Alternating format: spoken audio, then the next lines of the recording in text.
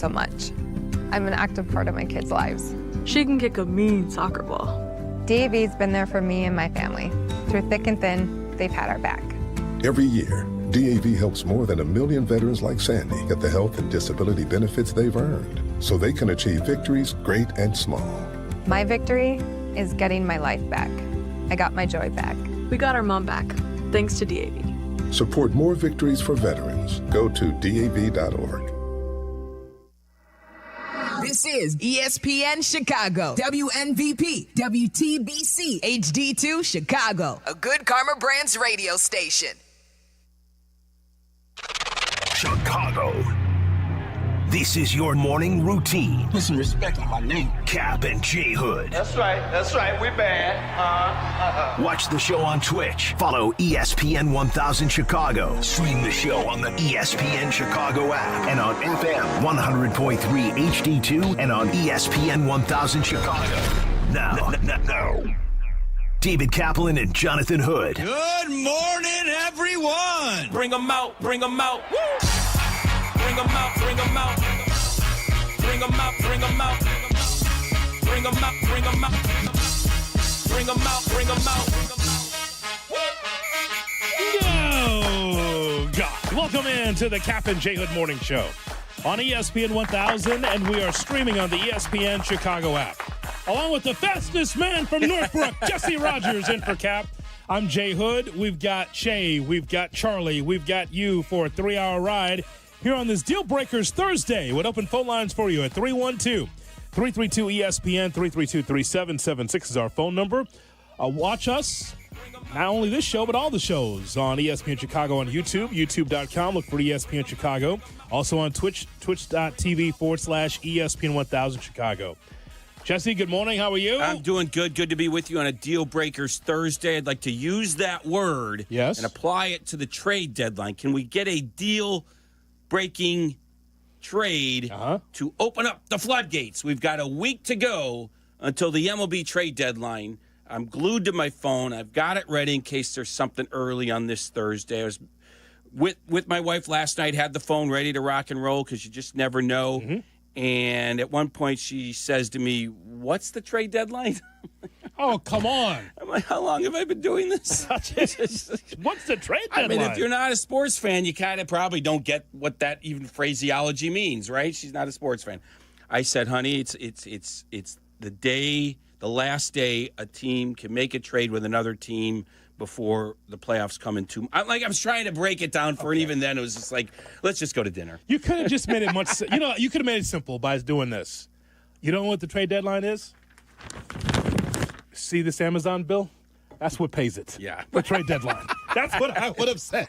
I would have showed her the bill. No doubt. You see this? This is why you can spend whatever you want to spend because of times like this. No the doubt. Trade deadline. Tell her. Doubt. Just explain to her. Brevity. Just explain to her, all the stuff that you spend, it's for times like this. And isn't it funny, though? I've been talking to her and you guys about the trade deadline for a month, mostly because Kap wanted to start talking about it in early June. Sure, I know. And we're a week out, no one's been dealt. That's right. Devers was dealt, but that had nothing to do with the trade deadline. Mm-hmm. So 7 days out. Usually you get a couple the weekend before. Day off today for a lot of teams, so maybe conversations going on, and then the floodgates in the last 72 hours. So I expect Monday through Thursday, and even Tuesday through Thursday to be very busy. No doubt in my mind the Cubs will bring some help in.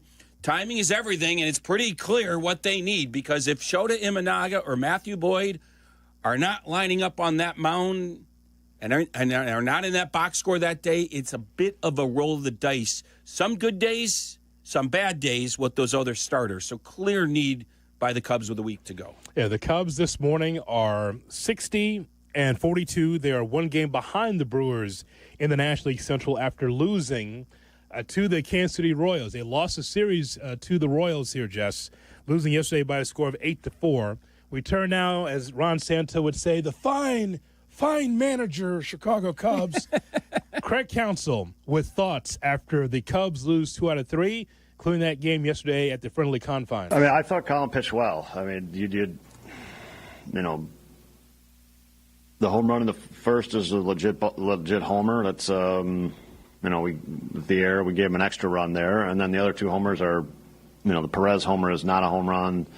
And the last Pasquantino homer is probably still in the ballpark, and Pete probably catches it. So, it's tough to blame the pitcher, and they did a good job of pulling the ball in the air. It was a day where you were rewarded for putting the ball in the air, and they did that.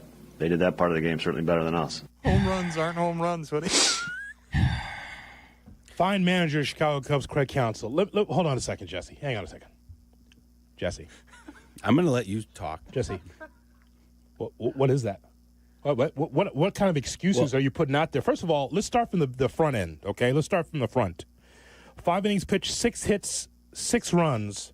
5 earned. 5 earned, okay? By Colin Ray, the starter for the Cubs. And 3 home runs. 3 home runs. 3 home runs. But I thought Colin pitched well. Really? You consider that a quality start, Jess? That quality? It is not a quality start. But then what about the back end of this? He's giving comments about the home runs hit by the Royals. They still count. Yes. They still count. What's he doing there? And the other side of it is, of course, Lugo did not give up any home runs. So he praises Kansas City hitters for getting it in the air, getting the ball in the air. And then he has to praise Seth Lugo for not allowing the Cubs to get the ball in the air. So, you got outpitched. That's the bottom line.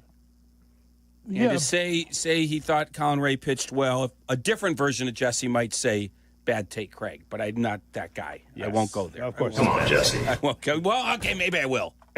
You're going back for your guy, all those things. But here's probably the bigger thing is in these kinds of conditions now, good, friendly hitter conditions, Colin Ray has not done well.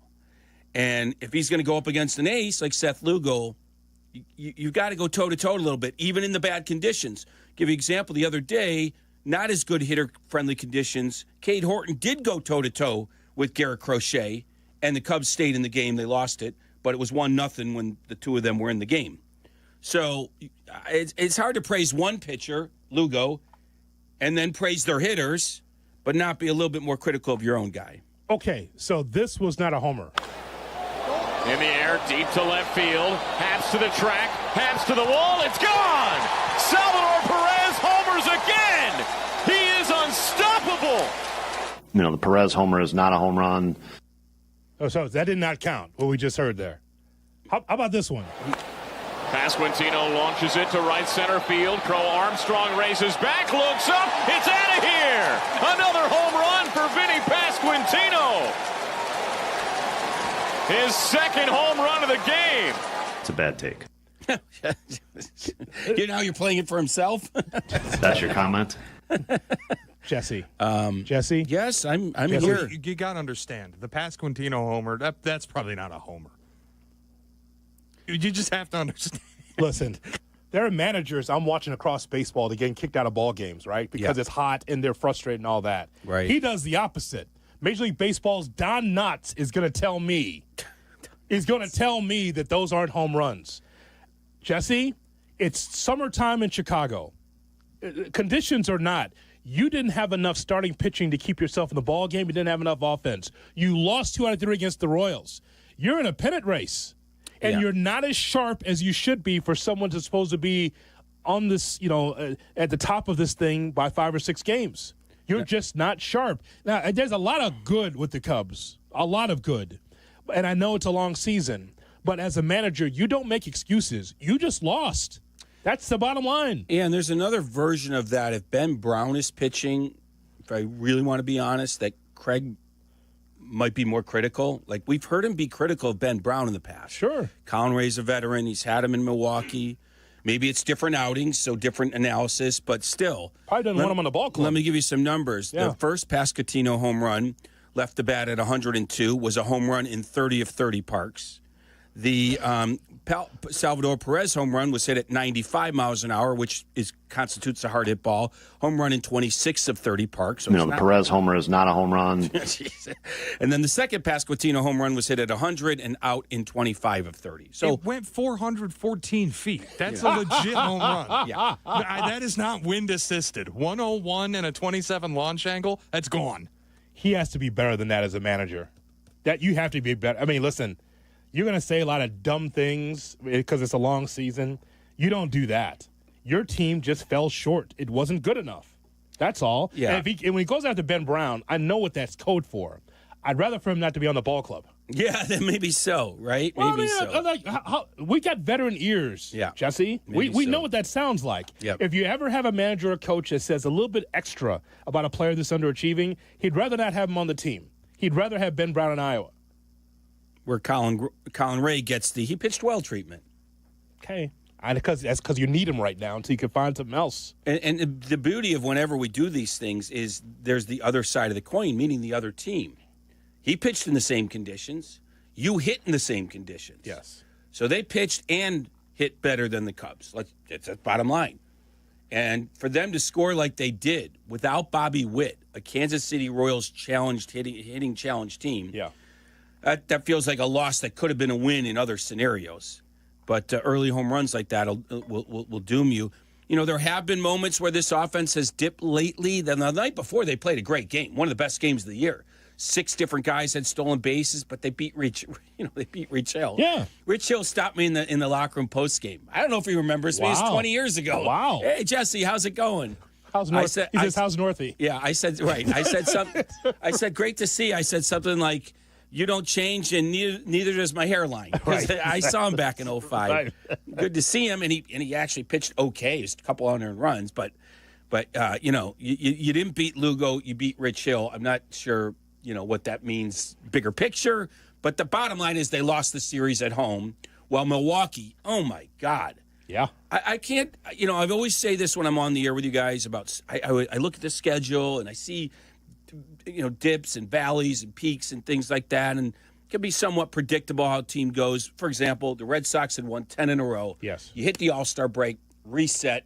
That momentum's gone. You come to Chicago.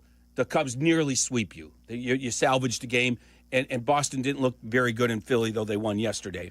So their 10-game streak is behind them. Now they're back to being just Boston, up and down. Mm-hmm. Milwaukee's on this long win streak, hits the All-Star break, starts out west. Do you know how hard that feeling must be for a manager? You're scattered all across, who knows, the world during the All-Star game, All-Star break. Hey, guys, we got to reconvene in L.A., Okay, all right, let's do that and take on the world champions. Sweep. Now we got to go up to Seattle, not an easy place to play, contending team. Yep. Nearly sweep. They only lose a game 1-0. Mm-hmm. And I actually thought yesterday was another chance for Milwaukee letdown.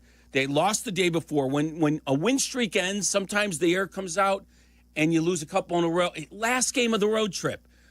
Just lost the day before. I could have easily seen the Brewers sleepwalk through that one, and they didn't. Kudos to them. This is more about Milwaukee grabbing onto something and going for it, overtaking the Cubs. But now the Cubs have to match that. What's to stop them from a long winning streak? Well, right now, some holes in their rotation. That's a big factor. And also, as I told Kap the other day, if you see the Brewers, you can meet 10 of those Brewers, and you ask them to turn around so you can see the name on the back so you can know who they are. Oh, your name's Terang. Okay, you're Ortiz. You wouldn't know the names because you know that Yelich is the thing that stirs the drink for the Brewers, but it's just a bunch of no-name guys. And I checked it off for Kap. I told him, I said, let's see, being able to play solid defense and run the bases well and take the extra base and play solid defense. And it's about on-base percentage, not trying to hit home runs. I said, who's that remind you of? The Cubs. The Cubs and the Brewers are the same team, except that the Brewers are hotter right now. Murphy has those guys cooking. And he told the L.A. press, because I was watching the press conferences, he goes, hey, you guys, I know you in the L.A. press don't know who we are, but, we're coming. Yeah, I love that. He loved the chip on the shoulder. He does Murphy. that kind of thing in almost any city outside of Chicago because we know who they are. Yeah. They have better starting pitching. The Cubs have the ability to slug and hit the ball out of the yard better. Those are the differences. A lot of similarities elsewhere, especially offensively. Some slug, a lot of speed and defense for them, more slug and a lot of speed and defense for the Cubs. We got 3 games coming up next week against each other and then a 5-game series in August. But I think it's a game for Monday. Carmen and Jurko as that series kicks off. Jurko, name me 5 Brewers. Maybe that's being too hard. And that's not against him. No. It's more about the fact that it's kind of an unknown team. You got your Yeliches. You got a couple other guys that are known. But in general, They're not a widely known team, even though they make the playoffs every year. How about I punch you right in the face, champ? I think Jurko would be a surprise. I think he'd know Mizorowski. Right. Okay. Well, and then Yelich. He'd know Yelich, and then I think he'd stun people. He'd know Rhys Hoskins. He'd come up with a few more. Where's the beef? And again, I'm not making fun of Jurko. Yes. Yeah, maybe I am. But I am mostly saying that these Brewers, year in and year out, sort of go under the radar. That's right. With a lot of the guys outside of a few that you know. So, Cub fans, we're talking to you. Jesse's in with us. So give us a call, 312-332-ESPN, 332-3776, our phone number. We want to find out where your panic meter is with this Cubs team. Again, Cubs are just one game behind the Brewers at 60-42 today as they get ready to take on the White Sox. But we just want to test your panic meter as far as how you view this Cubs team. Also still to come, some thoughts from Jed Hoyer, the head man for the Chicago Cubs. What's he thinking? We'll get to that and more as we move forward. Jesse's in for Kap on the Kap and J Hood Morning Show. Kap and J Hood, ESPN Chicago. I think he is the best American-born hockey player of all time. A three-time Stanley Cup champion with the Chicago Blackhawks. ESPN Chicago is proud to announce the return of Patrick Kane for a truly special day, Friday, August 8th, a day that matches his coveted number 88. Let's hear from number 88. Kaner will be everywhere, just as he was on the ice, including a youth hockey clinic at Johnny's Ice House West at 9 a.m. And you can purchase tickets for an exclusive autograph signing at the Chicago Sports Museum at 11:30. Or a very special Q&A event at Morgan MFG at 6:30. All tickets for events can be purchased at Eventbrite. Just search Patrick Kane. What's up, Chicago? Friday, 8/8. Celebrate the legend number 88, Patrick Kane. Do you have a baseball field, basketball arena, or football stadium named after you? Your insurance company might. While you're paying your insurance premium every month, do you ever wonder where that money goes? According to published reports, in 2013, the insurance industry was second in the nation in money paid to lobbyists. They spent even more on lobbyists than Big Oil did. When you're paying your insurance company every month, they're paying for TV commercials with high-priced actors trying to convince you that you're in good hands, they're on your side, and they're your neighbor. But are they really looking out for you? If you think the premiums you're paying every month are being kept in an account with your name on it for that rainy day when you get injured, you're sadly mistaken. Oftentimes, it's spent on lobbyists and sports arenas. If you want a law firm that will stand up to this trillion-dollar insurance industry, call the Verdoliak Law Group. We've been fighting for injured people for over 55 years. Call 844-4VLG-LAW. 3 games left. Just 3 games to settle the entire LIV Golf season, and it begins at Bolingbrook, August 8th through the 10th, where 54 of the world's best players will come out swinging for glory. DeChambeau, Rahm, Koepka, and more. Up close, personal, and locked in, with special guests Good Charlotte providing the soundtrack. Ready to see things get clutch? Get tickets now at livegolf.com. That's LIVgolf.com. Looking for a smarter way to grow your savings? Wintrust Community Banks has you covered with 4.20% annual percentage yield on our 7-month CD special. This limited time offer won't last forever. Stop by your local Wintrust Community Bank or visit wintrust.com/radio25. APY assumes funds remain on deposit until maturity. Minimum daily balance of 1 cent required to obtain APY. Offer subject to change at any time and without notice. Additional terms and conditions apply. Details at wintrust.com/radiocd. Member FDIC. Beat the heat with any size True Oasis fountain drink for 89 cents with True Rewards at True North convenience stores. True Rewards members can pick their favorite Pepsi fountain drink and pay only 89 cents. Find the app in your favorite app store to sign up and save instantly. Sports icon and equality champion Billie Jean King shatters glass ceilings on and off the court in the world premiere play Billie Jean at Chicago Shakespeare Theater. Performances begin July 18. Tickets at chicagoshakes.com. It's time. Time for the pro to get everything for the job delivered. Large orders of lumber, doors, windows, paint, plumbing, anything the job needs, all from one partner. Get it today with same-day delivery. Get it tomorrow with next-day delivery on 50,000-plus products. Or get it on your timeline with scheduled delivery on everything from framing to flooring. It's time to get your whole job, all your jobs delivered. Ask about all our new delivery options at the Pro Desk. The Home Depot Pro, it's about time. A Progressive Home and Auto Bundle can protect you round the clock, but we can't protect you from those painful moments in sports. I can't believe they're moving the team to another city. True, but you'll never forget all the joy they brought into your life. Joy? They made the playoffs twice in 50 years. Gosh, those 2 times were pretty great, weren't they? How would I know? I wasn't even born yet. Just think of all the free time you'll have on game days. Those games were the highlight of my week. Well, at least your home and auto are protected with a bundle from Progressive.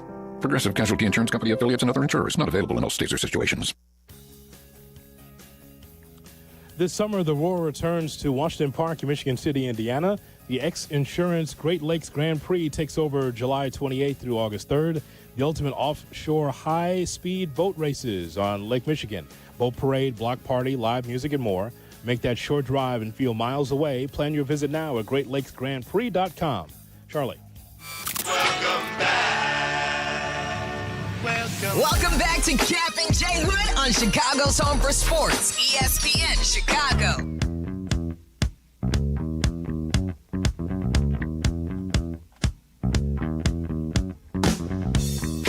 It's the Kap and J Hood Morning Show on ESPN 1000 and streaming on the ESPN Chicago app. Jesse Rogers in for Kap. Don't forget to like, share, and subscribe what we do on YouTube, youtube.com. Look for ESPN Chicago on YouTube as we keep you company here until 10 o'clock. Jesse, you got a chance to speak to Jed Hoyer, the head man for the Chicago Cubs, as we talk about the Cubs and their loss against Kansas City, losing 2 out of 3. Just trying to figure out the panic meter for this Cubs team right now. You know, I'm thinking that if I'm a Cub fan today, I'm saying, okay, Milwaukee has a 1-game lead on us. And I'm thinking, well, until the pitching gets healthier or if we get new arms, to me, it's like a 4 or 5.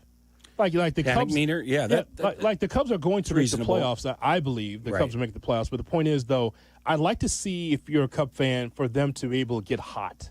And we know what that looks like from Toronto or Milwaukee, certain teams like that. Yep. The Cubs are good, but again, it's about them being, really red hot and getting on a roll.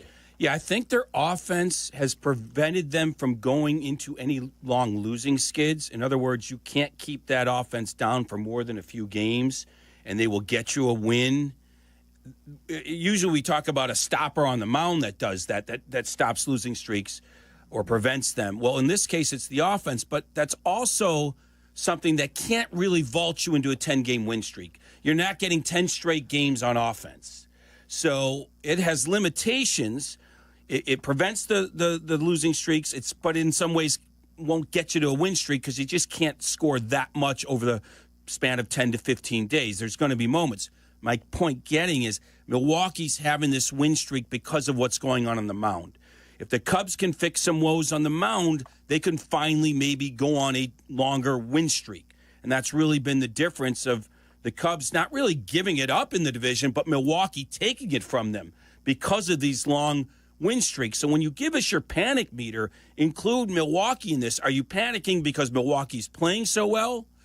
And because Cubs have the second best record in all baseball, basically. Or are you panicking at all because the Cubs just don't look as well, especially on the mound? They're still really good wins and really good victories, and it's a good team.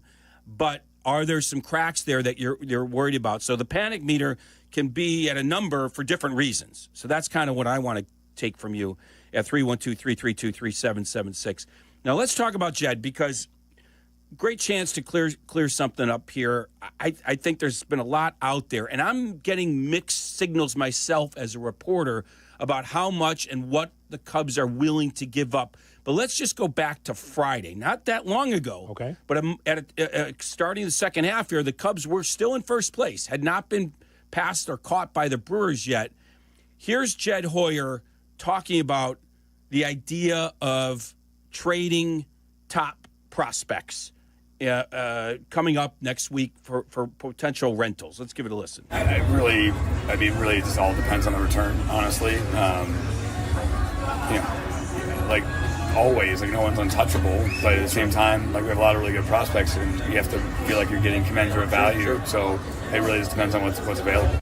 Okay, so it depends on what's available, but he admits no one is untouchable. So the entire farm system available, but obviously the deal has to be right. But then he puts a little caveat on it on the second cut, and this is where I think a lot of people miss.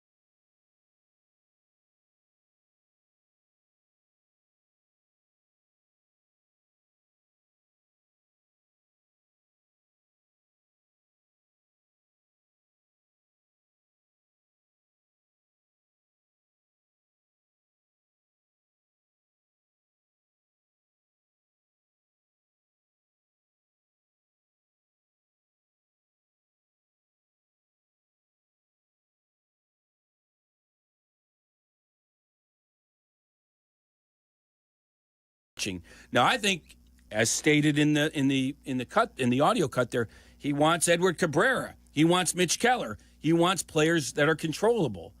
But I am hearing mixed reviews. I think I'm going to take him at his word. He's not trading Gleyber Torres for Aroldis Chapman this year. You know what I mean by that. But you don't want him to. But he did mention next year. He did. That's my point. He said you got set up for next year, and it's like if you're a Cub fan, you got your antenna up. Like, wait a minute, what do you mean next year?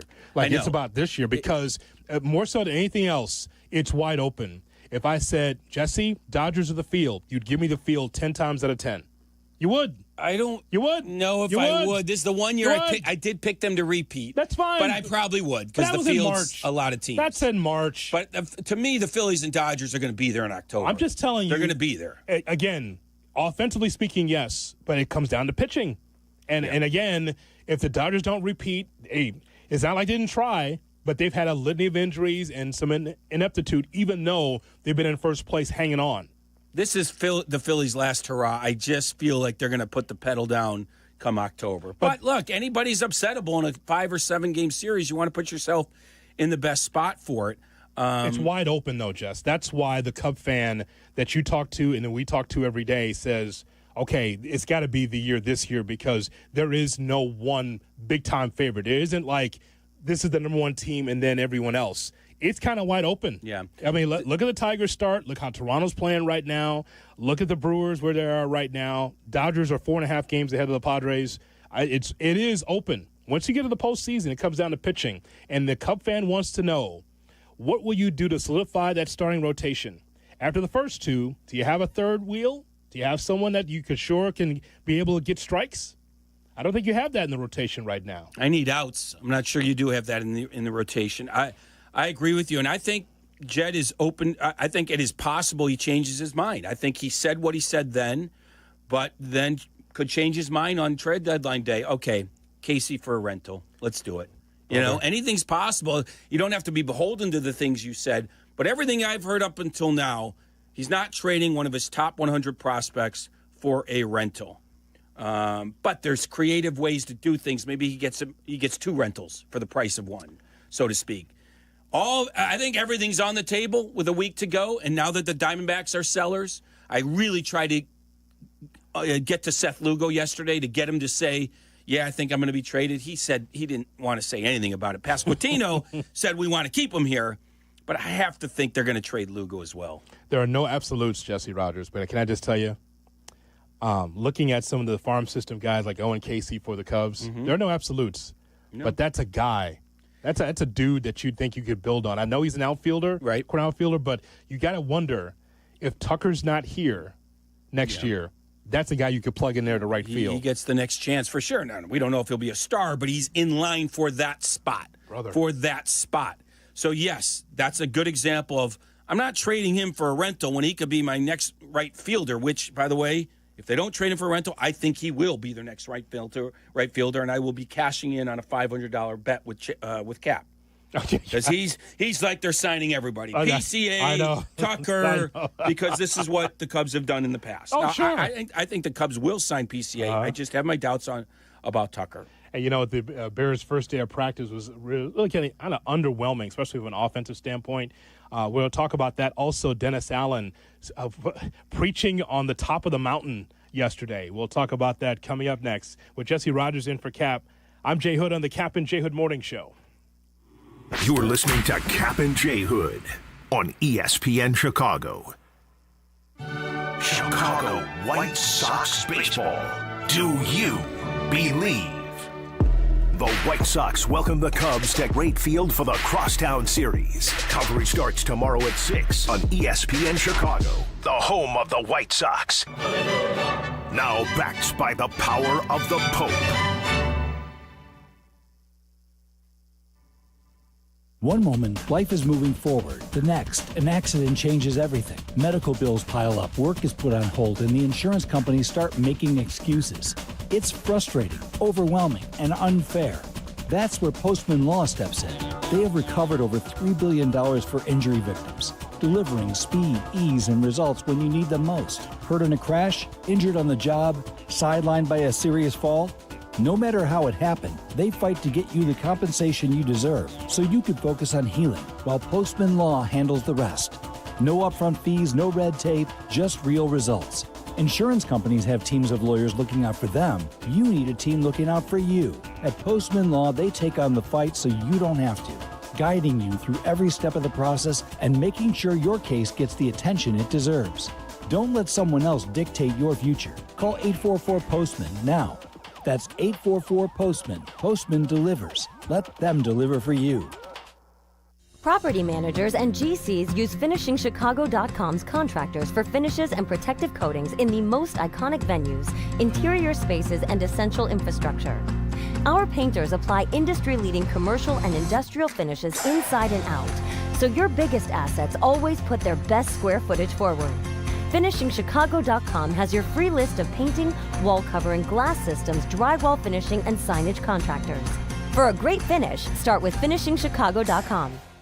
This is an ad by BetterHelp. Workplace stress is now a leading cause of declining mental health, with 61% of the global workforce feeling it more than ever. Hey guys, it's Silvy. You can't escape work, but you can take small steps to care for yourself. A walk, some sun, a favorite song. Therapy is one of those steps. Ongoing support to build resilience for whatever your day throws at you. Balance is tough. Getting help shouldn't be. Visit BetterHelp.com/timeout today for 10% off your first month. That's BetterHelp.com/timeout.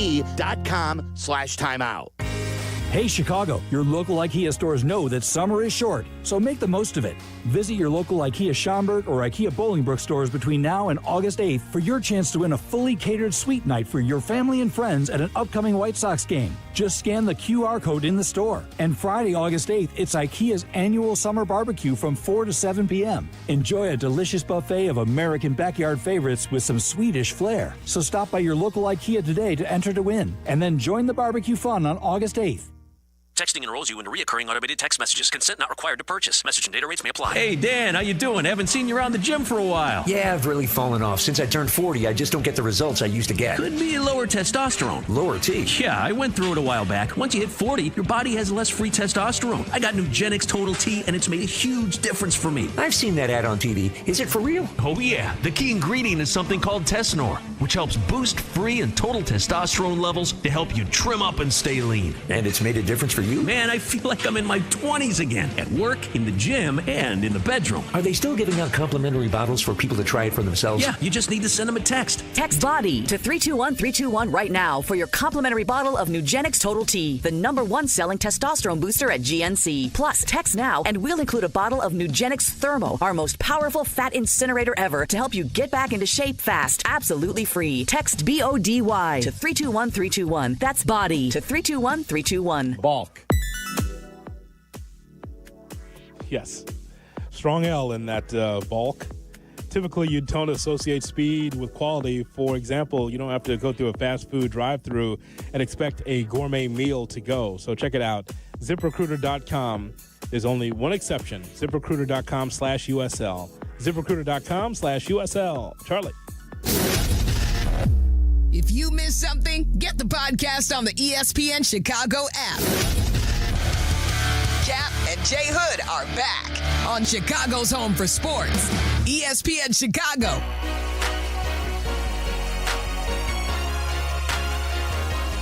Here's hoping that you're going to have a great Thursday. It's a Deal Breakers Thursday here on the Kap and J Hood Morning Show on ESPN 1000. And streaming on the ESPN Chicago app, Jesse Rogers in for Kap. We're with you until 10 o'clock. Then it's Clinton and Friends at 10, followed by Carmen and Jurko at 12.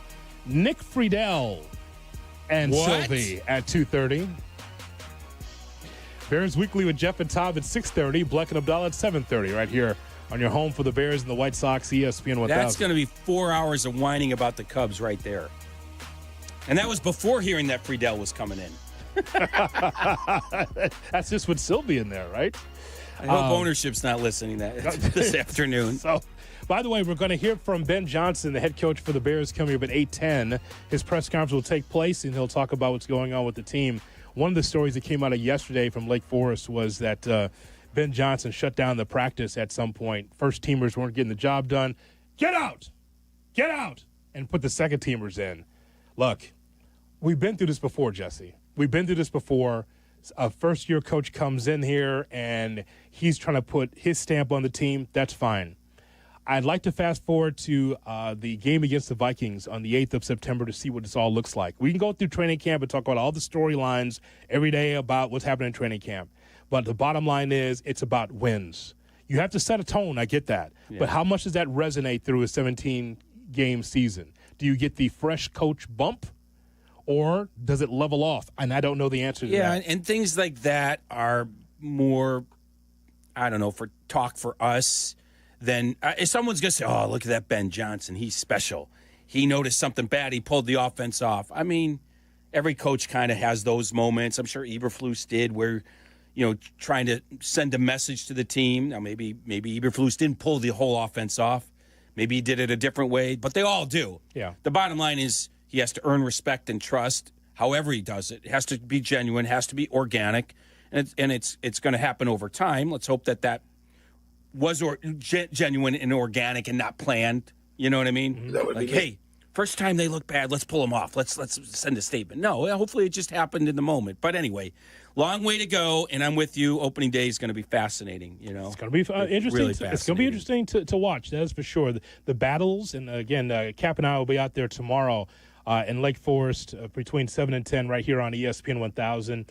And one of the guys we want to keep our eyes on, one of the new coaches, is Dennis Allen, the defensive coordinator for the Chicago Bears, talking about tough love. No, I've been used to tough coaching throughout my... This is Caleb Williams, right? Talking about tough love and coaching. No, I've been used to tough coaching throughout my years. I've had different type of personalities throughout my years of coaching, but I would say majority of my career of playing football has been tough coaching, and it's greatly appreciated because that's what you need to be able to, at this level especially, to be able to go out there and execute and play at your best is, somebody up on you, coaching you hard and pushing you. And that could be teammates and that could be coaches. We're working on the, leading by example. We're working on the teammates aspect of it because that's how you go win. That's elite teams is when the players are leading. But, in the beginning, coach has to set the example of how he wants things run and the standard. And then, from there, we take it and, we lead. There's Dennis Allen, the defensive coordinator, says you got to pay the toll and get tough. I think it's all part of building the culture of what type of defense that we're going to be. And you have to pay the toll. You have to pay the price. It's a privilege to be on this defense. And so we've been doing that on every defense that I've been associated with since 2009. And it's a way to mentally train players to be tough and push through adversity. Training camp's going to be difficult. And we're going to have to be able to overcome when we're tired. How do we focus? How do we concentrate? How do we dig down deep inside and rise up and make plays in critical situations of the game? And a lot of times that comes with being tired. So it's all just part of, as much as training them physically, it's about training them mentally. Lewis is in Lyle on Kap and J Hood. Lewis, good morning. Hey, good morning, guys. So it's funny that Dennis Allen had these guys doing burpees yesterday, and Ben Johnson was yanking the first teamers. I mean, that's really exciting. It's telling me two things. One, they're taking conditioning seriously. I know Matt Eberflus's coaching blunders were very well documented, but I've always wondered how much conditioning was factoring into those late game collapses, because it seemed like not only were coaching decisions made, but mental and physical mistakes were being made in those late games. Also, I said this on Waddle and Silvy the other day. Is it just me, or does it seem like Ben Johnson is not a do it until you get it right, do it until you can never do it wrong kind of coach? Because that seems like the kind of coaching that we absolutely need. What are your thoughts? All right, let's address it, and we appreciate the telephone call. Well, look, Ben Johnson and his coaching staff has to put their stamp on it. Jesse, we've heard over the years that coaches and managers don't matter. And that's totally wrong because if nothing else, you have to be able to set a culture. Yeah. And so Ben Johnson is saying, okay, I watched the tape from last year. There's a lot of things that you guys need to get better at. And so from my winning days with the Detroit Lions, we're going to have some of that on the Chicago Bears team. So whatever you learned under Eberflus and your coaching staff from last year, some of you holdovers, it's a new day. The mood has changed at Lake Forest. Yeah, I think the biggest thing in hiring someone from the offensive side of the football is especially one that's had success, is the instant trust. Mm-hmm. Now, and I'm only speaking from the offensive side because we don't know if he gets instant trust as the head man, leading the group, leading the defense. But in terms of offensive philosophy, how to use players, how to talk to offensive players, we have that down. He was as good as it gets as an assistant. No reason that changes. Now, it might change when he's talking to the whole group because he's never done that.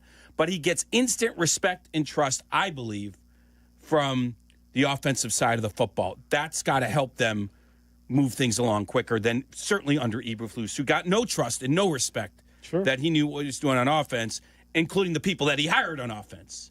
So that's different. Yeah.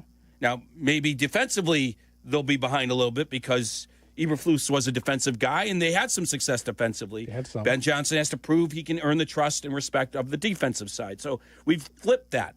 But in this town, I think we'd rather have the offense a little bit ahead of the game than the defense, especially with Caleb there. Well, we grew up watching the Chicago Bears run the football well and be able to play great defense, tear the ball out, turn it over. It didn't matter if you grew up in the Ditka regime or the Lovie Smith regime. It was always the same. Strong defense, got to be able to run the football well. Those things, I mean, we've seen both sides of it. But I think that, what we saw last year, Jesse, was an offense that couldn't get out of his own way. They didn't score a lot of times until the third quarter, fourth quarter. It was bad. I mean, a lot of 3-and-outs. Not a lot of turnovers, but a lot of 3-and-outs. But then defensively, could not stop the run, could not stop the being gashed over the middle. And so you got to get some kind of pass rush. You've got Deo, you've got Grady Jarrett's on this team. Montez Sweat says he's going to be healthy. And then you got some question marks about who's going to be on the second line, the backups, the rotation guys on the defensive line. So, look, I expect the Bears to be better this year. But when I hear, and again, sometimes we get so into the minutia of everything. First day at camp. And the coach says, "All right, first team, get out." Okay, well, that's expected if things aren't going well. Like exactly. that's not breaking news to me. It's not the sign that Mike Ditka has arrived. You know what I mean? It's just things happen on that. And that's what I'm saying. Sometimes coaches even plan it. The first chance I get, I'm going to show these guys who's in charge. I'm not saying you think of it that way, but you do. You want to set the tone, and you find that moment early on to do that. Ben Johnson, you'll hear his press conference coming up at 8:10. Live. Yeah, we'll be live. On this radio station and only this radio station. Bear down, baby. Have you checked your sources on that? Or Danny just texted me. Oh, did he? Okay. No, I don't know if he did. I'm imagining he did because he needs people to know that. Okay. This is the home. Only place to get it live. I don't know if I believe you because he would never text anyone in show. He would never do that. No, Email never. maybe, but never text in show, especially not me. Yeah, especially not if you're talking hockey. You would never. Balk. 312-332-ESPN, 332-3776 phone number. Hey, speaking of the Bears, you want to go with us to Las Vegas? We'll tell you all about it next on Kap and J Hood. Kap and J Hood, ESPN Chicago. Bears Weekly. Host Jeff Joniak and Tom Thayer take you inside with the latest on your team. The latest news and the best interviews. Bears Weekly, tonight at 6:30 on ESPN Chicago and the ESPN Chicago app. The Nissan No-Hitter is rolling on the White Sox Radio Network. Enter now at NissanNoHitter.com. If the Sox throw a no-hitter this season, you could win a brand new 2025 Nissan Rogue. Presented by your Chicagoland and Northwest Indiana Nissan dealers. Breaking news coming in from Bet365, and it's no surprise. Same game parlay from Bet365 just keeps getting better. Well, it's even easier to make a bet. Choose from the most popular markets like hits, run line, totals, and home runs. So many to choose from. Download the app, start building your bet, and see why it's never ordinary at Bet365. Gambling problem? Call 1-800-GAMBLER. 21 plus only. Must be physically located in Illinois. T's and C's apply. Hey friends, I'm Tom Waddle and I drive a Hawk. Find your next car at hawkauto.com. Choose from 12 Hawk Auto locations at Forest Park, St. Charles, Plainfield, Joliet, Carroll Stream, and now LaSalle, Peru. Shop thousands of vehicles from 13 big brands. Save with 0% financing or make no payments for 90 days. Plus save even more with our complimentary maintenance plan. Find your next car at hawkauto.com and drive what I drive. Drive a Hawk. HawkAuto.com.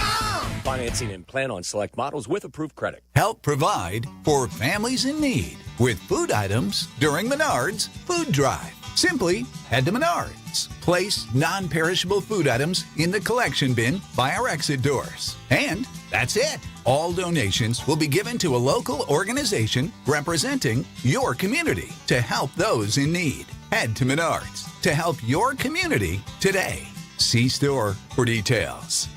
Save big money at Menards. At Uline, they know firsthand the road to success is an uphill climb. Uline started in the family basement, and through hard work is now North America's most trusted shipping and industrial supplier. They get what it means to have the support of reliable, hard-working partners, so they keep 41,000 items ready to ship. Whether your company is still in a basement office or expanding cross-country, Uline will be there on your road to success.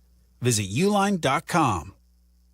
Every 12 minutes, someone dies in a car crash on our roads. These aren't just numbers. These are parents, friends, and neighbors taken too soon. The leading causes? Avoidable choices like speeding, driving distracted, impaired driving, and not wearing a seatbelt. Every decision behind the wheel matters. Buckle up, put your phone down, drive sober, slow down. Visit sm.aaa.com/crasheshitdifferent to learn more. Sponsored by AAA, the Auto Club Group. Aired in cooperation with the Illinois Broadcasters Association and this station. Evan Cohen here. Whether you're locking in your home run picks or riding with your favorite golfers this summer, ESPN Bet is your sports book for all the action. Go from checking stats on your favorite teams and players to placing bets in just a few taps. Plus, new customers can get $100 in bonus bets when you make your first $10 wager. Download the ESPN Bet app and sign up with promo code USL to get started today. Must be 21 plus. Gambling problem? Call 1-800-GAMBLER. Terms and conditions apply. See app for details. Offer not available in New York.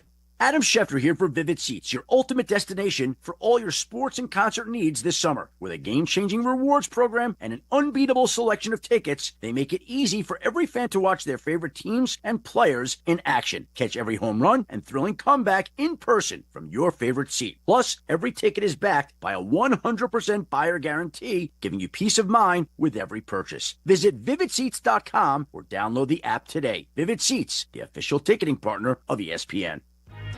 Sports icon and equality champion Billie Jean King shatters glass ceilings on and off the court in the world premiere play Billie Jean at Chicago Shakespeare Theater. Performances begin July 18. Tickets at chicagoshakes.com. Kap and J Hood are back. Oh, Kap J Hood, big fan, man. Watch out, fellas. On Chicago's home for sports, ESPN Chicago. You're listening to Kap and J Hood on ESPN 1000 and also on YouTube, youtube.com. Look for ESPN Chicago. Like, share, and subscribe what we do here on ESPN Chicago, reminding you to go to the website, truefantravel.com. Again, truefantravel.com. And if you go there, you know what you'll see?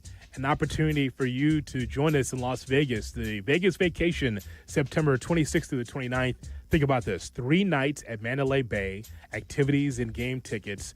It is Viva Las Vegas, a once-in-a-lifetime opportunity to travel with the full ESPN Chicago lineup. That's Kap and me, and it's Carmen and Jurko, and it's Waddle Silvy, and Bleck Abdalla, and Peggy and Dion, and so many more of us will be there in Las Vegas as we get ready for the Bears to take on the Las Vegas Raiders.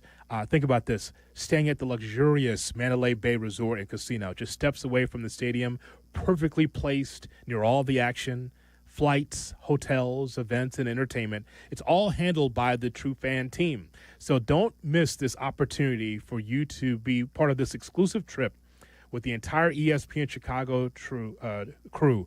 Direct flight from Chicago, check-in at Mandalay Bay, a free day to explore Vegas, a live ESPN Chicago broadcast party, the all-inclusive tailgate, the game day takeover. It's all part of it. So check it out, truefantravel.com. That's going to be so much fun, September 26th through the 29th.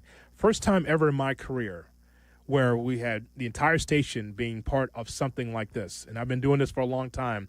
So I look forward to this first thing, Charlie, first time this ever happened in my career that we all get a chance to go to Vegas and hang out together. I think it's going to be really cool. When do we start getting Goodfellas references from Carm? Is it hour one? Is it on the plane? Is it night one? Or is it like what's the over-under on that? Okay, well, so the first drink and a half, Carmen will start doing movie references. I've known Carmen for over 20 years. It doesn't take much. Just a little sip of whatever his favorite daddy soda is going to be, whatever it's going to be, and then you start getting all the movie references. It'll be a flood of movie references. All right, yeah, your meatballs are very good, by the way. It'll be something like that, yes. So just look for that. So it's going to be fun, Jesse. ESPN Chicago Vacation. It's going to be awesome. Yeah, it'd be fun for everybody but me since it's the last weekend of the baseball season. Well, I mean, can't you cover the baseball season from Vegas? I think I can. Okay, that's what this is where pitch a story about what Vegas is like during the last weekend of baseball season. I should pitch that, or what the new stadium is looking like. I'm sure that's going to matter the last weekend of this season. Yes, but this brings a lot up of A's content. This brings up Shea wants me to give an apology, which I will. I'm wrong so little on this radio station. When I am, I need to bring it up. But the beauty of being wrong That's your is, comment? The beauty of being wrong is I'm less wrong than Carmen. So the chance to make fun of him, I will take to apologize. I did say the Cubs would not get passed by the Brewers. And they've been passed. Yes. I did say that. They would not relinquish it. And they have. This is why I don't walk around naked. I have to apologize for that. But Carmen DeFalco, Mr. Baseball around here, said they were going to run away with the division. 8, 9, 10 games. At least 7. That doesn't feel like it's happening right now. No, it does not. It doesn't. He still has a chance to be right. I don't. They were passed. Yes. They were passed. Even if it's one game, they were passed. Yes. Waddle and I both wrong. I'm going to throw him under the bus, too. Oh, my God. We both said they wouldn't be passed. This is not good. Okay, this is the worst apology of all time. Yeah, no, seriously. I mean, you took out Carmen. Right. You took out Waddle. Yes. Who else can I do? Well, Kap, the problem with Kap is he probably at one point said they would win it by 10. Yes. And lose it by 10. Jackass. So I can't, you can always take out Kap because he could have said anything. Yes. And then the opposite the next day. Yes. But so now I've taken out 4 guys. Oh, Kap, my God. Yurko has never said anything to me about baseball, so I don't know. Yes. So now I've taken out 5 guys. Now, if you take me out, I'm going to tip you over that chair. I would never. I would never. That's only because I'm in the room with you. Although I think you and I actually, we were right about this. Yes. Sylvie likes to say I'm an early I told you so guy. Mm-hmm. Struggle early because it's new. Yeah. Debuts, find their feet in the second half, and win some more games. And it's actually come out exactly that. I'm talking about the White Sox, of course. Yes. It's come out like that. Yes. And no reason to think it won't continue. But, man, this offense, holy cow. Yes. Where did that come from? Just at the right time for the Cubs-Sox series. For that and for the trade deadline. Just a little juice. Not much. Just a little juice. Lewis Robert, 1,100 OPS since they came back. Because last time the Cubs and Sox played, there was 0 juice. Yeah. Now there's a little juice now from the White Sox. So that's Both my daughters asked me for tickets to tomorrow's game. Oh, my God. Both my daughters. Why do they want to go? I have no idea. Okay. I'm not your daughter, but can I get a ticket? Because maybe they think it's a party down there. They want to go. Austin is in Orlando, Florida, listening on the ESPN Chicago app. Austin, good morning. Good morning, guys. How you doing? Good, Austin. Thank you. So I have a question for you guys. After hearing the comments that Jed made about how we're not going to necessarily mortgage the future, we have to think about next year, I think that this team is good enough to win if you make the necessary moves. But do you think that in their minds, they kind of view it a little bit more like 2015 than they do 2016? Because I see similarities where we thought that they would be okay, but we didn't think that they'd be this good back then, kind of like this year. And really the only thing they did at the deadline was add a retiring Dan Herron, who did not pitch after he was with the Cubs. So after hearing that, I'm a little bit nervous that maybe they're not as all in as they've said or as we want them to be. Well, as we want them to be is one thing, but they're not saying they're all in when Jed is on the record as recently as Friday saying, I won't trade a top prospect for a rental unless that thinking has changed. Yes. So this is where I argued with Kap. All in is Gleyber Torres for Aroldis Chapman. Yeah. It doesn't sound like they're willing to do that, though I'm getting some mixed signals. The difference between 15 and now, and I don't have the numbers to punch up, but I would bet you on this date in 2015, the Cubs were not at 96% to make the postseason. That's what they are at Fangraphs. Now, that's just a number, but it gives you a baseline to work with. They're at 96% to make the postseason.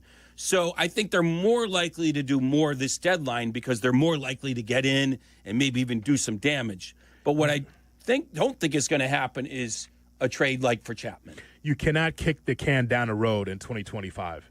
You don't have the room to do that. You've been out of the postseason for quite a long time. You don't set up for 2026. It's about now. It is. I agree with you. As wide open as baseball is right now, you do not say, well, we're setting up for next year. No, you have a good enough offense now, especially with Tucker on the team, to be able to make some noise in the National League. And I will tell you that It's real. It's a real thought that Tucker may not be here next year. That doesn't mean you have a bad team. Right. But if you want to take advantage of a star player having a star season, then you push some chips in. And they will. There's no doubt a week from today. And I do think it's going to all happen late. Monday to Thursday, Tuesday to Thursday. They will have a new starting pitcher on this team. That's fine, but they will have a new reliever. That's fine, but there's going to be 6 or 7 other teams that are going to be vying for that same pitcher and for some of that same stuff because it's not that much out there. So that's why beggars can't be choosers. There's not much, but I think it's going to increase. Okay, but even then, if it's a wider pool, it's going to be harder for the Cubs. Yeah. I'm just saying, like, the Cubs might have the minor league talent, Jess, but the other thing is that there are 7 or 8 other teams, wild card teams or first place teams, that's going to want to be able to have some of that talent. It's not just the Cubs alone. We get into bubbles around here so often. It's like the Cubs will get everybody. Well, there's so many other teams that are like, hey, we want those guys too, including the Brewers. That's what I'm always trying to. Who specializes in the rental more than the Brewers? That's why I've been trying to pop the bubble Cap's been in, because when he brings up Suarez, the Yankees are desperate. The Brewers are desperate. The Mariners are desperate. The Cubs are a little bit more desperate, maybe, than they were maybe 2 weeks ago, because it has taken a couple dips offensively. Mm-hmm. But you're right. The competition's going to be fair. So real quick, what would you set the over-under for new Cubs major league players, not guys those stashing in the minors, by next Thursday? Tell you in 2 minutes, right here on Kap and J Hood. This is your morning routine. Yeah. Kap and J Hood. Good morning. Morning. Good morning. Oh, and in case I don't see you, good afternoon, good evening, and good night. On ESPN Chicago. 3 games left. Just 3 games to settle the entire LIV Golf season. And it begins at Bolingbrook, August 8th through the 10th, where 54 of the world's best players will come out swinging for glory. DeChambeau, Rahm, Koepka, and more. Up close, personal, and locked in with special guests Good Charlotte providing the soundtrack. Ready to see things get clutch? Get tickets now at livegolf.com. That's LIVgolf.com. Kap and J Hood here with Howard Ankin. Sounds of summer. An accident about to happen. Coming through. Whoa! Come on, it's a freaking slip and slide, jackass. You mean slip and fall? Water may sound seemingly harmless to you guys, but anyone who's experienced a slip and fall injury at work, in a store, or at their apartment building knows just how serious they can be. If you've been injured, call 312-6-million. Howard is our attorney on the Kap and J Hood Show. Weekday morning, 7 to 10 on ESPN 1000. Hey Chicago, your local IKEA stores know that summer is short, so make the most of it. Visit your local IKEA Schaumburg or IKEA Bolingbrook stores between now and August 8th for your chance to win a fully catered suite night for your family and friends at an upcoming White Sox game. Just scan the QR code in the store. And Friday, August 8th, it's IKEA's annual summer barbecue from 4 to 7 p.m. Enjoy a delicious buffet of American backyard favorites with some Swedish flair. So stop by your local IKEA today to enter to win, and then join the barbecue fun on August 8th. Property managers and GCs use FinishingChicago.com's contractors for finishes and protective coatings in the most iconic venues, interior spaces, and essential infrastructure. Our painters apply industry-leading commercial and industrial finishes inside and out, so your biggest assets always put their best square footage forward. FinishingChicago.com has your free list of painting, wall covering, glass systems, drywall finishing, and signage contractors. For a great finish, start with FinishingChicago.com. Live from State Street in the heart of Chicago, you are listening to the new home of the Chicago Bears, ESPN Chicago. And this is Kap and J Hood, WMVP, WTBC, HD2, Chicago, a good Karma Brands radio station. Checkmate 1-6, immediate suppression on target. That's why I say, hey man, nice shot. Shot or no shot with Kap and J Hood on ESPN 1000 and the ESPN Chicago app. That's why I say, hey man, nice shot. Good morning and welcome in to the Kap and J Hood Morning Show on ESPN 1000 and streaming on the ESPN Chicago app. With Jesse Rogers in for Kap, I'm J Hood. Still to come, Ben Johnson with his press conference from Lake Forest. Right here on the home of the Bears, ESPN 1000. But first, shot or no shot? Here's Shay Norling. Good morning, boys, on a Thursday. How we feeling? Doing very well. Very well. It was really hot at Wrigley last night. Yeah. Or during the day. Really hot. Well, that's why the Cubs fell short 8-4 because it was too hot. It's just too damn hot. Couldn't write my story on Seth Lugo. I had to go in the cafeteria where it's a little bit cooler. Maybe that's what happened to the Bears yesterday, Shay. Maybe that was the part. It was too hot for practice. Hot. Yeah, but today should be a little bit nicer, but still hot. Okay, now you're meteorologist. Well, you're just everyone. You're an everyman. Helping out. Okay. I thought it was supposed to be hotter today. Isn't it going to be like 97? No, is it? Yes, and I'm okay with it. No, wait a minute. Let me see. I'm usually the one that gives the weather around here. Let me see. High 92 with thunderstorm potential. Well, today, 92 is about yesterday. So, you know what I was thinking? The weekend. I was looking at the weekend series. It's a little cooler. Come on, Jesse. See, boy, council's all over you today. Yeah. All right, we turn now. Shay, Every day. Now, Shay, this segment, we probably should hear from Ben Johnson, right? Yeah, so at some point during Shot or No Shot, we will be interrupted by the press conference happening at Hallis Hall. Ben Johnson meeting the media pre-practice today. Okay, so Jess, you know what that means? You lay out when Ben Johnson's talking. When he comes up, just lay out. Oh, I know. I this is important stuff. Day 2, let's go. It's really as big as it gets until day 3. Exactly. We turn now to Shay with Shot or No Shot. Well, training camp hoodie kicked off yesterday with an example, I think, of the accountability we have all wanted at Hallis Hall. The first-team offense struggled. Caleb Williams reportedly threw an interception to Tremaine Edmonds on his first pass attempt. And then during the scrimmage situation, the first-team offense struggled to communicate and get lined up correctly out of the huddle on a play. Ben Johnson's response was, get out. You're all off the field. We're done. First-team offense, you're out. Second-team offense, you're on. Yanked them from practice. Shot or no shot. This is a great move by Ben Johnson. Yeah, it's his team. Sure, it's a shot. Sure, listen, he wants to be able to establish dominance and accountability on this team. Accountability was the key word last year that the Bears did not have. So if he feels like the first team and Caleb Williams not getting the job done, let's bring in Bajan and the backups. I would say shot as well. Now, if he's doing it every other day, you'll get players starting to roll their eyes, or we're going to have a bad team because they're not performing well. So a shot, this is what coaches do, establish the respect and the accountability and things like that. But you don't go to the well too often because then they start to tune you out. So sure, shot. I got no problem with that. I think you should implement that around here on this show. Oh, if you and Kap are struggling to communicate, I just yank you out of the studio, and then Jay Moore and I will come in and do the show? I think so. And actually, that wouldn't be me. It'd be Kap. You'd be taking him off the field. We'll pull Kap off the field. But if you think that I'm not doing a good job. Like yesterday, it's bulk. It's not balk. All right, Kap, you're done. That's right. Go home. You're done for the day. That was the thing yesterday. I listened. I was rolling my eyes the whole time. It blew my hair back. Yeah. He's the baseball guy. It's his favorite sport. He's loved it his whole life, and he's saying bulk. It's bulk. Yeah. Yeah. No, you guys are right. You don't say, you were on it. You were on it. I don't need to repeat it. Yes, yes. It's a talk show, not a talk show. Yeah, exactly. Yes. So. Jesse, I guess my question on how often he can go to the well, does it make a difference that it was a procedural issue and not a performance issue? I think if it's like Caleb Williams throws a pick, you're done, get off the field. That's problematic. Yeah. But the fact that it was the entire offense couldn't communicate and properly line up, all right, then you're done. Yeah, I think yes, context matters for sure. Context matters. I could see it on day 1 a little bit less than on day 5. Just kind of establish it, the accountability factor, and move on. I don't think you want to be doing it daily is the point. I saw it last year. I saw it in front of me where the offense wasn't clicking under Caleb in the first year.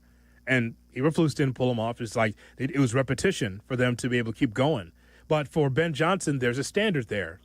We've gone through this in practice. We've gone through this in film. All right, let's do it. Let's execute. And if they're just repeatedly not getting the job done, you don't want to see it anymore. Jesse, that's just the way it is. Yep. It's like some managers. You're going to make the same bad play defensively. You're going to have the same approach offensively. Pinch hitter. Or we're just take you off the field. That's what you do. Especially early in your run as a head coach. One thing I like is instead of the Eberflus, we just need to get some time on task, right? Just more time on task, some more time running those plays, and then they'll communicate a little better. Instead of all that stuff, Ben Johnson's going the time off task route. Yes. You don't want to do this right? Then don't do it at all. Our culture is awesome. Yeah, there's no question. Culture is awesome. Yeah. And always remember this, Jesse. Just remember. Love the brother next to you. That's right. That's it. Oh, I always do. Especially the one sitting next to me right now. The flucisms we've been left with are fantastic. Yes, please keep those on the screen forever. I have a follow-up shot or no shot, kind of off of just the offense in general not clicking well on day one. Shot or no shot, it is a legitimate concern that the first-team offense had a bad day to start camp. That's a no shot as we get ready to hear from Ben Johnson, the head coach for the Chicago Bears, right here on the home of the Bears, ESPN 1000. Ryan and I didn't talk about a couple days ago that weren't out there or will not be out there today. So first one is Luther. We were very hopeful that he'd be ready to go day one, but the soft tissue that he was dealing with there in the springtime lingered a little bit longer than we wanted. So really it's day to day with him. Hopefully we'll get him out there fairly soon, though. Next guy is Shamar Turner. He had an ankle yesterday, so still seeing the severity of that one and how long that'll be for his timeline. And then the last one is Zay Frazier. He's been excused for some personal reasons. So with that being said, had a great practice yesterday. Good start. Guys were excited. Effort was there. Intensity was there. It was fun to watch them fly around. I know some people enjoyed me throwing the first team out of practice.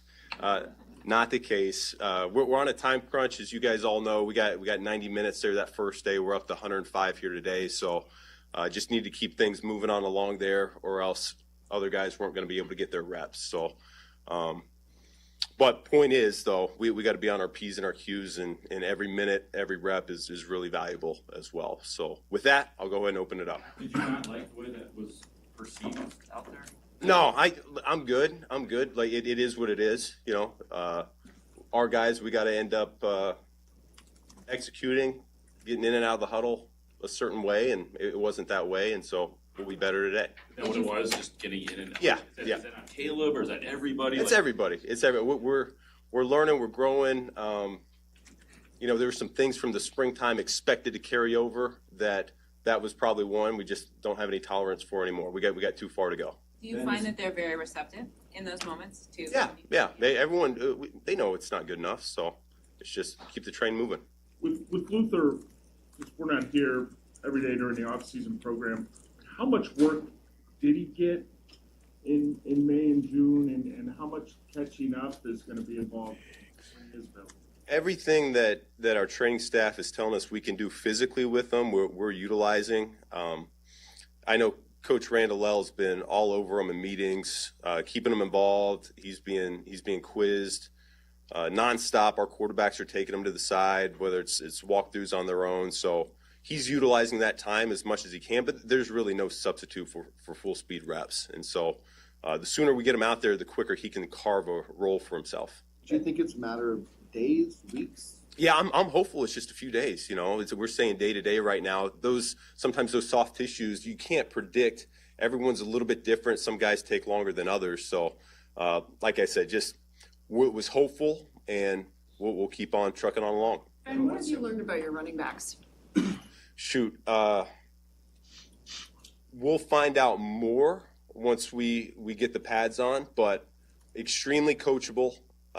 Improvements on the tracks every single day. Just we're very detailed with where we want them to go. They're all about it. Coach Bieniemy's doing a phenomenal job. He's very demanding. He's one of the more demanding coaches I've been around. I think they're receptive to that type of coaching. I think Swift has done a great job. Come back from the summer. He's in great shape. He had some plays yesterday that weren't ideal. We might have had a guy unblocked in the hole, and yet he's able to extend it and make something happen beyond. So highly motivated group. I know the perception out there is that maybe it's not the most talented room in the world. They like to hear that noise. So we're gonna be just fine. Coach, we know it's not a linear process improving, but with where the team was when they left for the summer to where you saw them at yesterday, first day of training camp, was it a step back? Was it they're right where they should be? No, I told them after the practice that I was pretty pleased. We challenged the staff the night before that we really got to pick up where we left off, and for the most part, we saw that.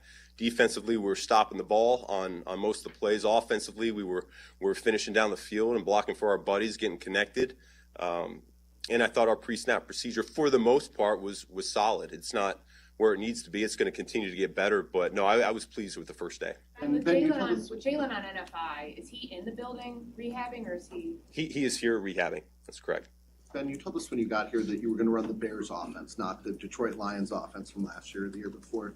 But in terms of like run-pass split, are there principles you believe in that you want to be around a certain number? No, there are not. Every game is its own entity. And that's what I learned. I mean, I saw it for a number of years when I was in Miami. The New England Patriots were really the top of the league for so long. And each week you just didn't know. Offense and defense, they just continued to morph, and they had their opponents guessing. You didn't know what Belichick was going to pull out front-wise or coverage-wise on defense. You didn't know what McDaniels was going to do on all. He might throw it 50 times. He might run it 50 times. And standing from afar, seeing how dominant that was, I think that's a really good tactic to have. That's something that I would like to do here as well. You know, the elements play a role. Our talent plays a role. Who we're going against plays a role. It all plays a piece into the puzzle, and that's what's fun about each game week. Ben Johnson with his press conference right here on the home of the Bears, ESPN 1000.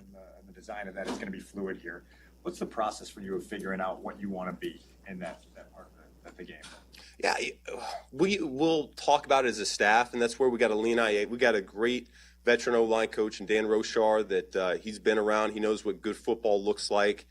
He'll be able to hone in on what he feels like our unit up front can handle. The volume is a big deal. How much is too much? And so that's that fine line. We got to make sure we're attacking the defense and keeping them guessing, but at the same time, we got to do things that we're good at. So over the course of camp, over the next few weeks, it's really going to come together for us. With the two tight ends that you have, are you looking at some of that Patriots tape? You brought up Bill Belichick and how dominant they were with that 12 personnel and trying to implement some of that here? Yeah, I think you go back to what they were able to do this day and age. Each week you don't know if you're going to get base defense or nickel defense to 12 personnel, and that's kind of fun of the game too. Calling the game is what is the defense going to be in, and how can you go after them and attack them. I think 12 gives you a lot of options, particularly when you have athletic tight ends that can still block. You can line up in 11 personnel sets and spread them out, or you can get condensed on down and play big boy ball. And so that's why I think it's a challenge this day and age if you got the guys to defend. And with DeAndre Swift, you coached him before. What seems different to you about the player you have now versus 3 years ago? He has always been quiet. He's always been highly motivated on the inside. So there's a lot of things about him that are the same as what they've been. He's not happy with how last year went for him. Production-wise, team-wise, everything-wise. He's really motivated. He's really excited to help lead and spur this team forward. So I don't think I see a whole lot of differences from where he's been, but I see a very hungry individual. Thank you, Ben. Thank you. Ben Johnson, the head coach for the Bears, will review some of the things that the coach had to say coming up next on the Kap J Hood Morning Show. Good morning. Good morning. Kap J Hood Morning Show on ESPN Chicago. Training camp marks the unofficial start of the 2025 season. As such, one must glue themselves to their listening device with it tuned to ESPN Chicago. Go ahead. Okay. Otherwise, you could miss the insights, interviews, and stellar coverage provided by the home of the Bears. Done. Good. Bears training camp is now open. Catch your first glimpse with Kap J Hood live from Hallis Hall, 7 to 10 tomorrow. Training camp coverage on ESPN Chicago. Brought to you by Hard Rock Casino Northern Indiana and by your Chicagoland and Northwest Indiana Chevy dealers. Everyone loves a fresh haircut for summer, but with the weather warming up and the kids out of school, this season is the time for making memories, not appointments. That's why I go to Great Clips. I can use convenient online check-in to get in for a cooler, shorter haircut whenever I have time. They even send me a ready next text when it's time to come into the salon. The skilled salon stylists at Great Clips save my haircut details in clip notes so I can get the same cut next time, no matter who I see. And the best part, Great Clips haircut prices are so affordable, I can look and feel great while still having money left over for all of those fun summer adventures. So what are you waiting for? Stop wasting time and money on appointments at overpriced salons. Get in, get out, and get back to enjoying the season with cool summer haircuts at Great Clips. Download the app today. Great Clips, it's gonna be great.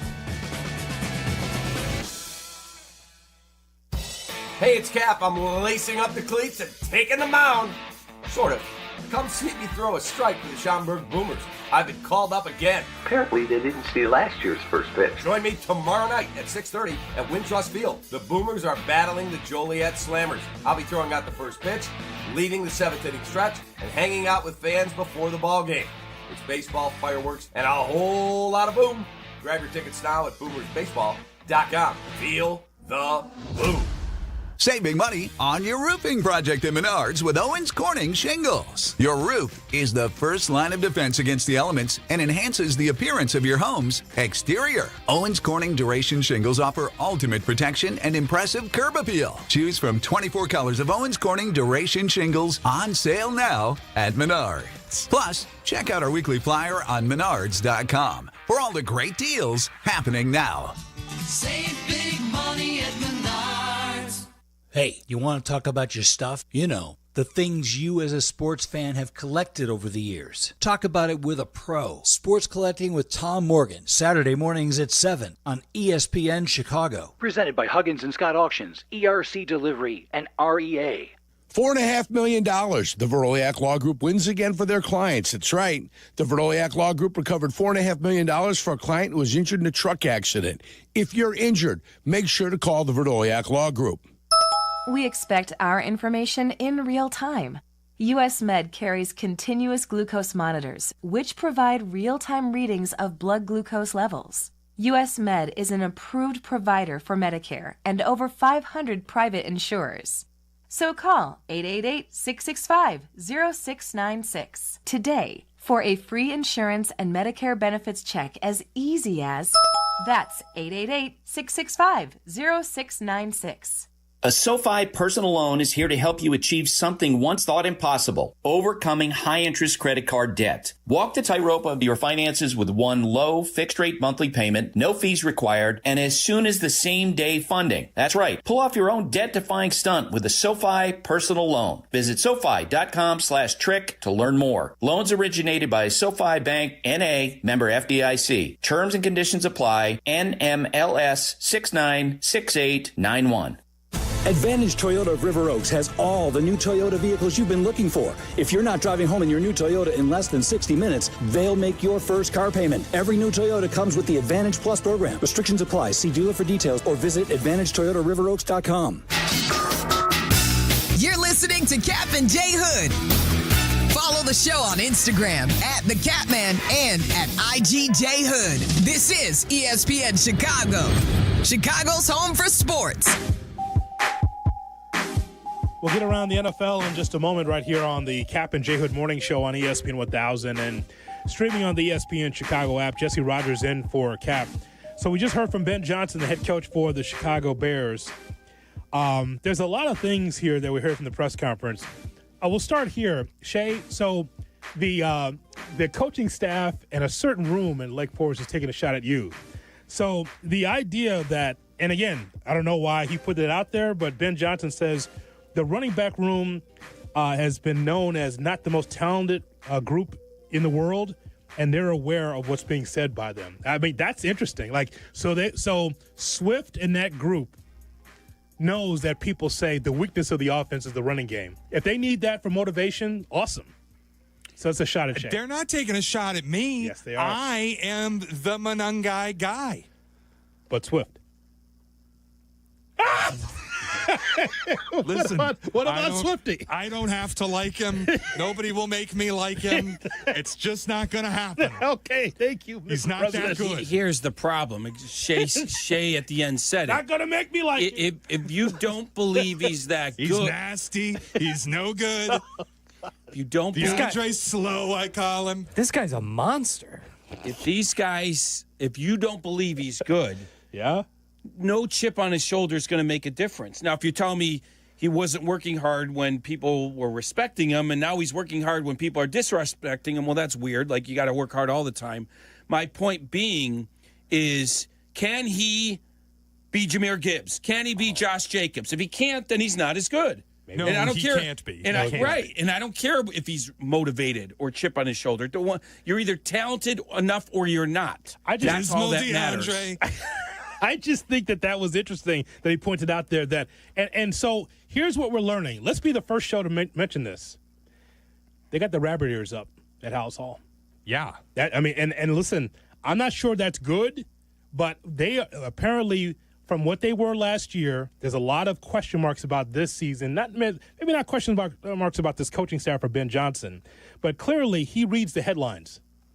He clearly knows that, because why did he offer not the most talented group in the world, and the running back room knows that? I'm like, okay, that's interesting. The other interesting part was the question, what do you think of the running back room? And a long pause, and then She said, oh, shoot. Shoot. Yeah. Well, we're going to find out.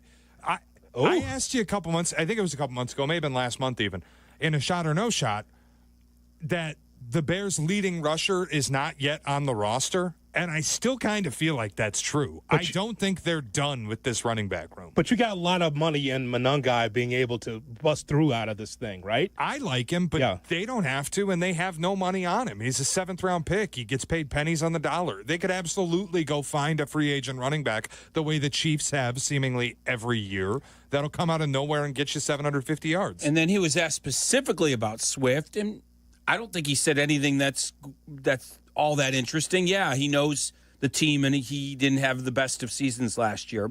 Maybe the better offensive line will be the difference maker. Okay. Shane, we at least got to give him a shot. How about this? So also knows that the big headline from yesterday was that the coaching staff or Ben Johnson kicked the first team out of practice. Yeah, he immediately addressed that. But the way he said it, though, right? Yeah. Kicked the first team out of practice, and he says it was a timing issue. It's about executing, getting in and out of the huddle. He thought that the effort was there. They thought they were flying around, which gives me PTSD from Wanstead. They're flying around, Jesse. They're flying around.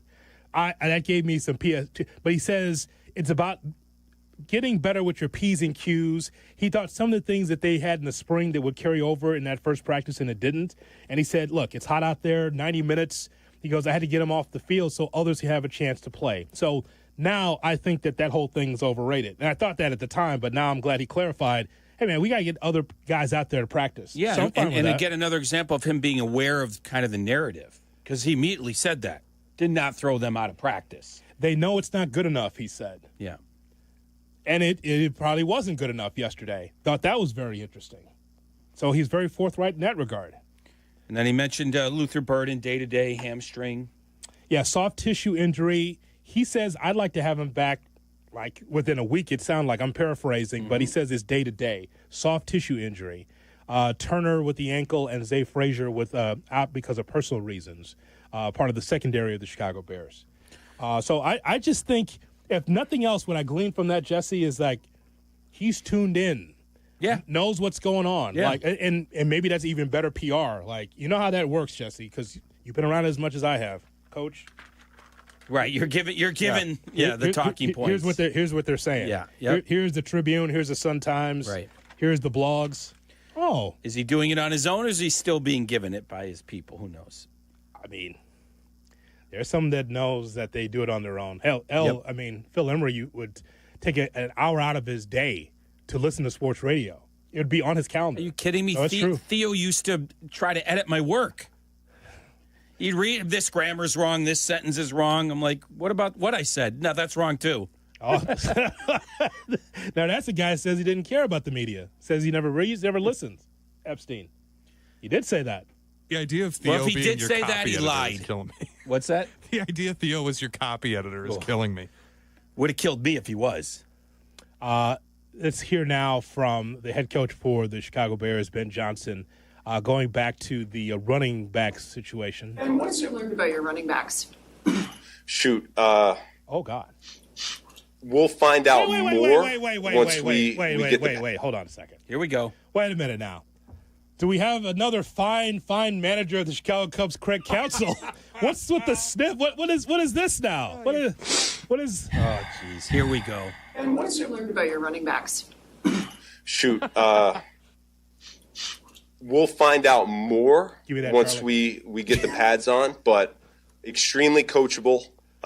Improvements on the tracks every single day. Just we're very detailed with where we want them to go. They're all about it. Coach Bieniemy's doing a phenomenal job. He's very demanding. He's one of the more demanding coaches I've been around. I think they're receptive to that type of coaching. I think Swift has done a great job. Come back from the summer. He's in great shape. He had some plays yesterday that weren't ideal. We might have had a guy unblocked in the hole, and yet he's able to extend it and make something happen beyond. So highly motivated group. I know the perception out there is that maybe it's not the most talented room in the world. They like to hear that noise. So we're gonna be just fine. Shot at Norling. Direct shot. He's nasty. He's not very good. Dismal DeAndre. I tell you, let's go back. I'm going to go back. I'm going to do some homework. I'm going to find a question where somebody asked Ben Johnson about Jahmyr Gibbs and see what the answer was. Because I can guarantee if a Lions beat writer last year said, Ben, how do you feel about the running backs? He didn't go, shoot. Yeah. Actually, that's a great thing to do. I think you should find some audio and compare them. That's actually a fun thing to do. Like, you didn't expect that to happen? You don't think they were going to ask about the running backs? Well, I thought that was interesting. That's why he cleared his throat and did the little sniff. He's going through all his bodily mannerisms so he can think through, how the hell do I answer this one? Now, you guys always say this about Counsell. I don't hear it in the room because it's not – there's no speakers in the room, so you hear it more through the recording. Do you think that's also what Craig is doing, kind of like trying to find the right words? Well, absolutely. Yeah. I mean, and actually, he hasn't had so much peril that he's got to think about what he's going to say. I mean, it's been a good season. Well, I mean, when Bruce asks a question. Well, or there's another guy in there also. Come on, Jesse, it's a bad take. That also that could get in there as well. One other thing, too, that stood out, Jesse, was what else you got? The run and pass split he mentioned. Oh, yeah. So, makes sense to me. But I mean, I'm glad it was asked, though. They asked the question, like, how do you look at the balance of running the football and passing the football? He says every game is its own entity. Meaning, like, we don't come in with a game plan for 17 games saying we got to run it this much, 60%, this much. 40%. He says it depends on the matchup. And he used the Patriots as the example, which we know famously they would start a game with 20 passes or 20 runs. They defensively would start differently as well. Tons of blitzes, and then the next week, no blitz.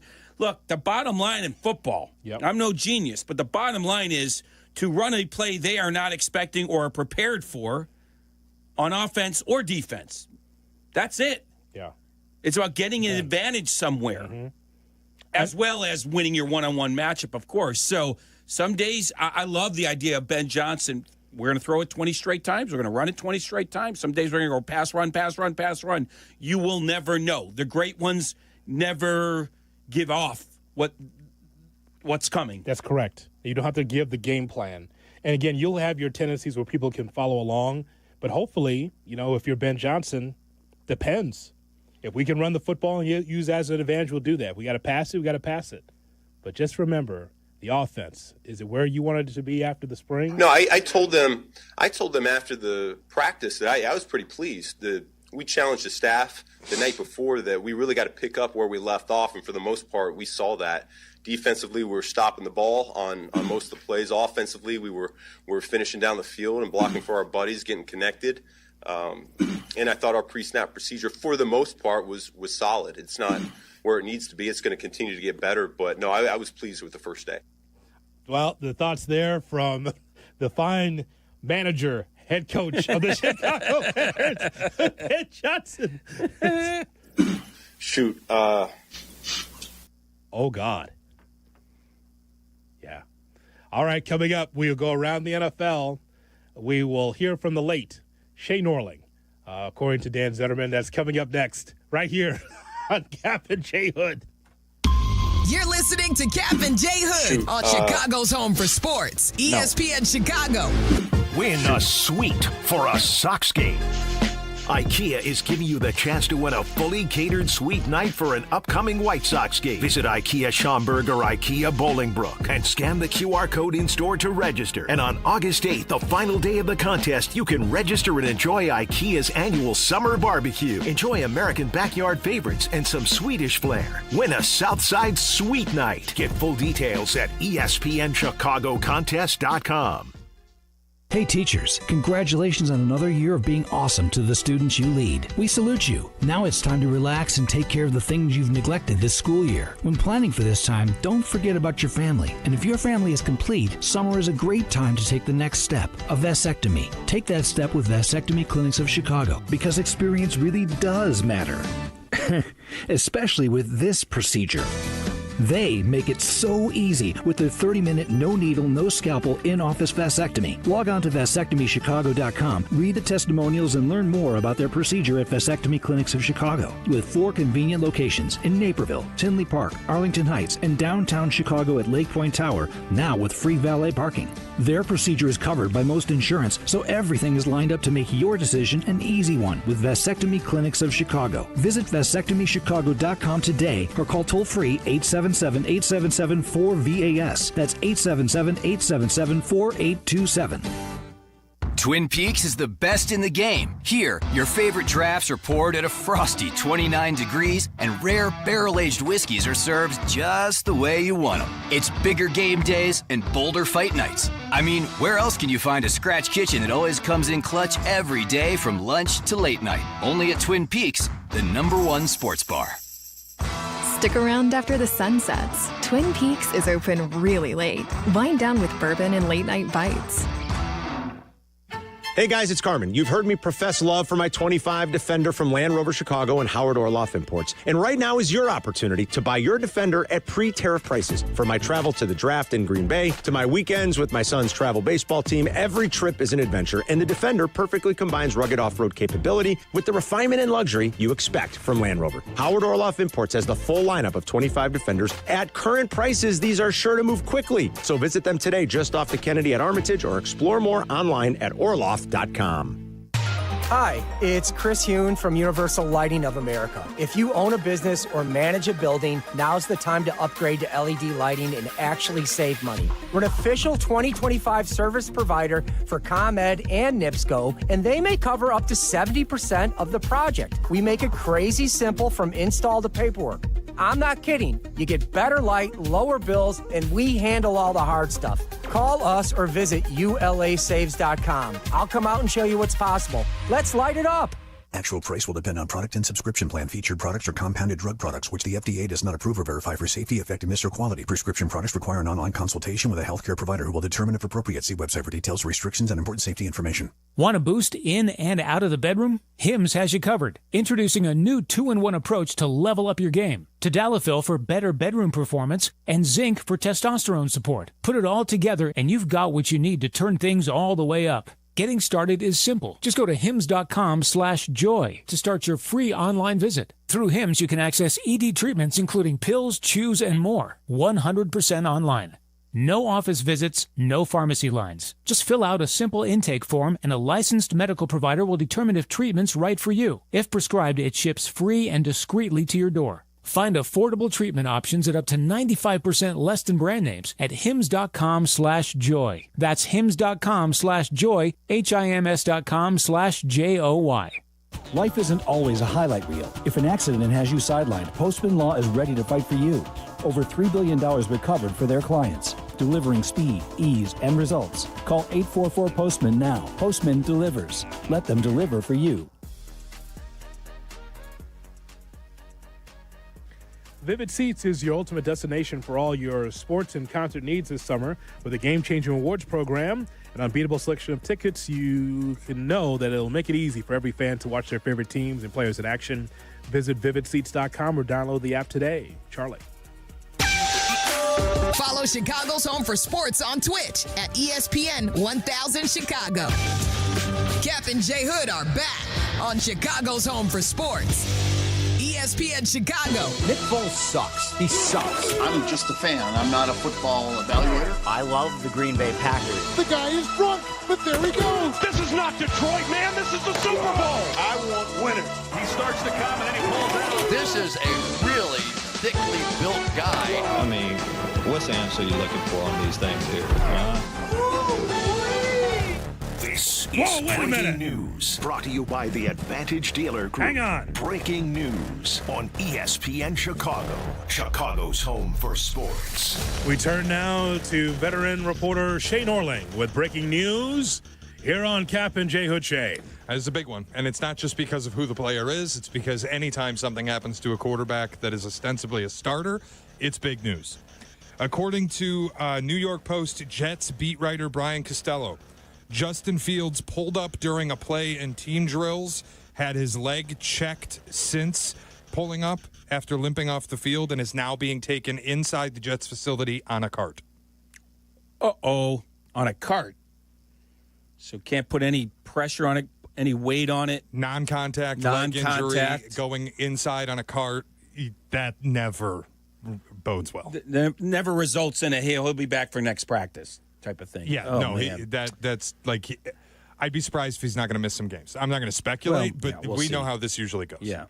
Too bad for Justin. Break glass in case you need Tyrod Taylor. Oh, there you go. Brother Taylor will find his way back on the field. 312-332-ESPN, 332-3776. This tragic news about Justin Fields. Light him up. Your thoughts. Fields fans, how do you feel with that breaking news about Justin Fields, former quarterback of the Chicago Bears? Now what? Let me just tell you something. Jesse and I will tell you the story. If we were really into Justin Fields, back in the day, we would have the autonomy to go to Florham to go see Justin Fields. We're going! For sure. Just like Ditka in New Orleans. We would have gone. You and I, we would have demanded to be able to be at Jets camp. Let me tell you something, Justin. They didn't do you right. Can you we would be there. When Ditka got hired in New Orleans, we did do shows from down there. That's right. It's amazing. From Metairie. Give me a little Mike Greenberg hosting with Fields out. It's unbelievable. I'm just telling you right now. I need a beef, Hoodie. I need a beef right away. I need one right. Make sure that you go to Sammy's. Get me yourself a beef. Make sure you get one. Make sure it's hot. Make sure it's hot. It really is amazing, Hoodie, with Tyrod Taylor, too. Ever since the Chargers tried to murder him, he's just found his way to be on a football field. God bless Tyrod Taylor. What's wrong? Well, hold on a second. Where's the Justin Fields fans? I thought that he was the no. Right. Oh. I mean, I realized Justin was the starting quarterback, but Justin Fields, we're still talking about this, really? Oh my God. We rather have the Dr. King stuff.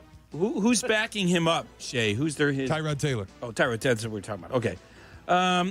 Nice backup, but not a starter. He is in Cap's chair, isn't he? Yeah. Sorry. It's unbelievable. Jesse. He's in Cap's chair. Who's the backup, kid? If it happens once a show, sitting in Cap's chair, that's a victory. We turn now to Shay Norling with other news around the NFL. Shay. I have before me Bill Barnwell's Everything on the Line team. Bill Barnwell, after talking to NFL players, coaches, and GMs. Wait, look, can we guess? Has the players who are under the most pressure. Yeah, if you want to guess, go for it. He is in Cap's chair. The team. It's a team, right? You said? No, this is not a team. These are players who are players, coaches, and general managers who are under the most pressure in 2025. I'd rather just pick a team. You're making me think too much. Would you like to take this segment? So he wanted to guess, and now he does. Hold on a second. Would you like to take the segment off? No, I love the segment. It sounds like you're struggling. I love the segment. Breaking the segment. I'm still going to vote for the Bengals. The who? The Bengals. The Bengals? Have the most pressure. The Bengals are not on the list. How do you pronounce it? 312-332-3777. Balk? The Bengals. The Bengals. He had the ear. You had the balk. It's a Bengal tiger. They should be the Bengals. Bengals. It's balk. All right. Anyway, who's that? Who's got the most pressure? Maybe I should go home. There is one bear on the list, and it is not Caleb Williams. Cole Kmet. No. Someone in the middle of the defensive line. No. You're smarter than that, Eddie. Braxton Jones. Oh, yeah. Braxton Jones. Makes sense. I like him. He's the incumbent. I've always liked him. Ozzie Trapillo got those first team reps yesterday. Braxton Jones still not really ready to go. Yeah, but he's getting there. I'm kind of, Hoodie, I don't know where you're at. We haven't really just put a proclamation on it. Yes. I'm kind of feeling like Ozzie Trapillo is going to take that job. Sure. I'll keep my eyes on it when we get to training camp. I think the kid from BC is probably like maybe a year away. Like he needs some reps. That's Ozzy Trapillo. Oh, sorry. I got to give it to you. You are imploding. Jesse, can I just tell you something? As a friend, 30-year friend, you have been awful. Sorry. Jesse, you have been awful. Where are we right now, Jesse? Jesse, what city are we in? What day is it? kid. I forgot it. Hey, Jesse, just so you know, Hold on a second. when you go to training camp, at least I got his college. At least I got his college right. Jesse, Yeah, sorry. you have been awful. My apologies. don't go to Bourbonnais when you go to training camp, Jeff. You mean Platteville? Why are you so bad now? Christ. Jesse, come on. I was just adding to the fact that he needs a year of reps, I think. Okay, but that's no. George is getting upset. God, you've not enough coffee in there. Well, you almost done with the can there? Can we go back to the trade deadline? That's just see. See? No, we're sticking with football now. By the way, the George Costanza drop, all it made me think of was the Susan Waldman. Roger Clemens is in George's box. Roger Clemens is coming back to the New York Yankees. Jesse, I told you there's Tyrod Taylor. I know. Who's the backup kid? I missed that. Okay, we're talking about Ozzy Trapillo, the BC kid. The BC. Well, I just called him the BC kid. Okay, but he has a name. Jesse, I just said it. I know Ozzy Trapillo's his name, but I called him the BC kid. But that's not how he'll be referred to around here. Okay. He actually has a name. I think he's got to earn a sprouting. Well, so you're the one with the whole PCA, can't be PCA until he makes it. I think we should just call him Eagle. He's the BC kid until he's the starting left tackle. That's a nickname compared to his literal name, though. What is? PCA versus Ozzy Trapillo? I get it, but I don't give them their names until they're starting, just like he doesn't give the nicknames until they're called up. OTBC. Roger Clemens is in George's box. Thank you. Can you do me a favor, Charlie? Do me a favor. Do not add this to the podcast. Let's just pretend like this didn't happen. Are you kidding me? Put this right at the... This isn't making shorts. No. The best part, Hoodie, is he wanted to guess. He's so bad. They guess bagels. I thought you said the team with the most pressure. Jesse, any guesses which NFC quarterback is under the most NFC North quarterback? NFC North. Non-Caleb Oh, Williams. I know you're going to say Jordan Love. I Under know. the most This pressure. is your list. It's not my list. It's Bill Barnwell's list. It's your list. What are we doing here? The answer's Jordan Love. It's not Jordan Love. J.J. It's also McCarthy. not my list. Yes. Thank you, Hoodie. It's J.J. McCarthy. You know what? Don't put this on the podcast. I'm surprised by that, actually. This has been the worst segment of the week. This has been entertaining as hell. It hasn't. You don't know what's going on. It's my list. Only because he hates Jordan Love. No, he doesn't hate Jordan Love. I don't like him, but I'm surprised he went with J.J. McCarthy. All I said is he's an interception And merchant. it's also Barnwell's list. It's not Shay's list. I get it. I am still surprised, aren't you, Shay? No, actually, because McCarthy is on a win-now roster that I think is the best roster in the division. Well, then any rookie quarterback in a division is going to be the most. He's not a rookie quarterback. He's a second-year quarterback who lost his rookie year to double knee surgeries, and they spent the offseason trying to bring back Sam Darnold, trying to sign Daniel Jones, trying to get Aaron Rodgers. Everything they did all offseason was like, we don't necessarily believe in this kid. Barnwell's to wrong. win now. It's Jordan Love. Well, call the desk.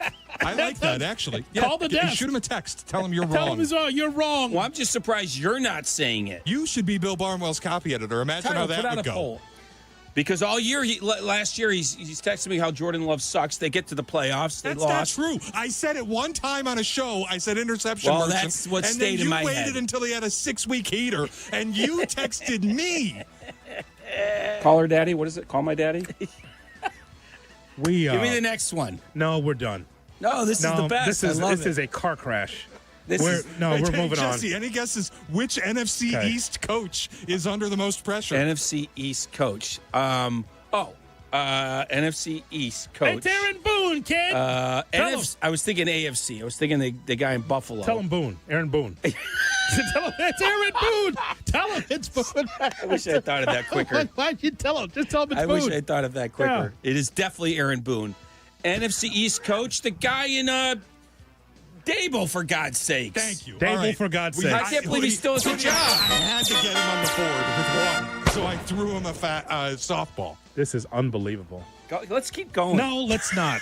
We'll have deal breakers. Which NFC South GM is under the most pressure? God, can you tell me the NFC South GMs for God's sakes? I would say Carolina guy. It's not. It's only his second season. No. It's Terry Fontenot. They fired the guy that did the trade. Yeah, the big trade. Oh, okay. Anthropoulos. That's your guy. Okay. Anthropoulos from the Braves. I'm just gonna I should just answer baseball guys. It's Anthropoulos. He's in trouble with the Braves. Can we get to a deal break? Let's pretend like this didn't happen. We like to apologize to the Kap and J Hood Nation for how horrible Jesse was in that segment. This is probably the most entertaining segment we've ever done together. It's just awful. Just stinks. Hey, the BC kid, right after I said his name. Tom Thayer at 9 o'clock to just wash this all away. Coming up at 9 o'clock. But Deal Breakers next, an abbreviated edition on Kap and J Hood. Kap and J Hood. I'm proud of you fellas. You all kept your head on a swivel, and that's what you got to do when you find yourself in a vicious cockfight. Mornings on ESPN 1000, Chicago's home for sports. ESPN Chicago Director of Content, Danny Zetterman. True Fan Travel and ESPN Chicago are going to team up for the ultimate fan getaway to see the Bears take on the Raiders. We are going to go to Vegas with Kap and Hood, Carmen and Jurko, Waddle and Silvy, Bleck Abdalla, Peggy and Dion. We are all going to be there. Spots are limited, so I would suggest get on it ASAP. Go to truefantravel.com. That's truefantravel.com. Purchase your ticket. Here's what you get. You get round-trip airfare to fly out to Vegas.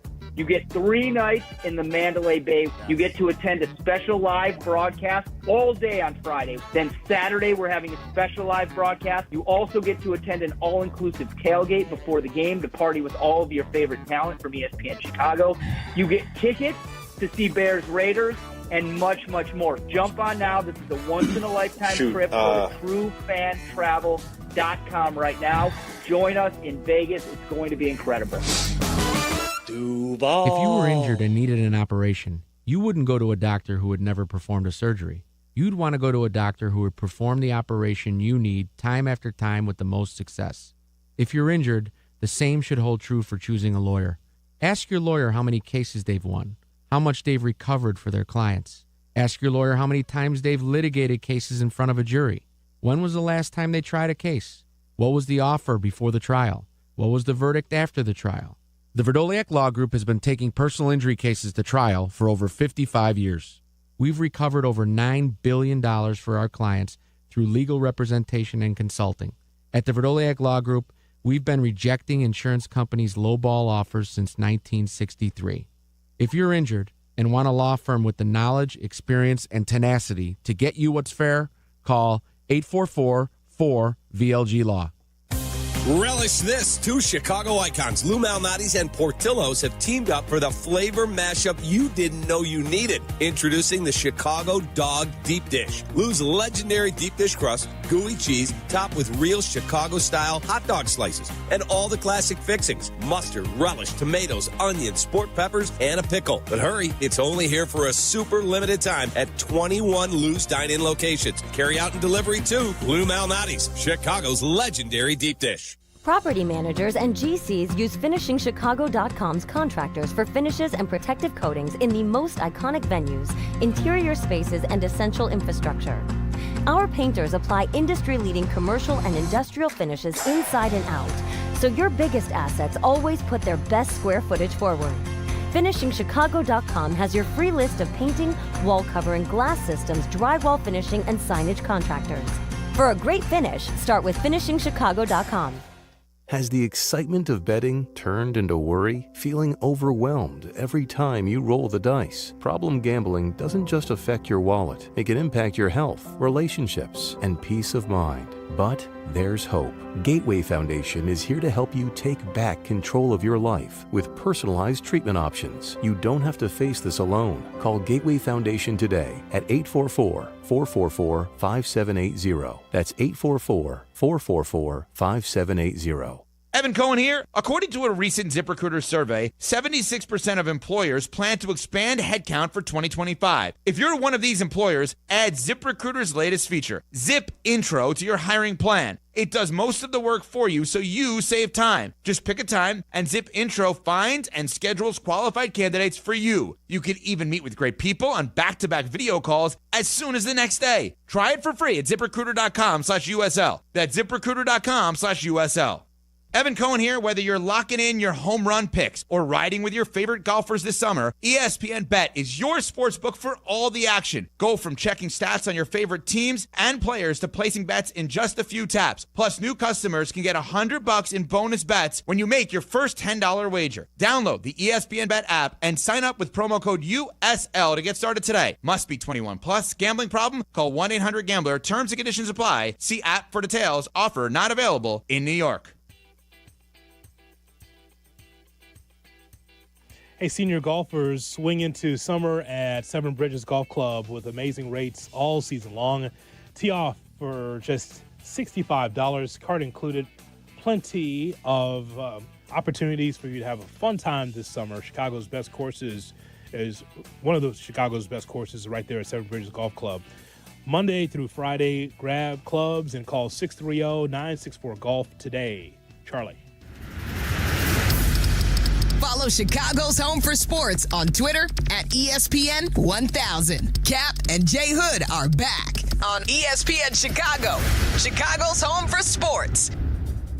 We all have to make choices in sports and in life. It could be running on third down. You ran the same third down situation, and you ran the same play twice. You're getting paid for that. I cannot believe the call. Or managing finances. This country, you got to make the money first. Or it could be a deal breaker. Time for deal breakers. Here's Shay Norling. Shay? All right, let's get started with deal breakers. And in the spirit of this entire station taking a trip to Vegas, that you can join us on as well. If you go to the ESPN Chicago app, there's a tile there. Just click it. It'll take you right to the page where you can purchase your travel package to join us in Vegas. But I have a story. A friend of yours offers you to join him for a weekend in Vegas because he has a room comp that he has to use. So you just got to pay for the flight. You go hang out. The room's all good. On the first night that you're with your buddy in Vegas, he loses $1,000 on the roulette table. Gets blackout drunk because you know when you're on the roulette table for that long, they're just feeding you drinks. Yep, Charlie. Gets his way back to the hotel. Throws up in the hotel elevator and on the carpet in the hallway. The next morning, the front desk informs you all of this was witnessed, and the room is being charged a $1,000 cleaning fee. Your friend tells you he cannot afford it after the losses the night before on the roulette table, and tells you he needs you to cover it since you're taking advantage of the room comp. Are you covering a $1,000 fine for your friend, or are you telling him, figure it out? Oh, no, I'm covering it. I'm just getting that money back ASAP. I mean, that's one. It's a friend. He's not skipping town on you. I cover it, and then you pay me back as long as I have enough to cover it. What's the timetable on that? 30 days? I would say sooner than that, to be honest. 7? We get back to town. I'll give you a week to get your next paycheck. You putting a vig on it? No, I'm not putting any vig on it. No. Okay. That's what you do as a friend. So I definitely believe that, yeah, he's going to have to pay for it, but then it's a deal breaker afterwards. I'm like, so you spend you blow $1,000 a stack, okay? And then from there, you don't have the money to cover your nonsense, your debauchery. Okay, so you're going to have to pay me back, but then it might be a deal breaker afterwards. I don't think I would bring him to another trip because clearly he can't hold his liquor. Well, let's put a timetable. How long until it's a deal breaker? Like, you pay back, and I don't need to be chasing you. You pay me back in 2 weeks without me chasing you, and we're good. Yep. After that, it's a deal breaker. But you're going to get your money back one way or the other. Well, true, but I'm going to be mad at him after the 2 weeks. I would Still probably, get my money I would back. probably put that in writing so that way I could take him to Judge Mathis. You're a crackhead. Have a good day. That's what I would do. Judge Mathis. Go get hot at a blackjack table. Win it back. Exactly. Oh, great. Oh, great. Yeah. Now he's down $2,000. Come on. You can win your $1,000 back. I believe in you. Now he's down 2 racks. Put together a football parlay and let's go. Yeah. No. Well, he's got 2 weeks. No vig is interesting. I'd put a vig on it. How are you enforcing it, Jesse? Are you getting somebody to like take care of it, or are you just cutting this guy off? He's your friend. Yeah, but still, if he doesn't pay you with a baseball bat. Yeah, but if he's not paying you back, though, Jesse, I know you know people. We all know people, but he'll be shunned in the friendship group. That's enough. Shunned. Who's the most likely to do this on the Vegas trip? That's a good question. Lose all their money, throw up all over the hotel elevator, blackout drunk. I think he's sitting right in front of it. And then pay in 2 weeks. The last two certainly. Waddle. I'm not one to borrow money from. I don't believe I would never borrow money from friends. Well, no, if you had to. Dion. That would be stunning. That would be the upset of the year. I like the impossible. She's got the longest odds to me to be the one throwing up in the elevator. She could be my Maryland, Baltimore County. Well, Waddle might throw up, but he's got the money to cover it. She could be my six. She could do long shot. She's Fairleigh Dickinson over Purdue. Fairleigh Dickinson with the upset. Let her with too much wine. Absolutely. Let it be Dion Miller. Yeah, let's go with that. I think that'd be awesome. Or Tom Thayer. What, Tom? Yeah, I would definitely pay the money to Tom because Tom would pay you though right away. Right. That's the thing. But if he didn't, what would you do anyway? Exactly. Dion, look at the mess you made. Dear Lord. Oh my gosh. Oh, I mean, it's huge. Charlie's good. Yes, he is. He's good. As we turn now to Tom Thayer. We'll talk to him coming up next. Boy, oh boy. Somebody just tweeted me a photo, too, of Jesse during the Around the NFL segment. It was Biden not knowing where he was. Dear Lord. Oh, my gosh. I mean, it's huge. Tom Thayer is coming up next. I'm from Scranton. Take that. I'm from Scranton. Where am I? I'm Kap J Hood. This is Kap J Hood on ESPN Chicago, Chicago's home for sports. Crack is whack. Hey teachers, congratulations on another year of being awesome to the students you lead. We salute you. Now it's time to relax and take care of the things you've neglected this school year. When planning for this time, don't forget about your family. And if your family is complete, summer is a great time to take the next step, a vasectomy. Take that step with Vasectomy Clinics of Chicago, because experience really does matter. Especially with this procedure.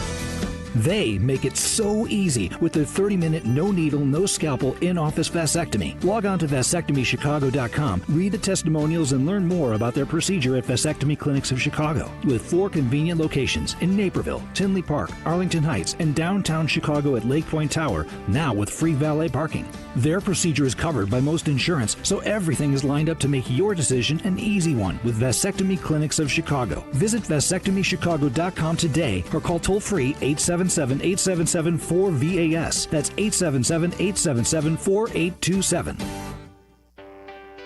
Take it from me, when you want the job done right, you call the pros. And that's why Chicago trusts Window Works. For over 30 years, they've delivered custom windows and doors that fit your home, your style, and your budget. No cookie-cutter stuff, just certified pros who get it done. And it's not just about beauty. These windows can help cut down your energy bills, too. Right now, buy one window, get one free. Dial pound 250 on your phone and say Waddle to book your free consultation today. Are you ready to get off the bench and into the game with a great new career? Then ETI School of Skilled Trades is just what you're looking for. As the Chicago area's premier welding and HVAC school, we've helped thousands of people just like you get started in great new careers. Step up to the plate and swing for the fences with a brighter future. Learn more at eticampus.edu or by calling 888-830-7678. ETI, it's your future. Own it. Live from State Street in the heart of Chicago, you are listening to the new home of the Chicago Bears, ESPN Chicago. And this is Kap J Hood, WMVP, WTBC, HD2, Chicago, a good Carmen Brands radio station. What time is it? It's Thayer Thursday. Tom Thayer. 1985 Super Bowl champion and football analyst for the Chicago Bears. Compete to win the division, get into the playoffs. Former offensive lineman. Do they need to get better? Do they need to give up less sacks? Yes, of course. Tom Thayer. It's Thayer Thursday on Kap J Hood, ESPN Chicago. Good morning, Chicago, and welcome in to the Kap J Hood Morning Show on ESPN 1000, and we're streaming on the ESPN Chicago app. With the fastest man in Northbrook, Jesse Rogers, in for Kap, I'm Jay Hood. We've got Shay, we've got Charlie, we've got you here on this Deal Breakers Thursday. Open phone lines for you at 312-332-3776. Watch our show and all the shows on YouTube, youtube.com. Like, share, and subscribe what we do on YouTube, also on Twitch, twitch.tv/ESPN 1000 Chicago. On this 84-degree day, getting up to 96 today as we get ready to hear from Tom Thayer, Super Bowl champion and color analyst for the Chicago Bears, right here on the radio home of the Chicago Bears, ESPN 1000. Tom is with us here on Kap and J Hood. Tommy, good morning. How are you? J Hood, good to talk to you. Jesse, be careful about your questions because I've been listening for the last half hour, and I'm a little nervous about you and football. Please, I'm on top of it. Trust me. Just remember, I'm a Notre Dame old man. I'm not a BC kid. So let's just get that straight. Good Tommy is on the Yuengling hotline. Yuengling, the oldest brewery in America. You know what I like, Tommy? I like that Ben Johnson has been forthcoming so far. We just played his press conference in the 8 o'clock hour. A couple of things stood out. He talks about that first practice yesterday and says, you know what, we got to get enough guys out there on the field. Yeah, I quote-unquote kicked the first team out of practice, but I want to get more guys in there. He says he wants everyone to be on their P's and Q's and just executing in and out of the huddle. What did you glean from what Ben Johnson had to say? Well, his press conference on Tuesday, he said everybody's coming out here with a clean slate. So everybody's being evenly evaluated. The one thing about this year, uniquely enough, is that the one guy that knows the defensive system the best is Dennis Allen. On the other side of the ball, it's Ben Johnson. So when you put all these guys in their classrooms, either as a whole offense or into position rooms, not everybody learns on the same pace. When I went into classes at Notre Dame, I knew that I was far behind because I'm a C student and I'm not an A student. So you have to take into account the learning ability of every one of these guys in terms of assignments, terminology, technique, fundamentals. And then you got to take every one of these guys, their learning curve into account, and then see how they all fit together perfectly when you're talking about an offensive system that everybody has to be on the right page every single play, and they have to be ready for any changes that might need to be made during the cadence. So the offense is going to take a little bit longer to develop, and we're all going to have some patience, whether we're out here watching practice or seeing snippets of it on the news. And so I think Ben Johnson is super realistic about what it's going to take to make sure everybody gets an honest evaluation and the proper amount of reps they need in order to, take into account the accountability that I know you guys brought it up early, what we heard so much about at the end of last year. Tommy, who do you like right now, and obviously it changes as you watch this thing play out, to be the starting left tackle on opening day? Just if you had to make a choice today. Well, if I had to make it, I would have to see Braxton Jones out there on his feet in some of the most uncomfortable spots, whether it's be bendability and power movement, second and third step. I like the template that Karan Amagaji is offering the Bears. He's a super intelligent kid. He's got a nice body style for the position. And then you can't help but think about Ozzie Trapillo, who's a big, solid football player, but does he have feet that's transferable from right tackle to left tackle? Because it's an entirely different body of work. So I guess there's no front runner, but experience Braxton, but is he healthy enough? And then, Karan Amagaji has been with the Bears for a year, but not in this system. And I think it's going to be a battle that's going to have to work itself out with no front runner as of today. It's safe to say, though, the best depth they've had at that position in a few years, even though we haven't seen them all, play just yet.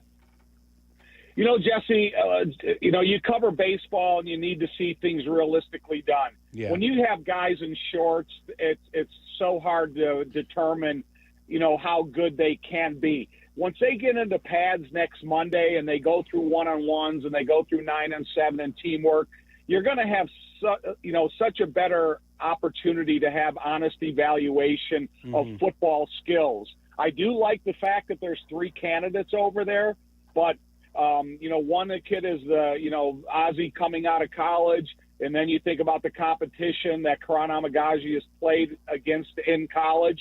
And then Braxton Jones has the experience that you like, but is he recovered enough to develop the leg strength throughout the offseason to go out there and be NFL competitive?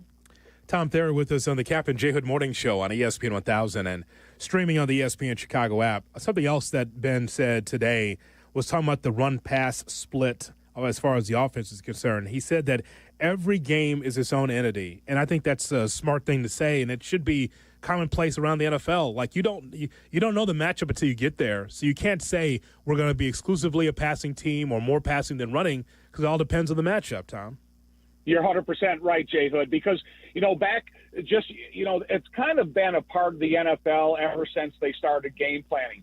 Because back in I think 85 or 86, we played the Indianapolis Colts and conditions were less than perfect. And we ran it, I think, the first 22 plays of the game, and we only threw it like maybe 10 times in the course of the game.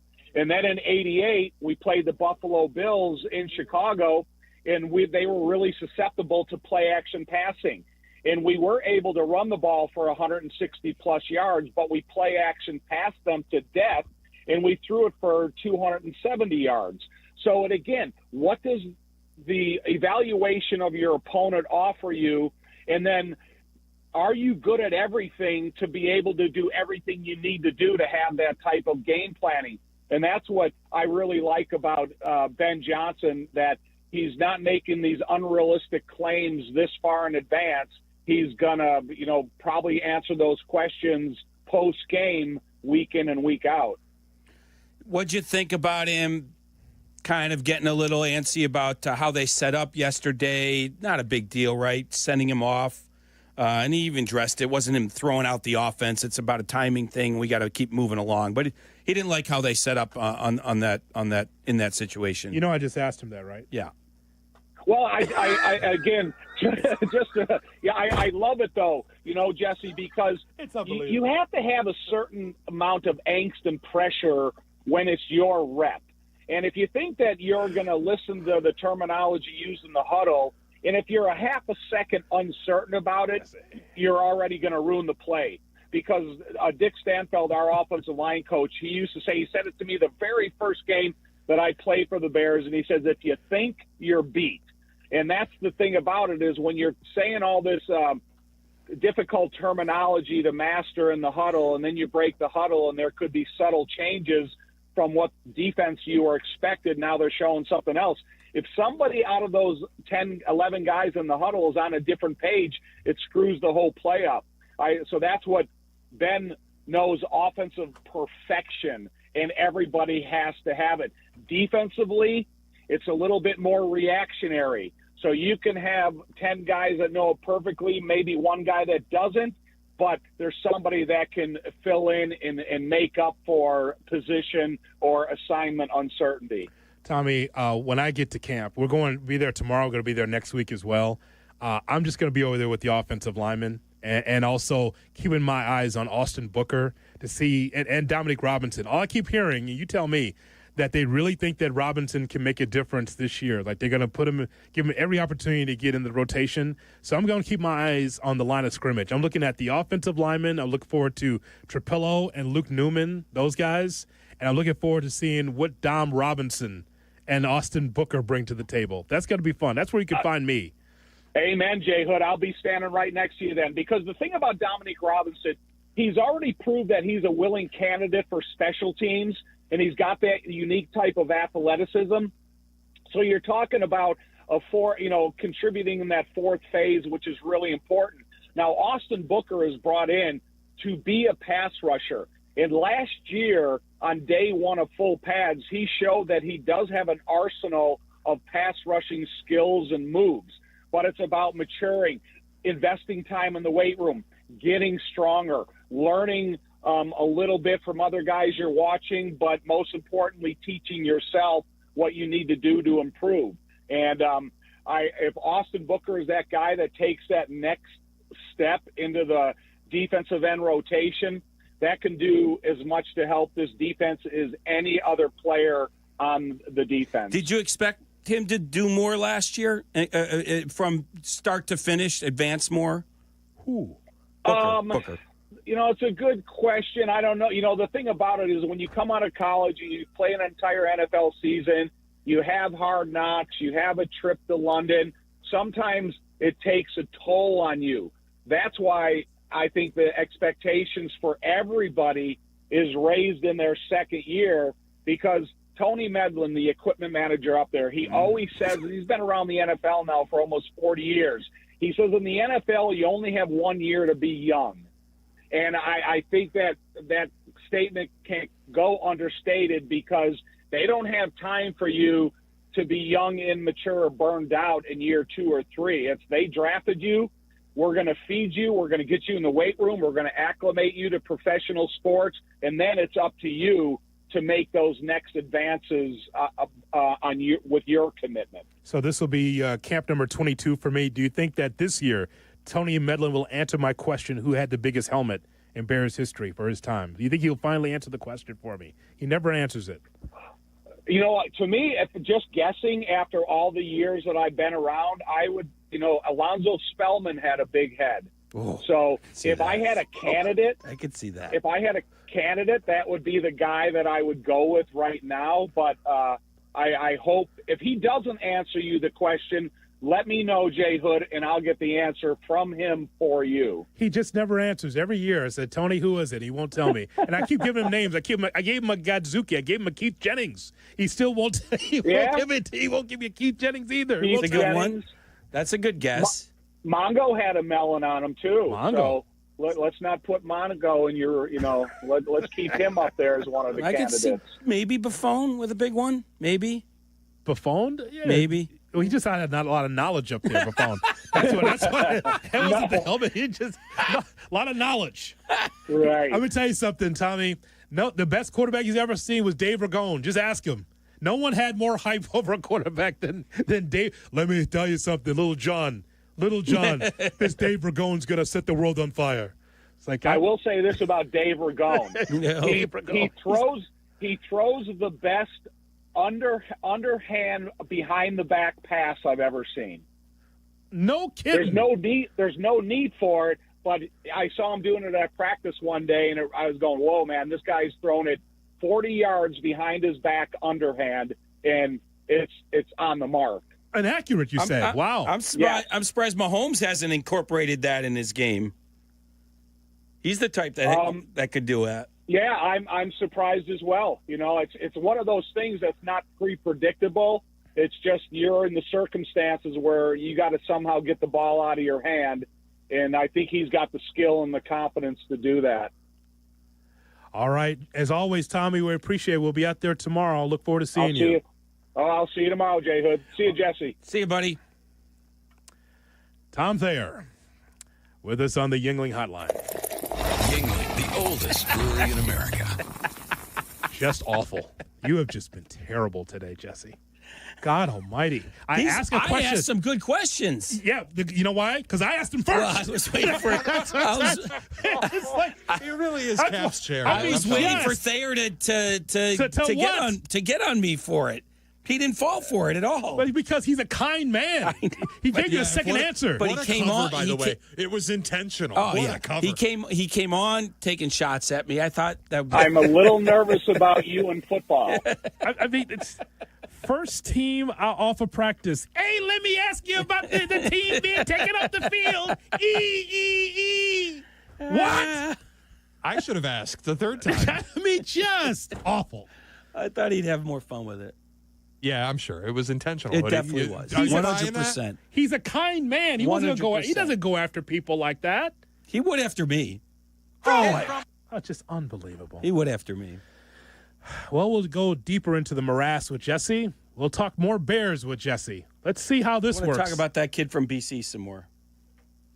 His name is what's his name? Ozzy Trapoli. That's going to be on the board forever. Hit the button, Shardock. Trapoli.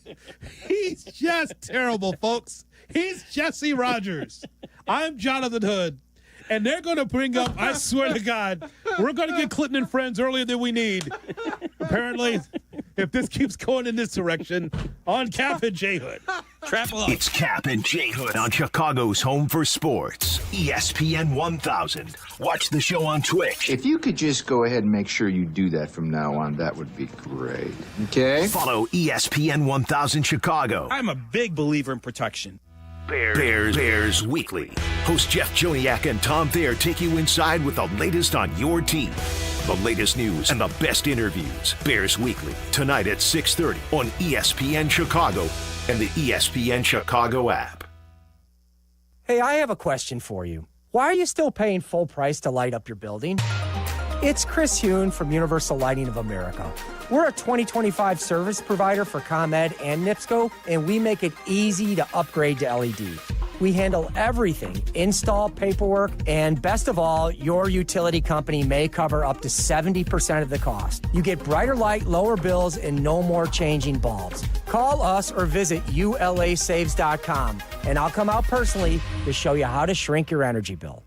Hey, it's Carmen, and I've got the golf course for you, a championship-style course, quiet atmosphere, unrivaled course conditions. I'm talking about Stonewall Orchard Golf Club. Stonewall Orchard's been one of my favorite courses in Chicagoland for years. Check them out up north in Central Lake County. Their pristine country club course conditions are a huge draw. They have been the host site for the Illinois PGA, several U.S. Open qualifiers, and currently the Korn Ferry Tour qualifier. Treat yourself to one of the finest must-play courses in the Midwest. Go to stonewallorchard.com and book a tee time today.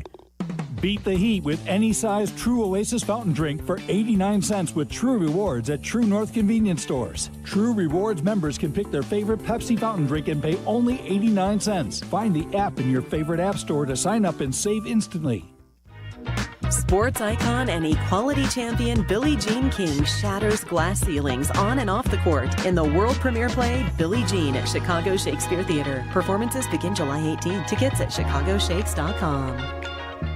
Hi, Zoe Saldana. Welcome to T-Mobile. Here's your new iPhone 16 Pro on us. Thanks. And here's my old phone to trade in. You don't need a trade-in. When you switch to T-Mobile, we'll give you a new iPhone 16 Pro. Plus, we'll help you pay off your old phone up to $800, and you still get to keep it. There's always a trade-in. Not right now at T-Mobile. I feel like I have to give you something in return for karma. That's okay. I don't really have much in my purse. Oh, let's see. Hand sanitizer. It's lavender. I'm good. Seriously. Let me check this pocket. Oh, mints? Really, I'm fine.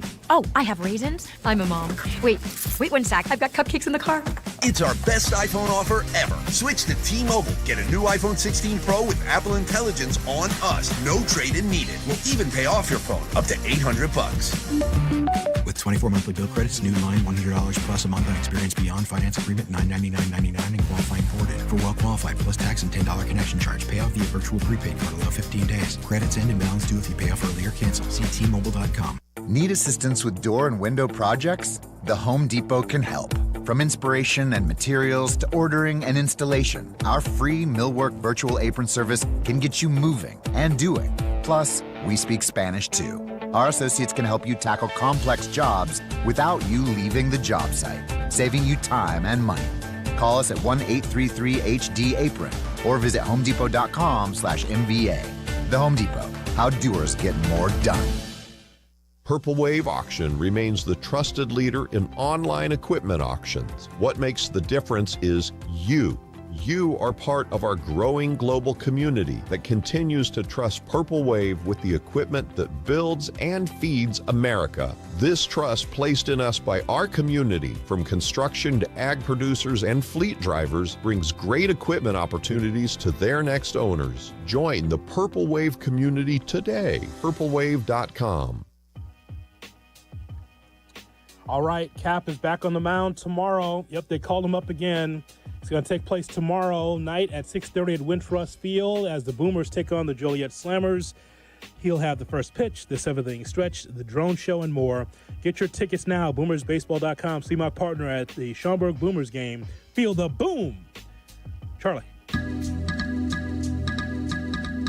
Kap and J Hood are back. I appreciate your show. I'm an Uber driver, and from 7 to 10 every day, I've got you locked in. Chicago's home for sports. ESPN Chicago. It's a Kap and J Hood morning show on ESPN 1000 and streaming on the ESPN Chicago app. This portion of which is brought to you by your Chicagoland and Northwest Indiana Chevy dealers. That's our training camp coverage all day right here on your home for the Bears, ESPN 1000. With you till 10 o'clock. Then it's Clinton and Friends at 10. Carmen and Jurko at 12. Silvy and Nick Friedel at 2:30. I'll be on with Nick Friedel. We'll talk about the good old days of the Bulls. Oh, boy. I was just going to ask, do you think there'll be a lot of Bulls talk on the show today? We'll talk about the Bulls maybe being in 7th place, right? That and a lot of Cubs angst, probably. Cubs angst, because Cubs and Sox are this weekend. I know one listener who won't be happy. Your team, man, scoring some runs. Yes. They're scoring some runs. Yes. What a good time for Talkman and Robert to get hot right before the deadline, and these young players show some growth. Great road trip. Great road trip. Bears Weekly with Jeff and Tom at 6:30. Bleck Abdalla at 7:30. 1-1. He's hit in the air, deep, left center field, way back there, and it is gone! That's a 3-run homer. Colson Montgomery just tied the game. A set and a 1-1. There's a swing and a blast deep, right center field. That baby's up the wall. Vargas scores. Teal coming around third. Throw to the plate is late. It's a double. And they've got the lead. 8-7. How about that? You know why Montgomery hit so well? Why? Playing a minor league ballpark. That's the reason why Montgomery hit the ball so well. That's man, that's he usually cold. hits poorly at the minor league ballpark. That is cold. Do you realize since the break, the Rockies, the worst team in baseball, and the White Sox, the second worst team in baseball, have the top OPSs in baseball. Now, just a week. Yeah. And Colorado's playing in Colorado. They played at home. Yeah. So what the White Sox did on the road, top on base plus slugging outside of Colorado since the All-Star break. That's pretty darn good. I'm pretty happy. I understand what the season is, but it's all about the young kids. Colson Montgomery being on this team, man. Looking better and better. What a success story that could be. Such a huge Mydroth fan already. I think I'm going to get his jersey. I'm a fan. He's going to be a guy. Great play at first base, by the way, late in the ball game. So the relief pitcher for the Sox is trying to throw the runner out at first base. He overthrows overthrows the bag. The backup is Mydroth. The runner overruns first base. The runner's trying to get back to first base. Mydroth throws to Vargas and tags him out in the ninth, I believe. It was a great defensive play where Mydroth is there and again, you usually don't get the runner overrunning first base and trying to get to second. Usually it's a straight line, but the runner tried to retreat back to first base. Bam, the tag's right there. That was a great defensive play last night. Take it for what it's worth, but that road trip is as good as any road trip they've had in 3 years, since 23 at least. So, if not 22. So, let's see. Cubs versus Sox. One team on the rise. The other team lost a home series and has a little pressure on them with Milwaukee passing them up. This should be a really interesting weekend at the rate. Won't be as hot this weekend. Should be nicer, cooler temperatures. Looking forward to being out there, J Hood. And still a TBA for Sunday. Imanaga Hauser tomorrow. Horton Savali Saturday. Do you have a pitcher for the Cubs? They are doing another bullpen-ish game, and they've lost the 3 bullpen games they've used before with Tyon out in that spot. They're 0-3. They're doing it Sunday in part to give Matthew Boyd an extra day, but also you can't fault them for wanting Boyd to start Monday in Milwaukee. Mm-hmm. So that kind of makes sense. But that means Sunday's another bullpen. They're 0-3. Okay. So hopefully this is your last bullpen start because the trade deadline is Thursday. Against Burke for the Sox. Yeah. So it's bullpen against Burke on that Sunday getaway game. So, okay, we'll see. It's fun. I know what the season is. I tell you this all the time, Jesse, but I like the moxie of some of these young guys. They're obviously not the embarrassment they were last year. I mean, I think a couple weeks ago we'd all say there's no chance the Sox would win 2 or 3. It's got to be a chance now. There's always especially with a bullpen game Sunday. Yeah. So Cubs got to bring their A game. They got to keep up with these Brewers. As good a season as Chicago's having, Milwaukee's having one game better so far. Sidebars are brought to you by Inkin Law, 312-6 million for the great Howard Inkin. Sign my ball. We turn now to Shea Norling with a special game here on ESPN 1000. Yeah. As we turn now to Shea with something special here on the Kap and J Hood Morning Show. Jesse, it's been a rough morning for you in the football department. And earlier you suggested maybe with Jurko they should play Name 5 Bears or Name 5 Brewers. So we're going to play a game with you. Name 15 Bears, please. 15 Bears? Yeah, the Bears are a little easier than the Brewers, and you're in town. You should be able to do the starting 22. Yes. Let's get 15 Bears. Come on now. 15 This is not Bears. asking a lot. Tooney. Okay, that's 1. Caleb Williams. Okay, that's 2. Braxton Jones. That's 3. DeAndre Swift. That's 4. Roshan Johnson. That's 5. No. I can't. Loveland. That's 6. 6. DeAndre, did I say Swift? Yes. Okay, now I got to start repeating guys. Shoot. Komet. That's 7. Komet. Yeah, just run through the position rooms. You're doing well. Right. Jalen Johnson. There you go. That's 8. Tyreek Stevenson. That's 9. 6 more. Andrew Billings. That's 10. Was cut. that an I believe? Were you a little nervous No. on that one? Deep cut. Tremaine Edwards. Who? Tremaine Edwards? Is that it? No. Who? Wait, did I get it wrong? No. He's a brother. Garon Dexter Jr. Okay, 11. It's not a junior. Oh, okay, fine. I know. So I was like, what's he doing here? A brother. Gervon Dexter the There's fourth. 11. Darnell Wright. That's 12. Luther, the new wide receiver. That's Gonna need 13. First and Gonna last need a name. last name. 13. Burden. 13. There we go. Also a very good show on Netflix, Luther. Yeah. Yep. Roma Dunze. There's 14. So there you go. Come on. That's 14. You need one more. Who haven't I said here? Did I say Braxton Jones? Darnell Wright? Yes. There you go. You already said both I of them. said both of those. There you go. I got it, kid. Uh-oh. Drew Dahlman. Okay, there we go. 15. Well done. That's 10 times better than Jurko could do with the Cubs or White Sox, so stick it. Celebrate good times. Come on. I could have kept going, but I'm please. not. 'Cause Right? I'd start to slow down. Roma Dunze. Did I say Roma Dunze? You know, I did host from Hallis Hall last year a few times, kid. Probably not going to happen this year. He may have lost those rights. And I do go. I'm a somewhat Bears attendee. I go to a couple 3 games a year. Couple 3? Is it Yeah. a couple or 3? It depends when the baseball season comes to conclusion. If I have enough time to go. Yes, that's Chicago for a few. That's what he just did. Yeah. A few. A couple 3. Yeah, that's sometimes 2, sometimes 3. That means a few Couple 2, 3. in Chicago. Yeah, we usually put that in drinks. That's what he was saying. We had a couple 2 tree. We had a couple 2 tree. A few. Yeah. I go with that. ESPN.com, folks. Unlike someone that follows the Lions and the Tigers, I follow my own teams in Chicago, where I live. What are you talking about? He lives here too. I follow these teams too. No, you're not allowed to be a fan of multiple teams. That's not how it works. Who said anything about that? I could tell you the 53 of the Bears. Then, are you a fan of the Bears? No, but I work in this market. Then get out of here. That's actually, Get I out. didn't grow up a fan. Get but out. They are the team that I root for the most now because, frankly, it's best for business. It makes my life easier when I'm they're glad good. we have you on record. The Bears play the Lions. They're the team he roots for the most. This one. When the Bears play the Lions, he roots for the Patriots. That's right. That's right. I don't think that Kool and the Gang likes being on the air. Well, Jesse on it as well. Oh, boy. What are you implying there? Passed your little test. Sorry to disappoint. I'm not disappointed. I'm proud of you. Sorry to disappoint. Jesse, I felt like you needed to see one go through the hoop. Easily. You don't think I follow this thing?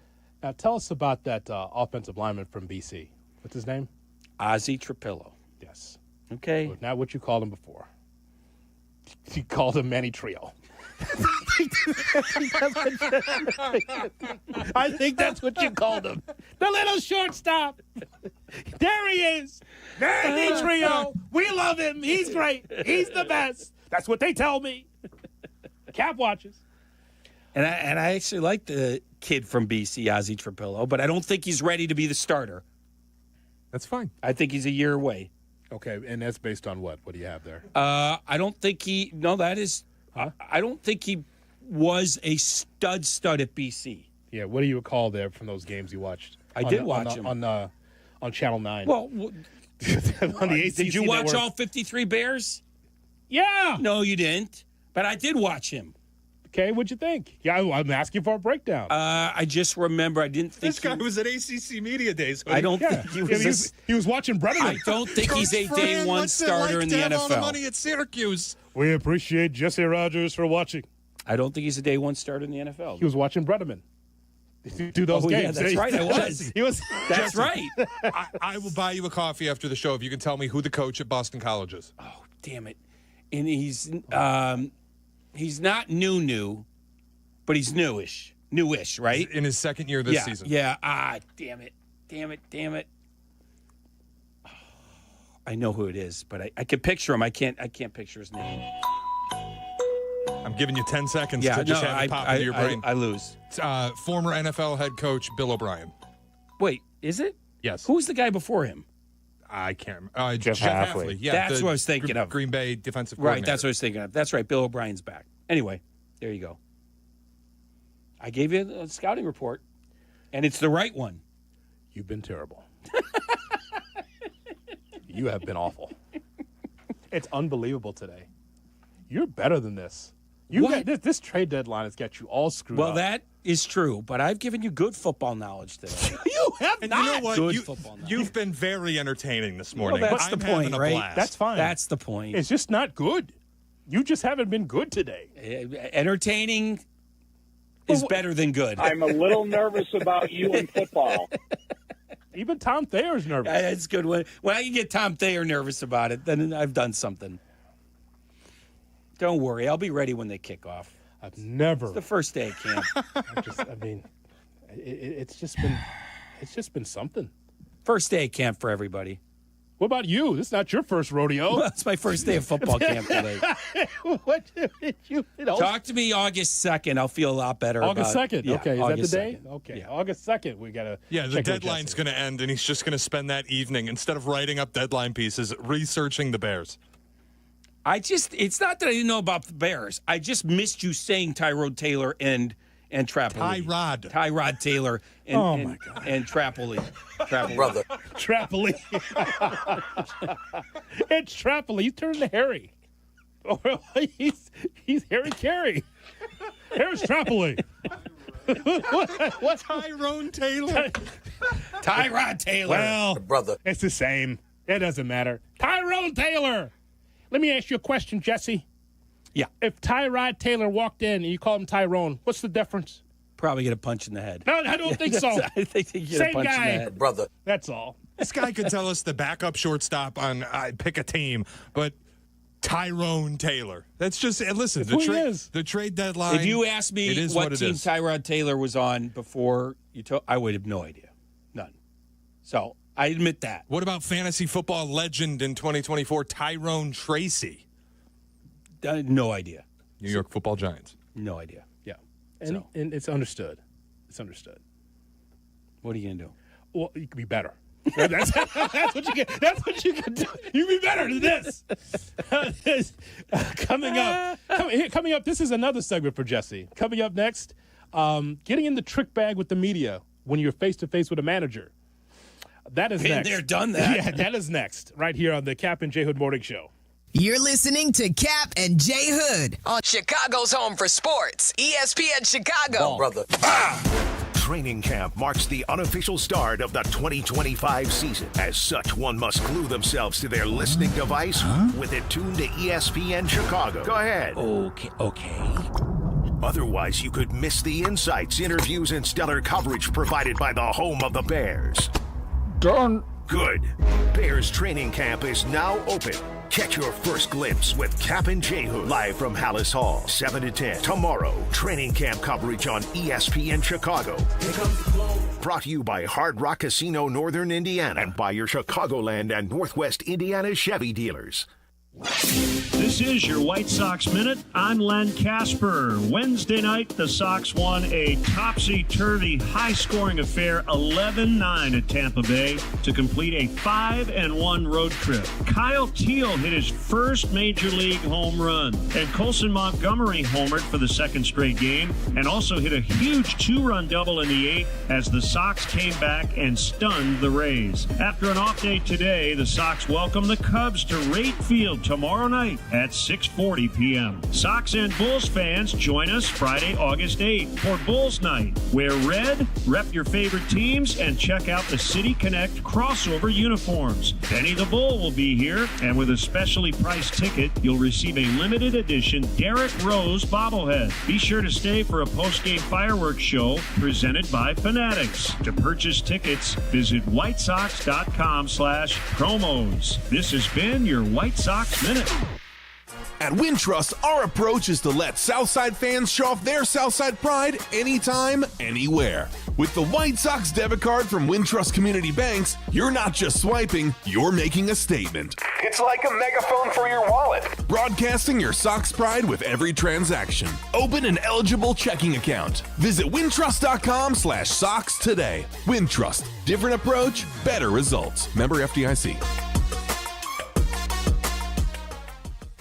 Parent Petroleum, its customers, and the Parent Petroleum Foundation work together to support local charities in an effort to give back to the community. During their annual Pump-a-thon event, with every gallon of gas purchased in the months of July and August, fuel retailers donate a portion of their sales to 4 great charities: Folds of Honor, Living Well Cancer Resource Center, Casa Kane County, and Cal's Angels. Be on the lookout for Pump-a-thon signage at a participating gas station near you. Learn more at parentpetroleum.com.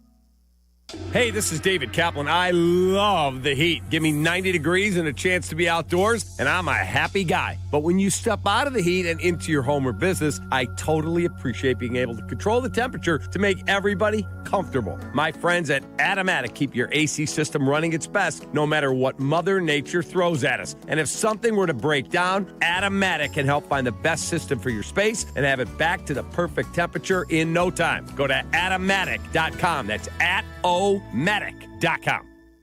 A SoFi personal loan is here to help you achieve something once thought impossible: overcoming high-interest credit card debt. Walk the tightrope of your finances with one low, fixed-rate monthly payment, no fees required, and as soon as the same-day funding. That's right. Pull off your own debt-defying stunt with a SoFi personal loan. Visit SoFi.com/trick to learn more. Loans originated by SoFi Bank, N.A., member FDIC. Terms and conditions apply. NMLS 696891.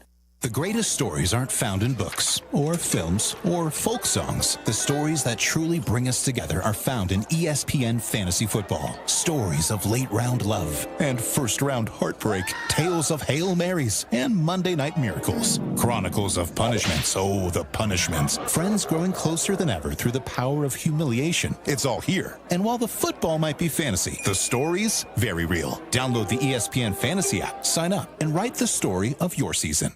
$4.5 million. The Veroliak Law Group wins again for their clients. That's right. The Veroliak Law Group recovered $4.5 million for a client who was injured in a truck accident. If you're injured, make sure to call the Veroliak Law Group. Truth of the matter is, you're listening to Kap and J Hood on ESPN 1000. Weekdays, 7 to 10 a.m. But it'll last a lifetime. It may only be 3 hours a day, but it'll last you a lifetime.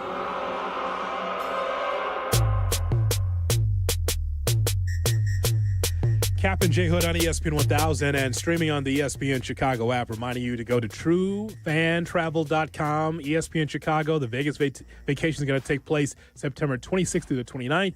3 nights at Mandalay Bay, activities, game tickets. Think about this, Jesse. The entire ESPN crew is going to be there. Kap and J Hood. It's going to be Carmen and Jurko, Waddle and Silvy, Bleck Abdalla, Peggy and Dion, and so many of of us that's going to be there. Direct flight from Chicago, check in at Mandalay Bay. Free day to explore Vegas, live ESPN Chicago broadcast party, the all-inclusive tailgate, the game day takeover, ready for Bears and Raiders. It's going to be awesome. So go to truefantravel.com and join us. I think it's going to be great. I mean, fantastic. That's the one thing about the Raiders moving to Vegas. Like, it becomes a destination. Mm-hmm. And when you can get the whole station there and our loyal fans, that's going to be a lot of fun. It's over the final weekend of the baseball season, so I will be the lone holdout back in Chicago. You'll be there.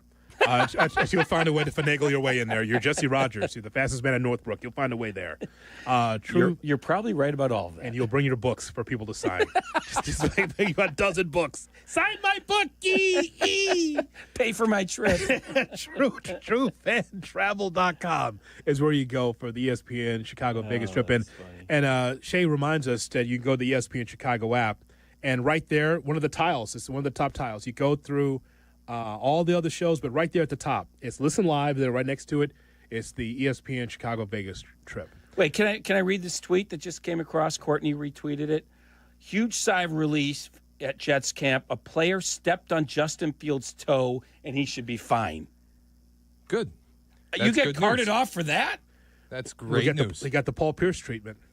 Yeah. You get carted off for getting stepped on? Maybe he pooped himself. That's what happened to Paul Pierce. They had to wheelchair him off the floor, and he came running back. Right. Let's just be honest. This is not Aaron Rodgers being out for the year after carrying the American flag. Okay, right. It's Justin Fields. You know how this movie ends. I can already hear Francesa's podcast later. Justin Fields got carted off the field. Okay, he got carted off the field. Somebody stepped on his toe. You got carted off the field for that. You're soft. Okay, you're soft. He'll be done in 6 games. What is going to happen there if he's the Justin Fields of old, missing wide open receivers and all that stuff? Yeah. I mean, what's going to happen with the Jets? He's a bridge guy. I know, but the media and the fans there? Mojitas, margaritas is something totally new. I miss being on high heat to a Jesse Rogers. That's right. Thank you, Mad Dog. Man, he's going to get torched if it's the classic Justin Fields missing receivers and all that stuff. That's going to happen. Carted off the field because he stubbed his toes. That's a good one. That's something. I'm glad Justin's okay. We're happy for him. I am too. It's good news. Not to do it to it, but like, dude, imagine if like Caleb Williams got carted off because he got my stuck. Like, God. it would Oh, be my God. people would be flipping I out. could already see they had to fix his toenail paint as like the headline. New York Post. Fans would be flipping out, though. It would be insane. No, but then you'd get line 3 that would be telling you, it's okay. I always like Bajan anyway. He's Right. smooth out Yeah. there. Oh, yeah. He was doing to as a starter. It's going to be all right. He'll just steady the waters. He's got plenty of talent. I don't do a good cap, but he came to my recap. Yeah, Put him in. He's a wonderful guy. He came to the recap studio. Wonderful Bing, bang, guy. boom. He's a great guy. He's got a great family. Good golfer. Take that. None of that matters. He came to my recap studio. That's all I cares about. Just and no one chases the hug like my partner chases the hug. We go now to Aaron Boone. This is good. From John Boy Media. Okay, it's one thing to get after the umpires, but he's relaxed. As radio guys, we could paint the picture. Boone's got a hat on. He's in his hotel and just supposed to be just chilling, having a conversation about just baseball, the Yankees. And this has been a long time thing in sports radio about how come the athlete is not upset like I am. We've been dealing this for 30 years, you and I, right? Right. How come the athlete's not as mad as I am? Our team lost or we're going through a skid. How come they're not pissed, right? Well, this was kind of addressed here in John Boy Media with Aaron Boone. Listen. Yeah. Okay. So Vladdy diving means they wanted it more last night? No, it doesn't mean that, but it's like that it's like that visual then to like the post games of like it's July. There's a lot of season left when you're two-thirds of the way through. But understand the pestering, bantering, leading questions that are being asked of our guys. I understand that. And I don't want them to just fly off the handle and be emotional. Like, we've been pretty good over the years of like compartmentalizing and dealing with the everyday grind of the regular season and playing in New York and and you start getting emotional and going down that road. It's a bad trait. I get it. I guess there's just a difference. Like, Weaver had a couple bad outings. The way he talked to the media, it felt honest, and it felt. Okay, and he was everyone's different. Stop with the reaction of how a guy answers a freaking question. It's not. But it's not. It's not one guy. It's like. Okay. We got to win. We understand. Got to win. Okay. I remembered my question from earlier. We are obsessed with it and hell bent, preparation wise, and guys give a rip. Okay. So this is great, but this doesn't come through. Because everyone handles things different. Some people will give you colorful answers. Yeah. And, I love that media answer. Some guys throw their helmet. Does that make you feel good? Some guys are calm. Like, stop it. It doesn't mean a guy cares more or less because he dives into home plate. Okay. Well, yeah. Okay. It's you got to be angry at something because we didn't win, so I got to direct my anger at something. Yeah, I hear you're saying that you guys feel urgency, that you want to win. That doesn't come across. The messaging has been, there's a lot of season left. We just got to keep going, and we're fine. No, I don't regret that play. I wouldn't have done things any differently. It's like, well, that the messaging feels different than what you just delivered. That's all. You don't listen to all my answers. Then you pull. No, I'm not talking about you. I think you've actually been way more in this light this season. Well, Luke Weaver, you loved his answer. Yeah, I also love Luke Weaver though. Okay. Like you're cherry picking the answers you like that are like, that's tugging at my fandom in the right way. Yes. Like, sorry, they're not robots. Well, yeah, that's what I want. Yeah. I want more non-robotic answers. I don't care what you want. All right, well. It's that boy. He is pissy, Brown. I'm surprised he even did that podcast, but he did it. Well, they're an arm of Major League Baseball now. Yeah, I know they are. It doesn't mean you have to do it, though. You can turn down anything you want. But I'm just saying, like, he's really pissy right there. But this is a long-term argument of how come the athlete's not as mad as I am. And you hear Boone, he took the cheese, and he has a temper problem. Clearly, he get kicked out. He gets kicked out a lot. It's funny. He got kicked out last night. Did you see this? He got kicked out. Yeah, ball strike call. Last night. Yeah. And the pitching coach. Yeah, they both got kicked out of the Toronto game yesterday. Yep. So what do you think of that? Like, do you think that Boone had a point? I guess that's my question. I would say yes. I think Boone had a point that people tend to want more emotional answers, and there's two things about that. If that's what they were debating, it's hard to follow it completely, but. One thing, you can't be that emotional in this game. It's just too long of a season, and it'll get inside your head if you're going on this roller coaster with the media and yourself. So, and also you have to be who you are. If you are an emotional person, you probably will give some emotional answers. If you are just kind of an even keel person, Kyle Tucker. Yeah. Kyle Tucker is even keel and dominates the game as well as anybody in this city in baseball. So. You don't have to be emotional to be great, and you don't need to be. You don't have to be quiet to be great either. Like it's just you have to be who you are. Yeah. But also being on an emotional roller coaster for 162 is probably a bad idea. And we've seen it. And Boone gets kicked out a lot. Yeah, he gets pissed a lot. He rides it a little bit. Yeah. But he's not a player. Of course, a manager shouldn't ride it that much either, because then the team takes after you. So there's a lot of things to unpack there. It's interesting, but I know where Boone was going. Like, we want certain responses as reporters, and we don't always get them the way that we want, and that kind of ticks us off. And then you get for 162 from Council. I mean, you talk about his blood pressure was 121/80 when he said we got to start winning, have 90-win seasons around here. Right. That's the most pissed that he's been. Yeah. Besides going after you and Bruce. Right. The Kap and J Hood cut of the day is right around the corner in Chicago's home for sports. I can't wait for that. You're listening to Kap and J Hood on ESPN Chicago, Chicago's home for sports. No. Chicago White Sox baseball. Do you believe? The White Sox welcome the Cubs to Great Field for the Crosstown Series. Coverage starts tomorrow at 6 on ESPN Chicago, the home of the White Sox. Now backed by the power of the Pope. There was the gold rush, the oil boom, the tech boom, and now it's the Wi-Fi boom. And Xfinity Wi-Fi is booming. Xfinity gives you everything you need to ride the Wi-Fi boom with powerful, reliable connection. 99.99% network reliability and ultra-low lag for smoother streaming. Need to connect it all? Do it. You, the kids, the grandparents, the poker crew, hundreds of devices, all booming together. And it's not just the Wi-Fi that's booming. Get the most reliable Wi-Fi, best-in-class equipment, unlimited data, and one consistent price for 5 years. No annual contract, just the 5-year price guarantee from Xfinity. Tap into the Wi-Fi boom today. Visit Xfinity.com or call them at 1-800-XFINITY. Restrictions apply, not available in all areas. New residential customers only. Select plans only. Xfinity Gateway with X-Fi complete required for unlimited data except in certain areas. Most reliable Wi-Fi based on Open Signal Awards USA. Fixed broadband experience report August of 2024. Actual speeds vary. Kap J Hood here with Howard Ank. And Howard, I know someone who was injured on the shop floor. Please have him call me. My guy. Howard, I have a buddy who was T-boned by a utility truck. Please have him call me. My guy. Your guy? Correct. Not this again. Howard Ankin is my guy. Hold on. Cap, your friend, Hoodie, your buddy. I'm their guy.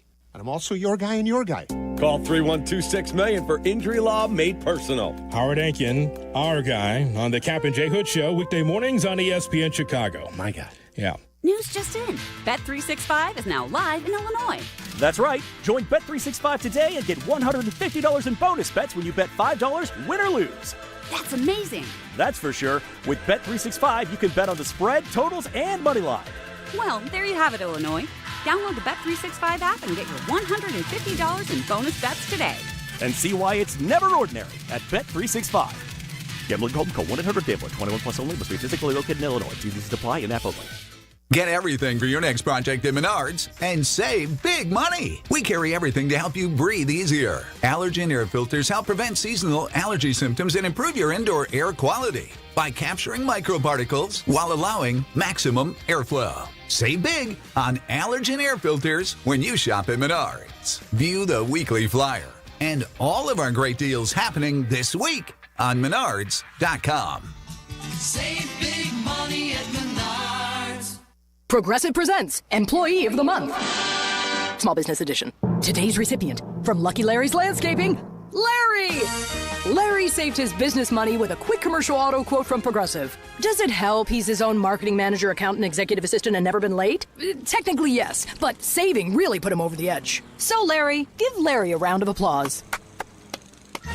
Be your own Larry. See if you could save in as little as 7 minutes at ProgressiveCommercial.com. Progressive Casualty Insurance Company and Affiliates.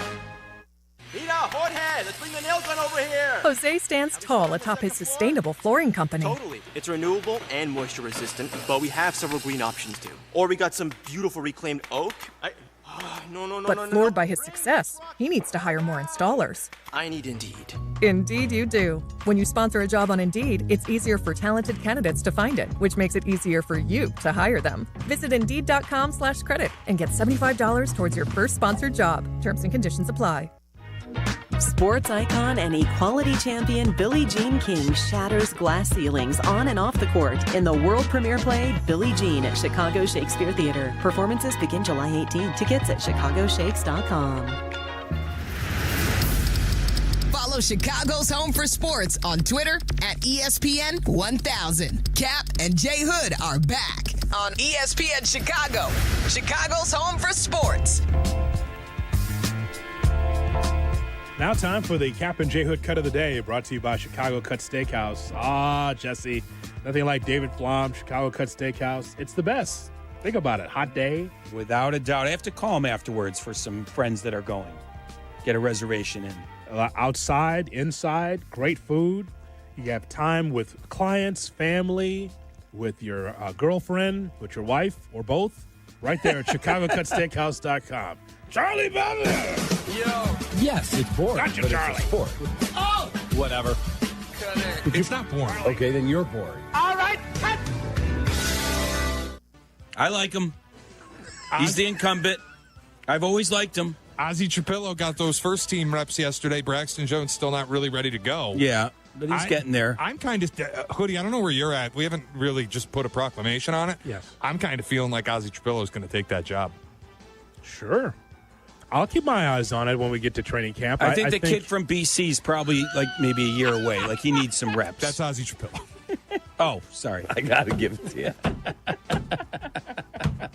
You are imploding. And that's all, folks. The Kap and J Hood cut of the day brought to you by Chicago Cut Steakhouse. That was good. Yeah, it was good. Yeah. Some would say that. It was some. Well, we were talking about Braxton, and my mind just jumped after you mentioned him. You know what I'm saying? No. I literally had just told Woody I think Ozzy Trapillo is going to be the starter. I want to see what the BC kids got. We thank you for listening, and we really thank you today for listening and being part of the program here on Kap and J Hood. Thanks to Shay and Charlie on the other side of the glass. And thanks for coming in. Question mark? I don't know. Come on, it was fun. Okay. We'll be at House Hall tomorrow at 7. So we'll talk to you then. So long, everybody. Take that. Jesse, would you rather get a shortened deal breaker or best BPA fair? Allie, Life isn't always a highlight reel. One moment everything's going your way, the next, an accident changes everything. Medical bills start piling up, paychecks stop coming in, and the insurance companies try to give you the runaround. This is where Postman Law comes in. With over $3 billion recovered for personal injury victims, they deliver speed, ease, and results when you need the most. Car accident, workplace injury, slip and fall. No matter how you got hurt, Postman Law fights for you, so you can focus on getting better while they handle the rest. No upfront fees, no hassle, just real results. Getting the compensation you deserve shouldn't be a battle. That's why Postman Law makes the process simple, guiding you every step of the way and standing up to the insurance companies so you don't have to. Don't let an injury keep you on the bench. Call 844-POSTMAN now. That's 844-POSTMAN. Postman delivers. Let them deliver for you. Hey, it's Kap. I'm lacing up the cleats and taking the mound. Sort of. Come see me throw a strike to the Schaumburg Boomers. I've been called up again. Apparently they didn't see last year's first pitch. Join me tomorrow night at 6:30 at Wintrust Field. The Boomers are battling the Joliet Slammers. I'll be throwing out the first pitch, leading the 7th inning stretch, and hanging out with fans before the ball game. It's baseball, fireworks, and a whole lot of boom. Grab your tickets now at boomersbaseball.com. Feel the boom. Hi, I'm Dave Musial, owner of Four Seasons Heating, Air Conditioning, Plumbing, and Electric. And this is our biggest sale ever. Buy a new air conditioner or furnace and get 72 months interest-free financing and up to a $4,000 system rebate. Plus, Four Seasons guarantees to beat any competitor's price by up to $1,000, guaranteed. Call today for your free in-home estimate and same-day installation. For all the right reasons, call 866-4 Seasons. This is ESPN Chicago, WNVP, WTBC, HD2 Chicago, a Good Karma Brands radio station. Did you hear this one? The Bears voted in favor of banning the tush push. They know what the play was, or they're just going on the term tush push. That doesn't sound very posh. Is that a profane term? I don't want it. It sounds uncomfortable. Go ahead. That too. Ow! Ouchie! I haven't done that. Ouchie! Kap and J Hood weekday morning 7 to 10 on ESPN Chicago and the ESPN Chicago app. YouTube, exclusive content from ESPN Chicago. Subscribe today at ESPN 1000 Chicago. The CDGA Golf Show. It's your source for golf news, course to course, and golf news coast to coast. Host Tyler Rocky and Mike Gilligan are linked up with golfing knowledge to help us all. Tune in Saturdays 9 to 11 on all the ESPN Chicago channels. Brought to you by Glenview Park Golf Club. I hear everything clear as a bell. Clinton Yates always brings the heat. I can lead a nation with a microphone. I am pleased to be joined by ESPN's Clinton Yates. With a microphone. I would imagine most of you have never heard Clinton Yates. He's irrelevant. This is my new favorite show. We welcome in Clinton Yates. Clinton, I've mentioned this to you before. When I think of people who love the game, I think of you. That right right there is Clinton Yates. Clinton Yates! Clinton Yates, incredible job today. Our pal Clinton Yates. People like Clinton Yates. Let's first begin by saying good day to my friend Clinton Yates. There's a lot to talk about here. Clinton, where the hell are you at? From Studio 5 at LA Live, this is Clinton and Friends on ESPN Radio and on the ESPN app.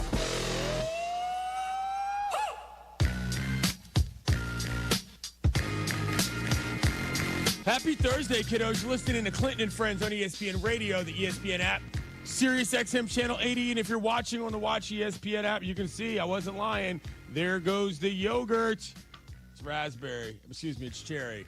The raspberries, well, they were already in there, and I ate some as it was. So we got a lot to get to on the football field today, but I just want to, I want to start the show with something a little different. Those of you who know me know that I come from a journalism background, also sort of a design background as well, being somebody that not only wrote for the Washington Post, but laid out pages and wrote headlines and did all that other stuff in terms of, some level of design. And I came across something yesterday that I just have to talk about. I put it in the chat just now. Devin Kane is on the con, and James Steele is on the board. Have you guys gotten a look at this in the thread real quick? The Seattle Times, in a commemoration for Ichiro's going into the Hall of Fame, has put out a commemorative cover. And it is a poster, the likes of which I'm not ever sure that I've seen something look this good coming out of a newspaper in my life. It's sort of a painting. Excuse me, let me get to the artist. The cover illustration is by a guy called Robert Carter. And it's sort of a pose of Ichiro. He was a left-handed batter, so he's got the bat out like this, and there's a sort of a red circle, the son of Japan on the flag, and man, it just looks good. And I just want to throw back to, we live in an era now in which every single thing is going away from the idea of physical media, never mind the world of journalism. And just for the Seattle Times to put this out, I pretty much hit up every single person I knew in Seattle and was like, please find me a copy of this because it looks that good. I'm just saying. These are the kind of things I enjoy, Devin. Did you get a look at this? I'm looking at it right now. You're so right. It seems simple. Obviously, a lot of work goes into things like this, but it's like the extra effort makes a big difference. And very cool. We don't do in the journalism world anymore. Yes. And that's sort of a big time throwback. And so for those of you who are into the idea of print media, if you find yourself with a cover of the Seattle Times on Friday, well, you're going to get a good one. So props to Ichiro and props to that paper. Clinton Friends is presented by Progressive Insurance with insurance for cars, home, boat, motorcycles, RVs, and commercial vehicles at 1-800-PROGRESSIVE and Progressive.com. We're not parsing words, hiding from the headlines. Extra, extra, read all about it. Or saving the best for later. I can't wait. It's time for The Lead. Talk about burying the lead. On Clinton and Friends. Tough news for the Mean Green to start the morning. Headline: New York Jets quarterback Justin Fields suffers leg injury during training camp practice. The injury occurred during an 11-on-11 drill. Fields rolled to his right through an incomplete short pass, then sat on the ground briefly before limping off the field with trainer assistance. He was evaluated in the injury tent, had his shoe removed, which according to this story suggests a possible foot or ankle injury, and then was carted off to the locker room. The severity of the injury remains unknown, but it raises concerns about his availability for the Jets, especially with a Week 1 matchup against the Steelers looming. I'll say that's his old team. He was probably as geared up for that as any player was going to be for a Week 1 matchup as there was. And now the Jets, a team that fancied themselves getting back into the mix with a couple of defensive signees, as well as getting him on a 2-year deal, I think $40 million. This is a blow and a half to the Jets' season chances. Yeah, I mean, this is we're 2-3 days into training camp, and this is every fan's worst, and it's every football fan's worst nightmare to see this injury. Especially any injury's tough, but a guy like Justin Fields, who is trying to make a career reclamation everyone thinks he's a good quarterback, and everyone's like, all right, fresh start. Hopefully, again, we don't know the severity of the injury. Hopefully, it's nothing that's going to keep him out for that long. Right. But I think when you look at the guy it happened to, I think that makes this story much worse. I agree. The journey that he's been on, Justin Fields was around in Chicago when Chicago was the problem. Not to say that Fields was some great quarterback, but that was a situation where it felt like he was never going to be able to get right. The way it metastasized was very awful. They ended up firing everybody, and they got a new quarterback. And everybody in Chicago is happy now. But Fields was sort of the guinea pig in that era when they couldn't figure out who they wanted to be from an offensive identity standpoint, and he suffered developmentally. He gets a year in Pittsburgh. They're still making decisions about what they want to look like. Finally gets it in the clear with a squad that is his as a leader, no matter what you think about what his playing ability is, and bam, this happens. I hate this for this kid. I really honestly do. And not that I'm some Jets honk by any stretch of the imagination, but I kind of hate this for Jets fans as well. You never want to see this kind of thing early on in the season, although this is early enough where you think, okay, if it isn't that severe and maybe you can get one of your backups. By the way, their backup room is Tyrod Taylor, Adrian Martinez, and Brady Cook. Tyrod Taylor, shouts to him, did not realize he was still hanging around. That's not a diss at all. I'm just saying that guy's really carved out quite the career at this stage.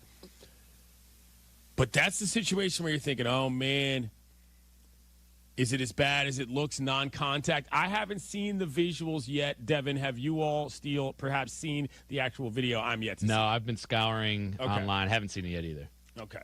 So we do not want that to get any worse for the Jets, and we're wishing him well. Now, some other things that have happened around the league, some other things we want to get into is that we're checking in on some different places in training camp. And those of you who know me know that I covered Colorado a little bit while Travis Hunter was there. And I think his story is one of the more fascinating ones in football going into training camp. Taking his personal life out of it aside, because I know a lot of you people love to be on top of that, there's the real football question as to what Travis Hunter is actually going to be able to do on an NFL field. Let's hear what Liam Cohen, the head coach of the Jags, the new head coach of the Jags, had to say about this situation. Yeah, he will. Probably within the first, 6 practices or so. Like, we'll probably have him, you want to give him a couple days offense, couple days defense, and then give him an opportunity to go flip-flop within the same practice. And then that will kind of become the norm, right? Like, once we do that, that'll kind of become the norm and how we operate, but it'll probably be within the first week or so. Do you have it mapped out for the whole camp? Oh, yeah. The whole camp's mapped out. Every single moment. I don't know if you saw during special teams, he was doing defensive drills and fundamentals and footwork. So, he's every moment, every minute that he is in the building, it is accounted for, and trying to make sure that we maximize, his time, our time, so that we can ultimately get the best outcome. Okay, there's a plan. We always feel comfortable when there's a plan. Maybe it's just me, but Liam Cohen's kind of casual tone isn't exactly the most convincing when it comes to the way that he's out running his operation. Perhaps that's some bias I have towards old school football coaches who always talk like they know everything at all times. He kind of talks like a guy that's kind of trying to sell you something in a tire shop. Don't love that. Duval. I was waiting for the drop. He says, oh, yeah, everything's mapped out. Yeah, every minute it's. Okay, well, what is the actual plan in terms of philosophy on top of the fact that you've got the minutes mapped out? That's what I want to know. Duval. Because I do have questions as to whether or not this is the right strategy at all and how they got to where they got to with Travis. Because if it's a situation where he's developing at one position and then, as he said, Cohen said, jumping to another, and you're getting sort of some of both, but not the full run of one, don't love that. We talked to a lot of different guys over the course of the offseason about what they thought the Jags should do. And I'm still of the belief that you go DB first, sprinkle in some special teams here, and you work on the offense as a longer-term plan for a package or two here and there. If you're splitting time everywhere in training camp, that connotes to me an entirely different philosophy altogether. That indicates that they want to see which one he can do best, and they might just go with that one, period, to start the season, which I'm not going to lie, I don't love. That's just me personally. Getting on to Bengals camp, we checked in with Mo Egger yesterday from ESPN 1530, and that's not getting better. They've got Trey Hendrickson, who's holding out, edge rusher who led the league in sacks last year. They've got the awkward situation with Shamar Stewart, who still has not showed up to practice, even though he was a first-round pick. And the person who we all have our eyes on, Mr. Batmobile himself, actually chimed in on this matter, Joe Burrow. Yeah, obviously disappointing. You'd like to have all your guys out there day one to try to build that cohesion that I was talking about earlier. But it's not how it usually works out. It's a business, and that is how it's gone. Nobody's ever going to fault a player for doing business how he feels he needs to. It's cutthroat business. It's you got to fight for everything you can get. That's how it goes. Maybe I'm just kind of traditionalist. But I don't have these kind of stats on hand, but I can't remember the last time that a somewhat middling team had this kind of energy going into the season and it ended up super well, Devin. I don't love the idea of that's the business. I'm not saying Burrow's saying anything wrong. I'm just saying that, if I'm a Bengals fan, it's oh my goodness, how are you starting yet another season like this when starting seasons on the football field was your original problem regarding Burrow being able to win when you begin the year, 100%. The Bengals has always been, even if there's no, prior drama, it was always all right, we have to win games. And now you're asking this with all this drama and a couple of your best players not on the field. It's just it's something after another. And listen, they're not the first team that has dealt with holdouts. They're not going to be the last team. But it seems a little magnified with them, and it's the handling of it. The handling is crucial. The optics, a word we used to not be allowed to say on Around the Horn, that was a banned word. The optics are horrible. And I know sometimes the optics do not make the team. Don't get me wrong. But if there's internal strife, that is worse than if there's not. I don't believe in this idea that, guys got to be this and guys got to be that, and they're got to be button heads, and now you know that they're ready like dog. This is not the kind of infiltration you want regarding Discord. Not remotely.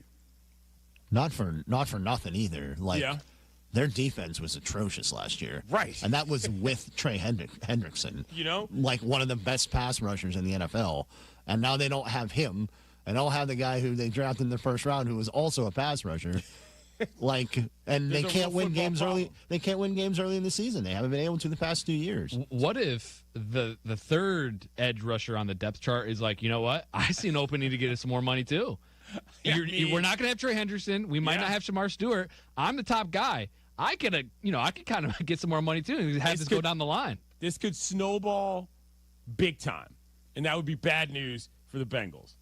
Another camp having a tough situation. Tua Tagovailoa, he says Tyreek Hill is working to regain the Dolphins' trust. Does anybody like anybody in this league? If I'm the head coach of the Dolphins, this is not what I want my quarterback talking about. Let's hear it from Tua himself. I would say we're still continuing to do that. But it's not just with me, it's with a lot of the guys. I'm not the only one that heard that. You guys aren't the only people that heard that. A lot of people that follow football, that follow the Miami Dolphins, that follow Tyreek, that are fans of his. Everyone has seen that. So when you say something like that, you don't just come back from that with, hey, my bad. You got to work that relationship up. You got to build everything up again. And yeah, it's still a work in progress. Not just for me, but for everybody. But like I said, he's working on himself. He's working on the things that he says he wants to get better with and do better on. So that's the first step to me, and so I commend him for doing that. I appreciate the honesty from Tua. Don't get me wrong, as a journalist and a media member. But we got a reasonable amount of dirty laundry out there in the streets for weekend one of training camp, Devin. Listen, I wonder if this is a continuing of reality TV continues to get more popular. Maybe we're just going to start talking about all of our issues, every single one of our issues on Front Street. Listen, for our business, for us. Perfect. Love it. Good for us. Not great for the teams. Speaking of which, the NFLPA is a mess right now. We'll find out why and talk more of that. And one of my favorites joins the show. That's after I tell you about Grainger. As you know, managing maintenance, repair, and operations is never easy, but for the ones who always rise to the challenge, Grainger has your back. From professional-grade products you can count on to fast, dependable delivery, they're there to help you keep things running smoothly. Plus, their technical product specialists are here to help answer your toughest questions. And because Grainger knows safety is always a priority, they're committed to being your partner in protecting both your people and your facilities. Call 1-800-GRAINGER, click Grainger.com, or just stop by. You're listening to Clinton and Friends on ESPN Radio and the ESPN app. We are on September 2nd moving to ESPN Radio, which is also my roots, I'm proud to say. The return of Rich Eisen. To be able to go back to where my career started was something that I never thought possible. September 2nd, weekdays from noon to 3 Eastern on ESPN Radio, ESPN Plus, and on Disney Plus. Actual price will depend on product and subscription plan. Featured products are compounded drug products, which the FDA does not approve or verify for safety, effectiveness, or quality. Prescription products require an online consultation with a healthcare provider who will determine if appropriate. See website for details, restrictions, and important safety information. Want a boost in and out of the bedroom? Hims has you covered. Introducing a new 2-in-1 approach to level up your game. Tadalafil for better bedroom performance and zinc for testosterone support. Put it all together and you've got what you need to turn things all the way up. Getting started is simple. Just go to hims.com/joy to start your free online visit. Through Hims, you can access ED treatments, including pills, chews, and more. 100% online.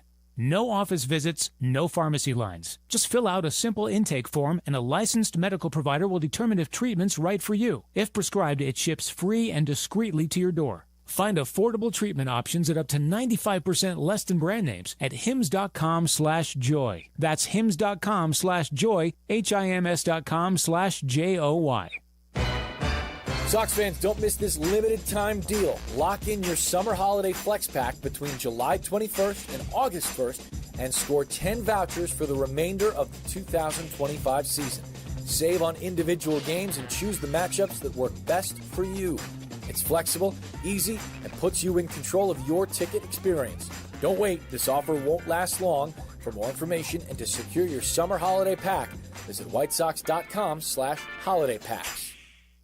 Help provide for families in need with food items during Menards Food Drive. Simply head to Menards. Place non-perishable food items in the collection bin by our exit doors. And that's it. All donations will be given to a local organization representing your community to help those in need. Head to Menards to help your community today. See store for details. Save big money at Menards. Twin Peaks is the best in the game. Here, your favorite drafts are poured at a frosty 29 degrees, and rare barrel-aged whiskeys are served just the way you want them. It's bigger game days and bolder fight nights. I mean, where else can you find a scratch kitchen that always comes in clutch every day from lunch to late night? Only at Twin Peaks, the #1 sports bar. Twin Peaks Scratch Kitchen scores every time. Dig into hand-smashed burgers, chef-inspired flatbreads, and more at your local lodge. Hey friends, I'm Tom Waddle and I drive a Hawk. Find your next car at hawkauto.com. Choose from 12 Hawk Auto locations at Forest Park, St. Charles, Plainfield, Joliet, Carroll Stream, and now LaSalle, Peru. Shop thousands of vehicles from 13 big brands. Save with 0% financing or make no payments for 90 days. Plus save even more with our complimentary maintenance plan. Find your next car at hawkauto.com and drive what I drive. Drive a Hawk. HawkAuto.com. Financing and plan on select models with approved credit. James was diagnosed at 3 months old with neuroblastoma. We went from thinking we had a healthy 3-month-old little boy. All of a sudden, he had this super serious cancer. It was heartbreaking. He had chemotherapy until he was just under a year old.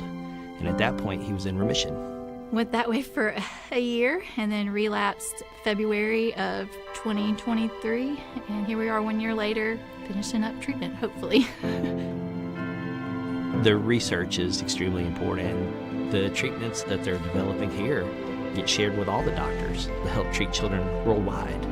It's contributing something like one more piece of the puzzle to curing this horrible disease. We all want the same thing. We all want our children to live, have long, meaningful lives.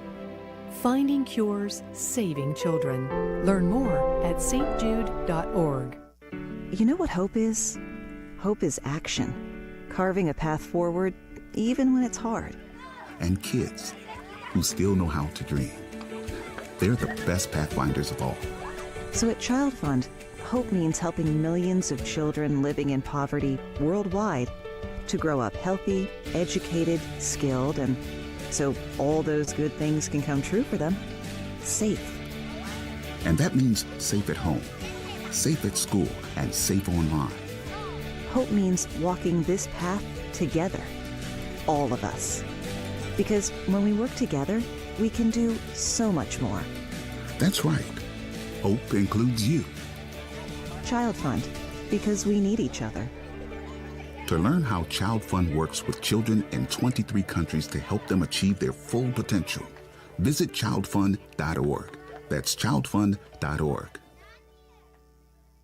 Chicago's home for sports is in your home through your smart speaker. Just ask Alexa or Google to play ESPN Chicago.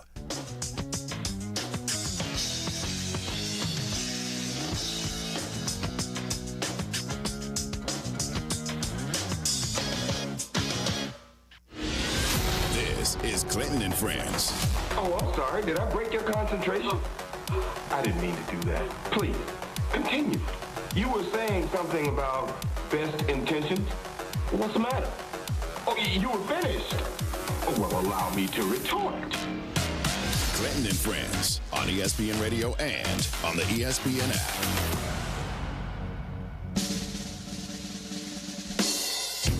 ESPN Radio is presented by Progressive Insurance.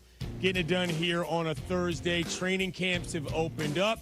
Some tough stories around the league, but the overarching tale that we want to highlight right now, in order to get to it, I texted my old friend Don Van Natta Jr., who's here with us on the program, ESPN senior writer. You can find him on the internet at DVNJR. The story is titled, alongside that he co-wrote with Kalen Kaler, a friend of the program as well, If He Failed, Their Process Failed, Inside the NFLPA Meltdown. First of all, DVN, great to talk to you. And secondly, this story went from, a couple salacious details about a guy who misappropriated some funds in a sort of goofy way that grabbed headlines, to actually, we've got a real problem here. Can you walk us through the process of how you got to this story and what you found? Yeah, Clinton, it's great to see you. I started working on this in May. We had a tip that a federal criminal investigation had been opened looking at the National Football League Players Association, as well as the Major League Baseball Players Association, focused on a company called One Team Partners, which was co-founded by the two unions and Redbird Capital back in 2019. So Jeff Passan and I, at the end of May, broke that story at ESPN. That was the first indication that there was a reason to look more deeply at both unions, and in particular the NFLPA. Pablo Torre, our mutual friend, found had leaked to him a 61-page collusion ruling back from January that was not shared with the players. And I got really interested in that and wanted to try to find out why. And just about 10 days ago, Kayla and I wrote our first story together, revealing for the first time that the NFL Players Association and the National Football League struck a confidentiality agreement to keep a ruling that had a lot of information that a lot of players and their agents would have liked to have known, kept it secret. And that really launched us on a lot of stories. We found out that Lloyd Howell Jr., the former executive director of the NFLPA, who just resigned late last week, was moonlighting at the Carlyle Group. That's a private equity firm that is trying to invest in NFL franchises. There was a lot of concern, and people quoted in our story, and then in the aftermath of that, about this being a blatant conflict of interest. We kept pursuing the truth through this past week and found out more concerns about just the process, the secretive process that led the NFLPA to pick Howell as its executive director 2 years ago. It was the most secretive election in history. And then finally, we caught wind that Howell was visiting strip clubs on union dues dime, on the players' dime, reported that, heard about it, and we're getting ready to write it last Thursday. Howell heard that and then resigned that night, and then we published those details on Friday. And then yesterday, we really went deep. Kaylor and I went deep and showed that over and over and over again, Clinton, any time there was an opportunity to reveal things that the players would have wanted to know, Lloyd Howell decided not to do that. He was elected in the secretive process, and then there was a lot of secrecy governing decisions he made involving information that the players, if they had it, would have had a lot more leverage in negotiations with NFL owners. I'd love to get deeper into that on a different stage in terms of the players and what they knew, but the Howell story specifically intrigues me a lot because I feel like, you know, there's been a couple of people in that position who were relatively well known to even football fans. Howell was not one of those guys. It's always been kind of a position that people knew who that individual was. And the first thing people hear about him is this: how did he get here to begin with? And who were, as you stated in the story, some of the other candidates that could have been in that position should he have not been the one that was there? He's an entirely unlikely candidate to be the head of a union. For 34 years, Lloyd Howell was at Booz Allen, this massive firm that does business with the government. They have all these government contracts. While he was being vetted by Russell Reynolds, a search firm for the NFLPA job, he had just resigned from Booz Allen while they were under investigation for overbilling the federal government for hundreds of millions of dollars. That was a red flag that was raised as players on the executive committee of the NFLPA were looking at his fitness of whether they wanted him to lead their union. And to your point, Clinton, yes, there were former players, all of whom had union experience, that were also vying for the job when Howell was. One of them is our colleague at ESPN, Dominique Foxworth, who had experience in the leadership of the NFLPA, a Harvard Business School graduate. And he wanted the job. He didn't even get to the semifinal round. Kellen Winslow Sr., somebody, he's a Hall of Famer, somebody who has a lot of union experience. He was vying for the job. He didn't make the semifinals. Matt Schaub, a longtime veteran quarterback of 17 years, he put together a whole team giving him advice. He didn't even get to the executive committee. He had one brief interview with Russell Reynolds, the search firm. And so we looked deeply at that process. It was very secretive. The architect of that election process is J.C. Tretter, who was the NFLPA president at the time. And the two finalists were Lloyd Howell Jr. and a guy named David White, who was the head of the SAG-AFTRA union. Okay. And neither of those guys were employed at the time.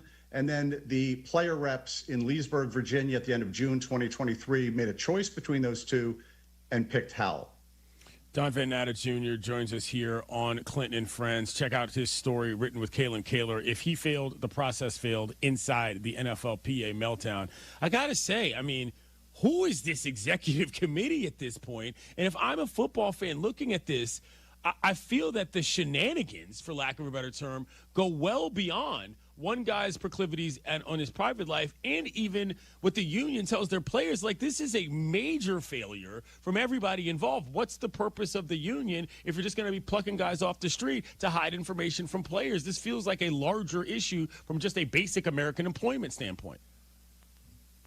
Well, the story that Kayla and I did yesterday, I think, raises major questions about the judgment of the executive committee members. There's 10 members. They're the ones, just to explain to your audience, Clinton, that actually vet all of these candidates. And there were about 4 dozen with the help of Russell Reynolds, the search firm, to get to the final 2.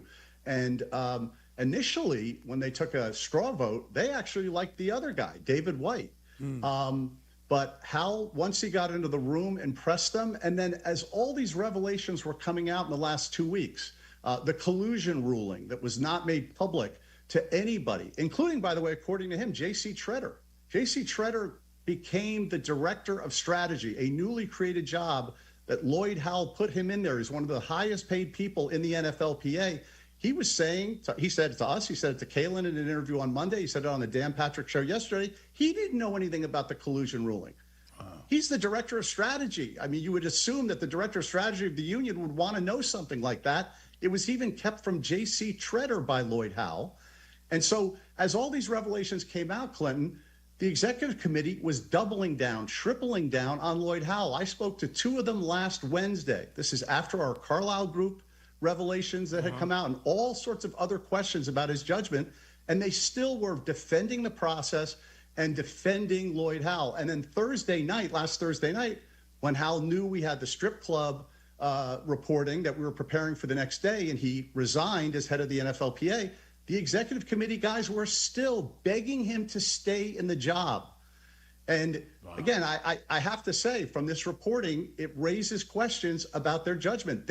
As we reported, somebody said, look, if Lloyd Howell failed, they failed on the executive committee because he was the person that they had put in that final two, and they stuck with him until the very end. It wasn't until the next day, last Friday, Clinton, when we broke the news that there were receipts that Lloyd Howell had used union money for these strip club visits, that I then heard, and so did Kalen, that these EC members were really upset. They felt that he had not told them the truth the previous night, and now they have a new view of him after that story dropped. One of the details that struck me in this particular story was that he got 2 parking spaces merged so that he wouldn't get dings on his Porsche Cayenne, and he asked him to change the number on the space to 32 in homage to Orenthal James Simpson, which is just bizarre on a lot of levels. And that's just me with an aside, Don, but I will ask you going farther here.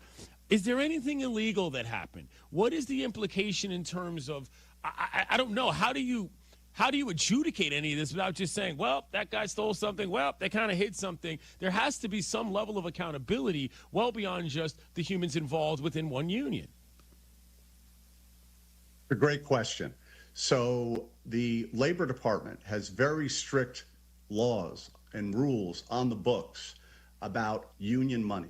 You can't use union dues for anything that comes to personal activities.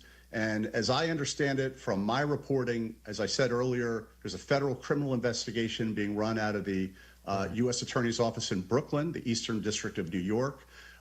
That's been going on now for a couple of months. My understanding is it will broaden and look at some of these issues. And whether anything comes of it, I don't know.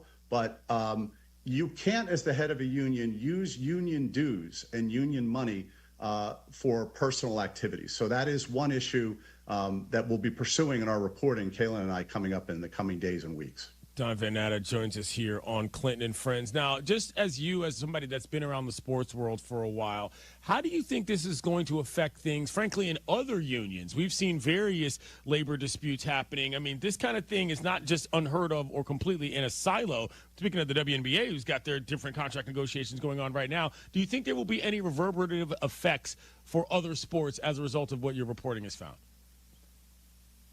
I think so. I think the lesson that will be taken away from this reporting, and this is the worst crisis in the NFLPA's 68-year history, easily. You have Lloyd Howell Jr. resigning in disgrace, his top deputy, J.C. Tretter, resigning, saying he doesn't want to deal with this anymore. I mean, there's a complete power vacuum at the top of the NFLPA while they are trying to find an interim executive director just to get them through the next 5 or 6 months before they can find a permanent executive director after the Super Bowl. I think that other unions looking at it will take away, you've got to be transparent. There was a completely secretive process that elected Lloyd Howell Jr. executive director. Clinton, the guys that voted for him, the 32 player reps, the board of the NFLPA showed up in Leesburg, Virginia. They didn't know who the 2 finalists were until they got there. Wow. Usually in the past, there would be 30 days to vet people, to talk to people. J.C. Tretter didn't want any leaks. That's what he has said. That's the reason for this confidentiality. And it led to a guy that major questions now are being asked whether he should have ever gotten the job, been elected to the job. And I think other unions will look at it. The lesson to take away is be transparent. Be transparent with your membership, with the players, always. Not just in the election, but once you get the job.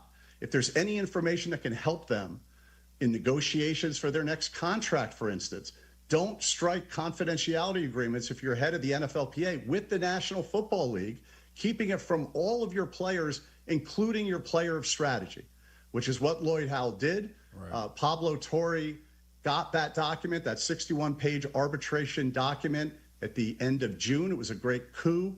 And it really did unleash a lot of the reporting that Kaylin and I then did in the last couple of weeks that led to what happened last Thursday night. Journalism matters, kiddos. Last thing I'll ask you, Don, is there any tangible effect that you think the average NFL fan will be able to feel based on any of this stuff during the regular season? I know it's all kind of backroom shadiness, but some of these things sometimes end up coming to the forefront, and for the average fan that doesn't care, they'll figure it out. Is there anything like that you can see potentially coming to light? Well, I don't know where the reporting is going to go. I know we have a lot of leads that we're following. We're looking very closely, obviously, at this federal criminal investigation. And Jeff Passan and Kaylin and I are going to be doing more work there. But for the average fan, really the consequences of this, the ramifications of this is veteran players, the players that fans root for, they had an opportunity. Everybody this winter who signed deals, when they'd sign them, they had leverage that they could have had to get more money, to sign better deals with the owners that was kept from them. I mean, that's really the consequences of what Lloyd Howell Jr. did. He did the NFL owners a favor. He did Roger Goodell a favor. And so for fans who I know, hang on every single dollar, every single negotiation, every contract, in the last 4 or 5 months, everybody who signed didn't have all the information they could have had. And, Clinton, put yourself in their shoes, right? Or me. I mean, when you're negotiating, leverage is everything.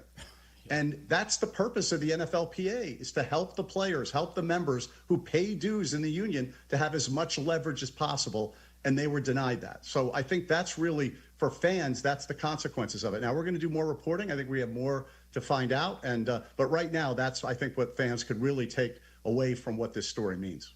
Don Van Natta Jr., great guy, great journalist, and just on top of that, great sports fan. Thank you, DVN. Appreciate you, brother. You, Clinton. Always great to see you. You too, sir. All right.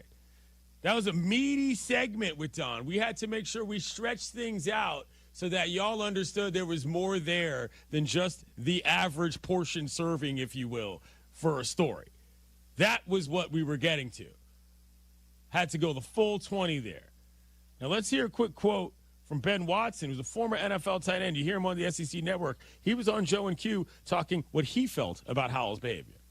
He did a fantastic job of pulling the wool over people's eyes. Misuse of funds, the fiduciary breaches, using money in strip clubs, all those sorts of things. And I'll go beyond with him saying that that's a bad look. That is malicious, and it's unbecoming of the position. And so it's disappointing for me because he represented not only active players, but he represented former players that are coming through college right now. He is the face of our union, and we know that without our union, we do not have so many of the benefits that we do enjoy. And so that was disgusting to hear the things that he was doing. And then on top of that, all of the things inside of the building. And so it's difficult, but organizations go through change.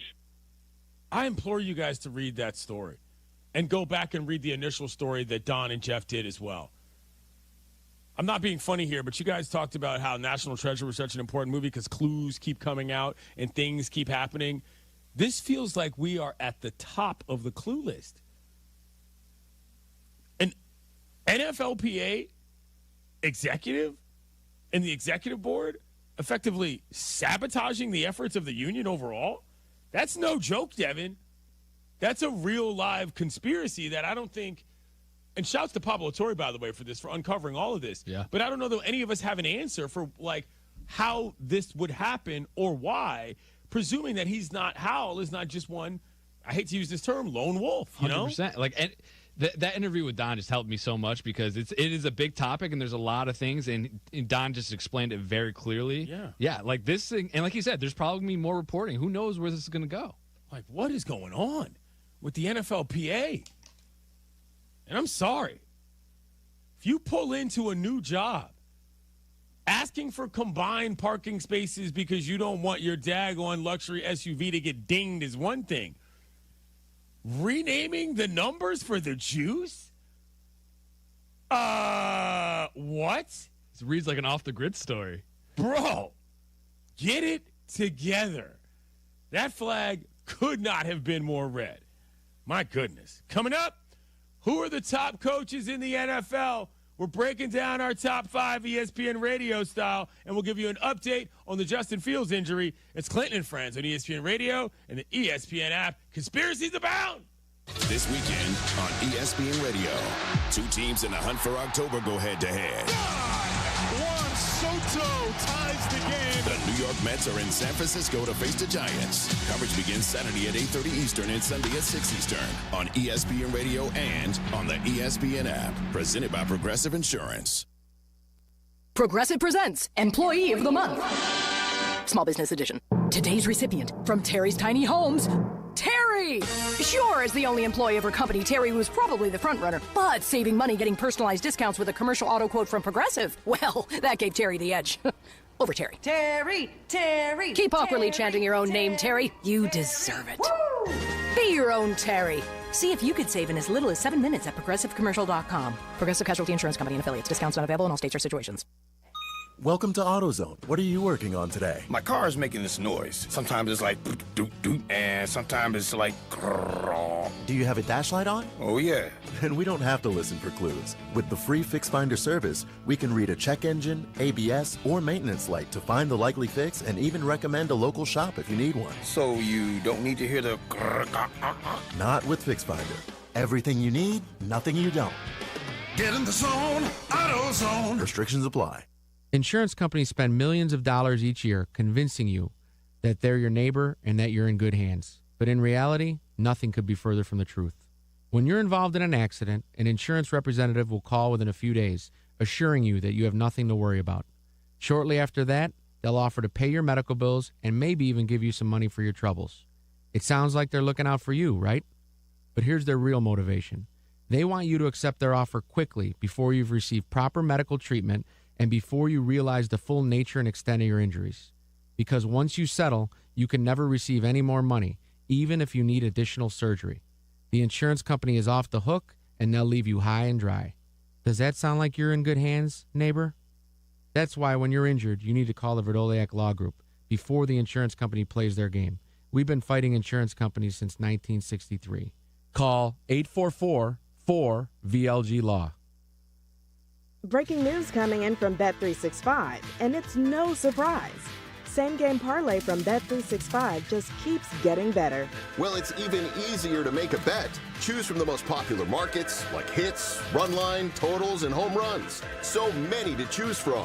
Download the app, start building your bet, and see why it's never ordinary at Bet365. Gambling problem? Call 1-800-GAMBLER. 21 plus only. Must be physically located in Illinois. T's and C's apply.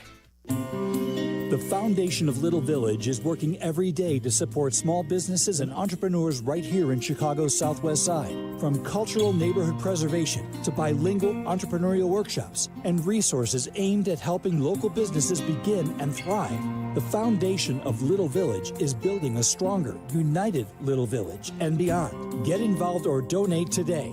Visit lvcfchicago.org and be part of the path forward for local business. There's a lot of uncertainty in the world, but one thing's for sure, you need a PC you can rely on. Whether it's for school, gaming, or whatever your next chapter holds, Lenovo.com has the tech to help you succeed. Shop PCs right now at Lenovo.com during their back-to-school sale, where students can save more when they sign up for a Lenovo Education account.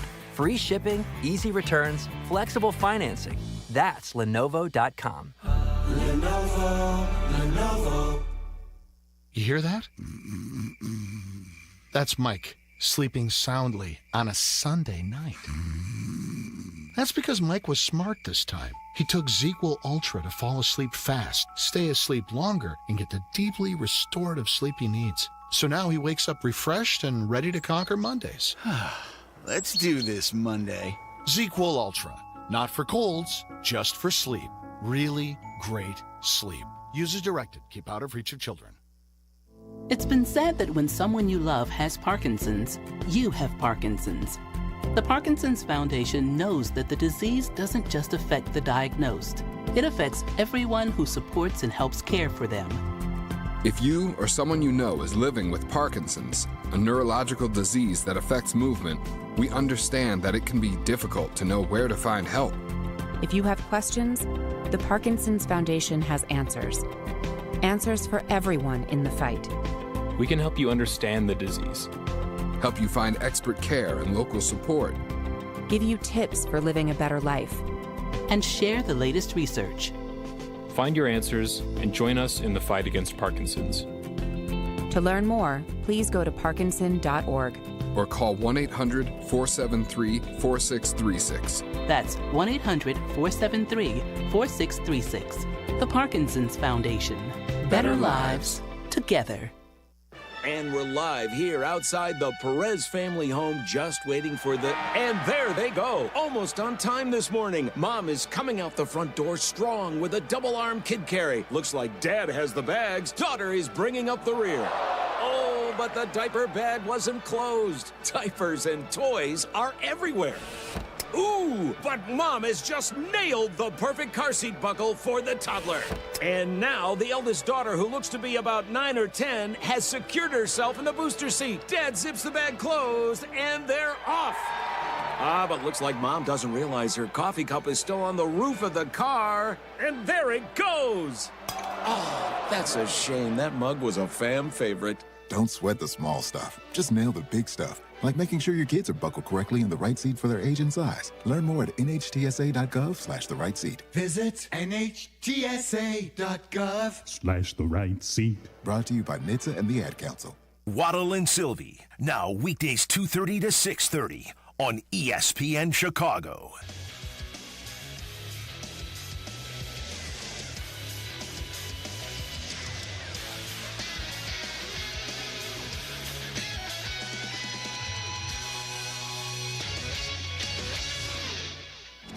ESPN Radio's NFL Rank-Up on the top 5 fan bases. You can't deny the power of Eagles fans. The Detroit Lions. Good one. Jets. Jets. Jets. Come on. To the top 5 defenses. It's the Denver Broncos. Oh. Philadelphia Eagles. This season, it's going to be the Houston Texans. And everything in between. This is ESPN Radio's NFL Rank-Up. Top 5 head coaches. ESPN Radio is presented by Progressive Insurance. Quick update from our old friend Diana Rossini, who's now at The Athletic. She tweets, Jets QB Justin Fields is undergoing x-rays on a toe injury suffered in practice today. He was carted off the field after limping during drills. Severity still TBD. Now, you might look at that and say, oh, toe, side appendage.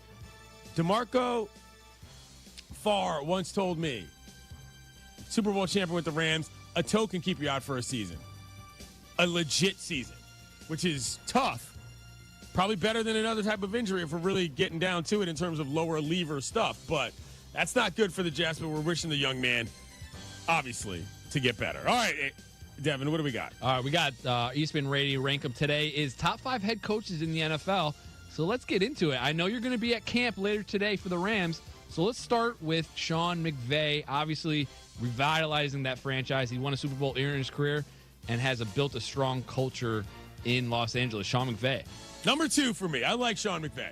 I think Sean McVay is the modern head coach. I think Sean McVay is the guy who's figured out more than just play calling and having a, photographic memory. I think that he is kind of the modern version of what we're looking at for what head coaches are going to model themselves after and have for some time. And he's actually got the success to prove it as well. Been to 2, won 1. Good player. Good coach, excuse me. Let's go to the defending head coach of the Super Bowl champions, Nick Sirianni of the Eagles. Obviously, he's rapidly elevated the Eagles to consistent Super Bowl playoff contention. It was rocky early on. I know a lot of people were like, is he on the hot seat? And obviously, he silenced all the critics with the Super Bowl victory last year. Nick Sirianni. We're putting Sirianni lower on the list, not because I don't think that he's good, but I just feel that his style is still one that works very much with the Eagles in that vibe. You know what I'm saying? There's something about Sirianni, Big Dom, the way they're doing things in Philly. I'm like, that works well there. I don't know how well that show travels, but he does have a lot of success, and he's fun to watch. All right, so let's move on to Dan Campbell of the Detroit Lions. Obviously, he's changed that culture in Detroit, transforming a perennial underdog into a playoff contender. He's passionate leadership. He's biting kneecaps off. Dan Campbell, do you like him? I'm leaving Campbell off the list for now. Campbell has lost both of his coordinators. We don't know what that's going to look like going forward. That's not to say Campbell's not a good leader of men. But when you lose the two guys that were running your offense and defense respectively, then you see what you're really made of in terms of what you can put back into your system and how that's going to go. I think there's a lot to prove there still from Dan, even though as a motivator, I enjoy his work quite a bit. All right, moving on to Andy Reid of the Kansas City Chiefs. He's considered one of the best coaches in the NFL. Sustained success, innovative offensive schemes. James is perking up right now. Consistently reaching the playoffs, even though he got blowed out in that Super Bowl last year. 7 straight AFC championships, multiple Super Bowls, as I mentioned. Long-term winning percentage prior to Patrick Mahomes. So, listen, people will say, oh, it's because of Patrick Mahomes. No, he was doing it before him. He was doing it, even with the Eagles. Andy Reid. Off the list. No, I'm kidding. So I think what we're going to do is we're going to put Reid and McVay tied at 3, and we're going to change it up, and I think I'm going to tell you why in a second. Reid and McVay are tied at 3 because there's a tie at 1 as well. So I'm intrigued. All right, so let's go to another guy on this list, John Harbaugh of the Baltimore Ravens. Produce organizational stability, consistently competitive teams, strong defenses. He's got Lamar Jackson to help him out. John Harbaugh. The tie at 1 is very simple. Both guys' names are Harbaugh. Oh, my God. These are my guys. Oh, man. Are you kidding me? Did you see the meme yesterday? What is Harbaugh? Jim what has he done? Peeking through the thing? Yeah, I know. Looking at Justin Herbert? What has he done with the Wearing Chargers? the khaki pants? Just saying ridiculous things? Hold on. You're leaving. I enjoy the Harbaughs more than I enjoy these other coaches. This is my list. This is what I care about. My name's on the show. That's what we're doing. So you're leaving Dan Campbell because he needs to prove. The brothers Harbaugh are everything we want in NFL coaching. That's the deal. I like Dan Campbell. He's sort of a knockoff of a Harbaugh, if you will. You go to Michigan, you start cheating, you get your things going, you come on back. That's after you were at Stanford. I love Harbaugh. And the fact that he's got a side brother who's pretty good at it too, you're not beating the Harbaughs. It's not happening. You can ask Tom Crean about that as well, former guest of the show. So do whatever you got to do with your numbers, Devin. Yeah, my number, it's all screwed up. I have no idea. Listen, so all I know is we got the Harbaugh brothers at number 1. Andy Reid and Sean McVay are tied for 3. Does that make them 2A and 2B? That makes them 3 and 3. So that means who's there's 2? one person at 5. There's no 2 because there's 2 1s. Just like there's no 4 because there's 2 3s. I think we're doing number 1 is the Harbaugh brothers. There's no. Yes, right. The brothers Harbaugh. So then 2A and 2B are Reid and McVay. Whatever Sirianni's on that list somewhere. I don't know. 5. Kyle Shanahan, Mike Tomlin, Sean McDermott, Kevin O'Connell, Zach Taylor. Pick one. I'll say Mike Tomlin. Perfect. I can write this on the show note. Just because. I'm giving you guys a hard time with this bit every single time until the rest of the time, just because I can. Coming up, we're probably going to go to Camp CNF, probably going to update you on some other things that are happening for the rest of the day. But DVN, strong appearance. It's Clinton and Friends on ESPN Radio and the ESPN app. Brothers Harbaugh! We all hear the radio ads about the IRS. They tell you to be afraid, to be scared, and they try to frighten you into calling. I'm not here to do that. Tax Relief Advocates is different. TRA is here to tell you that if you owe money to the IRS, whether it's $5,000, $50,000, or $500,000, we have a solution. It doesn't matter if you're sitting in your car, at work, or with your kids. No matter where you are, call now. 800-575-6759. Don't lose hope. TRA can eliminate or reduce what you owe to the IRS. Generous programs are now available that can give you a fresh start. Our passion is taxes and helping individuals fix their IRS problems. We have over 1,000 5-star reviews on Google and an A+ with the Better Business Bureau. You don't need to be afraid of the IRS any longer. End your tax nightmare today by visiting us online at TRA.com or call 800-575-6759. That's 800-575-6759. Tax Relief Advocates. Real solutions for real people. Steinhaffel's 7th Chicagoland Superstore is now open at Maryville Plaza in Maryville, Indiana. For over 90 years, we've helped families create the homes of their dreams, and now we're proud to be part of yours. Steinhaffel's has all the top furniture and mattress brands, styles for every taste, prices for every budget. So come on in, discover the selection, the service, the savings. Discover the Steinhaffel's difference now in Maryville. Relax, it's Steinhaffel's.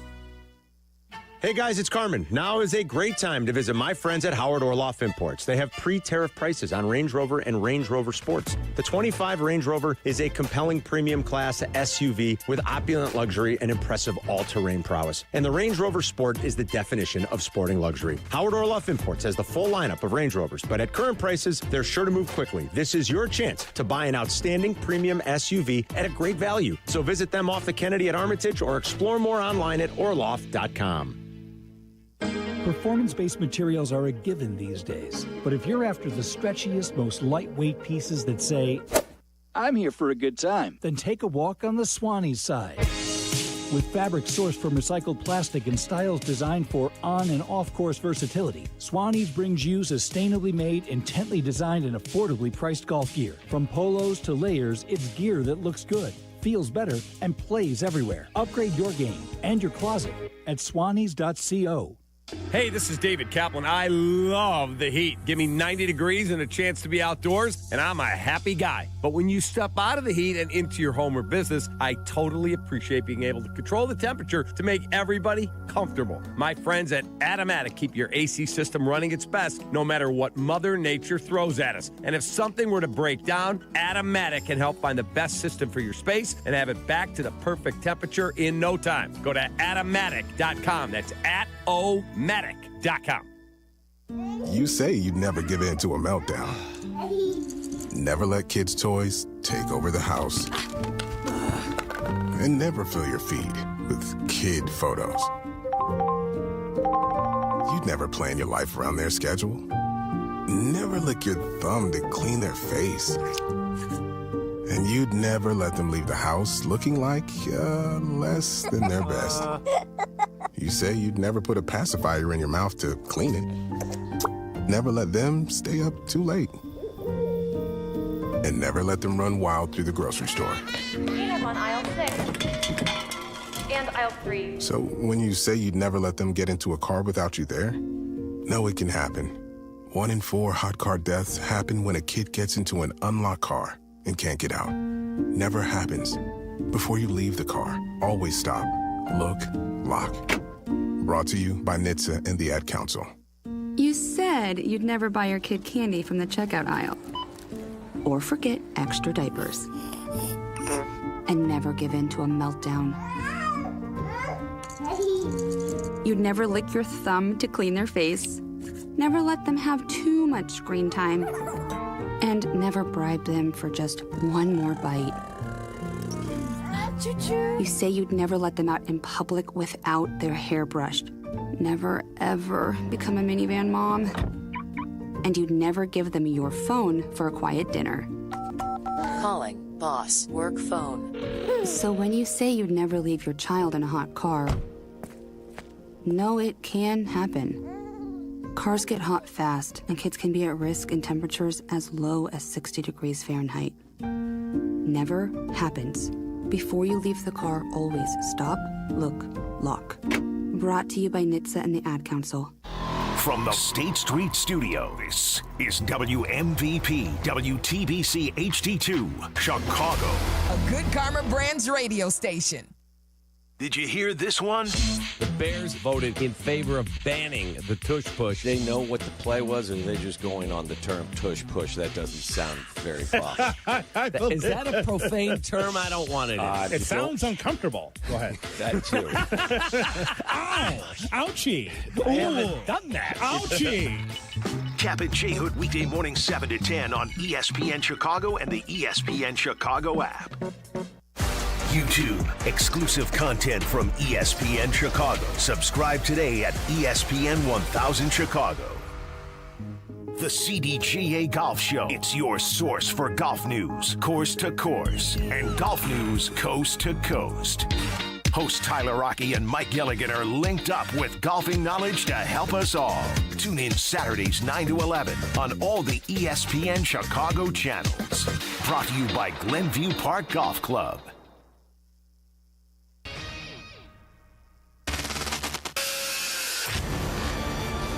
Transmitter's working perfectly. I hear everything clear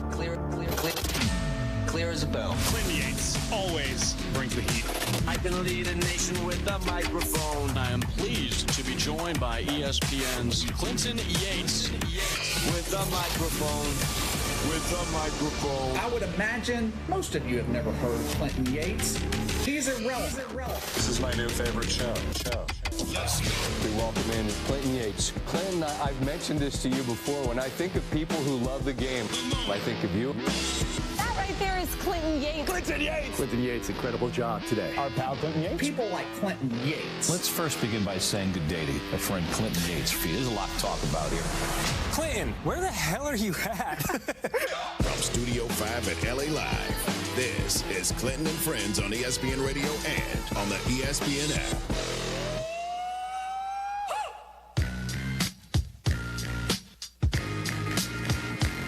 Happy Thursday, kiddos. You're listening to Clinton and Friends on ESPN Radio, the ESPN app, Sirius XM Channel 80, and on the Watch ESPN app where you can see my sweet shorts. I got a lot of boats on them. Reminds me of spending time at the marina with DVN during NABJ back in the day when he invited me down there. If you didn't check out that interview, be sure to check it out on our podcast. Devin Kane is on the con. James Steele is on the board. Now, okay, so there's a little bit of controversy around this next thing that we're about to talk about before we get to the campfire, which is the Browns yesterday. A video came out of them doing this bit where a Browns employee, fell into Lake Erie from an inflatable raft as part of a promotion stunt leading up to training camp. Now, the idea was to reveal the new helmet, and in the clip, which I believe we have if you're watching on the app, this guy goes tumbling into the river whilst the whatchamacallit is being pulled off the helmet. And the funny part is when the mascot throws him a life vest as if that's going to do anything. And a jet ski pulls up quickly and sort of saves the guy, and everybody thinks, oh my God, the Browns can't get anything right. Here's the deal, though. Apparently this was staged. And let me explain something to you. This is not better because it was staged. It is, in fact, much worse on the overall look of the Browns because the believability factor was that simple that it actually looks worse that this was something you planned ahead for because you knew people would believe it. That's a problem from a PR standpoint if you don't want people to think you're a bumbling set of fools. I've said this before. I will say this again. My favorite part about Browns fans is that they do not care about football. They just like hanging out with other Browns fans during Browns games. This falls part and parcel with that, Devin Kane. Listen, I saw another angle which kind of tipped. I wish, after seeing all of this now, I kind of was like, oh, obviously that was staged. But I saw another angle where he's like, he clearly takes a much larger step knowing he's about to fall over. And then the mascot is ready with a life preserver all of a sudden. And then the jet ski comes out of nowhere. Yeah, of course it was a stage. And, listen, like you said, Browns, let's just reveal the helmet. We don't need to do all this extra stuff or try to go viral. I don't know, man. It's a helmet. And your fans aren't going anywhere, win or lose. And here's the other thing. The other team based in Ohio is dealing with all this crap around holdouts. This is your opportunity. Now you've taken back the headlines for a stupid stunt. No point in doing it. But again, like I said, this is the kind of stuff that Browns fans manifest. This is just how it works. Now let's just focus on your brown helmet sponsored by Dude Wipes. Nicely done. Let's get to Camp CNF and stop watching these idiots take dives off of rafts. This summer, we're headed to camp. This one time at Bang Camp. And like any good camp competition, there'll be winners and losers. everyone will have fun. Everyone had a great time. Welcome to Camp CNF. Welcome on Clinton and Friends. I have seen a couple counselors take headers off of rafts, though, in my camp career, though. That is not unheard of. Oh, I'm sure. All. The stories you must have, by the way, all. on that. Yeah, well, what can you do? What do we got? All right, Camp CNF. We're, I think we're past the 5-week mark, like we said, and probably got 5 more weeks to go. Yeah. Just keep in mind, on Monday, we're probably going to switch things up and we'll discuss that, but there's something coming Monday. Let's go through the standings real quick. Clinton, Rebel Base Bunk, is leading the way, plus 28. I am right in second at plus 26, Big Dumper Cove. James, Seymour Johnson, Air Force Bunk at plus 15. Ryan, Camp Kupchak at plus 14. Emily, Camp Walden at plus 5. And Sam bringing up the rear at minus 27. Okay.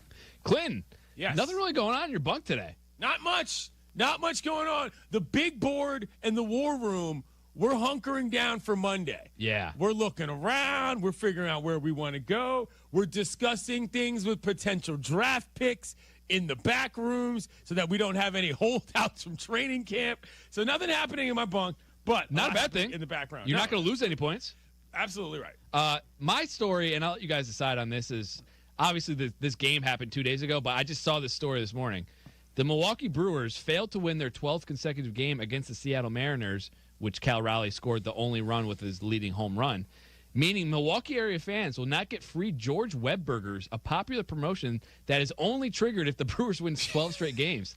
After an impressive 11-game winning streak, the streak ended with a loss, disappointing fans who were hoping for the rare giveaway. Cal Raleigh stopped these poor people in Milwaukee from getting free burgers. That's a point in my book. Wow. So Mr. Beast allegedly feeds half of Africa, and you want a point. Cal Raleigh denies Milwaukee the burgers they've wanted all season, and that's a point? I mean, you can frame it any way you want. Yeah, you can frame it any way you want. You chose to frame it that way. I chose to frame it as he stopped these people from getting their burgers, and that's a win for him personally, and it should be a win for my bunk. It's a win for the Mariners, but I don't like that. First of all, can we talk about this promotion? Yeah. Like, what is this? You got to win 12 games crazy. in a row? Why 12? Well, how many lifetimes have gone by since this was ever, remunerated? Like, how does that work? It reminds me of the Tropic Thunder bit, Jackie Moon, where they have to give, if they score like 150 points, they have to give free tacos. He just whispers, "We don't have any tacos."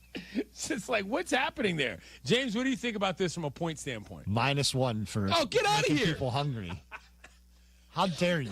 I tend to agree. Wow, okay. You're All right. denying people food. We live in a world where NBA players intentionally miss free throws in the fourth quarter to get people more chicken.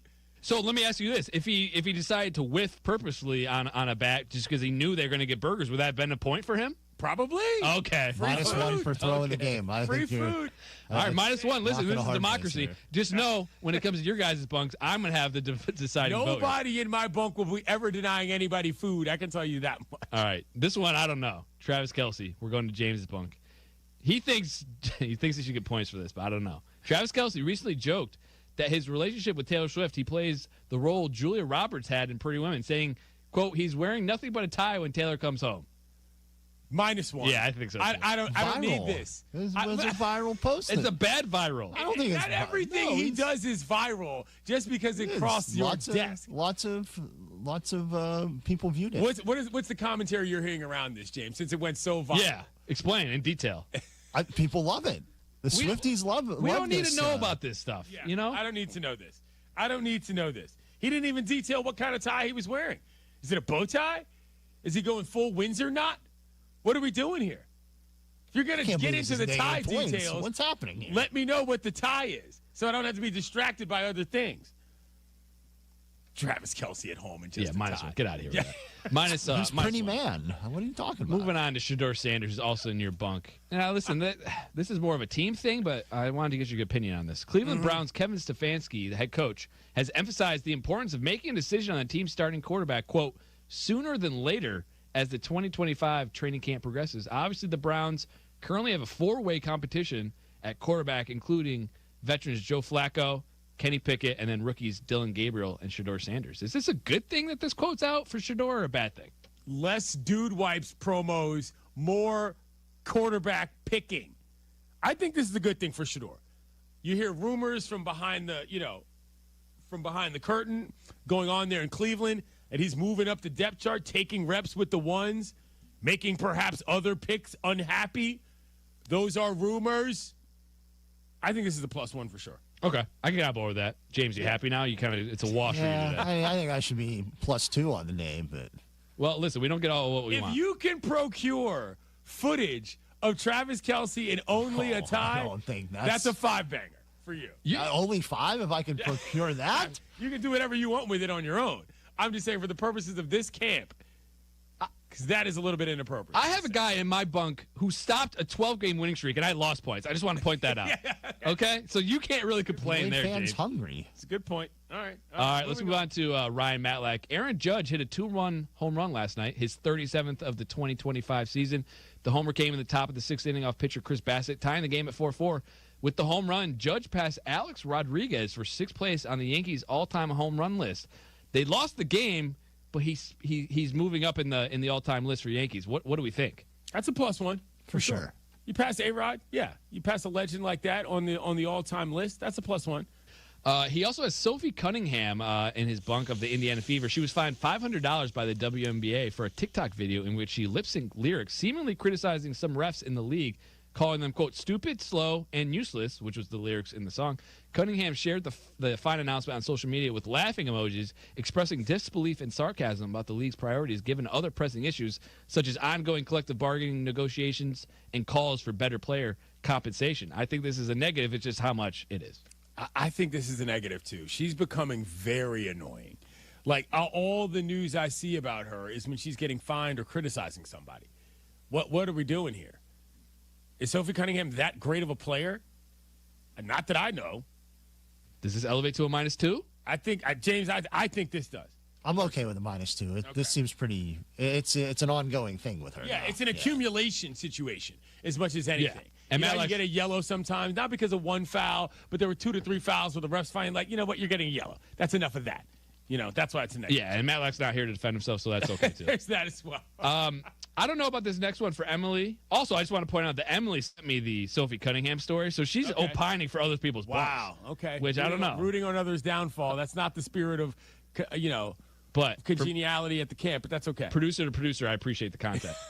Taylor Swift is in Emily's bunk. Right. The new Taylor Swift documentary titled The Eras Tour will be broadcast on UK's Channel 4 later this year. So this is happening later. I included today. The film captures the excitement and spectacle of Swift's record-breaking Eras Tour, featuring a mix of concert footage, behind-the-scenes access, and fan experiences. It offers an intimate look at Swift's musical evolution through her various eras, showcasing her connection with fans and the cultural impact of the tour. Why'd you put so much stank on I just don't know. I'm starting as I'm reading. I'm like, did I even need to put this in here today? Honestly, this is either a wash or a positive. I don't know. So hold on. What did we say yesterday? We said that if this announcement results in an album, then we'll give it extra points. I talked to Em about this yesterday after the program, and she sort of gave it a meh.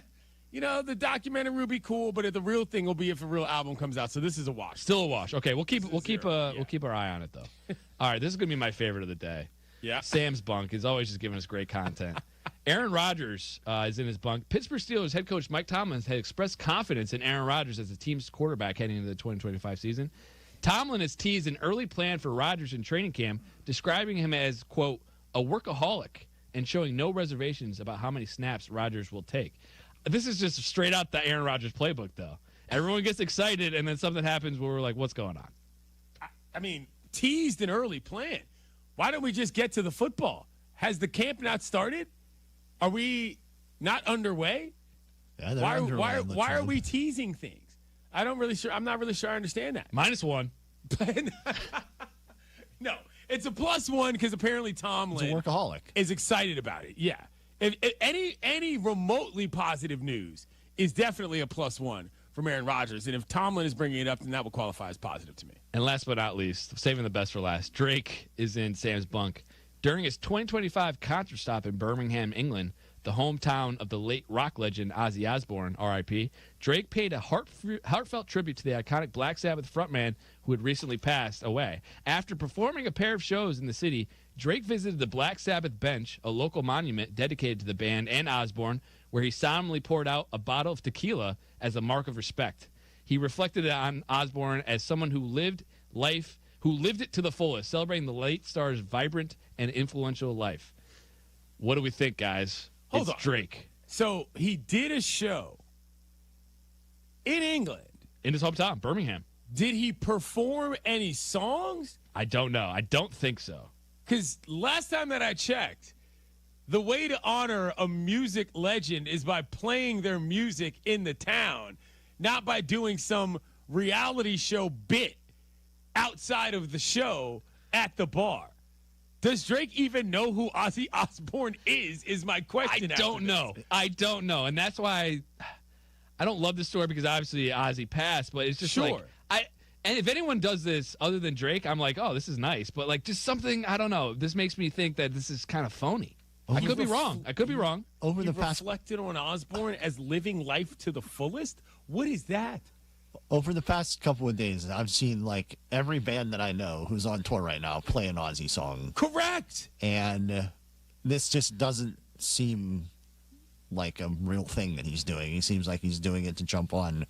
Yes. He's a phony. Right? This could be a 5-banger. We're not doing. I don't want to do it. I don't want to celebrate somebody's death with a 5-banger in a certain way. But this is embarrassing for Drake. Play a song. Name a song. How about that? All that guy does is borrow from other people's cultures to make music for the most part. You can't mix in a little heavy metal. Rappers seem to be able to do it just fine. Don't even have to do like a heavy song. He has plenty of ballads. Exactly. -2. -2. Get out of here. Drake continues to be the worst pick of the Camp CNN draft. Not even close. Not even close. The Greg Oden of the situation. And that's not even fair to Greg Oden, because Greg Oden, those were unforced. Those weren't even. Those are just injuries. Jamarcus Russell, maybe. Jamarcus Russell, perhaps, is a better example. Coming up, Sound Off. It's Clinton and Friends on ESPN Radio and the ESPN app. The traditions.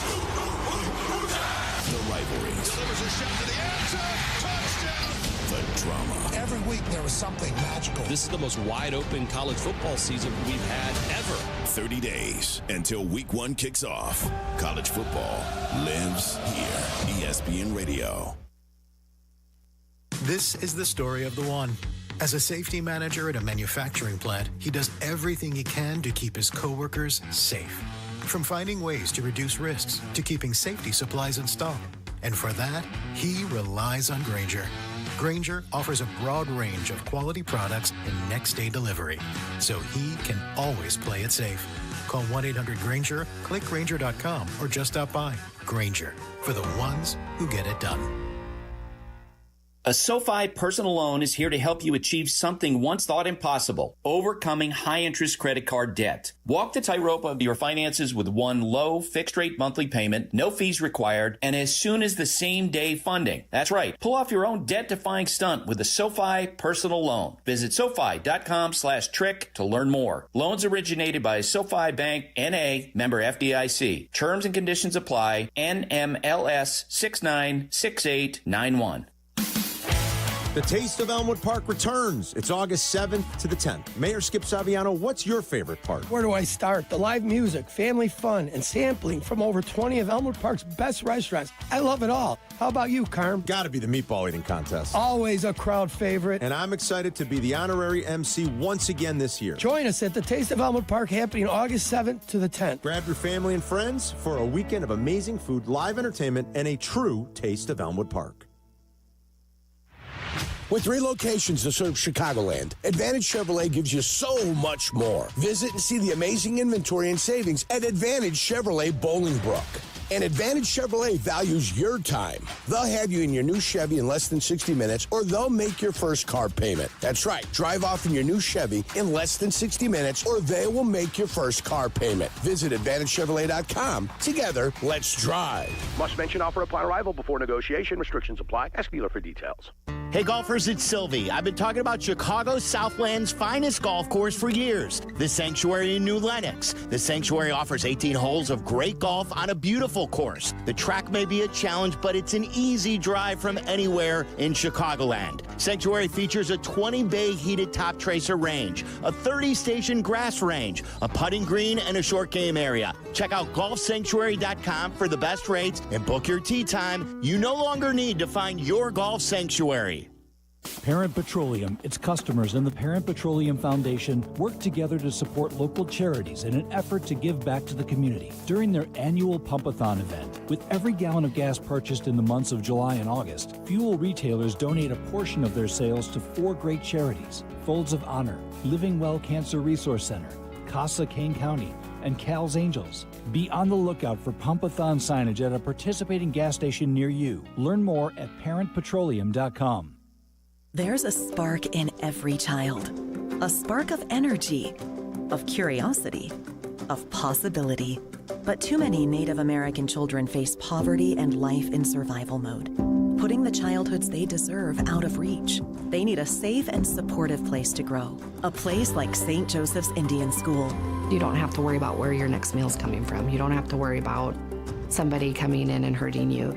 Here you can just be a kid that plays basketball, or a kid that plays on the playground, or a kid that does art, and they can really work on themselves and be who they're meant to be. For almost 100 years, St. Joseph's Indian School has served a greater purpose beyond the classroom, caring for children in mind, body, heart, and spirit, turning the spark in every child into a lifelong flame and a brighter future. You help light a spark in a kid, and it feels so good. You just want to light a spark in every kid. Light a spark today at stjo.org. Do you worry about how much someone drinks? Do you feel angry or depressed most of the time? Do you feel neglected or unloved? Do you feel you attract people who tend to be compulsive or abusive? Do you have money problems because of someone else's drinking? Are you afraid or embarrassed to bring your friends home? Do you feel that if the drinker loved you, she or he would stop drinking? If you answered yes to any of these questions, you are not alone. More than half of all adults have a family history of alcoholism. Not everyone trapped by alcohol is an alcoholic. Families and friends are suffering too. Al-Anon and Alateen can help. Call 1-866-200-0223 or visit alanon.org/help.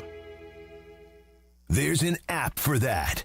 Download, listen live, podcasts on demand. The ESPN Chicago app.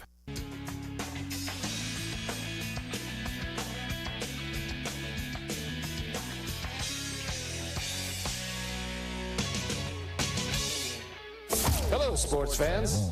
With round-the-clock coverage from the worldwide leader. Around the clock, sports all the time.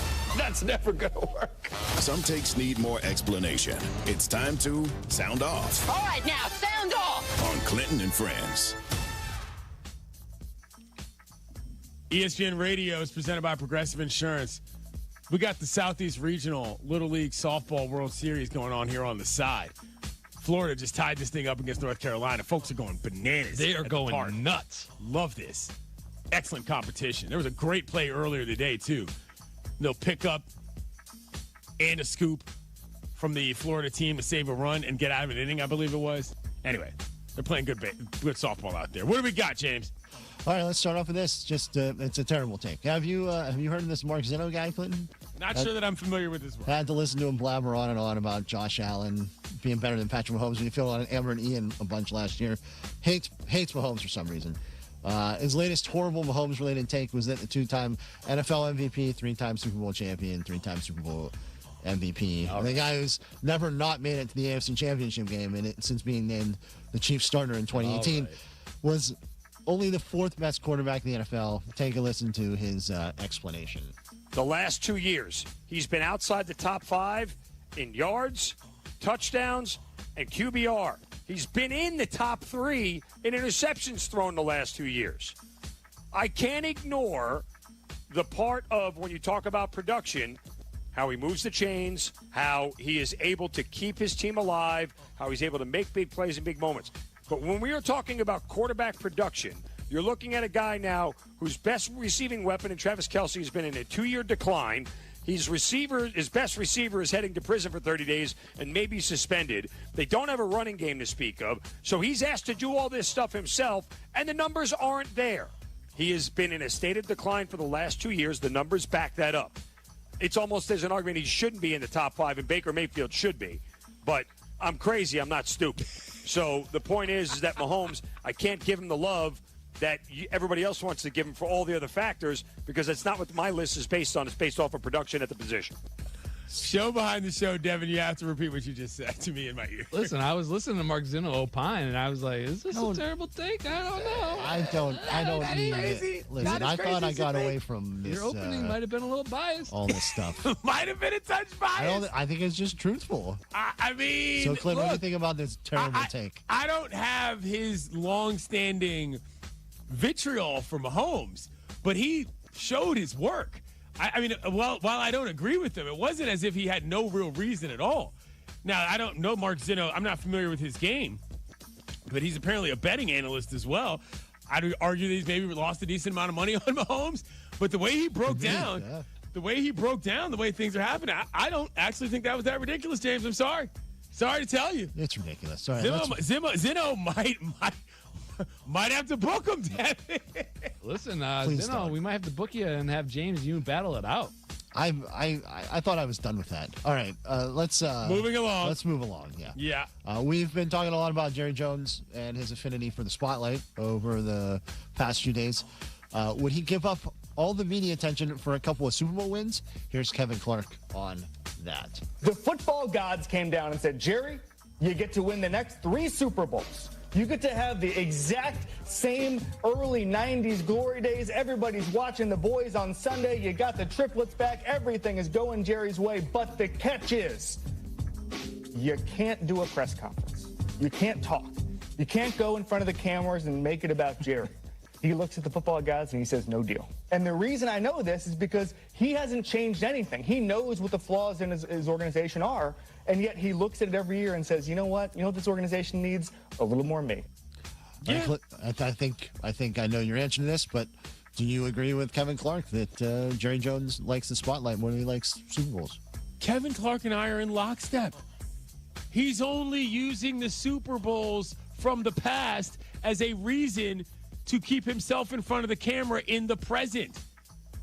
This is the issue with Jerry.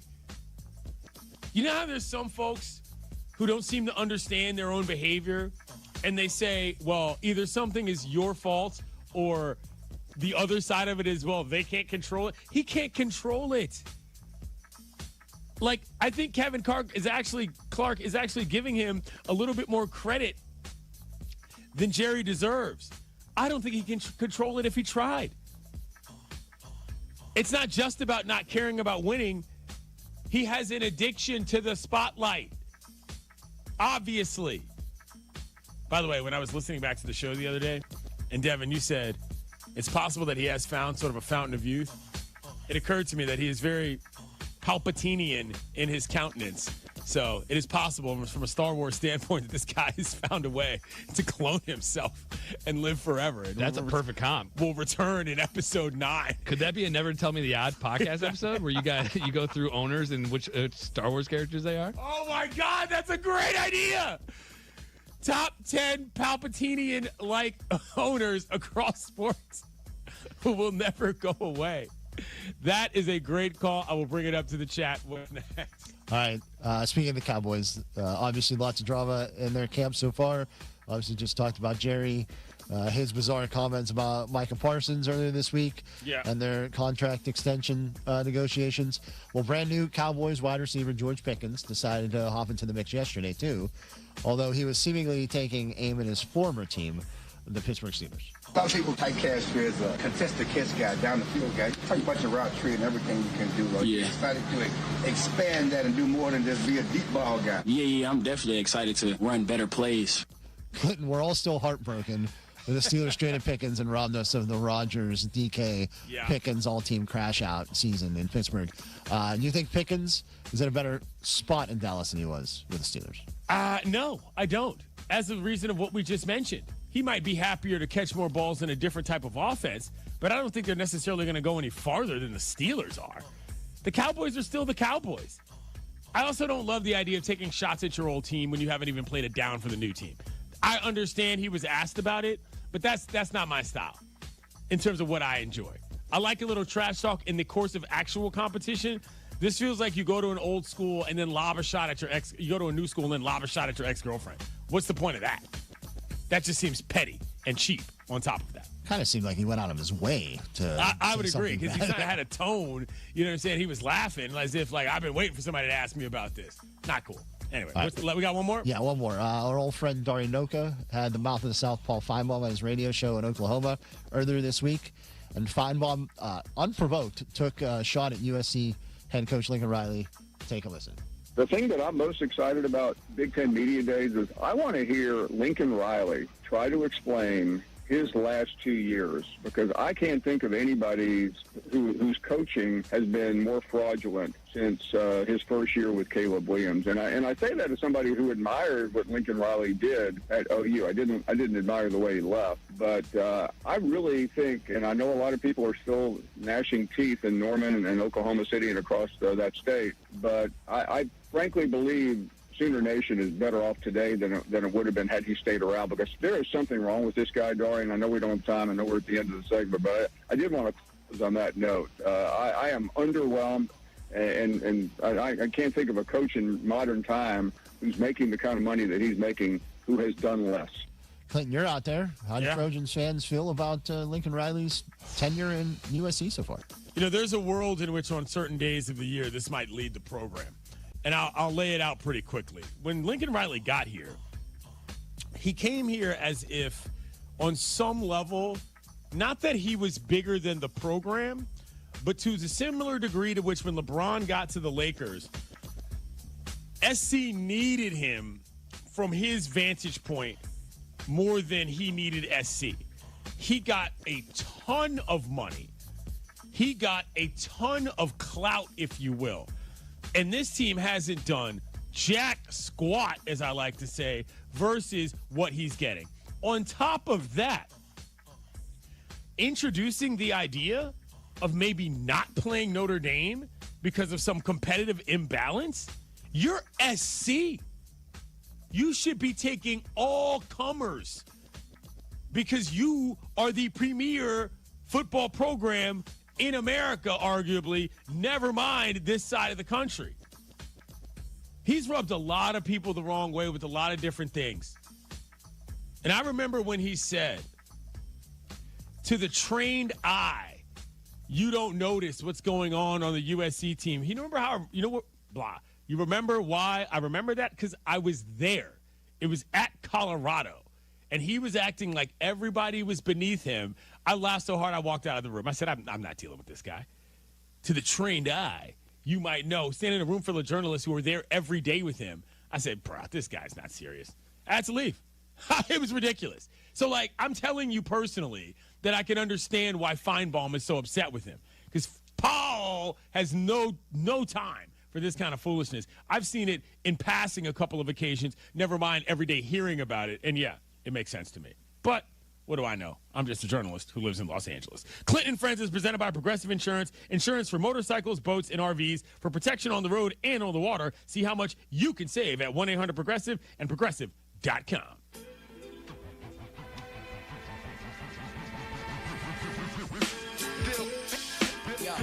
So this next story is one that I don't even know how to describe what I'm going to say about this, but let me read the headline. Maryland firefighter floods baseball field after fly ball damages truck. Now, mind you, this happened outside of my hometown, Silver Spring, Maryland is a suburb in which I've spent quite a bit of time. I got a lot of friends who are from there or live there. And one of the most bizarre stories I've seen out of a baseball situation in a long time goes as follows.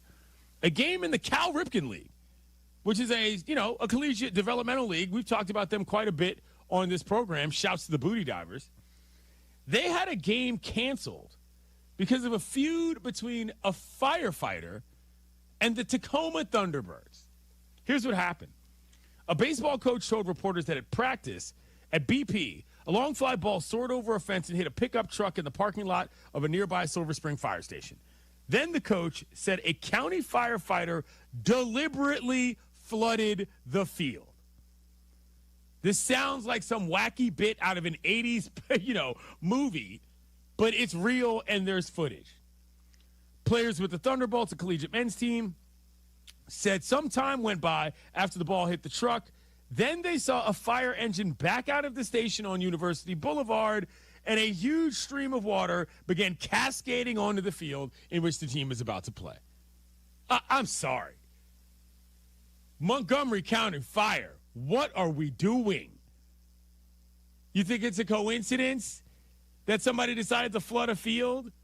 There's a ballpark next to your fire station. That's an occupational hazard of having a park there. One would think that the good humans of MoCo, who save lives and fight fires, would be a little bit more concerned with, I don't know, their water supply than what happens with a windshield in the parking lot. I hate this. I got a lot of family members that were firefighters. This is a bad news situation. Montgomery County Fire Department took the incident seriously, and they issued an apology. Here's what it said. We want to express our sincere apologies to the players, teams, Cal Ripken leagues, and all fans and families impacted by the disruption. We understand how important this venue is to the community, and especially to the young athletes who look forward to these events, end quote. So me being me, I said, you know what, let me hit up some of my coach buddies, see what they would say. I'm not going to reveal names, but here's what one guy said, oh, this is an immediate escalation if it's me. We've got fungos going into the parking lot all afternoon at that point. Why bother? If you don't want us to play, we're going to have to hit the ball somewhere, and I got a bucket of balls suddenly that I've got to waste. That was one reply, which is funny in itself, Devin, if you're asking me. Listen, a skilled fungo, you know what I mean? Like they're willing to get some shots off. You just give them some reason too, and they're like, "All right, this is not only can I get some damage done, but I'm practicing. This is good. You're practicing. This is real. Win-win." Another coach said, "Seeing that it's college-age kids, my response would have been a little measured. But if it was high school kids or any age younger, we would have had a problem." Now, I'm of the camp where it would have been very simple how Coach Yates would have handled this. I would have said very plainly, we're approaching the firehouse as a team. We're going to knock on the door. We're going to say, if you don't get out here and get in the box and face off against our college guys and show your firehouse what you got at the plate, then this never happens again, and we might not mention it. But if you're too scared to get in the box, we're going straight to NBC4 with the news. That's how I would have handled it. I'm turning this into a competition. Obviously, you don't have any fires to fight if you're wasting water in the middle of the afternoon on a college baseball game. Yeah, maybe we double down and have a bat off for lack of a better term. Maybe we have a little charity element. Maybe we make this bad news story and turn it into a good one. I like the idea of escalation and hitting fungos into the parking lot. Oh, it's just incredible. That's hilarious. You can't get mad that your truck got hit with a ball if you're parking next to a baseball field. Right. What are you going to do next? Bring out the beast? Like, you're not a blind guy. What's happening? You're not a blind guy in the 60s. Like, you know what I'm saying? You're a firefighter. This is a bad story. I don't love that look at all. I've seen some confrontations with coaches and kids before in my life, and this one is not a good one. But I'm glad the Cal Ripken League team handled it well. And my old colleague's son is on that team. Never mind, one of the coaches on the opposing team was a friend of mine's buddy. He said they just sat there and wore it. There was really nothing they could do. America. Figure it out, y'all. Coming up, we'll head to the watering hole. That's after I tell you about Vivid Seats. Vivid Seats is your ultimate destination for all your sports and concert needs this summer. With a game-changing rewards program and an unbeatable selection of tickets, they make it easy for every fan to watch their favorite teams and players in action. Catch every home run and thrilling comeback in person from your favorite seat. Plus, every ticket is backed by a 100% buyer guarantee, giving you peace of mind with every purchase. Visit VividSeats.com or download the app today. Vivid Seats, the official ticketing partner of ESPN. Pow! everybody, it's Rich. Coming September 2nd to ESPN Radio. Let's all focus. Let's all focus. The Rich Eisen Show. To win the division, that's a tall order, Nordberg. Rich Eisen. That's so good. Weekdays from noon to 3 Eastern. Coming September 2nd on ESPN Radio, ESPN Plus, and on Disney Plus. Texting enrolls you into recurring automated text messages. Consent not required to purchase. Message and data rates may apply. Hey, Dan, haven't seen you around the gym for a while. Yeah, I've really fallen off. Since I turned 40, I just don't get the results I used to get. Could it be lower testosterone? Lower T. Happens to most guys after 40. I was in the same boat until I started using Nugenix Total T2. Total T2, the new one I've seen on TV. Yep, it's the next generation testosterone booster for both free and total testosterone. It's packed with even more man-boosting power, sending nitric oxide levels skyrocketing in just 3 hours. It actually works? I feel like I'm in my 20s again. I've got more energy, better results in the gym, and things are even better in the bedroom. Send them a text and get a complimentary bottle. Text now for your complimentary bottle of Nugenix Total T2, the #1 testosterone brand at GNC. Plus, text now and we'll include a bottle of Nugenix Thermo X, our most powerful fat incinerator ever, absolutely free. Text BOSS to 321321. That's BOSS to 321321. BOSS to 321321. These statements have not been evaluated by the FDA. This product is not intended to diagnose, treat, cure, or prevent any disease. Still dealing with knee, hip, or shoulder pain? You've tried the shots, and now they're talking surgery, right? Before you go down that road, hit pause. Hey, it's your friend Tom Waddle, and I want to tell you about QC Kinetics, the leaders in regenerative medicine. They use advanced treatments like cellular therapy and platelet-rich plasma to help your body heal itself naturally. No surgery, no meds. This goes beyond masking pain. It targets the root cause and works with your body to repair and restore damaged tissue. 92% of patients report satisfaction with their results. And that's not just a number, people. It's people getting back to moving and feeling better. There's no cost for a consultation. They'll review your x-rays or your MRI, and they'll even offer you a weekend appointment. Before you schedule surgery, call my friends at QC Kinetics at 312-809-5955, 312-809-5955. Again, that's 312-809-5955. QC Kinetics, a better way to treat pain. Hey Chicago, your local IKEA stores know that summer is short, so make the most of it. Visit your local IKEA Schaumburg or IKEA Bolingbrook stores between now and August 8th for your chance to win a fully catered suite night for your family and friends at an upcoming White Sox game. Just scan the QR code in the store. And Friday, August 8th, it's IKEA's annual summer barbecue from 4 to 7 p.m. Enjoy a delicious buffet of American backyard favorites with some Swedish flair. So stop by your local IKEA today to enter to win, and then join the barbecue fun on August 8th. The foundation of Little Village is working every day to support small businesses and entrepreneurs right here in Chicago's Southwest Side. From cultural neighborhood preservation to bilingual entrepreneurial workshops and resources aimed at helping local businesses begin and thrive. The foundation of Little Village is building a stronger, united Little Village and beyond. Get involved or donate today. Visit lvcfchicago.org and be part of the path forward for local business. If you're 55 or older and into that whole saving money thing, T-Mobile has an exclusive phone and internet bundle just for you. Right now, get 2 unlimited phone lines plus 5G home internet for just $30 each per month with autopay, plus taxes and fees.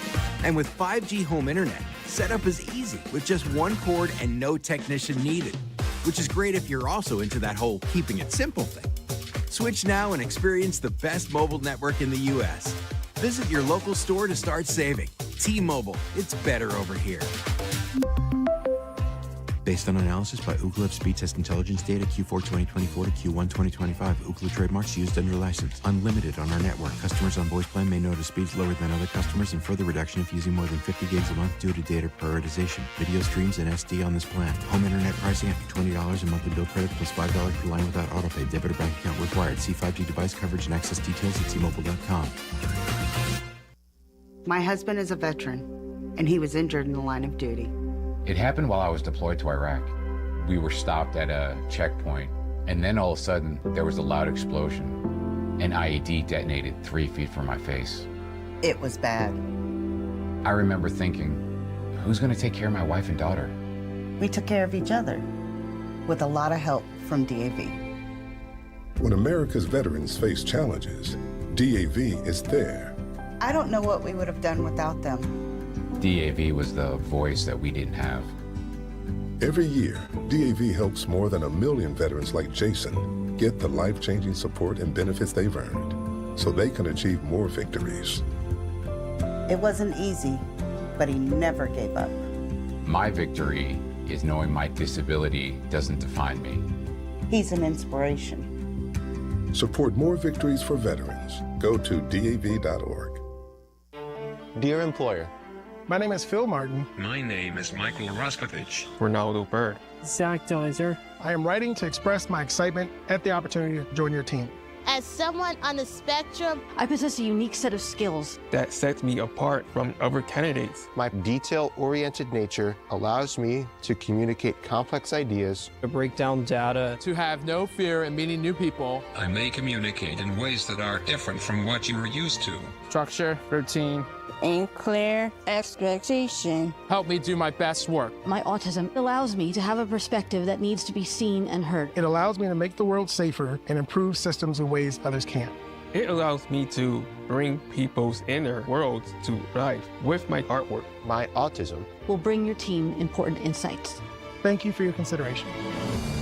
An autistic inclusive workplace is good for business. It's time to make a change. Learn more at autismspeaks.org/win. Courtney Cronin, the latest from Hallis Hall, and wherever Bears roam in Chicago. Be an informed fan with ESPN Chicago, brought to you by Costa Ivoni.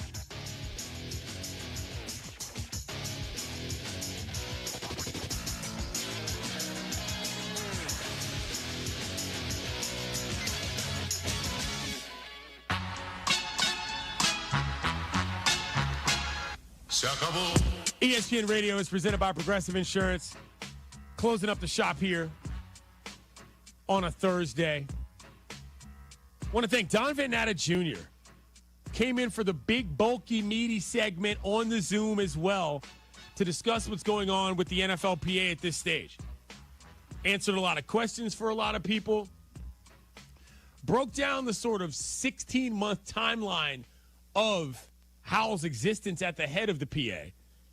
And I'm not going to say I came away with more questions and answers. I didn't from Don in their reporting because he shed quite a bit of light with Kayla Kaler as well on how this all came to be.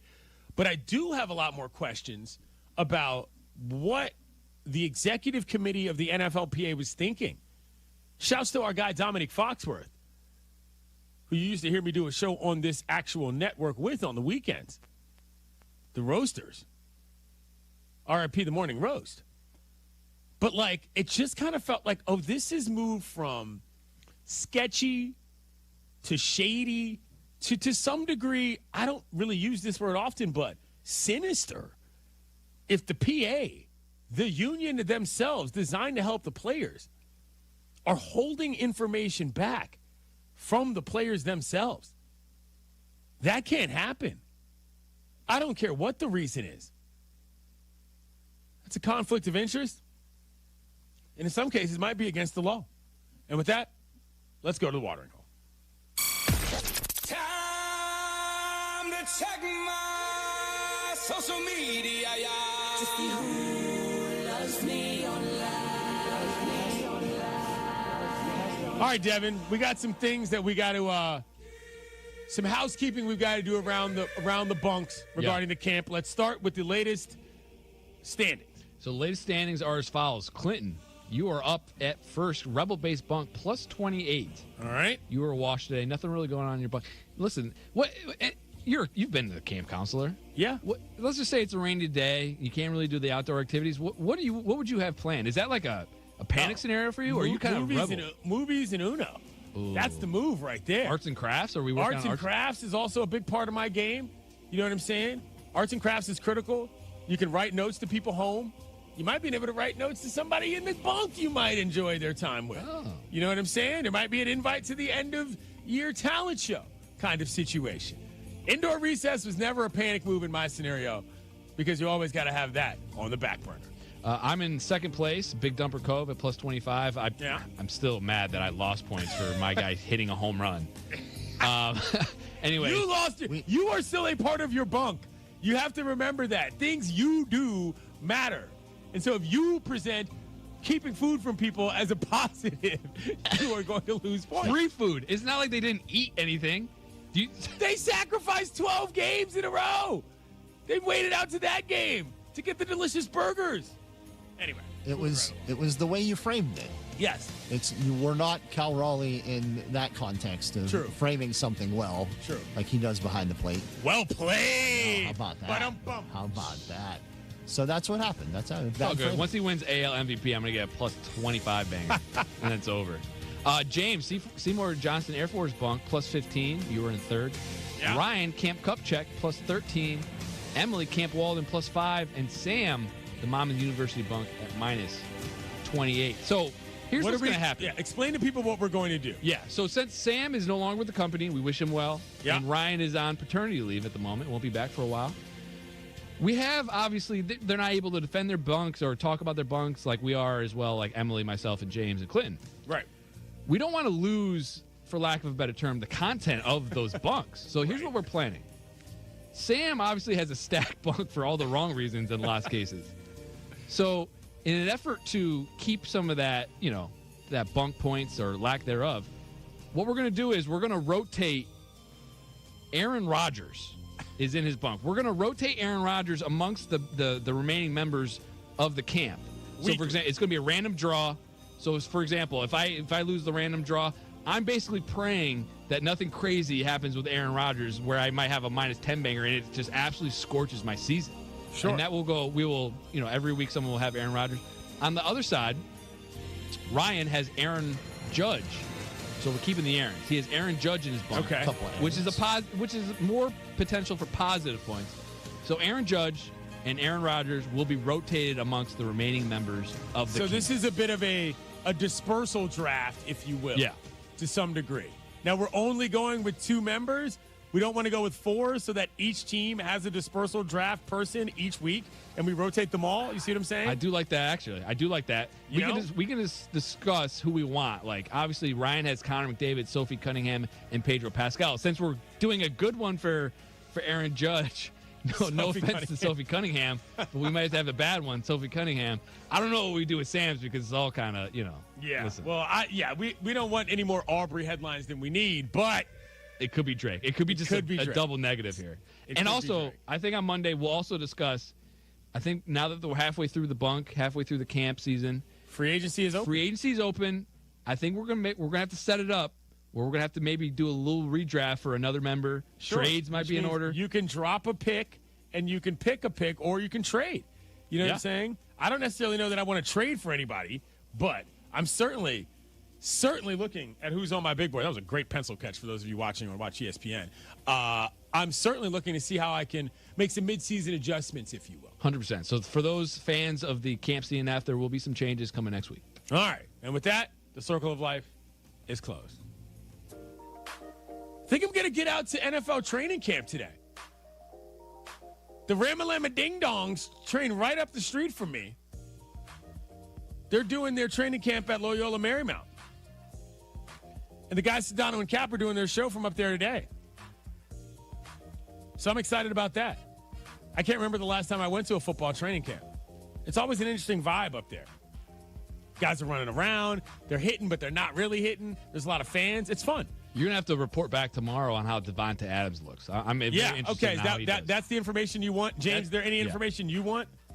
No, not really. No, he's really. good. No, not really. Well, this leads us into also talking about what our fantasy football team is going to look like. And by team, I mean league this fall. And if you think Camp CNF was ridiculous, and if you think we're going to be having a fantasy football league for any reason other than to just goof off, you would be incorrect. We got a nice little format coming up. We'll tease that tomorrow, just as something you can look forward to during football season. And we will allow listeners in. Some of you, perhaps, maybe, if you're on my good side and you don't tick Devin off. Joe and Q is coming up next. It's Clinton and Friends on ESPN Radio. All right, coming up, it's Carmen and Jurko. We got a lot on day 2 of Bears training camp. The Cubs having some trouble here. They drop a series to the Royals. Now they got to get ready for the hottest team in baseball, Jurko, my White Sox on the south side. Figure out who is the best team right now in the city of Chicago. I think we know the answer to that. They take a small victory lap. Plus, the Brewers just keep winning. But huge news in the world of pop culture and entertainment and sports and wrestling, Jurko. The Hulkster is gone. I mean, first Ozzy, now the Hulk. Hulk Hogan is passed at the age of 70. All the Hulkamaniacs out there are grieving today, Carm. Yeah, I don't know. Carmen and York coming up. It's great for television, Carm, but I don't know what the hell you just did there for radio. Carmen and York coming up at noon. With Progressive Customer Service, there are lots of ways to connect with us, so you never have to miss a second of your favorite sport. Because you'd much rather watch a ball go through a net 124 times in 48 minutes when you don't really have to pay attention until the last 2, and then somehow those 2 minutes will take an hour. You don't want to miss all that. Luckily, you can chat with Progressive on our app, online, or over the phone without missing a single one of those times the ball goes through the metal circle. Progressive Casualty Insurance Company, affiliates, and other insurers. Not available in all states or situations.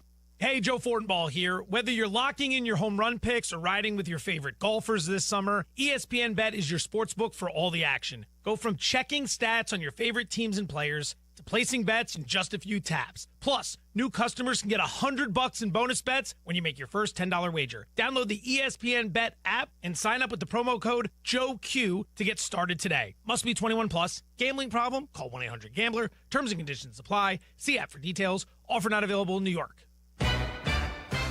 White Sox fans looking for family fun that everyone can enjoy? Bring the whole crew to the ballpark with a family pack presented by ExxonMobil. Starting at just $19, each family member gets one ticket, hot dog, drink, chips, cookie, and a souvenir water bottle. Plus, every Sunday home game features family-friendly activities. Kids run the bases post-game and more with Family Sundays presented by Coca-Cola. Tickets starting at just $10, includes all fees. To get yours, visit whitesox.com/offers.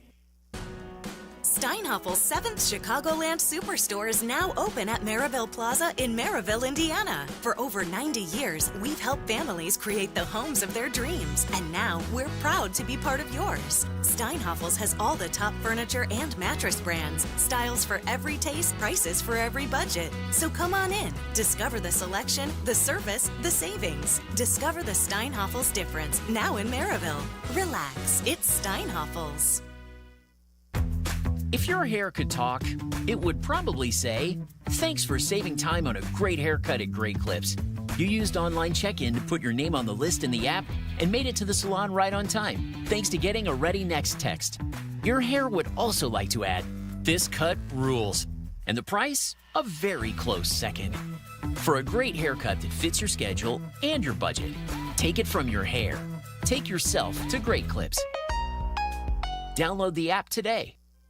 Our local hospitals are the heartbeat of our communities, delivering critical care every hour of every day for everyone, training the next generation of caregivers. Beyond the walls, their benefit to the community is everywhere, driving the local economy and supporting local organizations, initiatives, and neighbors. Illinois Hospitals, healing communities. Learn more at team-iha.org. Sponsored by the Illinois Health and Hospital Association. Aired in cooperation with the Illinois Broadcasters Association and this station. I'm Alonzo Mourning. At the height of my basketball career, I was diagnosed with kidney disease that was later discovered to be APOL1-mediated kidney disease, or AMKD. I am teaming up with the American Kidney Fund to share an important message with you about AMKD, which is a serious and progressive form of genetic kidney disease that may eventually lead to kidney failure. I'm LaVarn Burton, President and CEO of the American Kidney Fund. You may not know that kidney disease can have a genetic cause. AMKD occurs in people of African ancestry, and it's important to detect it early. I encourage you to take charge of your health. Learn about your personal risks of developing kidney disease and talk to your doctor about getting tested. To learn more about AMKD and how to be APOL1 aware, visit kidneyfund.org/AMKD. A message from the American Kidney Fund. Statistics show that roughly 20 veterans die by suicide every day in the United States. And each day, over 1,000 dogs are euthanized in shelters across the country. Canines for Warriors is the leading nonprofit organization providing highly trained service dogs to veterans with PTSD and other invisible wounds of war. Hannah and I, since we've been together, we have done so much. There's nothing I won't do now as long as Hannah's by my side. Without Hannah, I'd probably still be stuck in the living room with the curtains drawn, with my back to the wall, with probably a gun on my lap. The majority of service dogs from canines are rescues, and with each pairing, 2 lives are changed forever. We rescue the dog rescues the warrior. To learn more about how Canines for Warriors is saving lives at both ends of the leash, please visit caninesforwarriors.org. That's caninesforwarriors.org. Live from State Street in the heart of Chicago, you are listening to the new home of the Chicago Bears, ESPN Chicago. And this is Carmen and Jurko, WMVP, WTBC, HD2, Chicago, a good Karma Brands radio station. Another hot, sticky day. Day 2 of Bears training camp in the books. We got to react and talk about that. The Cubs are in second again as they lose the series to the Royals, and the Brewers just keep winning series. The hottest team in baseball is on the South Side. But, Jurko, I feel like there's only one place to start today, and that is the news in the last 25, 30 minutes or so. That is, I mean, no matter where you turn right now for your news or your info, you are going to see front page everywhere of what I can only really describe as a sort of a pop culture icon, right? Yeah. Certainly what they do in the world of professional wrestling requires an amazing amount of athleticism. Absolutely. You know, is it a sport? I don't know. I mean, it's physical fitness. Oh, for sure. I mean, they're incredible athletes. We know that. I wouldn't disrespect them by saying, well, it's not a sport. I mean, it's make believe in a sense. I don't know which box you want to put it in and how you term it. But wherever you're going, athletic performance. Wherever you're going, you're seeing the news of Hulk Hogan's passing. Because he truly is one of the most significant, larger-than-life pop icons of the last 40 years. I will not pretend for 1 second that I know or have followed professional wrestling, even as a kid. My involvement in wrestling, Jurk, was very sort of superficial. You know, once a month when I was a kid, instead of Saturday Night Live on NBC, there was WrestleMania. And I didn't even know what they called it. I don't think they called it WrestleMania. They called it Raw Saturday Night. What did they call it? Saturday Night at the Fight. Wasn't it Saturday Night Fever or something? They might or be special Saturday Night Special? I think it might have been Saturday Night Fever. Whatever it was, people who are my age will know exactly. There was once a week on Saturday night when SNL wasn't on, once a month when SNL wasn't on and wrestling was on. And when I was a kid, one of the Saturday morning cartoons that you could watch, and yeah, we lived a lot differently. We looked forward to Saturday morning cartoons because it was really the only time we watched cartoons. There was no on-demand world. And you'd get up on Saturdays, you didn't have school, and you'd watch cartoons. And WWE had a cartoon. I don't know if you might be a little old for that. When I was a kid, yeah, I remember it. That was basically it. I would watch that. I'd follow it a little. It was very superficial. I won't pretend to be an expert or an aficionado. But the larger-than-life person and the one everybody gravitated towards was Hulk Hogan. Maybe a little bit Andre the Giant in his heyday. You know, and he crossed over too. He did a famous movie, little Andre the Giant, but mostly it was the Hulkster. That was it. He was it, Yerk. And Hulk has passed at the age of 71. He's dead. I know we have huge wrestling fans. Here we go. I know we have huge, like in our audience. Yeah. And if you want to call and talk about it today, I feel like we should throw a hoodie on. You can talk about it with us. But Hulk was like, I don't know if there's ever been a wrestler that was as mainstream popular, that crossed over as much, that was just sort of as well known and as omnipresent, certainly in his prime, as Hulk Hogan. Maybe The Rock, maybe Stone Cold a little bit. But I don't know that there's anybody ever in that sport, in that world, in that athletic performance that you talked of, that has ever reached the heights of Hulk Hogan. I like this. There it is. This is his jam. Does he get up on the Saturday main event? Thank you, Adam. Saturday night main event. Yeah. You know, Hulk would get up on the top rope. Sure. Entertaining. Now, my introduction to him came in the AWA with me and Gene Okerlund in Bobo, Brazil. That was before? Way before. It was on Channel 26 in the city of Chicago, and it was on Sunday mornings. Really? So you catch it Sunday mornings. They'd have, out of a studio, the AWA wrestling. You'd have Jesse Ventura was in it. Like I said, Bobo Brazil. The Fabulous Ones wrestled there. Stan Lane and Steve Kern, Greg Gagne and Vern Gagne were there. You know a lot about Jumpin' Jimmy Brunzell was in the AWA. Jake the Milkman, Milliman, Tokyo Joe. I mean, they had thousands, but used to watch it. They just wrestled in the studio. They put a show on in the studio and sold it to Channel 26. So wait, they weren't in an arena? No, there was no arena. No. Really? Not in the early days of the AWA. Wow. It wasn't until the WWF, World Wrestling Federation, came about. Then they got sued and it became the WWE. But then we'd get like old films of the Von Erichs and stuff like that you'd catch on another channel. When we started getting cable, Turner, you'd be able to get that out of the Southeast. So, you'd have the AWA, you'd have the one out of the Southeast, and they kind of competed against each other for attention, but they never crossed the lines between each other. Right, and then it all became, like everything Then it else. became big. Somebody finally realized, hey, we can put this thing together, take it across the country, and good things can happen.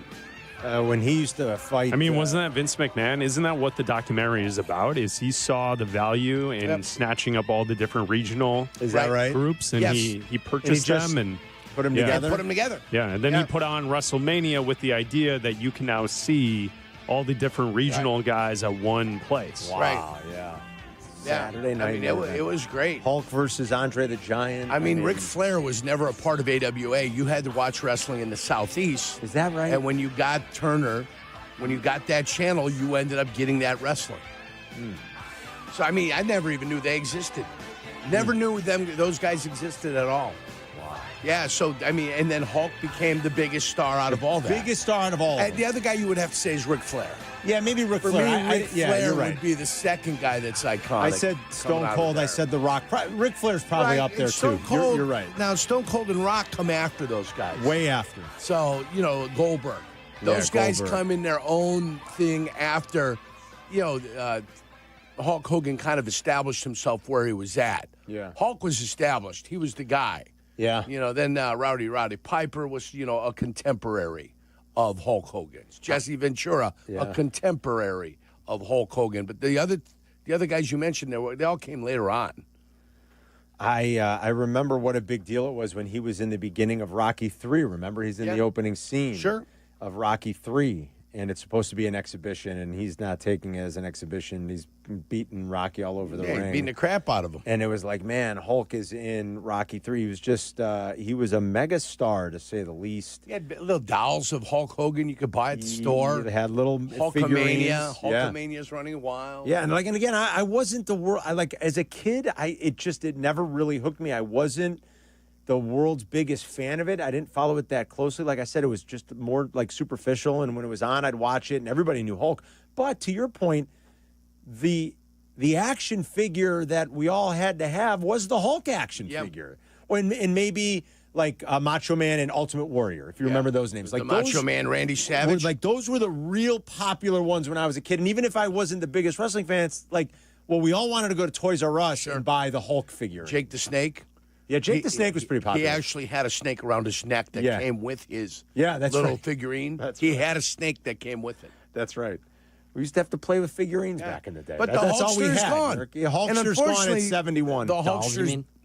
Dolls, Figurines. Little figurines. I go dolls. Yeah, dolls. Wrestling dolls. Yeah. He-Man dolls. Unfortunately, the Hulkster's been in the media, for all the wrong reasons about the last 7 years. Well, whatever happened? Part of it was the divorce. He sued and won that lawsuit, right? I believe so. Against, who was it against, guys? What media company? Gawker. It was Gawker. Thank you. And he won. Did he ever get paid on that, Chris? Well, they went out of business. I don't know.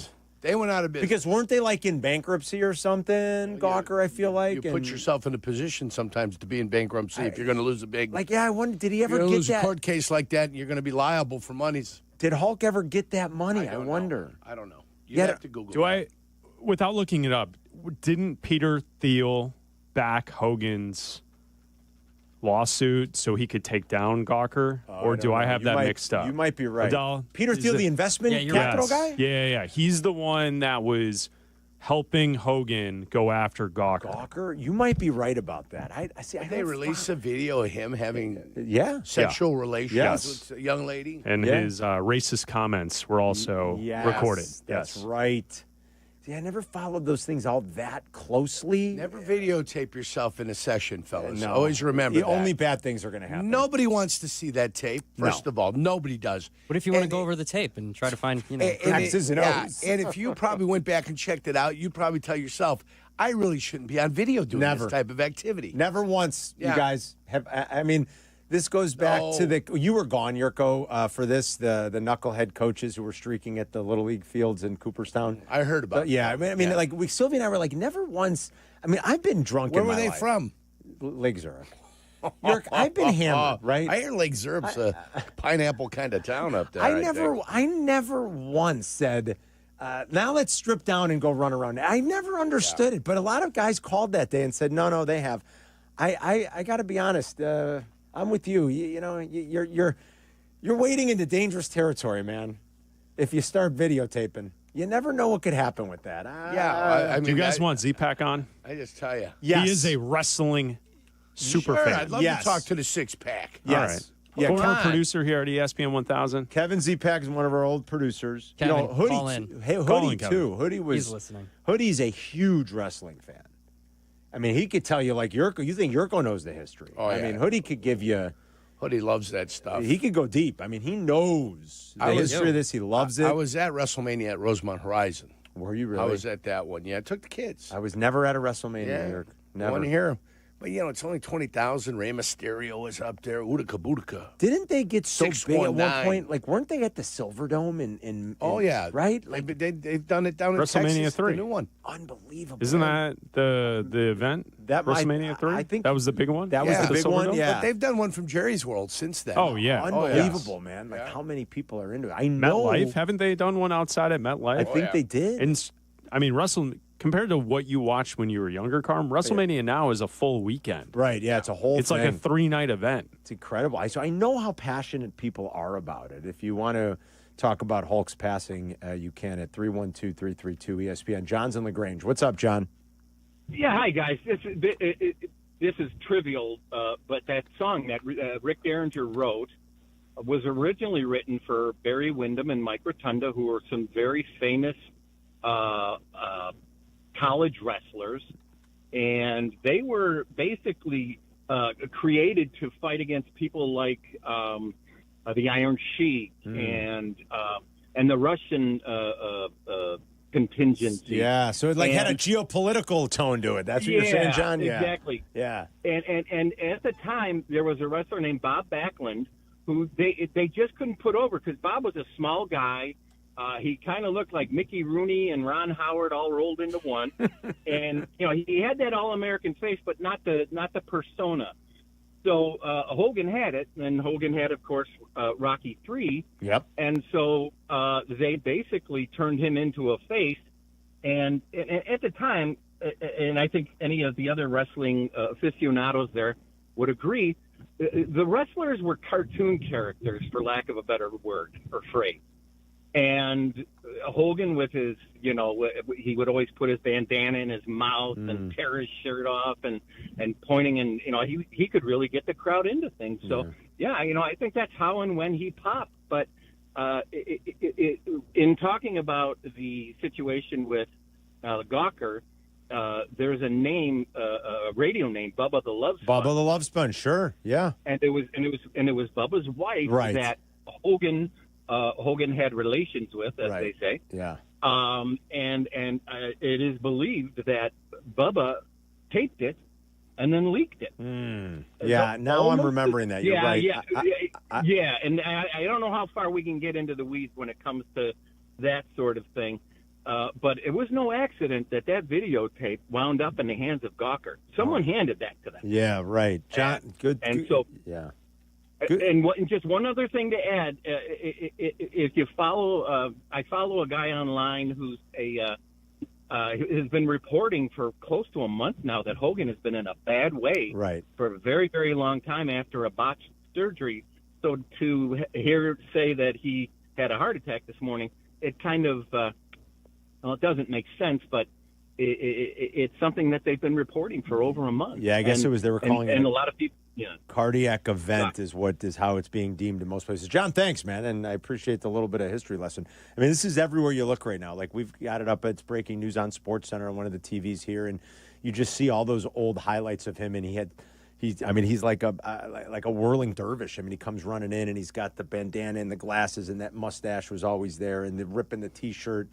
I remember the movie, too, he did with, oh, God, I'm never going to get the actor's name. The guy who he played Zeus in the movie. Remember No Holds Barred? Remember that, Yerk? In the late 80s? I don't know if you remember that movie. I don't. He was also in Suburban Commando. He was in Suburban Commando. That's right, yeah. And he made that movie No Holds Barred. And I'm starting to remember all the things. Like, he's so much more probably omnipresent in your life than you ever even really thought about until you're like, oh, yeah, right. I remember seeing him here and there, and he did this, and he did that. Kev Bo's on the line. I don't know if he was listening or if Adam called him. Kevin Zepak, I don't know. He's like selling computers now. He used to be one of our producers, and he's like, I'm done with radio. I'm going to go sell computers. He's teamed up with the Costanzas out of Frank Costanza's garage selling computers. You want to buy a computer? I'm going to sell you a computer. What's up, buddy? Hey, I don't sell computers, first of all. Second of all, I heard you talking, Carm, when I was on hold. You were thinking of Zeus, right? Yeah, Zeus. Tiny Lister was the actor. Yeah. Also played Debo in Friday. And he played Debo in Friday. That's exactly right. Good He's recall. a legend. Also dead. Oh, he's dead too. Yeah, I think I knew that. Yeah, he died some time ago. Yeah. Most people are. So you are, you are kind of one of the Chicagoland's premier wrestling aficionados. I'd say so, yeah. What do you, just how does it hit you as someone, especially the age that you are? I mean, you probably grew up in kind of like prime Hulk time, I'm thinking, Kev. Yeah, I started. I mean, I was watching wrestling my whole life. My grandpa was a big fan, so there was never like a time where I didn't watch it. So when I was 4, 5, 6 years old, whatever, he was the guy. He was the most popular guy. I mean, he's the most famous wrestler of all time. I think it's pretty safe to say if you asked anybody on the street or whatever the name of wrestler, I'm sure 90% of them would say Hulk Hogan. Another thing I heard you guys talking about, I think Chris brought it up, let's call it the checkered legacy that he left. The racist video that came out definitely hurt him in the eyes of most sane people. And, don't meet your heroes. That's what they say, right? Mm-hmm. So a lot of these famous people are not very good human beings, but as a famous popular wrestler, he's definitely like number one of all time, like indisputably. You see WrestleManias? I'm assuming you have, right? In person? Yeah. No, I've never been to a WrestleMania. Wow, I'm shocked. In person, actually. I'm shocked, yeah. Did you ever get to see him in person wrestle though? I did, yeah. I went to some old WCW Nitros at the United Center during like the NWO period. I'm sure this is when Adam Abdalla was still a fan too, and now he makes fun of me for it. We were talking about this before he came on the air. I figured it out. He came back. Hulk Hogan and NWO came to WWF February 18th, 2002 at the Allstate Arena. It was the night after February of 2000. February 2002. Yeah, it was the night after No Way Out, Carmen, when NWO made their debut in WWF. Okay. It was a big deal at the time. Big deal. They challenged Stone Cold and The Rock. It was great. Did he ever get that money, Kev, from that lawsuit? Yeah, he did. He was backed by Peter Thiel, right? Okay, so that's what Chris was saying. Yeah. Yeah, so he backed the lawsuit, and he won it was like 10 or 20 million dollars. Like, it was a crazy payout from Gawker. Gawker shut down, I believe, after that. Yeah, I think so. They could afford to keep the doors open, but that's kind of what fueled his post-wrestling run. With Hogan Knows Best, that awful reality show. Mm-hmm. His Real American Beer. He's got this other thing. Well, he doesn't have it anymore, certainly.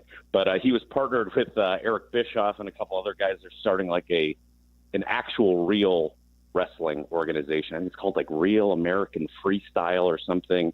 So he was part of that too. I think that's supposed to start in the next couple of weeks.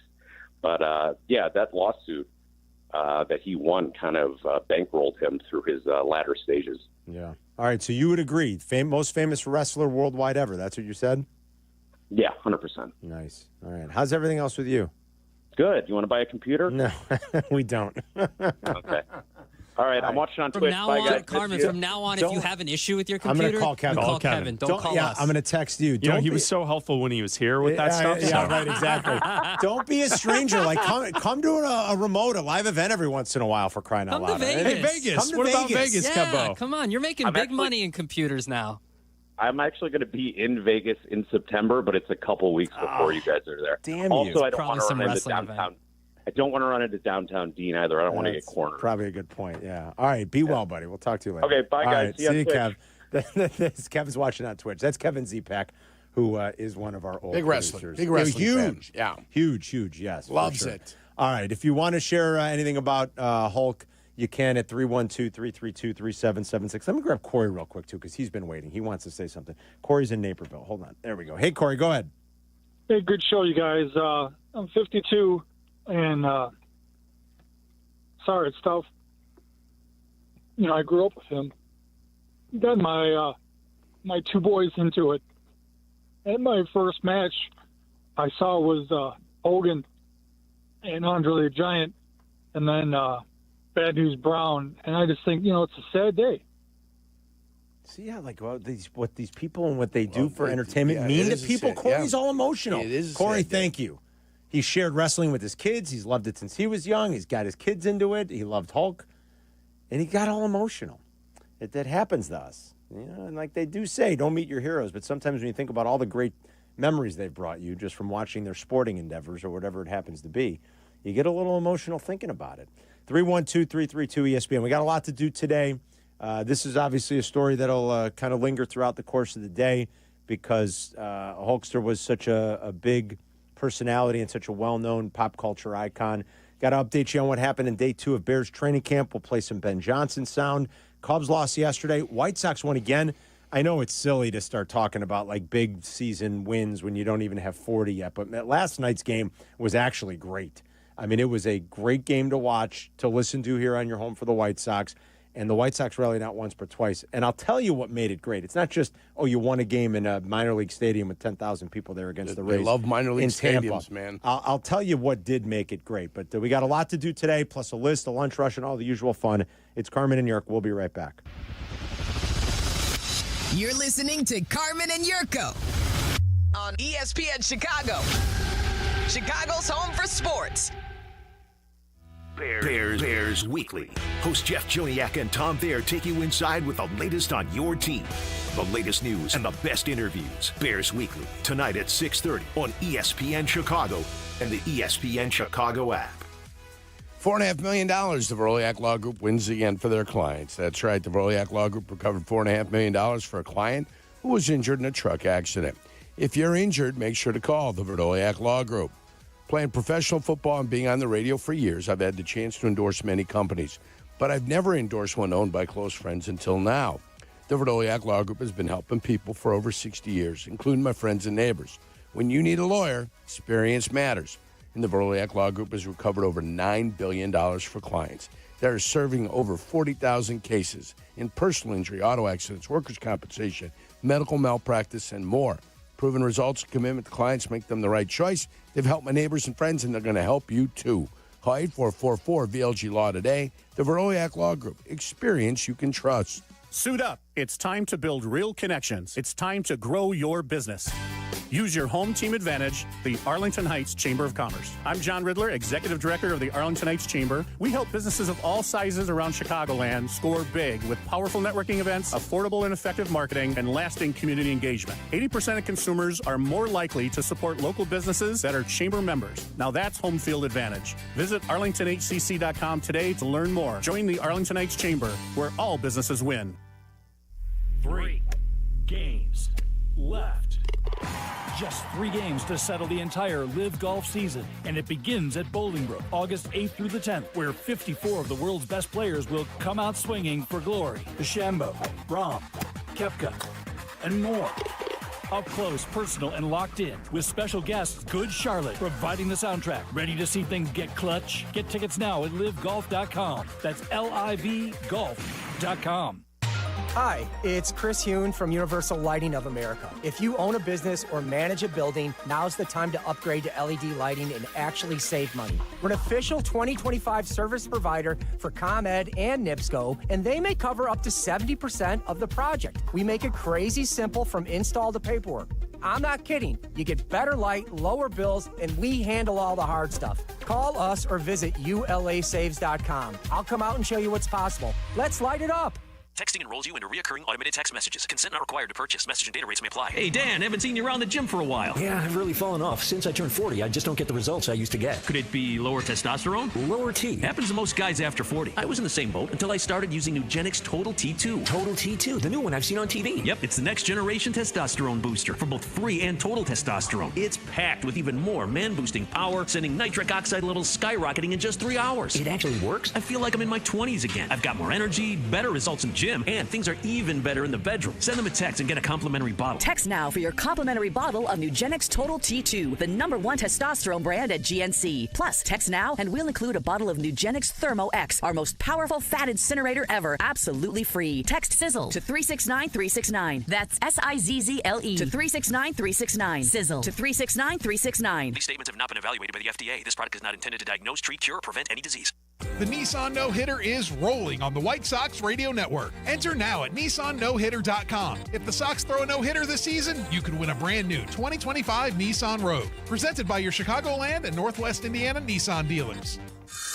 Working from home? We're back in the office. Don't miss a minute of Carmen and Jurko. Just ask your smart speaker to play ESPN 1000. My buddy Kurt O'Connor reminded me Hulk was Thunderlips in Rocky 3. That was the character. Thunderlips. A great character. That's fantastic. All right, so Bears had the second day of practice today up at Hallis. They got another. I think tomorrow is the first one that's open to the public. Kap and Hoodie will broadcast live from there tomorrow. They're doing all these practices early. Good right now because you beat the heat a little bit. I mean, another hot and sticky one out there today. Sounds like it was another mostly uneven day for the offense. It's early. I guess that's the offense somewhat is expected. always behind the defense early in camp. That's still the way no it works. Luther Burden, although the update was one that I don't think is too incredibly dire. It's a soft tissue injury, and they're going to be careful. And they were originally thinking that he'd be ready for camp, and he's just not. So I guess don't push it. Okay. But here was Ben Johnson talking about Burden so far and what the offseasons look like for him and what the prognosis is like. Everything that our training staff is telling us we can do physically with them, we're utilizing. I know Coach Randall's been all over him in meetings, keeping him involved. He's being quizzed nonstop. Our quarterbacks are taking him to the side, whether it's walkthroughs on their own. So he's utilizing that time as much as he can, but there's really no substitute for full speed reps. And so the sooner we get him out there, the quicker he can carve a role for himself. So Johnson noted that Burden, Shamar Turner, who got hurt late in the day yesterday, I think it was an ankle, if I remember reading correctly earlier, and Zach Frazier were not at practice today. Also today was Kiran Amagaji's turn to take reps with the first team at left tackle, Yerk. So it's a tricky thing. You know, you don't have a ton of these practices, and you're working in three different guys to try to figure out which guy's going to be the best one. Trapillo, Braxton Jones, and today, again, it was second-year left tackle or second-year offensive lineman Kiran Amagaji's turn. Here was Johnson when asked about the offense and if it's where he wanted it to be after the spring. No, I told them after the practice that I was pretty pleased. We challenged the staff the night before that we really got to pick up where we left off, and for the most part, we saw that. Defensively, we were stopping the ball on most of the plays. Offensively, we were finishing down the field and blocking for our buddies, getting connected. And I thought our pre-snap procedure, for the most part, was solid. It's not where it needs to be. It's going to continue to get better. But, no, I was pleased with the first day. All right, so that was Ben Johnson reacting to the early portion of camp in the first couple of days. I think he got a kick out of people making such a big deal out of him yanking the first team yesterday. That really isn't all that uncommon. I mean, look, you like it when coaching staffs are holding, position groups and players accountable. He made mention, he goes, we just don't have a lot of these.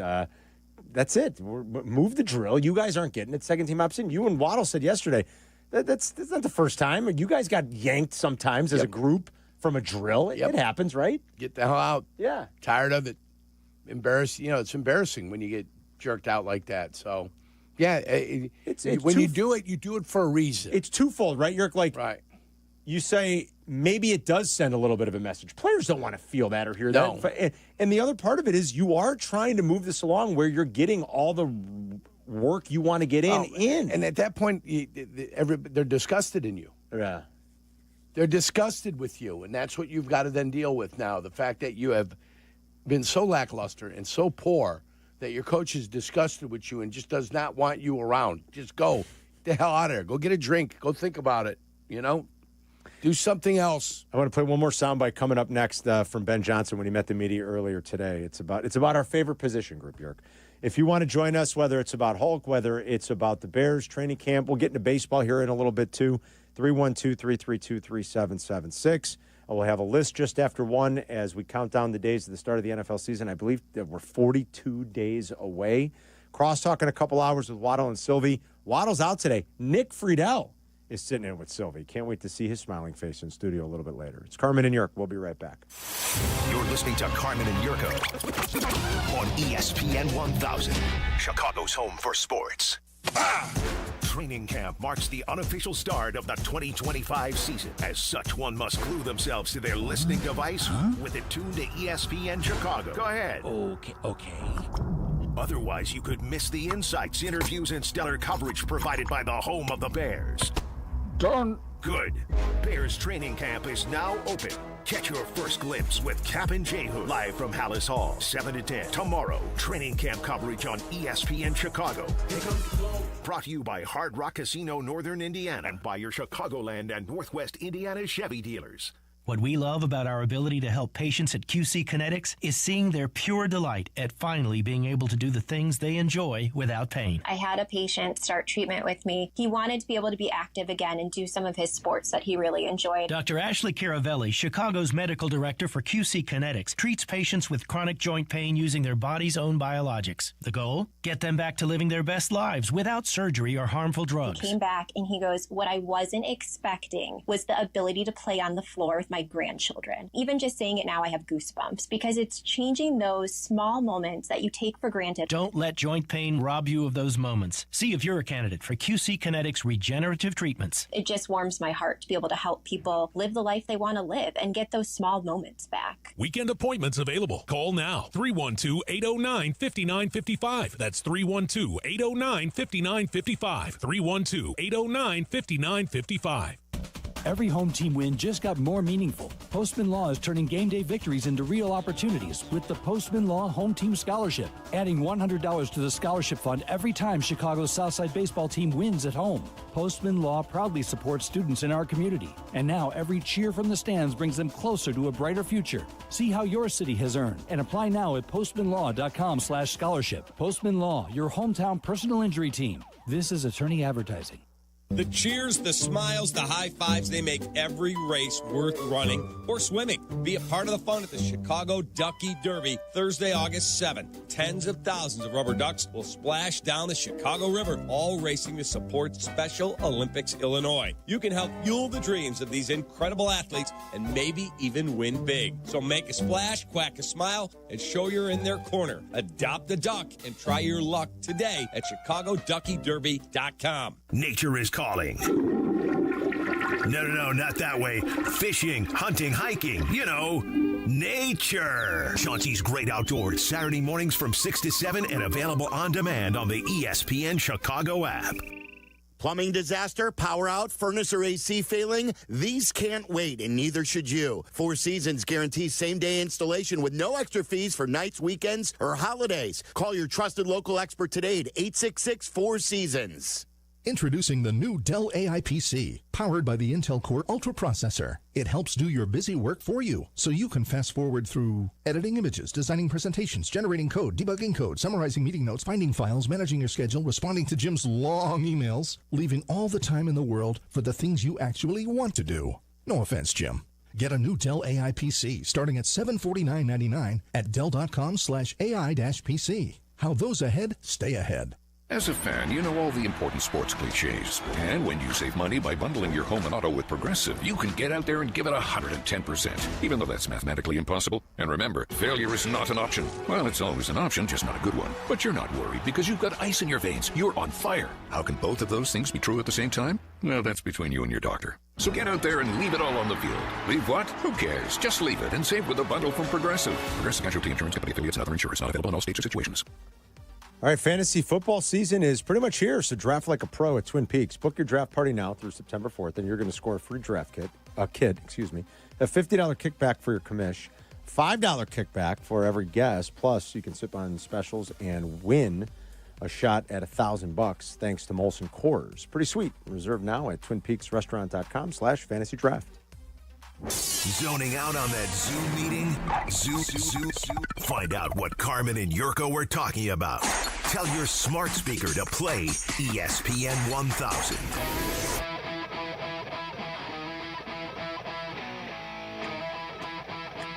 Hope everyone's having a great day. It's Carmen and Jurk. Cubs Sox this weekend. It got a little more exciting with the White Sox playing better. We'll talk about that coming up. We'll play Ben Johnson here on the running back room. This has got the question in it, so take a listen. As Ben Johnson met the media, he's doing it before these practices. Here's Ben Johnson earlier today. And what is your learned about your running backs? Shoot, we'll find out more once we get the pads on, but extremely coachable. Improvements on the tracks every single day. Just we're very detailed with where we want them to go. They're all about it. Coach Bieniemy's doing a phenomenal job. He's very demanding. He's one of the more demanding coaches I've been around. I think they're receptive to that type of coaching. I think Swift has done a great job. Come back from the summer. He's in great shape. He had some plays yesterday that weren't ideal. We might have had a guy unblocked in the hole, and yet he's able to extend it and make something happen beyond. So highly motivated group.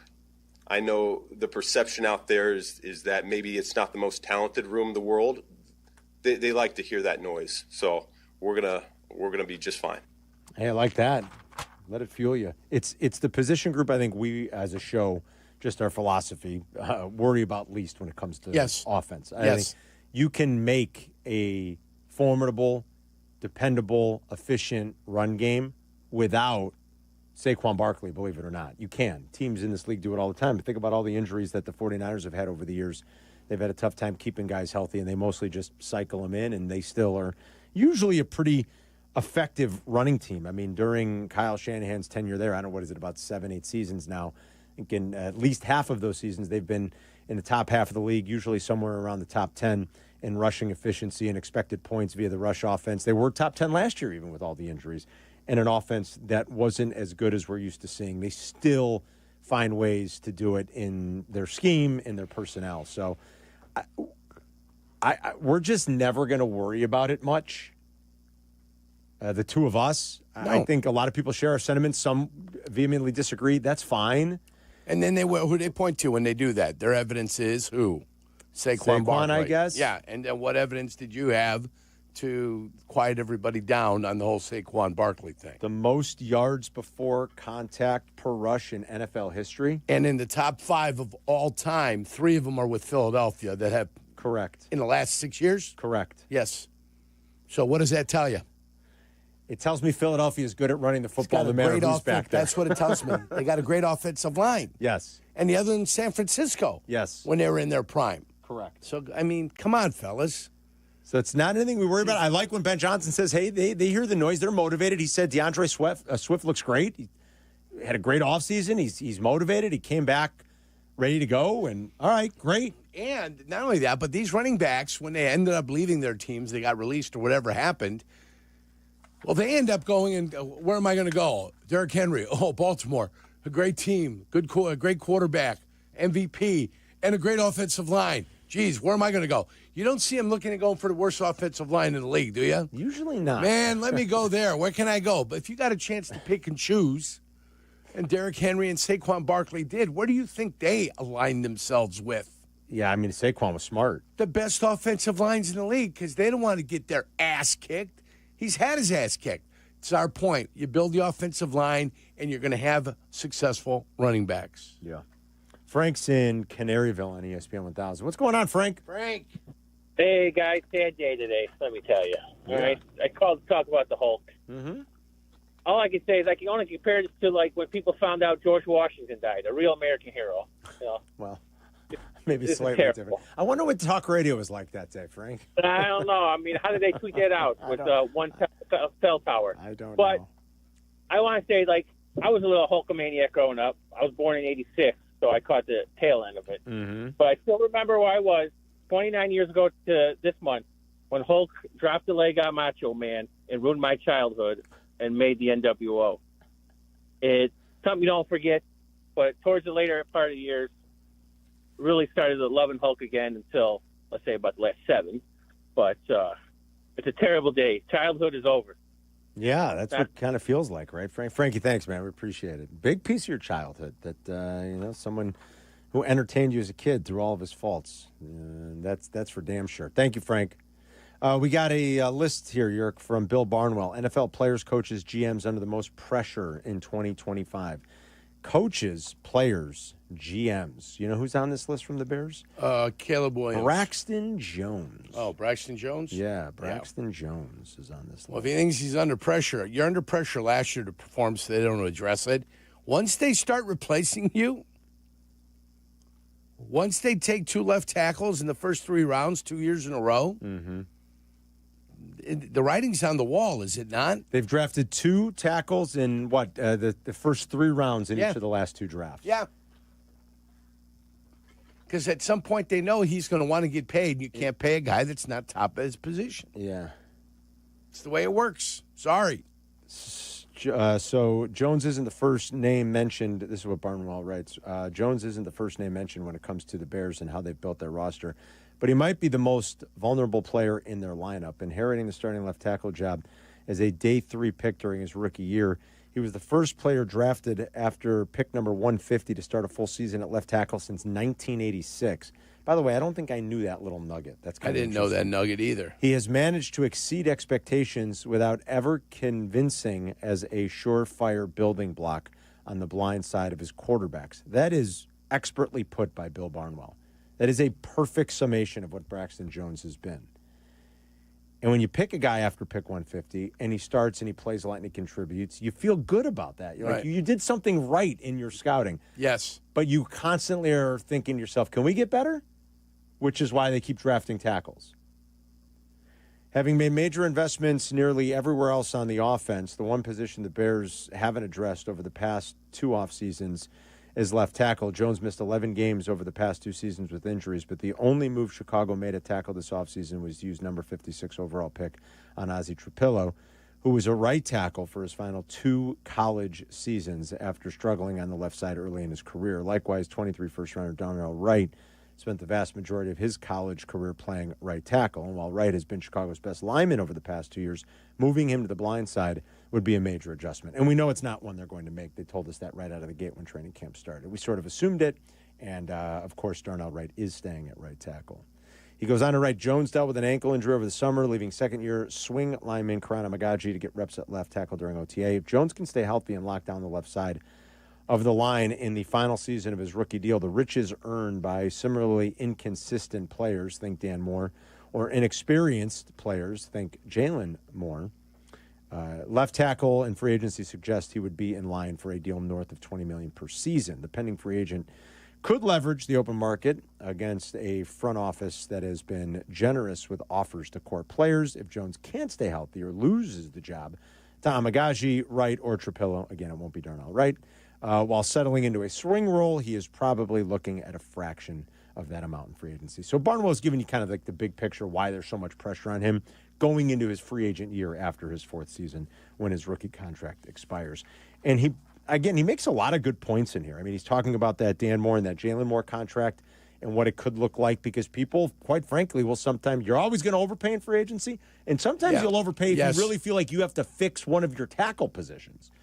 And it could benefit Braxton Jones greatly if he stays on the field, if he's healthy, and if he plays well. But I love the line. He has managed to exceed expectations without ever convincing as a surefire building block on the blind side of his quarterbacks. That is like a to me, kind of a perfect summation of what Braxton Jones has been so far. So keep that, and we'll put that quote on the wall. You want me to pin it up over here? Yeah, pin it up, but we're going to have to enlarge it so you can see it. Like when you want to look at it, it's on the wall, and we can just read it. Yeah. You know what I'm saying? So Yes, we'll have sir. to blow that up somehow. We can do that. That's or maybe easy. get some young artists. I think we go to the ahead top put here and do in that. there. Yeah. That's easy. That's easy enough. If you want to talk Bears, 312-332-3776. First open practice to the public is tomorrow. If you're going right there bright and early, broadcasting live is going to be the Kap and Hood show. So make sure you stop by and say hi to the guys. It's Carmen and Jurko. We'll be right back. You're listening to Carmen and Jurko on ESPN Chicago, Chicago's home for sports. Win a suite for a Sox game. IKEA is giving you the chance to win a fully catered suite night for an upcoming White Sox game. Visit IKEA Schaumburg or IKEA Bolingbrook and scan the QR code in store to register. And on August 8th, the final day of the contest, you can register and enjoy IKEA's annual summer barbecue. Enjoy American backyard favorites and some Swedish flair. Win a Southside Suite Night. Get full details at ESPNChicagoContest.com. Advantage Dealer Group makes car buying simple and fast with their 60-minute guarantee. They know the process starts online, so every one of their dealerships has designed the experience with you in mind. Browse the wide selection of new and used vehicles at Advantage Chevy, Toyota, and Acura. Use their payment calculators, explore financing options, and stop on by. They value you and your time, getting you in and out with your new car in 60 minutes or less. Advantage Dealer Group, where car buying fits your schedule.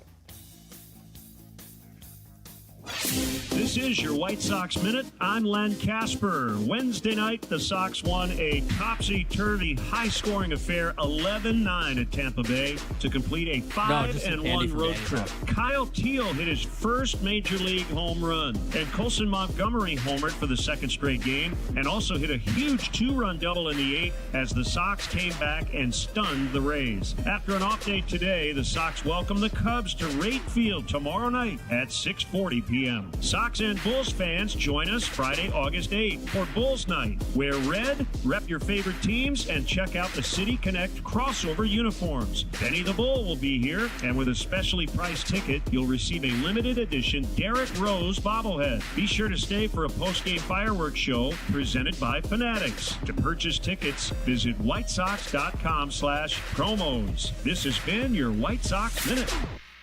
Hey, it's Kap, and now I'm a Chicago window guy's guy. Why? Because Russ Armstrong makes it easy. No sketchy deals, no long-winded sales pitch, just great windows, expert installation, and the best price I could find, guaranteed. And get this, Russ himself came to my house. No subcontractors, no nonsense, just honest work and a lifetime guarantee. So yeah, I'm a Chicago window guy now. Join the club, 847-881-3060, or check out the reviews at ChicagoWindowGuys.com. ChicagoWindowGuys.com. The Taste of Elmwood Park returns. It's August 7th to the 10th. Mayor Skip Saviano, what's your favorite part? Where do I start? The live music, family fun, and sampling from over 20 of Elmwood Park's best restaurants. I love it all. How about you, Carm? Gotta be the meatball eating contest. Always a crowd favorite. And I'm excited to be the honorary MC once again this year. Join us at the Taste of Elmwood Park happening August 7th to the 10th. Grab your family and friends for a weekend of amazing food, live entertainment, and a true Taste of Elmwood Park. Every great team has its core players, but when the season gets tough, adding the right free agent can make all the difference. The same goes for business. At Robert Half, we found that 67% of companies surveyed plan to increase their use of contract talent to handle workload peaks and backlogged projects. With Robert Half's specialized recruiters' experience, combined with our award-winning AI, you can quickly find the skilled candidates you want. At Robert Half, we know talent. Discover how we can help at roberthalf.com/talent. Adam Schefter here for Vivid Seats, your ultimate destination for all your sports and concert needs this summer. With a game-changing rewards program and an unbeatable selection of tickets, they make it easy for every fan to watch their favorite teams and players in action. Catch every home run and thrilling comeback in person from your favorite seat. Plus, every ticket is backed by a 100% buyer guarantee, giving you peace of mind with every purchase. Visit VividSeats.com or download the app today. Vivid Seats, the official ticketing partner of ESPN. Summer is the time for making memories, not appointments. It's why you should go to Great Clips. Use online check-in to get in for a cooler, shorter haircut for less whenever you have time. So what are you waiting for? Get in, get out, and get back to summer with time-saving haircuts at Great Clips. It's going to be great. Working from home or back in the office? Don't miss a minute of Carmen and Jurko. Just ask your smart speaker to play ESPN 1000. the big winner at the casino tonight? Mikey's the big winner. Mikey wins. Vegas Vacation is coming up here in just I know that's not the movie Vegas Vacation, that's Swingers, but we're calling it ESPN Chicago's Vegas Vacation. I like it. And it's coming up in a couple months. It's week 4, Bears at Raiders. It's the last weekend of September.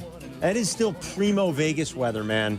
Pools are open. Yeah. It's going to be warm. We're going to be drinking mojitos by the pool. We'll be crashing Bleck Abdalla's cabana that they're going to rent. Can't wait. At Mandalay. Go in there, start drinking some. Get in there. I don't know what these guys are going to be ordering there. God only knows. Expensive champagne. Going with that real French champagne, boys. Yes, Yuengling. We will be drinking lots of Yuengling. The on real the trip. The big 16 It's what ounce Bleck Abdalla will be drinking. Absolutely. Let's Yuengling. go. We're going to be drinking Yuenglings in the cabana. We're going to be poolside. We're all going to be broadcasting our shows live. It's us. It's Waddle and Silvy. It's Chris and Adam. It's Kap and Hood, Peggy and Dion. So you're going to get a full day of shows Friday. Peggy and Dion on Saturday. Pre-game, post-game on Sunday. Private tailgate with all your favorite ESPN Chicago personalities and a bunch of great Bears listeners. Book your trip now at truefantravel.com. That's truefantravel.com. And just click on the ESPN Vegas Vacation, ESPN Chicago Vegas Vacation tile, and book, because these packages aren't going to be around forever. Get it booked. So get her done. Yeah. We're going to have a ball. You know, like, we'll all belly up to a dice table. There's nothing better than everybody at a craps table and the table it's gets all hot. you guys. Let's go. Remember when Freddie Cheech rolled for an hour and 15 minutes? Who can forget it? Woo, everybody. Oh, this will be great because I don't think I've ever been to Vegas with someone who knows how to play craps. Let's go. And so, like, you know how they, like, or if you're there early in the morning. I can't wait to find them. Well, yeah. Well, Carmen, you know how to play, right? I can play dice. I mean, okay. yeah. Well, because, you know, they have, like, teaching sessions They early in the do. morning. They do. I've never been awake enough for those. So, and I've never known anybody to be like, all right, I'm just going to bet what you bet and just ride the hot hand. Ride the hot hand. Yeah. You know, now I get to we'll do support. that. We'll support. We'll watch. Ride, we'll help. Yeah. Ride the pony. You got to be able to stomach the runs. Dice tables, and again, there's no such thing as a cheap table anymore in Vegas. You can't bet $10 anymore anywhere in Vegas. So dice can be, you got to have the stomach for it because the runs are great, but boy, when the lows happen, it's like, ooh. The runs are great at the dice table. At the dice table. Not Not in in the real bathroom, life. no. Not in real life. Yeah, you get cleaned out quick. But yeah. What cards do you play, Yerk? I play Ultimate Texas Hold'em when I want to just screw around. So you'll just go find a table I'll and find an Ultimate Texas settle Hold'em. in for 6.5 hours? Settle in. No, not for 6.5 hours. I'll cash in for $300-400. And if I win, I'll get off the table. If I double it to 800, I'm off the table. He's talking about like a table game. Is that like Ultimate Frisbee? It's the table game. The table game. Not Got like it. not like go to the not poker in the room. not in the poker I don't go to the poker all room. right. No, Because no. those who go to the poker room, Yes. you go missing for. You're in for 9 hours. Yeah, I've exactly. been for a Yeah. session. I've pulled at Mandalay. At Mandalay's poker room, I've pulled 20-hour benders. Have you? Oh, yeah. Easily. I've never done a that's what I'm 20-hour saying. bender. The most I've ever been there probably is about 6-7 hours. Yeah. Tops at the poker table. My brother once and one of my buddies, they pulled they were over a day. It was kind of ridiculous. Then my brother lost, left, got drunk, went back, joined him, and then started betting into him, and my buddy was really pissed. Then he was really pissed. Oh, I see. You guys wanted to play team poker at the table, which is something that you always got to be careful of when you go to Vegas. Yeah. You got team poker at He your wanted table. to kill my brother. It's like stepping up there and all the guys from Rounders are in Atlantic City. We didn't even have to leave New York. Yeah, we could have exactly. just played. Could have just played at home. Yeah. I mean, I'm not going into the poker room, I don't think, anymore. I don't play enough poker. My game isn't sharp.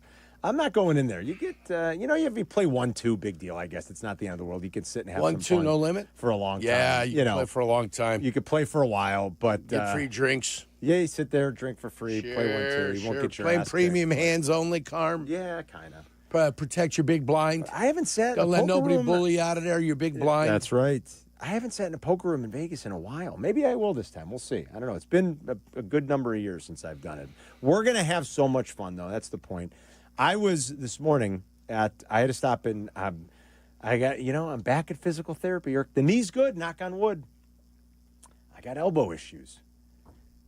And I stopped by my buddy Craig at Clarity Sure. Wellness and physical therapy. Absolutely. In my humble abode where I live in Western Springs. Mm-hmm. And he was even inquiring a little bit about the trip because he had heard. He wants to know. Well, so he's telling me this morning, he goes, the weekend after, how about this? I've got back-to-back weekends in Vegas and New Orleans. Not bad. So you're going with your crew down to New Orleans? One of my neighbors and one of my good friends, Andy Hedinguy, he turns 50 in November. Oh, it's going to be a party. His favorite place in the world is New Orleans, one of my favorite places as well. And so we're doing his 50th in New Orleans. It's that first weekend of October. It couldn't work out better. Yeah. The Bears are on bye. Yeah. And so my buddy Craig's telling me, he's like, I don't know, we got the next weekend we've got New Orleans, and then the weekend before that, I think he's with his son somewhere out of town. And he was like, how do I tell my wife I want to go to Vegas with you knuckleheads? I'm like, I don't care how you tell her. Tell her. Easy. Hey, I'm going to Vegas. Yeah, I'm like, these guys are going to Vegas. It's a great deal, and I'm going to be going. The only time they've ever gone to Vegas as a crew. Honey, do you want to go?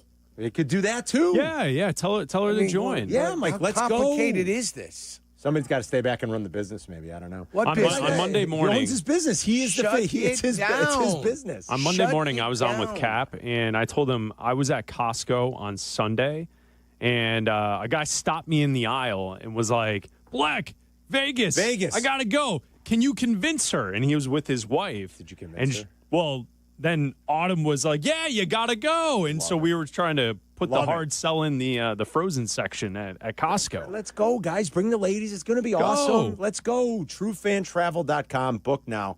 Yeah, and I've got back-to-back weekends, September and October, this late summer, early fall. I guess that's technically that might be the best back-to-back weekend combo you can put together. Ever. Without leaving the country. That's pretty great. Vegas into New Orleans. That's That's awesome. not bad. That's going to be fantastic. I mean, you take that. Yes. I'm trying to think of another city, maybe, that might be able to pull off that double right there. St. Louis and... No. Cleveland. No. Detroit. Minneapolis. No, but I'm trying to say, I mean... I don't think there is a combo that rivals that. I'm not kidding. That might be the best combo in the country. Right. I mean, back-to-back Some would tell you weekends. New York City, blah, blah, blah, blah. I'll be there this weekend. L.A., blah, blah, blah, blah, blah. An L.A., New York thing. I don't buy it, though. That doesn't do it for me. Hard pass on L.A. Yeah. Big hard pass. And from Chicago, I think that those are two wonderful little destinations. The best part about it is the Vegas trip is going to be for the Bears on the road, all of us, a bunch of listeners. I love Las Vegas, and I haven't been in a few years, so I'm overdue. Like that, and then to follow it up with a buddy's 50th. Yeah. And probably my second favorite place to travel in the contiguous United States is New Orleans. Yeah. You love that, kid. I've got my three favorite places to visit in this country that aren't our beautiful city are New York, Vegas, and New Orleans. Right. And I'm going to all three in the span of 2 months. Are. I mean, love listen, you're a mover and a shaker. Yeah. I mean, I don't know. You hit the lottery? I mean, what's going on over here? No, believe me. I mean, what the hell? This guy's traveling all over God's green earth. Beth's in Geneva. What's going on, Beth? Hi. I would like you to convince my husband, Chad, to go. I cannot get him to go. What?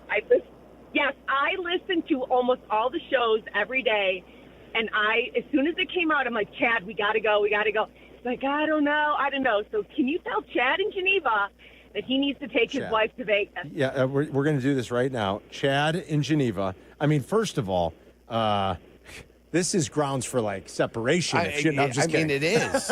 I mean, no, I hit the jackpot when I married him, but Chad, are you listening to this? Your wife is calling, having to convince you to go to Vegas. To go to Las Vegas? This is insane. I've never heard of such a thing. Chad, be a man, do the right thing, step up, and take Beth to Vegas with us. And she worships the ground you walk on, Chad. What's going on here? Come on, Chad. Yes. Oh, my God. Come on, Chad. Let's go. Aptly named, Chad. You listen, if hopefully that helped. Once you get him to sign off, call us back and let us know that we're going to see you there that weekend, okay?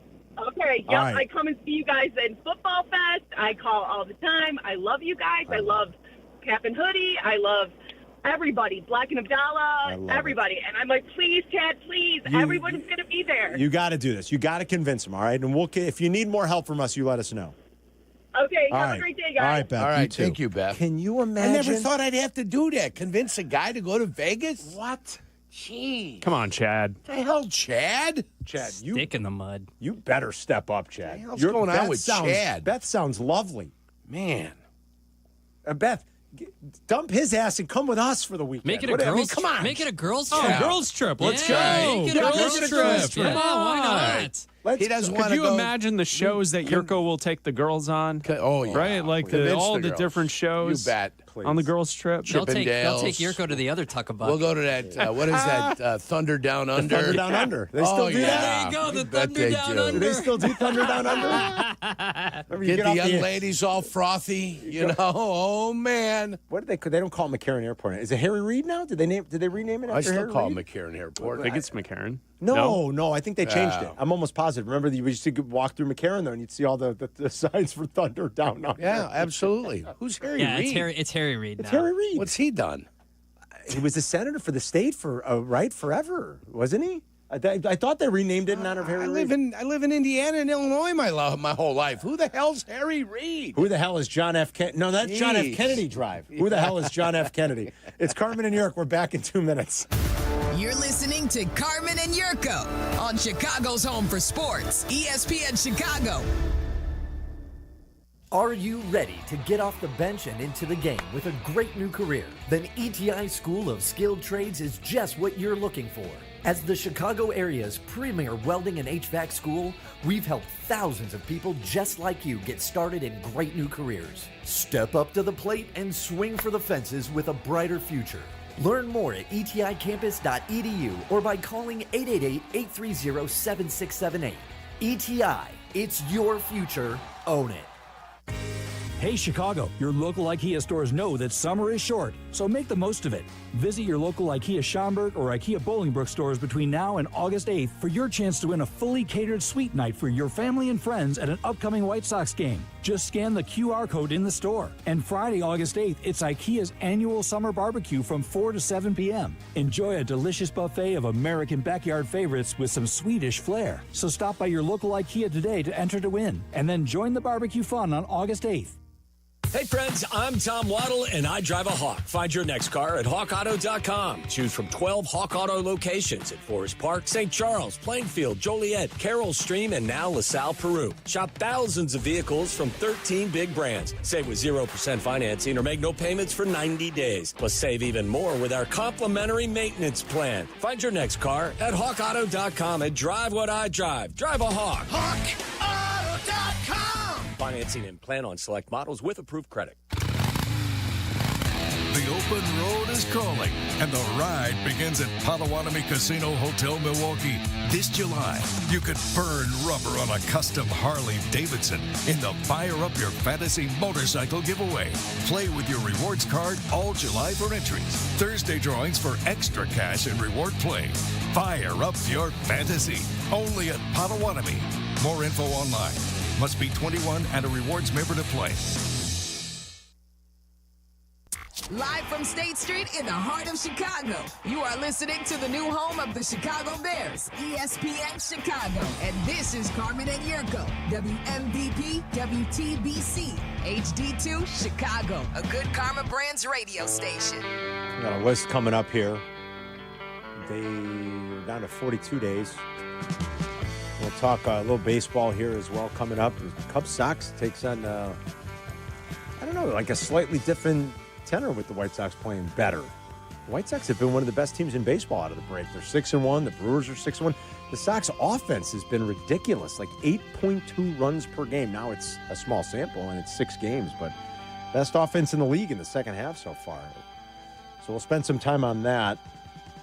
Talked to some Bears about the passing of Hulkster in the first hour. Hulk Hogan passed at the age of 71. Also, I've never heard of a toe creating more, I don't know if you'd say chaos, but more buzz and nervousness as the toe injury sustained by one Justin Fields at Jets training camp this morning. The big toe? It's not his big toe, I think. It's a dislocated, I don't know, I don't think it's a big pinky toe. Is it a pinky toe? But they had to cart him off, and the Jets media went nuts. Yeah. That's because they're bored. First of all, and they've got nothing else going on. It's not like Tom Brady came out of retirement to play quarterback for the Jets, first and foremost. They didn't trade for Mahomes or Lamar Jackson in the offseason. No disrespect. I like Justin a lot, but, I mean, come on. Yeah, what are we doing, you know? It is a right toe injury. Okay, the big toe. The initial diagnosis is a dislocated toe. That test showed Fields. They just don't tell us which he one. Did not suffer a fracture. Just a dislocated, what are those? Those are your metatarpals, right, Yerk? Metatarsals. Metatarsals, I'm sorry. Yeah, but those are the bones that are in your feet that connect up into there. Oh, so it's like... That's more like the... That's like this part? That's like the knuckle is where it dislocated at. You know what I'm saying? Okay. So your toe knuckle. Toe knuckle. Whatever that's called. Okay. I'll take a look at the foot to try to give you an idea what the hell's going on. All right, so that was that. But boy, the world was going crazy there for a little while, though. Justin Fields carted off. And then people are busting his balls for getting carted off because of toe injury. They cart people off all the time.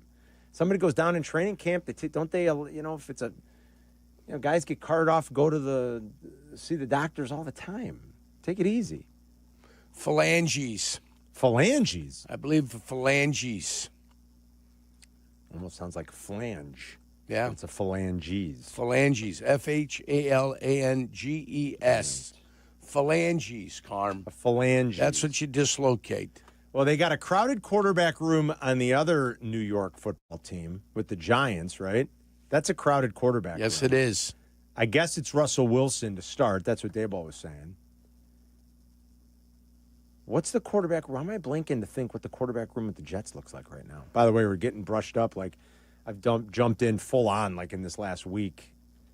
Mike and I, an odds couple here, starting next week, are going to start doubling up on the divisions leading up to the start of the season, previewing all the divisions and kind of go team by team. So I just like... Here they are. Tyrod Taylor, Adrian Martinez, Jordan Travis. Tyrod is, I think, who the other one I was thinking of. That's not as sexy and crowded of a quarterback room. The sexy, crowded quarterback rooms that are interesting are Cleveland and the New York Giants. Those are the interesting ones. Yeah, I gave you the one here. Yeah, I'll give you the Giants right now. Oh, that Russell Wilson, that's loaded. Jameis Winston, Tommy DeVito, and Jackson Dart, who I think promptly threw a pick six on one of his first passes yesterday. Not when he got surprised. in, right? Jackson Dart's there. They drafted him. Tommy Cutlets. Can you believe Cutlets is still hanging around? Yeah, he's finding a way to get it done. And our other one is, what's the depth room you're looking at? Cleveland's is great, too. Cleveland? Mm-hmm.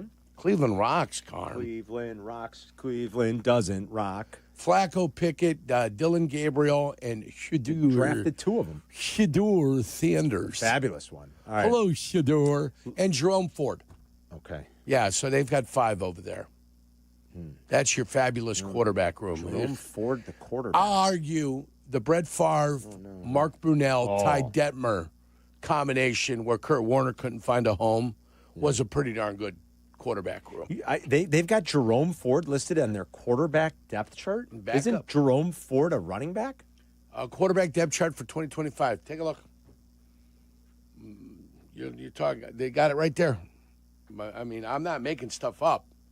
I mean, did Jerome Ford? Am I nuts? Wasn't Jerome Ford a running back? Emergency starter? Oh, maybe. Maybe that's what they have. The emergency guy. That's one. How they put a running back in there already for training camp. Yeah. That's one hell of a quarterback. Keep 2 quarterbacks, and he's your emergency guy. That's awesome. Yeah. I just love that Cutlets is kind of still hanging around.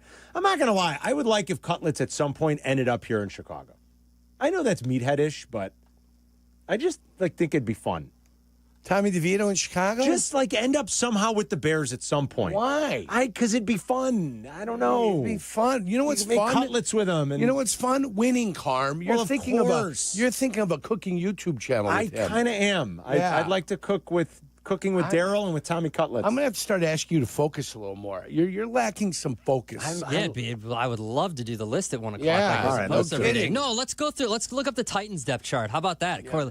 Only at quarterback, Pour the though. audience some more with some Well, Will crap Levis no one is cares gone. about. Guys, Will Levis is gone. Will Levis is gone. Jesus. What are you Hey, talking? that Nobody Gi- can do. that What are you Giants- talking about? Yeah. Hey, That fantasy Giants football is around the corner. That Giants quarterback room is fun. Giants. All right. New York quarterback rooms. That's Well, a good room. I like that room. We are 42 days away from the start of the NFL season. That's 6 weeks, guys. Jackie, spin baby. the wheel. Jackie Robinson away. Spins different sports. Spin. Jackie's the most famous 42. Spin. It Ronnie lands Lott. on Ronnie Lott. Yeah. number 59. Top 5 quarterback rooms Yes. in the NFL. History. In history. No, that's not true. Actually, I added this one earlier this year, or this list season. I added this one because about a month ago, the New York Times put out their own list of top 100 movies of the 21st century. Yes. So the year 2000 and on, the 21st century. Yes. So no old stuff. That's the list today? Your favorite movies of the 21st century. Wow. Let's go. And remember, favorite. Yeah. Does this not is mean subjective. best. Subjective. 1,000% subjective. All right. This is going to be good. You may want to put. This is so hard, you guys. I'm trying to think of a bad movie that came out all the bad ones that came out. You might want to put all the avatars in there. Who knows? I'm ready. All right, you're ready? Ready? Whoa! What? You've never been ready first. What? You've never been ready first. Wow. Well, all right. And your list, I can already tell your list, you're going to be missing one because you refuse to see it, so that's on you. That's and true. It's not going to be in your top 5, but it should be in your top 5. That's so true. I'm calling it out already. I'm calling my shot. I know what you're talking about. You're I right don't know about that. Necessarily, it's top 5. Get out of here. All right. I think I am ready. Again, guys. we just said this is subjective. All right. I'm ready. Go ahead. Boy, this is really hard, though, man. Like, I think I did this way too hastily, but the hell with it. Who cares? These just came to mind. So do you want to know while we're waiting for the others, do you want to know what the number 1 movie of the 21st century? I know what it was. You know what it was? Okay. Yeah, which I liked. I liked very much. I mean, it's not on my list. And like Jurko said, these are our favorite. Yes. Maybe not necessarily the best. These are our favorite. I think I did this probably a little too hastily. I might regret it. I'm going to do it anyway. I'm going to let it fly. You guys tell me what you think of this list. The hell with it. You know what? It's your list, These came to mind. Quit apologizing for things, man. I know I'm going to forget I want you to some. be more decisive. Well, I'm the most decisive Do one. it. Number 5 on my list is There Will Be Blood, which I think could be in the running for the best movie of the century, and it's also one of my 5 favorite. And the performance by Daniel Day-Lewis is epic. Number 4, Wedding Crashers. It's quotable, it's hilarious, it's rewatchable, it's all the things we love. My next 3 are comedies, actually, and they all follow a similar theme of what I was just talking about. What makes Wedding Crashers so great?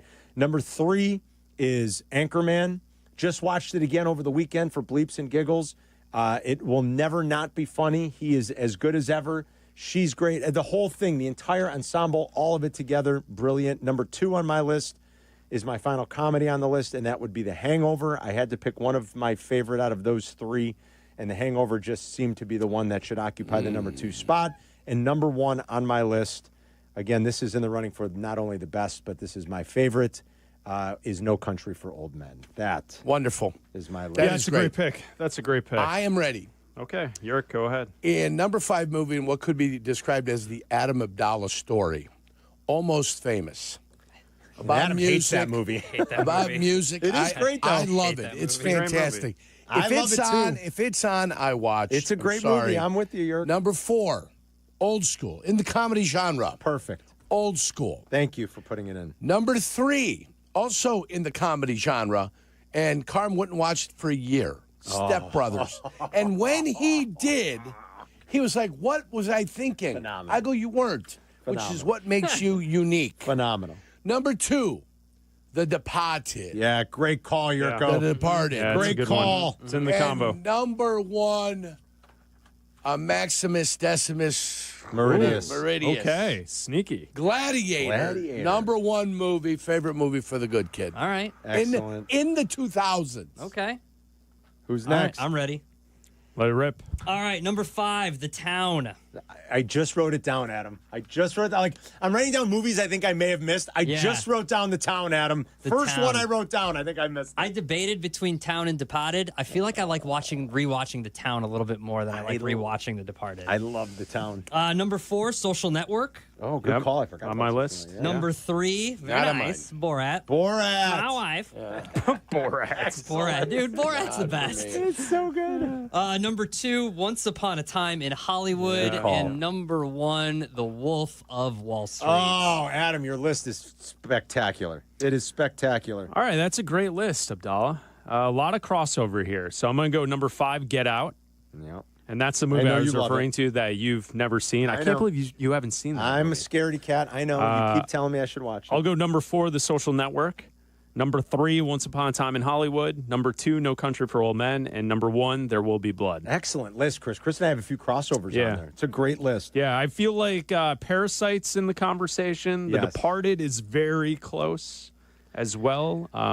Those are the handful. I'll give you one, I think, and it didn't make any of our lists. And I'm probably slightly ashamed at myself for this one because I think I could maybe take out one of the comedies. Inglourious Bastards. Inglourious Bastards, I think, deserves a spot on my list. I knew I did it maybe too hastily. That movie is totally rewatchable and hilarious and scary and all kinds of great things all at once. And Christoph Waltz's performance is one of the most memorable of the century for sure. So I'd say my most glaring omission is Inglourious Bastards. We got Moneyball in the Twitch chat. Oh, that's a good one. Just watched We it got again Memento recently. in the Twitch chat. Ooh, Memento. Okay, I'm gonna throw this one out there that I think we would all put in receiving votes, others receiving votes category. Mad Max Fury Road. Okay. Excellent. None of us had Dark awesome. Knight, did we? No, and none of us had Dark Knight. You know, but like it's the Heath Ledger performance. Like that movie, outside of Heath Ledger, is it really better than these other films that we're picking? I don't know. Maybe not. I mean, I love it, but you might be right, Chris. Mad Max Fury Road is epic. Yeah, it's a perfect movie. It is That's perfect. awesome. It is absolutely epic and perfect. If you haven't watched Mad Max Fury Road, make sure at some point you watch. I liked the prequel they did, the Furiosa movie that he did last summer. I've always liked the Mad Max movies. I can remember being a kid, watching Mel Gibson when the first ones came out. I always liked them, and I really enjoyed these last two. I mean, I thought the prequel was equally good. But Mad Max Fury Road Chris is right, it is almost a perfect movie. It's incredible. What else are people saying in the Twitch chat, Adam? Sicario. Ooh, It's a great Sicario's one. a good one. Yeah. Love that. Very let's see. rewatchable. Let's see here. Django Unchained. That's another good one. Django. Another great Django. Christoph Waltz. I didn't even think about any of the Bournes, and I'm a fan of the Bournes are great, Yeah. Mirko. Yeah, John isn't Wick. that like, That's does favorite, one though. specifically stand out over for the me, others? For me, I like the second one, and then I like Bourne Ultimatum. Yeah. Okay. That's a good call. I also Not bad. I think the first John Wick was brilliant. I mean, it's just that good of a movie. Yeah. I wouldn't put any Okay, other ones probably- on there, but I think that first John Wick is Because you mentioned the Bourne movies, I think it's the same director, Paul Greengrass. He directed Captain Phillips. I believe that's Captain right. Phillips is a really good movie. It's like a standalone story. Like, that's a really good film. Hanks plays all those, by the way, all those characters. Yeah. If you're going to land a plane on the Hudson, it's going to be Tom Hanks. Yeah. If Captain Phillips is going to be captured, boom. If you're abandoned on an island because of an air crash and you survive, He's really good at it. Hanks gets all those roles. Yeah. No one said Superbad, right? Nobody did. Nobody No, said no, Superbad. Superbad's good. Yeah, Superbad was great. Superbad was number 100 on the New York Times list. That's a good one. Steve's in Indy. Go ahead, Steve. Hey, what's up, guys? Hey, I wanted to tell you I'm looking forward to going on that trip with you guys. I love it, Steve. Yeah, I turned 60 in December, but my wife bought the package for me as an early present. I'm really happy about that. Hell yeah. Fabulous. Love it. So, I love to hear it. I'm glad she paid attention to the package, my friend. Good. Yes, sir. I'm not like that other guy. I got a good wife. That's right. It's like, Oh, that guy's got a good Yeah, wife, that guy's too. got a good wife. He's being a bad husband. He's being a bad husband. Yeah. She's fantastic. yeah, I got it opposite. That dude could be like a who's the douche type of dude. It's like that. Oh, Chad. Exactly. Wow. Oh, man. So yeah, it's a landslide. Anyway, at number 5, I got the Bourne Identity. Yep. First one. Number 4, Four Christmases. Number 3, The Departed. And number 2, Man on Fire. That's a good one. And number 1, I got to go with my boy Jurko, Gladiator. All right. Oh, yeah. You guys share the same one. Yeah, Man on Fire. As much as we love Denzel. And take a pass on Gladiator, too, guys. Who's the douche? I love it. Chad's being the douche in Geneva. We're being hard on Chad, but come on, Chad, get with it. Beth wants to go to Vegas. Take Beth her to wants to Vegas. go. Turn into a girls' trip. If I were going to put one Denzel movie on my list, as much as I do love Man on Fire, it would be Training Day. Training Day is just so freaking good. It's ridiculous. Let's go to Eddie on the north side. Go ahead, Eddie. Hey, boys. Tropic Thunder. I can watch it anytime and laugh. I mean, Tom Cruise and there is Rex Grossman or whatever.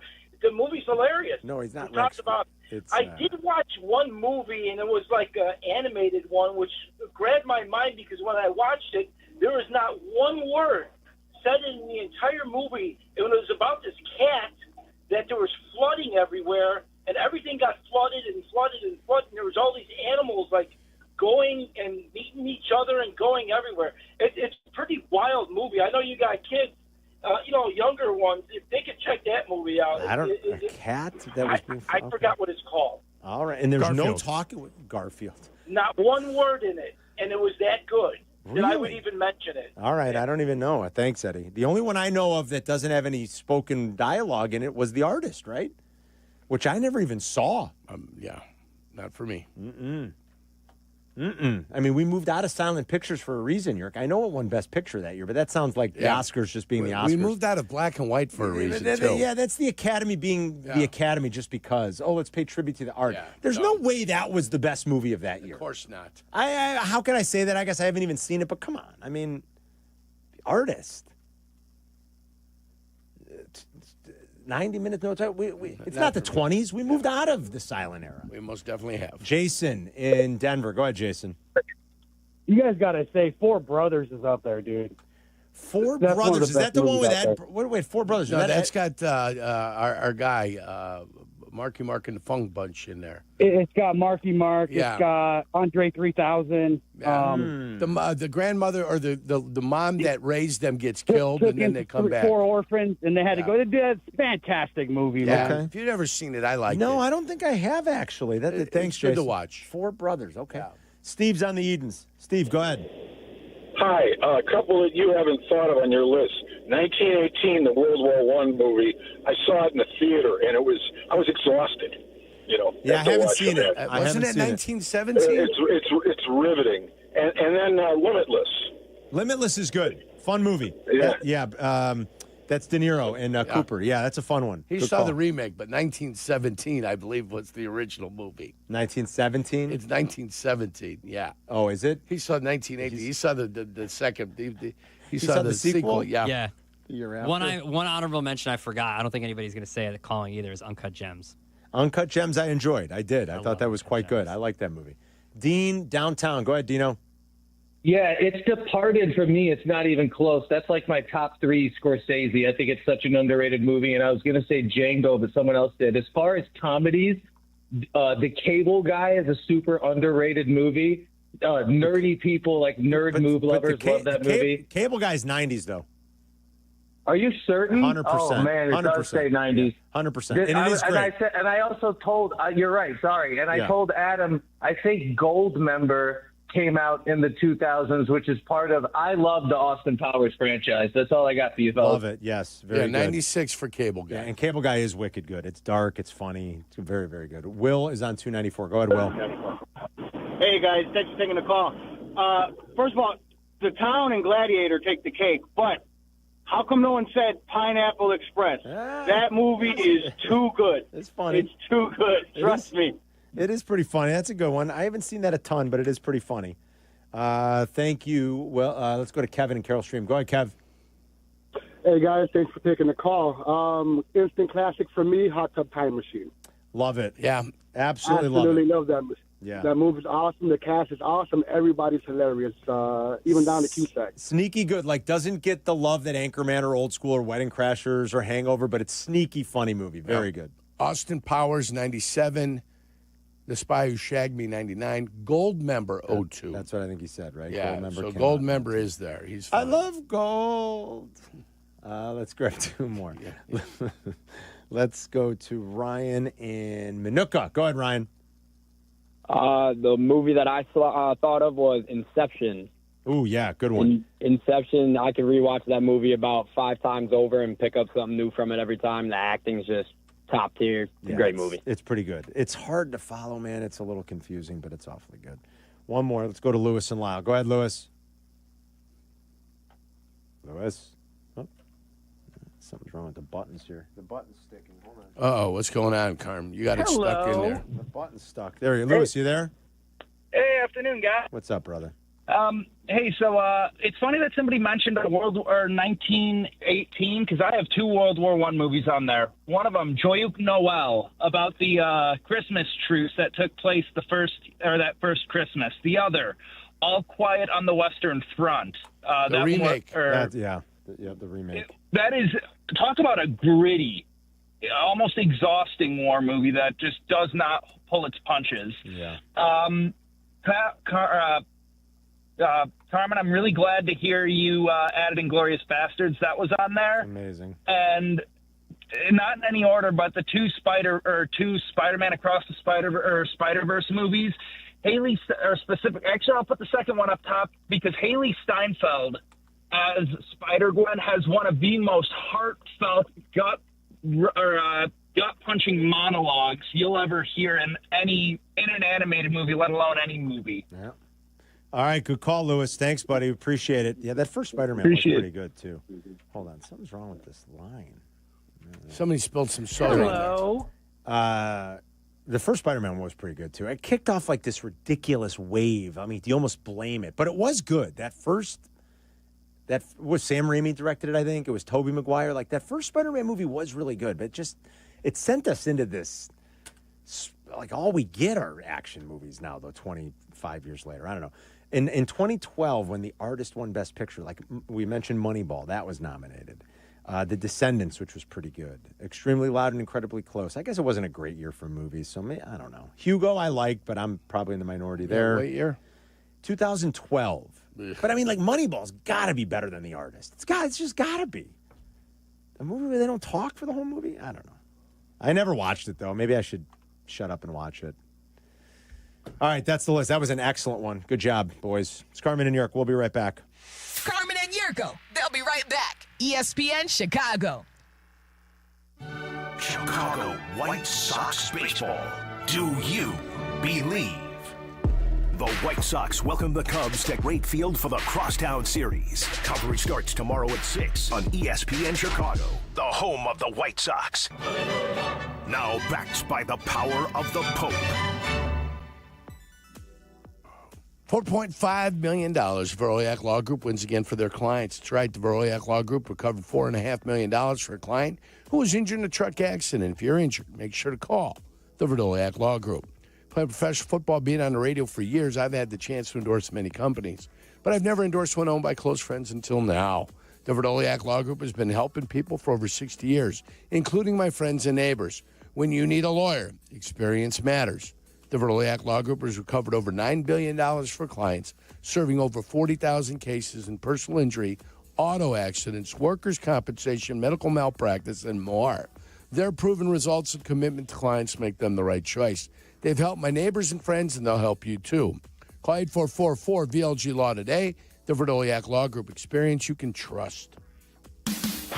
The Taste of Elmwood Park returns. It's August 7th to the 10th. Mayor Skip Saviano, what's your favorite part? Where do I start? The live music, family fun, and sampling from over 20 of Elmwood Park's best restaurants. I love it all. How about you, Carm? Gotta be the meatball eating contest. Always a crowd favorite. And I'm excited to be the honorary MC once again this year. Join us at the Taste of Elmwood Park happening August 7th to the 10th. Grab your family and friends for a weekend of amazing food, live entertainment, and a true Taste of Elmwood Park. The cheers, the smiles, the high fives, they make every race worth running or swimming. Be a part of the fun at the Chicago Ducky Derby, Thursday, August 7th. Tens of thousands of rubber ducks will splash down the Chicago River, all racing to support Special Olympics Illinois. You can help fuel the dreams of these incredible athletes and maybe even win big. So make a splash, quack a smile, and show you're in their corner. Adopt the duck and try your luck today at ChicagoDuckyDerby.com. Take it from me, when you want the job done right, you call the pros. And that's why Chicago trusts Window Works. For over 30 years, they've delivered custom windows and doors that fit your home, your style, and your budget. No cookie cutter stuff, just certified pros who get it done. And it's not just about beauty. These windows can help cut down your energy bills, too. Right now, buy one window, get one free. Dial pound 250 on your phone and say Waddle to book your free consultation today. Texting enrolls you into recurring automated text messages. Consent not required to purchase. Message and data rates may apply. Hey, Dan, haven't seen you around the gym for a while. Yeah, I've really fallen off. Since I turned 40, I just don't get the results I used to get. Could it be lower testosterone? Lower T. Happens to most guys after 40. I was in the same boat until I started using Nugenix Total T2. Total T2, the new one I've seen on TV. Yep, it's the next generation testosterone booster for both free and total testosterone. It's packed with even more man-boosting power, sending nitric oxide levels skyrocketing in just 3 hours. It actually works? I feel like I'm in my 20s again. I've got more energy, better results in gym, and things are even better in the bedroom. Send them a text and get a complimentary bottle. Text now for your complimentary bottle of Nugenix Total T2, the #1 testosterone brand at GNC. Plus, text now and we'll include a bottle of Nugenix Thermo X, our most powerful fat incinerator ever, absolutely free. Text Sizzle to 369-369. That's SIZZLE to 369-369. Sizzle to 369-369. These statements have not been evaluated by the FDA. This product is not intended to diagnose, treat, cure, or prevent any disease. ESPN Chicago's Sports Business Minute, hosted by Danny Ecker from Crane Chicago Business, is heard Mondays, Wednesdays, and Fridays, and is presented by Chicagoland BMW Centers. Zoning out on that Zoom meeting? Zoom. Find out what Carmen and Jurko were talking about. Tell your smart speaker to play ESPN 1000. A set and a 1-1. There's a swing and a blast deep, right center field. That baby's off the wall. Vargas scores. Teal coming around third. Throw to the plate is late. It's a double.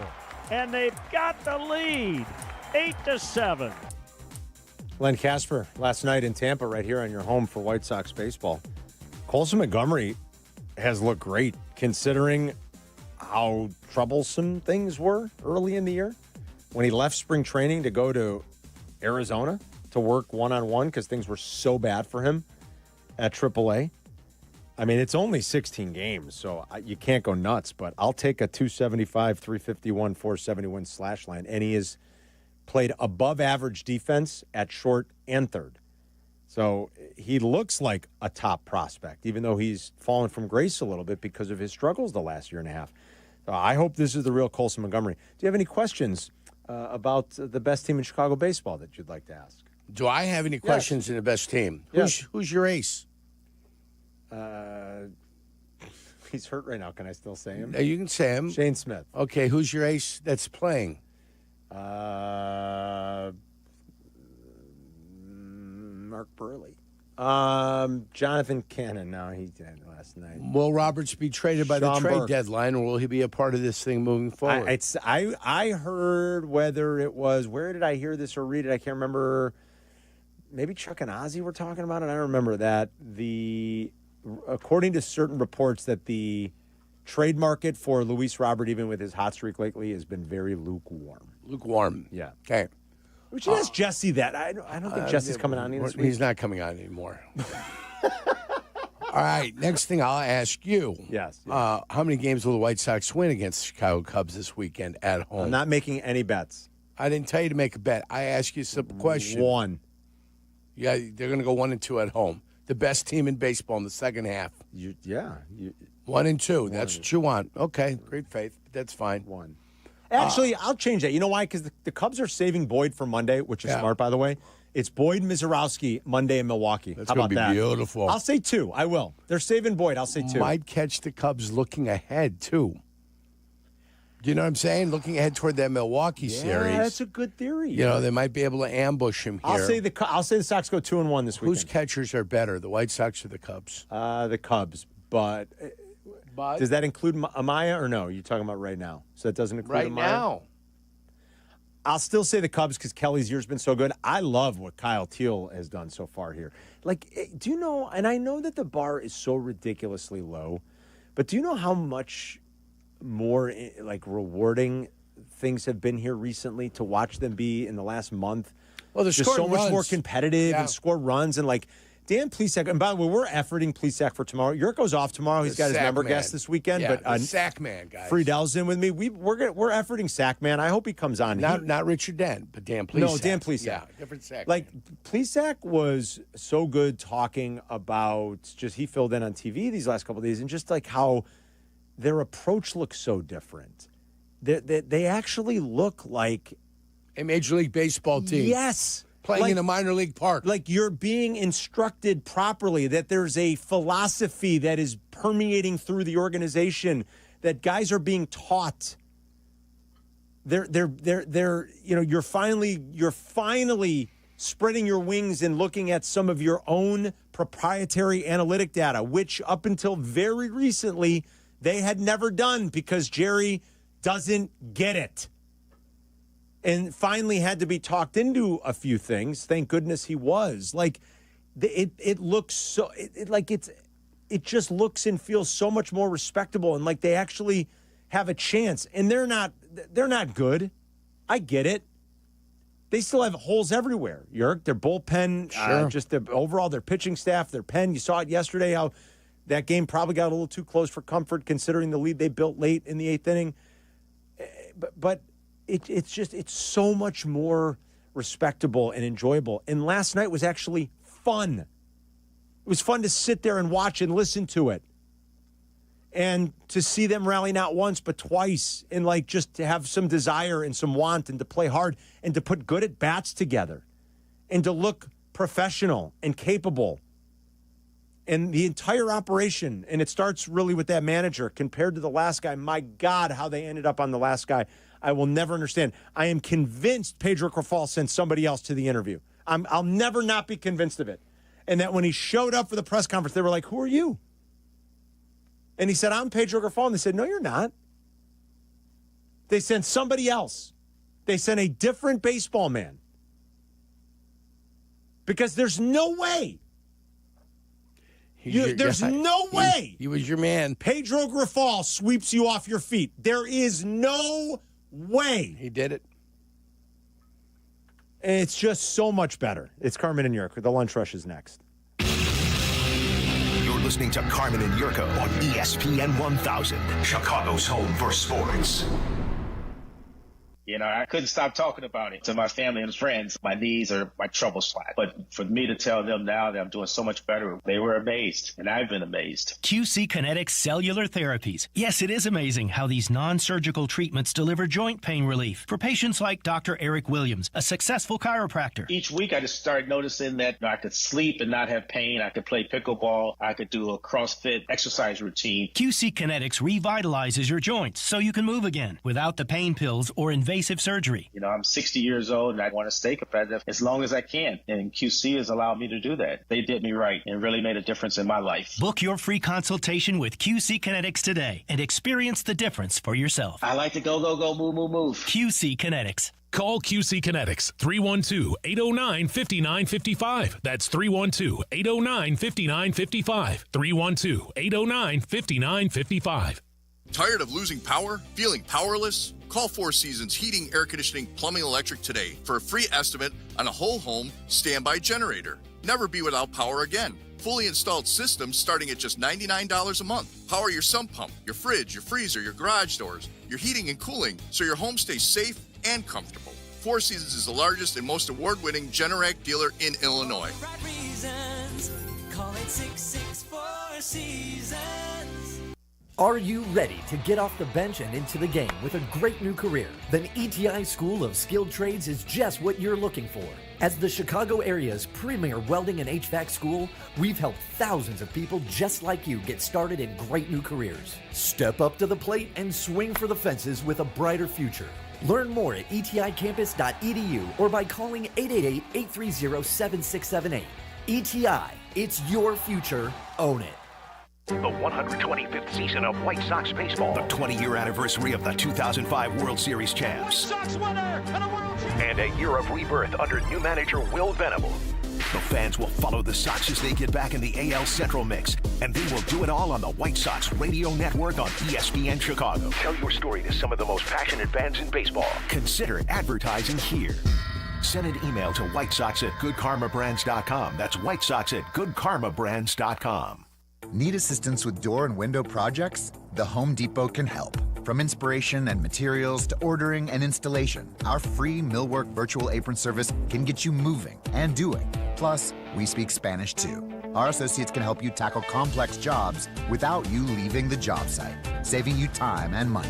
Call us at 1-833-HD-APRON or visit homedepot.com/MVA. The Home Depot. How doers get more done. A SoFi personal loan is here to help you achieve something once thought impossible, overcoming high-interest credit card debt. Walk the tightrope of your finances with one low, fixed-rate monthly payment, no fees required, and as soon as the same-day funding. That's right. Pull off your own debt-defying stunt with a SoFi personal loan. Visit SoFi.com/trick to learn more. Loans originated by SoFi Bank, N.A., member FDIC. Terms and conditions apply. NMLS 696891.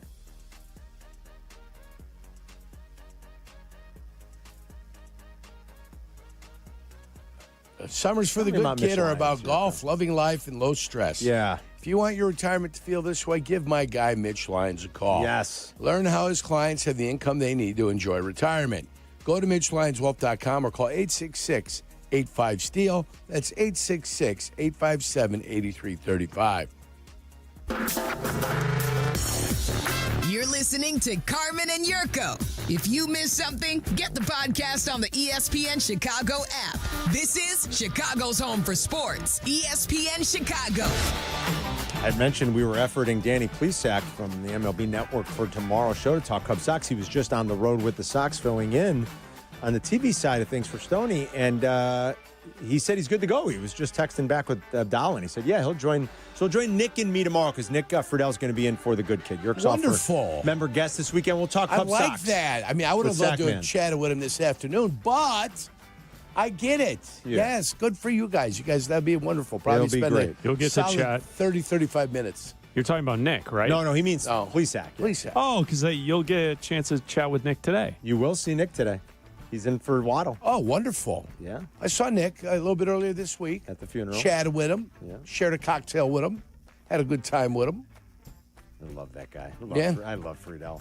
All right, let's do the lunch rush. Let's get after it. Abdalla, where are we starting today? Let's do it. Gentlemen, let's go to Detroit. Go to Detroit. What's Trouble in paradise for the second straight day. Dan Campbell had to end practice early. Oh, boy. This time because of fighting. Several scuffles broke out today at Detroit Lions training camp. Safety Brian Branch and receiver Amon-Ra St. Brown went at it, quote, multiple times. Two of your best players. I love like it. Boy, Tuesday's practice ended prematurely because the Lions were tackling while practicing in shorts. All right. So the Lions sound like they're ready to get after it. Trouble in paradise. I got to be honest. I don't know if it's the worst thing. You got guys tackling in shorts on day one and fighting in day two. Like, I think they're pissed about losing, going one and done last year. I don't know if it's good or bad. I think they are. They're ready to go. There's no joy in Mudville. I think they're going to be gripping the bat a little too hard. Yeah, they might be. I'm telling you, you want to probably play them early. Don't you guys think? The Bears have them in that second game. I think as they work out just new coaching staffs, and I don't know, it could be a good time to get them. The Bears last year, what was it, guys? They didn't have a division game until like week 11, right? Yeah, it was weird. And now the first two, right out of the gate, man, like you're in it. Monday Night Football against the Vikings and week 2 on the road at Detroit. I like it. We're getting right after it. All right, what else, Adam? NFL.com is slowly, and I mean very slowly, trickling out their top 100 players of the 2025 NFL season. We're only up to 61 right now. Oh, jeez. And right now there have been no Bears. As I go through this. And if I'm looking at this correctly, and I am because I'm staring right at it, Jordan Love dropped 34 spots to 68, and I think this is the first quarterback from last year. Bo Nix comes in at 64. Wow. So we're all the way up to 61. I assume there will be, because of that, there will only be 2 Bears in the top 100. I mean, Joe Tooney's a lock. Joe Tooney and Jalen Johnson, right? Jalen Johnson, you would think, would be in the top 100. No one else is going to be. No.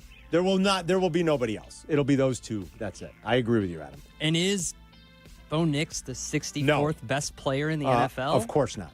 And he's not better than, I got news for you, he's not better than Jordan Love. I mean, not right now. He's not. No. Bo Nix is not better right now than Jordan Love. I think that's like a predictor or a prognostication that maybe they think Bo Nix is taking the next step to be better than that. Dak Prescott, I understand he was injured last year. He dropped 63 spots. He's at 79. I think that's some of it because he didn't play a lot. That's I think how they weigh that. And right.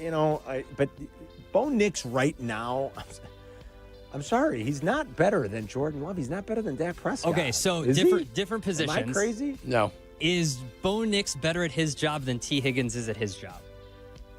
No. T. Higgins is 77. Wow. Yeah, I don't know. I don't know about this list. It's a hard thing to do across positions, offense, defense. Yeah. I get it. But you can look at certain things like that and be like, no, T. Higgins is better at his job than Bo Nix is better at his Is job. T. Higgins, this is, I think, a better look at it.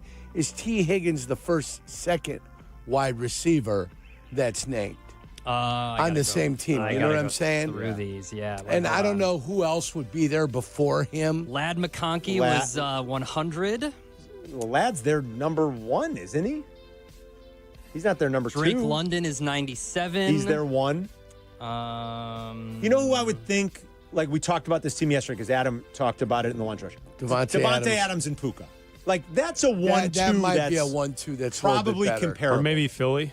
Or maybe Philly. That's a good call. Yeah. Like AJ and Devontae Smith. Devontae Smith. That's a good Smith, call. Yeah. Like Philly, the Rams. Jerry Judy's 82. See, these are all kind of their number 1s, right? Unless I'm blanking on something. I think Jordan Addison's a good batter. Cortland Sutton. Cortland Sutton. Is Jerry Judy still up there? Is he in Frisco? No, Jerry Judy is... He's a Brown. Brown. He left Frisco, went to the Browns. When was now? Jerry Judy in Frisco? Gee, I thought Jerry Judy was in Frisco. He was never. No, he was Denver, right? Denver. Yeah, Denver. Okay. Yeah. I thought there was Frisco, Denver, it's all the same. Who knows? I mean, it's all west. West, West yeah. of the Mississippi. It's the right. It's all west The of Mountain the Bay, Mississippi. you know. Yeah, west of the Mississippi, guys. Yeah. It's all west of the Mississippi. Yeah, like Judy's their number 1. So like that's T's up there to be the best of all the number 2s. I would think the Rams situation in Philly maybe is the only place that would trump that. All right, what else, Adam? Oh, wait, anything else about the top 61 then? Or No, that's it. I mean, Okay. these are coming out day by day, so I'll update What do they do, these 10 as a they- day? I don't even think it's 10 a day because they started this 100 like 2 weeks ago. Oh, my God. Come on. Yeah. They want you to keep clicking. That's what they want. Yeah, I did. I just did a lot of clicking. Jim Bowden on The Athletic. A bunch of teams trading for Eugenio Suarez. And I know it's Eugenio because I heard him say it to Jesse, who then played it for Cap. Yep. Because they're best friends Well, now, I've apparently. always thought it was Eugenio. No, Eugenio. no, Eugenio. Well, people were saying Eugenio. Oh. Eugenio. So his Eugenio. trade package, obviously, he thinks the Yankees have the better package. Oh, wow. The Yankees do have an impressive package. Oh, it's The wonderful. Cubs, this is what he says about Nice the Cubs. The Cubs package. should be able to land Suarez in a straight-up deal for pitching prospect Jackson Wiggins. Yeah, Wiggins has been a pretty fast riser in their organization, if I'm not mistaken. I don't follow the Cubs minor league system quite as closely. Listening to obviously, Cap and but- Hood, Cap said that that's his one untouchable. Wiggins? Yeah. Yeah, he's well, and he's talking about nobody that's on the big league roster then, right? Like not Horton. I think No. Cap's pretty adamant Kate Horton is a no-go, and I would agree with that. Wiggins would be the one. Okay. I have read that he's been a pretty fast riser, yeah. So, the pronunciation guide at Baseball Reference has it as Eugenio. Well, he said it himself. The man said it. I've always said Eugenio Suarez. We have him saying to Cap. Oh, yeah, that's right. Jesse got it. Jesse I heard got that. him recording to Cap saying, Come on, hey, guys. Hey, Cap, it's Eugenio Suarez. That is One weird. day I'll be a Cub, maybe soon. That is weird. Something like Yeah, that. Here, it's right here. Here, Chris just put it on the screen. Hold on. Here it is. Listen. Hey, Cap, I appreciate the support. It's Eugenio Suarez here. Eugenio. I might be in Chicago in one day. We see. I love that. I thought Jesse he got meant it. he was going Listen to be one there more time. in one day. No. I'll be there Okay. in one Listen day. one more time. Listen, hold on. Hey, Cap, I appreciate the support. It's Eugenio Suarez here. It's Eugenio. I don't know. He said. Like, here's the thing, though, and I'm not trying to make fun of Cap here, more Jesse. What does Jesse say to him to get him to record that? Oh, I think he literally Well, walks he up and told says, him that one of our Cap's a big hosts- fan. Yeah. Cap's a big fan. One of our hosts is a big fan. Jesse didn't talked say, about hey, it. I got this kid, this is his wish. No, Jesse type of talked thing. about at the All-Star game, Eugenio was like awesome. Yes. Yeah. So when Said it was great. when they came to Wrigley Field, he saw him again. So that's why he went to him and love asked it. him. Absolutely love it. All right, what else, Adam? Dave, more baseball trades because we're okay. getting closer to it. We Dave are. Schoenfeld has the dominoes of the baseball trade deadline. The first one is Suarez to the Yankees, and that would trigger Josh Naylor to the Mariners, which would then trigger David Bednar to the Tigers, which would then trigger Seth Lugo to the Cubs. Wow. Seth Lugo to the Cubs would be a big get for the Cubs. Big. Of the ones that seem realistic here, the Mitch Kellers, the Seth Lugos, like I think any of those moves would be good for the Cubs to help solidify things in the rotation right now. Suarez to the Yankees would be good for the Yankees, who continue to just kind of scuffle along here, Yerk. You know, Judge keeps doing his thing, but they're 4 games out. I mean, Toronto, I don't know how Toronto's doing it. There's some noise in that record, if you ask me. There's some luck that's gone their way, but they're 4 games ahead of the Yanks. The Yanks are down to 10 games above 500. They just have kind of scuffled along, and they need some more pop, and Suarez would be... That triggers what? He said that triggers, what's that? Oh, the Naylor to the Mariners. Mm-hmm. Those would both be huge. So that means the Diamondbacks are getting ready to sell it off then, right? If they're trading Naylor... The report is that... If they're trading Naylor and Suarez... The report is that because they just got swept, that they're going to be sellers, but we don't know the degree to which they will be selling. I think that's a pretty big win for both the Mariners and the Yankees if that's the way it goes, if they end up with those 2 guys. Okay, anything else? That's it. All right, that's the Lunch Rush. It's Carmen and Yerk. We'll be right back. You're listening to Carmen and Yurko on Chicago's home for sports, ESPN Chicago. Got a few minutes? Check out our shorts. YouTube. Got an hour? Watch interviews and silly show moments. YouTube. Got nothing going on now? Join us on our live stream. It's all on YouTube right now. Subscribe at ESPN 1000 Chicago. Okay, the Taste of Elmwood Park is back, you guys, August 7th through the 10th. It's one of the highlight festivals of the weekend, of the summer, excuse me. It's all weekend long, Thursday through Sunday. Seriously, there's really not a better, more fun, entertaining, family-friendly fest anywhere in the Chicagoland area than the Taste of Elmwood Park. They just do it right. The whole town goes out there to support them. You know I love it. Mayor Skip says it best, from the live music to the family fun to sampling dishes from over 20 of Elmwood Park's best restaurants. There's something for everyone. I love the meatball eating contest. I sure hope Frank is back. Frank walked to defend his title. He's the 2-time defending champ, but it's always a crowd pleaser. I'm going to be back there on Saturday of that weekend, August 8th, to MC and do the commentating for the meatball eating contest once again. So don't miss it. Grab your friends and your family for a weekend of great food, great entertainment, and just a lot of family fun. It's a true taste of Elmwood Park. It's August 7th through the 10th. Don't miss it. Golf clothes that actually fit your life? That's Swannies. Swannies is dedicated to suiting you up in the best looking, best feeling, and best made golf gear without breaking the bank. We're talking clean cut polos, lightweight layers, breathable hats, and gear that works just as well at brunch as it does on the back nine. Swannies focuses on style, comfort, and versatility, so you can feel confident wherever the day takes you. Upgrade your golf wardrobe today at swannies.co. With 3 locations to serve Chicagoland, Advantage Chevrolet gives you so much more. Visit and see the amazing inventory and savings at Advantage Chevrolet Hodgkins. And Advantage Chevrolet values your time. They'll have you in your new Chevy in less than 60 minutes, or they'll make your first car payment. That's right. Drive off in your new Chevy in less than 60 minutes, or they will make your first car payment. Visit AdvantageChevrolet.com. Together, let's drive. Must mention offer upon arrival before negotiation. Restrictions apply. Ask dealer for details. Chicago summers are no joke. It's been hot, guys, and if your windows aren't keeping the cool air in, you're just wasting energy and money. Window Nation can help with energy-efficient windows that keep your home comfortable, even on the hottest days. Hey, guys, it's Silvy. Right now at Window Nation, you get 50% off all window styles, plus no interest until 2030. That's 0 interest for 5 whole years. The biggest deal of the year, and with 1-day installation, there's no reason to wait. Call them at 866-90Nation or head to windownation.com. Upgrade your learning experience during Dell Technologies Back to School event with AI PCs like the Dell 14 Plus featuring an Intel Core Ultra processor starting at $749.99. Supercharge your studies with features like real-time notes transcription, AI accelerated hardware to run multiple apps without slowing down, extended battery life, and more. That's the power of new AI PCs with Intel inside. Discover a smarter way to learn at Dell.com/deals. That's Dell.com/deals.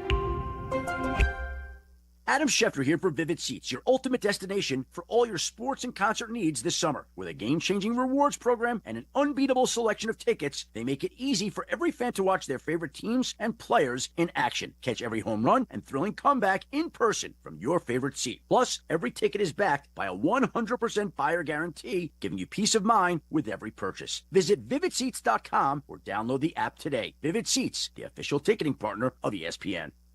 Beat the heat with any size True Oasis fountain drink for 89 cents with True Rewards at True North convenience stores. True Rewards members can pick their favorite Pepsi fountain drink and pay only 89 cents. Find the app in your favorite app store to sign up and save instantly. Follow Chicago's Home for Sports on Instagram at ESPN_Chicago. Carmen and Yurko are back. This is ESPN Chicago, Chicago's Home for Sports. It's Carmen and Yurko. We got cross talking about the 40 minutes, and Friedel's in for Waddle today. So we'll see Silvy and Friedel in here. And then tomorrow, Nick's going to be hanging with me. Yurko's got a member guest this weekend, so he's off tomorrow. Derek in Brooklyn wants to talk Bears with us. What's up, Derek? Hey, fellas. How y'all doing? What's going on? Great, brother. How are you? Doing well. All right. Carm, you coming to my town? You coming to the city, huh? I am, and I made it into Brooklyn last year for some pizza. I don't know if I'll cross the bridge this year, but I might, Derek. You never know. I might. Okay, that's cool. But I wanted to give my top 5 movies real quick. Go ahead. And make a comment about the Bears. Okay, how could you leave this movie out, Carmen? How could you leave Blow off the list? It's a pretty good one. It's a good one. Yeah. Blow? Yeah. True story. Good one. I'm gonna go with the first Fast and Furious movie. Okay. I'm gonna go with Taken. Liam Neeson Taken. Good. Excellent call. I'm gonna go with Fury. Brad Pitt, the war movie Fury. Okay. I don't know if you guys are familiar with that. And then the last one, I'm gonna go with Training Day. Denzel. I know you Training guys Day is awesome. I definitely I thought about that for a second. Training Day is phenomenal. All right, good list, Derek. All right. Then a quick comment about the Bears. I just want to say I think last year you guys had a lot of talk about part of the Bears' issues were penalties and drives that were stopped. We could have scored on certain drives and I just think that with the new coaches, I'm not saying we're not going to have penalties. I just don't think it's going to be as bad. I think we'll be more disciplined, and hopefully we won't have drives that stop over stupid things with the left tackle and things of that nature, making penalties and stupid things like that. So that's all I want to say. Listen, go Bears. Oh, and I see you guys in Vegas too, but yes, I'm coming. I'm coming from New York. I couldn't do the true fan travel because I'm not flying out of Chicago. That's a good point. Yeah, well, we'll see you there, Derek. I love that you're going too. Derek going from New York to Vegas.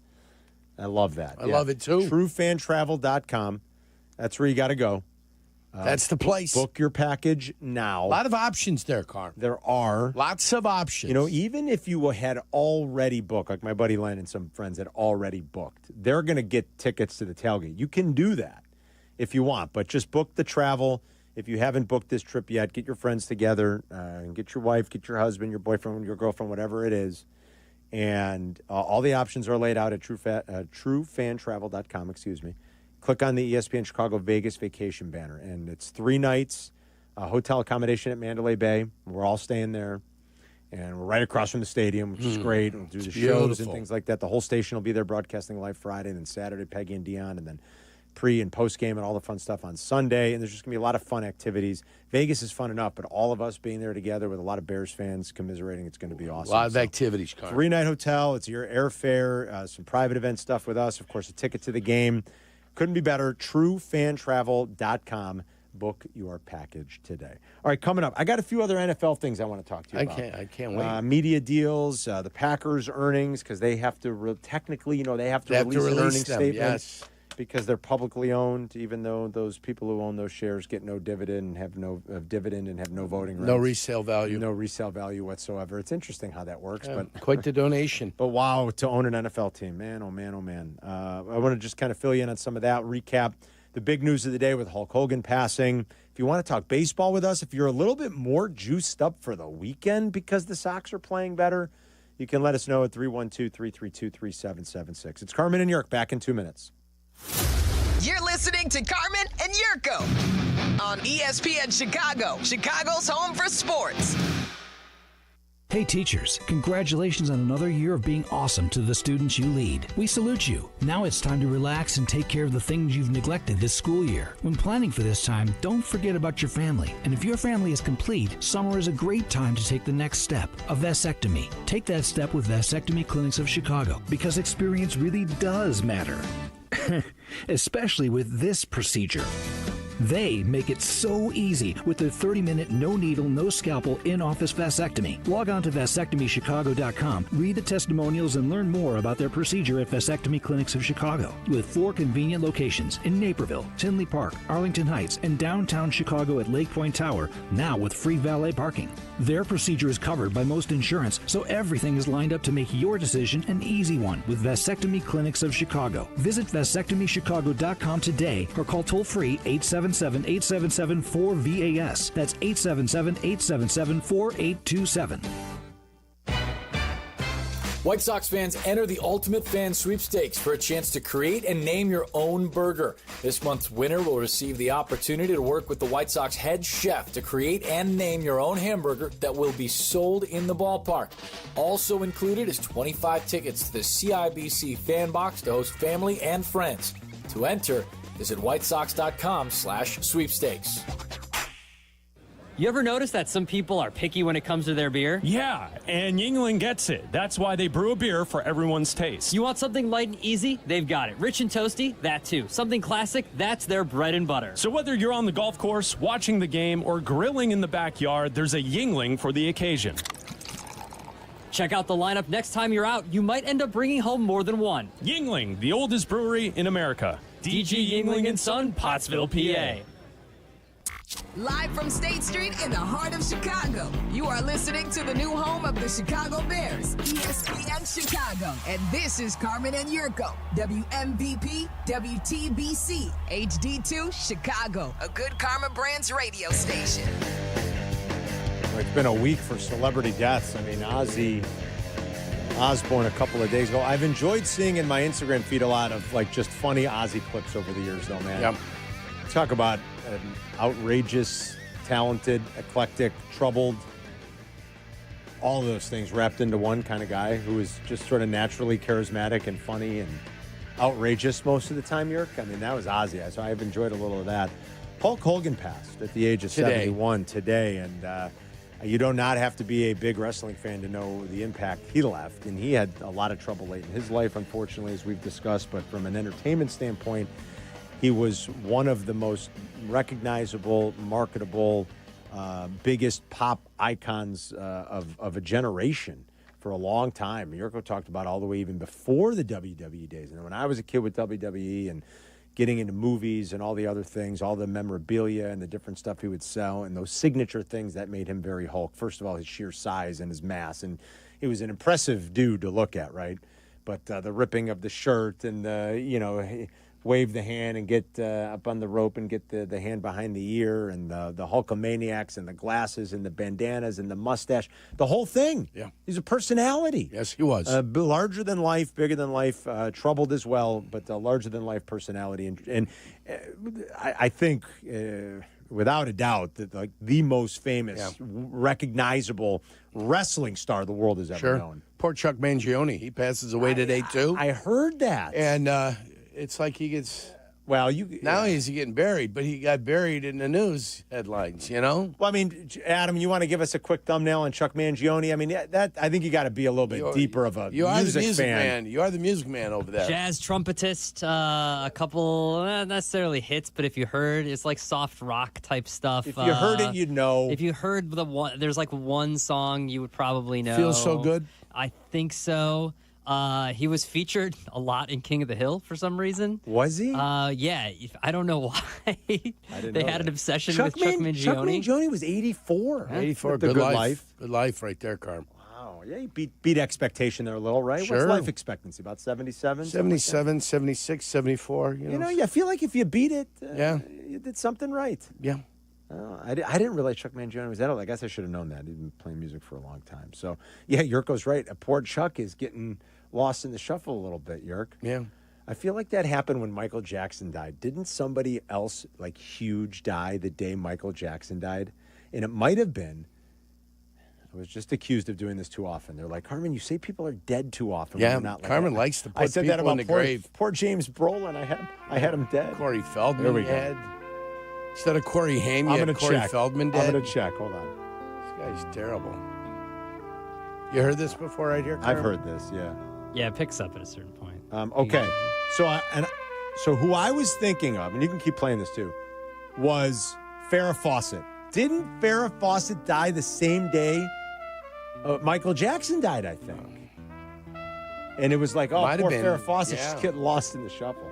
Farrah Fawcett was, big fan. back in the day, come on. The Michael Jackson death, that was Twitter's best day, right? That was it? Might have been. They did die on the same day. Yeah, it's all downhill from there, Chris. No, I mean, do you, like, at that moment, that was like the first time people ran to that social media platform to comment, and share. Yes, it was huge. Yes. This is pretty good right here. You give Chuck Mangione some love, but it's very smooth, Carl. Hulk Hogan, man. I tell you, as a kid, like, again, my wrestling fandom was pretty superficial. But he was the guy everybody knew, and he was the action figure you wanted, and he was the most relatable one. And he was Thunder Lips in Rocky III, and he did a movie with Zeus called No Holds Barred. That's the guy who was also in, we were talking about earlier with Kevin Zepak when he called him. He was, what do you call it, Suburban Commando? Suburban Commando, yeah. He was he had that crossover appeal.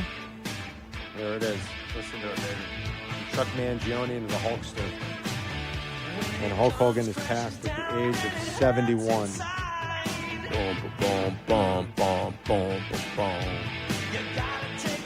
Mr. Nanny? Mr. Nanny, I don't remember. I was saying this to Abdalla, that if you go back to age 7 to 10 and this starts playing, like, you lose all bodily function. You just start mashing your fists around and marching around the living room like a little Hulkamaniac. Come on, you're a Hulkamaniac. I'm watching Carmen dance. I know, you have to shield your eyes. It's hard on the eyes, man. Watching the unrhythmic movements. I mean, it's like you have an epileptic seizure. Well, you dance a little. Come on. I'm not a dancer. Let's go. No, you know what your weaknesses are. I know. I don't go dancing. Do it a little. Give me a couple of steps here, Spider. You're not even getting a shimmy. You're getting up, though. Come on. You're thinking about it. Shimmy. That's because my back's sore. Hulkamaniacs. Remember? You got your own crew following you. That was Hulk, man, back in the day. So, and the signature Hulk move was he'd be out. You know, a guy got him in a headlock and his arm would come down. Then the referee would raise his arm and come down. Then the referee would raise his arm and he'd stay up. And then he'd put the one finger up, the two finger, and then he'd start to shake. That's awesome. I mean, how many times do you need to see that one to know great. Exactly what was happening? That is great. The stuff with Macho Man, stuff with Andre the Giant over the years, just fantastic. And again, I wasn't even the world's biggest wrestling fan. And we heard from some of those in our audience that were huge wrestling fans. I mean, poor Corey called earlier. It was very emotional. So if you want to talk about Hulk, you can at 312-332-3776. And we got to remember, Beth called in about Chad. Yeah, we got Beth in Lake Geneva, or she in Geneva? Was she in Lake Geneva or Geneva, Illinois? I think she's in Lake Geneva. I can't remember if she was in Geneva out west or in Lake Geneva. Yeah, I think it was Lake Geneva, but it could be Geneva out west. I think maybe Geneva by St. Charles. She said, she goes, you guys got to help me. You got to talk my husband Chad into getting on board with this Vegas trip. We're like, I can't believe we have to talk him into it. But we're here for you, Beth. Please keep working on him. All right? I mean, what kind of guy doesn't want to go to Vegas for the weekend and see the Bears with his lovely bride Chad. who wants to go? Named after a piece of paper hanging off loosely. Isn't that? Come on, Chad. A weekend in Vegas with your bride. You get what are you doing? A little hotel action. There's nothing better. Got to chide Chad. Nothing better than hotel action. Everybody knows that. Yeah. All right, come on. Let's go. Get nuts. Beth's in Geneva. What's going on, Beth? Hi. I would like you to convince my husband, Chad, to go. I cannot get him to go. What? Yes, I listen to almost all the shows every day, and as soon as it came out, I'm like, Chad, we got to go. He's like, I don't know. So can you tell Chad in Geneva that he needs to take his wife to Vegas? Yeah, we're going to do this right now. Chad in Geneva. I mean, first of all, I think I made some the smart-ass stunned. comment. You said Geneva. I couldn't believe it. I can't believe we got to chide Chad's childish and churlish behavior. You're going to get there, Beth. And Chad, you're going to have fun, too. Let's go. We're going to make this happen. So a couple other big picture NFL things, media things here, Yerk. Well, one's kind of media related, one's just business of All right, NFL. what do you got for me? First of all, as the NFL and ESPN close in on a deal that would result in ESPN acquiring control of multiple NFL media assets, more info is emerging as to what is in it for the league. This is via CNBC.com. The NFL will acquire up to 10% of ESPN as part of the deal. Currently, Disney owns 80% of ESPN. Let's see. Hearst has the remaining 20%. In return, ESPN would assume full ownership of the NFL Network and NFL Red Zone. For other NFL media properties, NFL Films, NFL.com, the NFL app, and NFL Plus, ESPN will acquire some assets, but not control. That would make ESPN Plus a little bit more valuable if they get the NFL Red Zone, because that's how they would make that available on ESPN Plus if you want to be able to watch all the games. What I hope doesn't happen is like they don't get goofy and like now take this off of like YouTube TV. I don't think they would. Where you have to own, I don't know. That's a good point, Yerk. Do you make it only like you have to have ESPN Plus? I guess, all right, sign up for another one. I mean, most of us have ESPN if I'm Plus ESPN anyway. and I'm getting the NFL Red Zone, guess what I'm doing? You don't want it on YouTube? I am putting it straight on what I'm putting it on, and that's my channel. But YouTube, but ESPN's got partnership with YouTube TV. I mean, their services are on YouTube TV. And I mean, maybe they're getting paid also, but why wouldn't you want 100% of the profit? I don't know. So, still one of the great. All right, what else you got for me there? Inventions of all time, man. I tell you, I shouldn't say inventions. One of the great. What would you call that? Just initiatives. What would you call it? I don't know. I'm blanking on the right way to describe what. It's an invention. Isn't really an invention, but like the advent of like the creation of. Yes. Like that.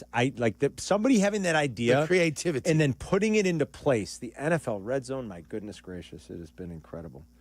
Okay, and then here's the other thing. What do you got for me? I was reading this on ESPN.com. 18 years ago when Mark Murphy gave his first financial report, after taking over as Packers president, the NFL's revenue sharing was $138 million per team. On Wednesday, just days before Murphy retires and hands control over to Ed Policy, the Packers revealed that their national revenue sharing from the previous fiscal year was $432.6 million, a year after national revenue topped $400 million per team for the first time. $432.6 million. Remember, that is just the national revenue share. That is not local. That is not parking, tickets, media, jerseys, right? Yurko always talks about what's unique about that Packer Pro Shop and what happens when you have that Pro Shop at your stadium. You've heard Yurko talk about that. You don't have to contribute as much to the, what is it, Yurko? You don't contribute any of the share of what you sell on property if it's at the stadium? If you sell a jersey at the Packer Pro Shop, 100% of the proceeds is yours. Goes to yourself. See, this is just the national revenue share. This league really is rolling in dough. So you're talking about a little over, if you do the quick math on that, you're talking over $13 billion in revenue on just this national TV deal, Yerk. Yeah. That's that alone. You're talking about $13 billion for the National Football League. And Murphy even admitted, he goes, look, the growth of this thing is incredible. And he said it's mostly the growth of the national TV deal, obviously. The only other thing in here that was kind of interesting was, it just reiterates, it goes to show how much money these owners are bringing in the NFL. Yes, payroll is high because the players deserve.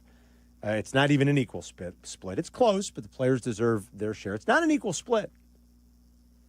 And yes, payrolls, because of all their revenue, are high, and the salary cap is high, and we've always talked about that. But the amount of cash that's flowing through these teams is pretty remarkable. Yes, it is. And it's what chaps my hide when they constantly then go to the public and ask them to build their stadiums. I know that these owners don't have, let's say, $3 billion of liquid capital to go ahead and do it. But what they do have are the means, the same way any other business that was looking to grow and expand, that was in the private sector, would have to grow and expand its business, its footprint, its infrastructure, however they would do it. You go out and you raise capital, you borrow that money, you pay it back. Your cash flow is ridiculous. And so I wish teams would just do it that way and not ask us to build their stadiums. And but quit pretending like they've got issues and problems. But if it's there and it's available, they will take advantage of it. And that's what they do. They take advantage of it. And you get silly places like Nashville, who's got a stadium that's less than 30 years old and wants to replace it with another stadium. What the hell are you doing? And you go back to the people Same and ask them thing to with help. the Washington Commanders. Right, yeah. They're doing the same damn thing. Right. You got a stadium up there that's how old? It's not that old. I don't know, 25 years? It was brand new in 1997. Was it? That's what I feel. It was brand new in 97, maybe 96. So that's not even 30 years old. They're going to tear that damn thing down. Is that still FedEx Field? Yeah. Do I have that still right now? FedEx Or Field. Northwest Stadium, I'm sorry. Whatever it is now, but it was FedEx Field for a long period of time. It is the Longhorns International. It was, let's see, Yerk. It was 1997, it looks like. Yeah, 97. Yeah. That's the year that the Jacksonville Jaguars played. I ended up breaking my leg. I didn't get to play in it. No big deal. Not sad at all. It's less than 30 years old, It's less though. than 30 years old. I mean, what kind of jackass builds a stadium that only has a 30-year shelf life? Nobody does. But the greedy bastards that they are, the NFL owners, if they can find a way, and guess who they're in bed with? Politicians. Wow. Oh, they're all playing at the same country club, right, Carmen? Drinking Sassicaia one at a time. Having a good time. Sitting there going, well, you know, we can ramrod this through. What the hell are they going to do? They're still going to vote for me, idiot citizens. Another bottle of 88 Dom. Yeah. Let's celebrate. And meantime, the Bears, who knows where they're still building. I don't know. I'm glad football's back, and like whenever it happens, it's going to happen. I don't know how much else we can say about it. And we've said our piece. Everybody's got an opinion. Some people want it on the lake, some want it on whatever. They're going to build a new stadium somewhere at some point. It'd be nice to have some idea of what that's going to look. What that's going to look like. An interesting thing that I had seen reading, which is what I have a tendency to do, is read. Somebody suggested that Mark Murphy become the leader of the NFL Players Association. Ooh. Get somebody from the other side, come in, pay him handsomely, and say, hey, negotiate our deal with with them. But the ins and the outs. Mark was a player, right, Yerk? I mean, so even though he was the president of the Packers, Mark was a player. That's interesting. I wonder what they are going to do. I still didn't get through that Don Van Natta story. I read the whole thing yesterday. You did? I got to double back and do that. That's why I was a little space-headed sometimes yesterday. What don't I read it during the show? I was reading it during the show. But then don't put the stupid computer in front of me. You're not supposed to read it during the show. I mean, what do you expect? I see something, I start reading, I just disappear in the article, man. You're supposed to read it after the show. I still haven't done that, though. I forgot to do it last night. Yeah, but I didn't. I got to, at some point. But that's where I got that little interesting tidbit about Mark Murphy. Mm-hmm. Yeah, that's interesting. Can't blame me, Carm, because I thirst for knowledge. You do have an insatiable thirst. Insatiable. An unquenchable Marilyn thirst. Chambers was insatiable. Boy, you ever saw that series? What an adult film star she was. Absolutely fantastic. For knowledge. He's a voracious reader, my friend. I am voracious. It's Carmen and Yurko. I'm also hungry. We'll be right back. You're listening to Carmen and Yurko on ESPN Chicago, Chicago's home for sports.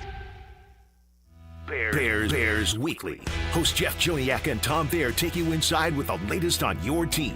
The latest news and the best interviews. Bears Weekly, tonight at 6:30 on ESPN Chicago and the ESPN Chicago app. $4.5 million. The Veroliak Law Group wins again for their clients. That's right. The Veroliak Law Group recovered $4.5 million for a client who was injured in a truck accident. If you're injured, make sure to call the Veroliak Law Group. Playing professional football, being on the radio for years, I've had the chance to endorse many companies. But I've never endorsed one owned by close friends until now. The Verdoliak Law Group has been helping people for over 60 years, including my friends and neighbors. When you need a lawyer, experience matters. The Verdoliak Law Group has recovered over $9 billion for clients, serving over 40,000 cases in personal injury, auto accidents, workers' compensation, medical malpractice, and more. The proven results and commitment to clients make them the right choice. They've helped my neighbors and friends. They'll help you too. Call 8444-VLG-LAW today. That's the Verdoliak Law Group. Experience you can trust. It's been over 2 years since Bobby Carpenter had regenerative treatments at QC Kinetics. He needed relief from knee pain, but he wanted to avoid surgery. I thought I might have to have my knee scoped, had some injuries, some lingering pain from stuff that I had been dealing with from years of playing professional football, and things had kind of flared up again. I started talking to a friend of mine who's orthopedic, and he was like, well, try to avoid surgery if you can. And you absolutely can avoid surgery. QC Kinetics provides patients with state-of-the-art regenerative treatments, orthobiologics from your own body that help heal and restore damaged, aching joints. And we'll let Bobby tell you about that. It was all of a sudden that one day, a couple months later, I was here, let's go jog, let's try to see what I could do. And the more I did, I was pain-free with it, and it was actually a pretty remarkable process. Before going under the knife, see if you're a candidate for non-surgical joint pain treatments at QC Kinetics. Call them today. Call QC Kinetics, 312-809-5955. That's 312-809-5955. 312-809-5955. News just in. Bet365 is now live in Illinois. That's right. Join Bet365 today and get $150 in bonus bets when you bet $5, win or lose. That's amazing. That's for sure. With Bet365, you can bet on the spread, totals, and money line. Well, there you have it, Illinois. Download the Bet365 app and get your $150 in bonus bets today. And see why it's never ordinary at Bet365. Gambling problem, call 1-800-GAMBLER. 21 plus only. Must be physically located in Illinois. TVs apply in app only. Only at True North stores. New True Rewards members stack your savings at the pump. Sign up and earn 15 cents a gallon on your first fill up. Second fill, get 30 cents off a gallon. Then earn a massive 40 cents off a gallon on your third fill up. Join now. This offer won't last. Find the True Rewards app in your favorite app store. Download and click the star to sign up. Must be a new member of both True Rewards and Shell Fuel Rewards to qualify. Limit 20 gallons per fill. Additional terms apply. Offer ends August 3rd. True North convenience stores. Fast, friendly, clean. Take it from me, when you want the job done right, you call the pros. And that's why Chicago trusts Window Works. For over 30 years, they've delivered custom windows and doors that fit your home, your style, and your budget. No cookie-cutter stuff, just certified pros who get it done. And it's not just about beauty. These windows can help cut down your energy bills, too. Right now, buy one window, get one free. Dial pound 250 on your phone and say Waddle to book your free consultation today. Actual price will depend on product and subscription plan. Featured products are compounded drug products, which the FDA does not approve or verify for safety, effectiveness, or quality. Prescription products require an online consultation with a healthcare provider who will determine if appropriate. See website for details, restrictions, and important safety information. Want a boost in and out of the bedroom? Hims has you covered. Introducing a new 2-in-1 approach to level up your game. Tadalafil for better bedroom performance and zinc for testosterone support. Put it all together and you've got what you need to turn things all the way up. Getting started is simple. Just go to hims.com/joy to start your free online visit. Through Hims, you can access ED treatments including pills, chews, and more. 100% online. No office visits, no pharmacy lines. Just fill out a simple intake form and a licensed medical provider will determine if treatment's right for you. If prescribed, it ships free and discreetly to your door. Find affordable treatment options at up to 95% less than brand names at hims.com/joy. That's hims.com/joy, hims.com/joy. The Roar returns to Washington Park in Michigan City, Indiana this summer. It's the X Insurance Great Lakes Grand Prix, July 28th through August 3rd. It's the ultimate offshore high-speed powerboat races on Lake Michigan. There's a boat parade, a block party, live music, and much more. Make the short drive and feel miles away. Plan your visit now at GreatLakesGrandPrix.com. Follow Chicago's Home for Sports on Twitch at ESPN 1000 Chicago. Carmen and Jurko are back. This is Chicago's Home for Sports. ESPN Chicago. Day 2 of training camp in the books. Nothing extraordinary really happened today. Sounds like the offense struggled a little bit again. Maybe not totally unexpected with the new system being worked in. Jurko always says defense usually is going to start out a little bit ahead of the offense anyway. Ben Johnson provided an update on Luther Burden. We'll play that in a second for you. He's meeting the media before these practices, but no Luther Burden at practice again today. Tomorrow, if you're going to practice, I do believe tomorrow's the first one open to the public. And if you go early and you're going, stop and see Kap and Hoodie, because Kap and J Hood are going to broadcast live from Hallis Hall on the way into the practice fields. And then we're up there August 8th. For one of the joint practices. That's one against Miami. Since they're practicing so early, I'm going to try to get up there to take in a practice or two as well here in the coming weeks. We had a few other training camp dates, but then other remote things kind of came up. We got another Friday Yuengling show in August. Yep, that's right. So that kind of blew one up, and we're going to be at Bolingbrook for the Live event on that Thursday. I'm going to those boat races you just talked about. The X Insurance. Yeah, that kind of cross-pollinated an event that we're going to be doing up at Hell's Hall. So we won't have as many training camp shows this year, but I'll probably get up to practice a few times to watch and then head down to work. I'm going to support, because they are practicing early. I'm going to support your efforts. Well, it's hard for you to go from where you live to there to come back to the studio. It's a little bit more doable for me. Yeah, but I'll support your efforts. Yes, I know you will.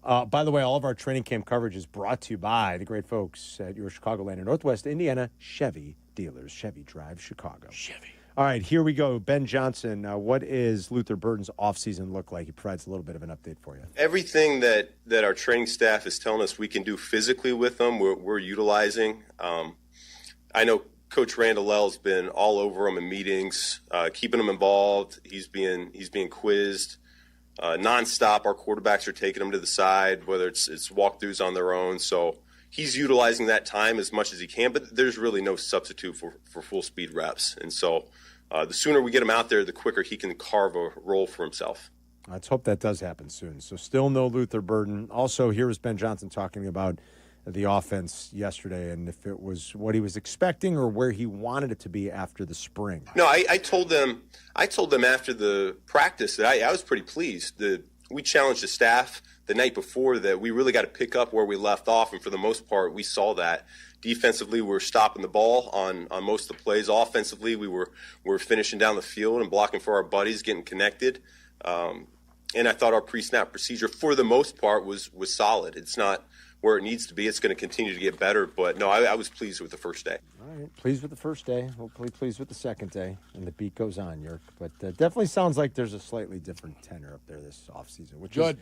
Which is what we want. Coach Amard, get everybody ready, man. Get all the mistakes flushed out now. Harden their hearts. Yeah, exactly. I haven't seen any of the new Quarterback on Netflix, and I know you haven't either. I have not. I am not going to listen. Carmen, Hard Knocks, quarterbacks, running backs. Quarterback, I think, is better than Hard Knocks. The world of offensive linemen. I don't care. I don't care what you do in your private life. Do whatever you want. I don't care what your wife thinks about something or your daughters think about your haircut. I don't give a rat's ass about none of it. Okay? It's your private time. Don't invite the cameras into your private time. It's your family time, for heaven's sake. I don't care about none of it. I feel like quarterback's even better than Hard Knocks at this point. But And I mean, I wish I could go back in time. If I can go back in time travel, the one thing I would do is I'd go out there and I'd just sabotage the Kardashians with that stupid thing that they started. They weren't the first ones, though. They were the worst ones, though. Maybe, but they're not the first. They jumped on and became very popular, but... And I'd have popped Caitlyn in the melon, too. This whole thing started like the Osbournes were before the Kardashians. For sure. The Osbournes. Was absolutely. Survivor the first? I was going to say, is it Survivor that kind of started this whole thing? It was the Simple Life with Paris Hilton the Simple and Nicole Life. Richie. It wasn't so simple. Those two and idiots. You're probably familiar with running around like jackaloons. Technically, the first two reality shows, when I just type in first reality The Real show, World. Candid Camera. Candid Camera. Cops. Oh, yeah. Yeah, Cops, yeah. And then Real World. And Real World, yeah. And then like into the Osbournes and Survivor. And I don't know, isn't the idea that at some point by the late 90s and early 2000s, like when every one of the Friends was making $2 million an episode, these networks were like, this is insane. They're like, we get a bunch of people and put them on an island and people are going to watch? We don't pay them? Yeah. Let's do that. If you're the winner, you get a pittance. Yeah. Not only that, a lot of those shows, you don't have to have writers. Well, so you don't have to hire behind-the-scenes people. Yeah. There's a lot less overhead, I would think, right? And so they're like, oh, this is better. Let's just do this. That gave us American Idol? Oh, like I was looking up because like that Love Island thing took over the summer. Everybody was talking about Love Island. I looked up their salary. Like it's not a lot. Oh, yeah. It's nothing. It's not like when they were paying Ted Danson whatever they were paying him at the end of the Cheers run. I think I looked it up like the most. If you don't win, the most you were getting from Love Island was like $8,000. Okay, come on, $8,000. They're paying Jennifer Aniston weren't they paying her like $2 million a show? They're paying them all that at the entire end. group. Like, not for the year, per show. What are those seasons used to be like 12 or 15 shows. That's why she can make movies like We're the Millers now and not care. Right. Start doing the math on it. Yeah. Well, there you go. There's the stupid reality TV. I agree. And then they took it to Hard Knocks, which stunk. The first couple years were yeah, I okay. was going to say about quarterback, though. Yeah. But the minute they wanted to have input on what was shown, then it went down to the crapper. That's it. And the Bears one was like horrifically Oh, embarrassing. it was terrible. It was horrifically terrible. embarrassing. Terrible. It really was. Oh. Yeah. You guys want to roll a rewatch? No. Rewatch it? No. It was so bad. It was so bland. Come on. It's so Eberflus bad. has a fresh look. He's throwing poolside parties. So bad. And then, Let's wait till they shut down sports again. What a joke. The Bears had a fight of their own last year. Remember early in camp? And didn't they not even show it in that episode of Hard Knocks that week? Yeah. And there was like no swearing. And, then Ned Flanders was in there getting all the swear words out of there. I mean, George McCaskey. Lord in heaven. Yeah, getting all the cuss words out of there. That's what you're worried about? Yeah. That they're swearing in Hard Knocks? It's a problem. It's a problem. Any wonder? Well, we're finally getting rid of Reinsdorf. So you guys aren't going to watch the Bills? Hard Knocks? I won't. I mean, I love Josh Allen. It's like slightly more intriguing, but no. No. It will not be appointment television for me. The Raiders one ruined it for everybody. That was bad. When Antonio Brown was just flaking out all over the place. But you know what I do like? At the same time, though, and I've thought about that with quarterback, even though I haven't seen it, with the one clip that has pretty much been populated everywhere. And, like, this is what has made television so, like, networks and everything else, like, everything's so fractured. And it's diluted. But whatever. But the one thing I've seen that I do love, like the sports nerd in me, Yerk, loves stuff like the clip, and I don't know if you've seen this, it's about like a 2-minute clip, and it's the 3 quarterbacks that are in this season. It's Burrow, it's Cousins again, and it's Jared Goff. And they're giving you, as best they can, in layman's terms, what's going on from the time the play ends, the clock resets, and you start all over again. That stuff I love because it's just a cool glimpse into how intricate and complicated football really is and how much the quarterback in the center, as you always say, kind of have to diagnose and assess everything that's happening pre-snap to know, is this going to work or not? Do we have to get to a different play? Do we have to move people around? What are they showing? What are they in? Are they fooling us? And it's got the 3 of them sort of voicing over one another, showing highlights of like what they're doing before the snap. Like stuff like that's cool. Do I need to know about Matt Eberflus's haircut? No, you're right. No. Or Kirk Cousins, like, you know, his regimen for keeping his body healthy. Maybe not as much, but like some of the behind the scenes for those of us that are just dorks with sports and love it and never played football at a high level, and like you get a incredible appreciation for how intricate and complicated and how fast you have to process things. I don't know, Carmen. If you're a quarterback. Maybe you're watching the wrong parts. You got a busted knee, you got a bad elbow. Maybe you should be watching the parts where Kirk Cousins is keeping his body in check for all these years. It's stupid. My knee feels good, luckily. Now it's an elbow. But then, do you know that the elbow thing, apparently, like the elbows, I should say, it goes back to it's like neck. I got to get the neck centered, boys. The neck is off, and it's leading to problems here. What do you know? The body's an amazing thing. Did you see Kirk Cousins talking about why he gets his hair cut where he gets it cut? I did not. At Great Clips? This is going to drive Yurko crazy. Seriously. Not. No, this is real. Seen it. No, I haven't. And shout out to Great Clips, great partner here at the radio station. Great partner. He goes to Great Clips because he can book the appointment on his phone. Does he think that's... I love Great Clips. Is that the only place you can book online? And he is honest about it. And he goes to Great Clips. He loves it. And he can see who's in line and in front of him, the whole thing. I got news for you. I saw it. It was great. I love that. I do like Kirk Cousins because of quarterback more than I ever thought I would. I got to give him credit. And we have great partners at Great Clips. We also have great partners at White Buffalo where I get my hair cut and I book it online too. So you're just like Kirk Cousins.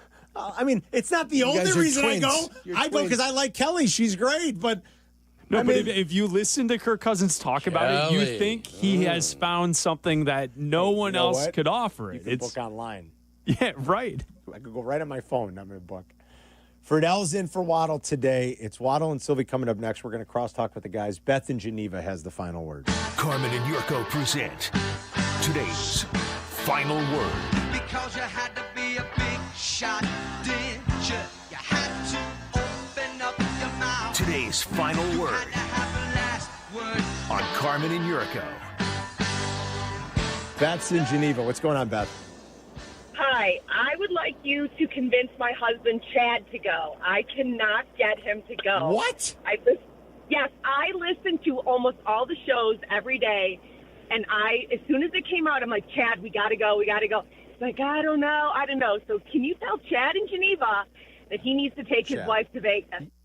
This is Carmen and Jurko, making your lunch break extra delicious. Hey, Ma, can we get some meatloaf? On Chicago's Home for Sports, ESPN Chicago. Training camp marks the unofficial start of the 2025 season. As such, one must glue themselves to their listening device with it tuned to ESPN Chicago. Go ahead. Okay. Otherwise, you could miss the insights, interviews, and stellar coverage provided by the home of the Bears. Done. Good. Bears training camp is now open. Catch your first glimpse with Kap J Hood live from Hallis Hall, 7 to 10. Tomorrow, training camp coverage on ESPN Chicago. Brought to you by Hard Rock Casino, Northern Indiana, and by your Chicagoland and Northwest Indiana Chevy dealers. Bub City's bringing the heat this summer and the brunch. Get down to Bub for the new brunch menu every weekend. It's got your favorite classic brunch staples, but some great new items like the golden fluffy pancake. That thing is killer. It's fluffy and delicious. And they got breakfast tostadas that are great. And get ready for an expanded live music schedule for the next few months. Tuesday through Saturday in River North and Thursday through Saturday in Rosemont. Reserve your spot now at bub-city.com. That's bub-city.com. This is your White Sox Minute. I'm Len Casper. Wednesday night, the Sox won a topsy-turvy, high-scoring affair, 11-9 at Tampa Bay, to complete a 5-1 road trip. Kyle Teel hit his first Major League home run, and Colson Montgomery homered for the second straight game, and also hit a huge 2-run double in the 8th as the Sox came back and stunned the Rays. After an off day today, the Sox welcome the Cubs to Rate Field tomorrow night at 6:40 p.m. Sox and Bulls fans, join us Friday, August 8th for Bulls Night. Wear red, rep your favorite teams, and check out the City Connect crossover uniforms. Benny the Bull will be here, and with a specially priced ticket, you'll receive a limited edition Derrick Rose bobblehead. Be sure to stay for a post-game fireworks show presented by Fanatics. To purchase tickets, visit whitesox.com/promos. This has been your White Sox Minute. Steinhaffel's 7th Chicagoland Superstore is now open at Maryville Plaza in Maryville, Indiana. For over 90 years, we've helped families create the homes of their dreams, and now we're proud to be part of yours. Steinhaffel's has all the top furniture and mattress brands, styles for every taste, prices for every budget. So come on in, discover the selection, the service, the savings. Discover the Steinhaffel's difference now in Maryville. Relax, it's Steinhaffel's.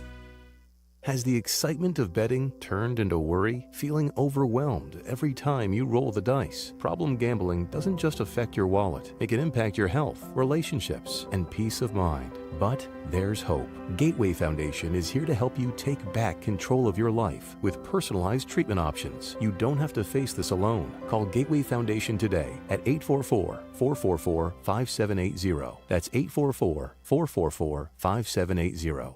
Hey, it's Carmen, and I've got the golf course for you, a championship-style course, quiet atmosphere, unrivaled course conditions. I'm talking about Stonewall Orchard Golf Club. Stonewall Orchard's been one of my favorite courses in Chicagoland for years. Check them out up north in Central Lake County. Their pristine country club course conditions are a huge draw. They have been the host site for the Illinois PGA, several U.S. Open qualifiers, and currently the Korn Ferry Tour qualifier. Treat yourself to one of the finest must-play courses in the Midwest. Go to stonewallorchard.com and book a tee time today. Progressive knows there's so many great things about being a sports fan. Like scoring the company box seats. How great is that? Trick plays that actually work. Prevent defense when your team is winning by a lot. And even more preventative prevent defense as they're hanging on by a thread. And of course, saving money when you bundle your home and auto with Progressive. That's pretty great. Just like trick plays that actually work. Yeah, but how often does that happen? Complaining about sports. Not so great. Progressive Casualty Insurance Company affiliates and other insurers. Not available in all states or situations. Evan Cohen here. According to a recent ZipRecruiter survey, 76% of employers plan to expand headcount for 2025. If you're one of these employers, add ZipRecruiter's latest feature, Zip Intro, to your hiring plan. It does most of the work for you, so you save time. Just pick a time, and Zip Intro finds and schedules qualified candidates for you. You can even meet with great people on back-to-back video calls as soon as the next day. Try it for free at ZipRecruiter.com/sports. That's ZipRecruiter.com/sports. Life isn't always a highlight reel. If an accident has you sidelined, Postman Law is ready to fight for you. Over $3 billion recovered for their clients, delivering speed, ease, and results. Call 844-POSTMAN now. Postman delivers. Let them deliver for you. You're listening to Carmen and Jurko. Listen to us now. Live on the ESPN Chicago app. Chicago's home for sports. ESPN Chicago. All right, thanks for listening and calling into today's show. Tomorrow, Dan Plesac will join us to talk Cubs and Sox going into the weekend. Yeah, Sackman coming on tomorrow. Love Danny. Love him. He just did the Sox series, too, in Tampa. Thank you to Bleck Abdalla. Boys will be on tonight after Bears Weekly, which follows Waddle and Silvy. And Nick Friedel is in for Waddle. And tomorrow he's in with me for the Good Kid. Oh. I don't know if you knew that. He's in for you or with you? He's in with me. I'm sorry. Oh, okay. Did I say for me? No, I didn't hear. He's in with me for the Good Kid. The best part is I say to Danny, I said, is anybody, because I'd come to say goodbye to our main man, Harry. Yeah. And I say, is anybody off on Tuesday? I'll pop in there. And I get a response the next day. It's like, hey, how about Thursday? Stick around an extra. Now you're working Thursday and Friday. Right. Well, the best part is I said, okay, well, is anybody off Friday? I'll pop in for them. I'll stay. Perfect. Like, he goes, nope, nothing Friday, just Thursday with Sylvia. I'm like, and then it pops up. And then like 2 hours ago, I get, hey, where are you on Friday? I'm like, I'm here. And he goes, you're with Carmen. I was like, I'm in. Beautiful. So it's a beautiful thing. We'll talk That's what I said to myself this week. I said, how can I keep Friedel here in Chicago? Right. I'm going to take So I took the day. Hey, cheeseburgers don't pay for themselves, That's right. my friend. I was hitting up small ball by Wrigley as soon as I could. Nothing's changed. Hey, I'm telling you. Nothing has changed. That's right. Did you go to one of the games? I went Sunday. I went yesterday. Sunday and yesterday. Okay. So you saw Nick was giving me the tip on how to buy. I bet he was. That sounded I bet he was. Better than so excited to see him again. Better than the full shaft. Not the first time. Just the tip. He couldn't even get to the sentence. The smile was breaking across his face instantly. Jurko came too. He's like, oh. Better than the whole We're shaft. back, baby. We're rolling. Just like the old days. But he was telling me what you need to do to get cheaper Cubs tickets. What is the trick that? to that? How do you do that now? You wait. You get to Wrigley like you're going to the game, and then you go sit at a bar local or pub. somewhere. Yeah. Top of the first, going into the bottom of the first, and boom, those seats of course. are shrinking, and I you bet. walk right Yeah. in. Yeah, for nothing. I walked into that game yesterday for $20. Did you? I was in section 130, row 1. Now, How about that? It was 9,000. That's Yeah, first, a million degrees. first First base row, line, right? Right back behind first base. You were in the first row behind first base? Well, it's In field one- box, it not was club field box. Oh, field I was in a box. field box. Remember, there's a lot of row ones in that But it was, stadium. it was I got you. legitimately for $20, and I was like, wow. Because I mean, I had those season tickets. Me and a couple buddies, all those Right. years, and for those first few, you couldn't give them away. Yeah. Then 15 and 16 happened, and they were great. But if I had season tickets now, it would scare the hell out of me because by the time you unload and you pay all the fees and you get rid of it, why not just sit there for a vast majority of those games? And if you're not in a time crunch to walk in at first pitch, right, the world is your oyster. Yeah, that's it. It's the way to do it. The world's your oyster. And I mean, who needs to, like, if you're going to the Taylor Swift concert, who needs to be there for the first song in the opener, right? You would rather be there for the end. Patient. Yeah, you be patient. I wonder if somebody's stuck with tickets. The next thing you know, is that the same? You wonder. I wonder. Is like a concert the same as a sporting event? Though it makes so much sense for a sporting event. Of course, they're going to go down, and the clock's ticking. But like in the concert too. But like, if you're stuck with tickets, you just got to losing money. unload them. Yeah. So you hang out outside the Taylor concert. And I like that. Wait till afterwards. Absolutely. Well, I you mean, guys, I think 4 years when the Blackhawks finally get good again, I think that's similar. I'm going to do that. Yeah. Wait a local pub. When the Hawks good, 2029. Is that the year you're thinking? Who knows? Maybe. Who knows with this squad? Maybe. I mean, now they've had 3 first-round draft choices like 3 times in the last 5 years. They got a lot of Does first-round draft anybody picks. make it to the bigs? Does anybody come to the big leagues? Yeah, they're getting there. They're getting there. What the hell's going on? Now, you guys, Cub fans, get ready. You're gonna, you're running into a buzzsaw this weekend, my Silvy, friends. yeah, he's laughing. You should see how funny You're running it's into the chuckle hut today. Running here. into the buzzsaw. Danny's That is White losing. Sox offense. Danny set this up. He explained what you said and how it was met with silence or something, and that you were dead serious. I think Jack, me, and Tyler, I don't know if Nick's on board, are with you. Like, before I would say, whenever you played the White Sox, there was almost more pressure on you because you had to win 3. Right. If you didn't get 3 from the White Sox, you weren't keeping pace with the rest of the teams who would play the White Sox or would play the White Sox before. Same thing with the Rockies. The White Sox right now are no pushover. And I don't think there's any chance the Cubs sweep them. Now, bring that back on Monday if I'm wrong. They could sweep them. No Boyd, though, this weekend. I would think they're going to win. I think the Sox are going to take at least 1. That's what I think. I hope I said Jurko. I talked myself into 2 when Jurko asked me because they're saving Boyd for Monday, which is smart. And how good's that going to be in Milwaukee? Mizrowski versus Boyd is the scheduled matchup right now to start that series. Fantastic. On Monday night in Milwaukee.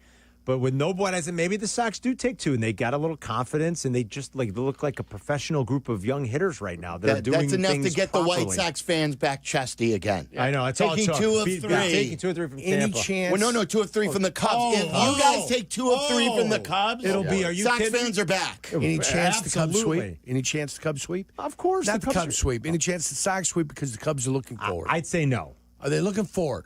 I don't think so. No. I mean, this Talent doesn't. discrepancy. Yeah, there's still too much of a talent discrepancy. I mean, this Cubs Sox thing kind of has lost its panache, has it not? I just told Sylvie that, Uncle Yurk. It lost. I literally it's just lost said I miss the everything. days when it really, really mattered. It doesn't matter now. It doesn't as much, and it's largely because the White Sox have been so lousy. Do they even have a name for the Borg Warner Cup or whatever the hell it is not they Borg give away? What was it before? What was it? The Chipotle. The BP A Cup. BP Cup. That was our boy Greenberg. John Greenberg loved the BP Crosstown Cup. The Yeah, BP Cup. Greenberg did love making fun of that whole thing. We all man. did. The BP Cup. I don't know what they call it now. I don't know if it's got a title. Is there a cup? I think there's still a cup, isn't there? I thought there was. There's got to be a cup.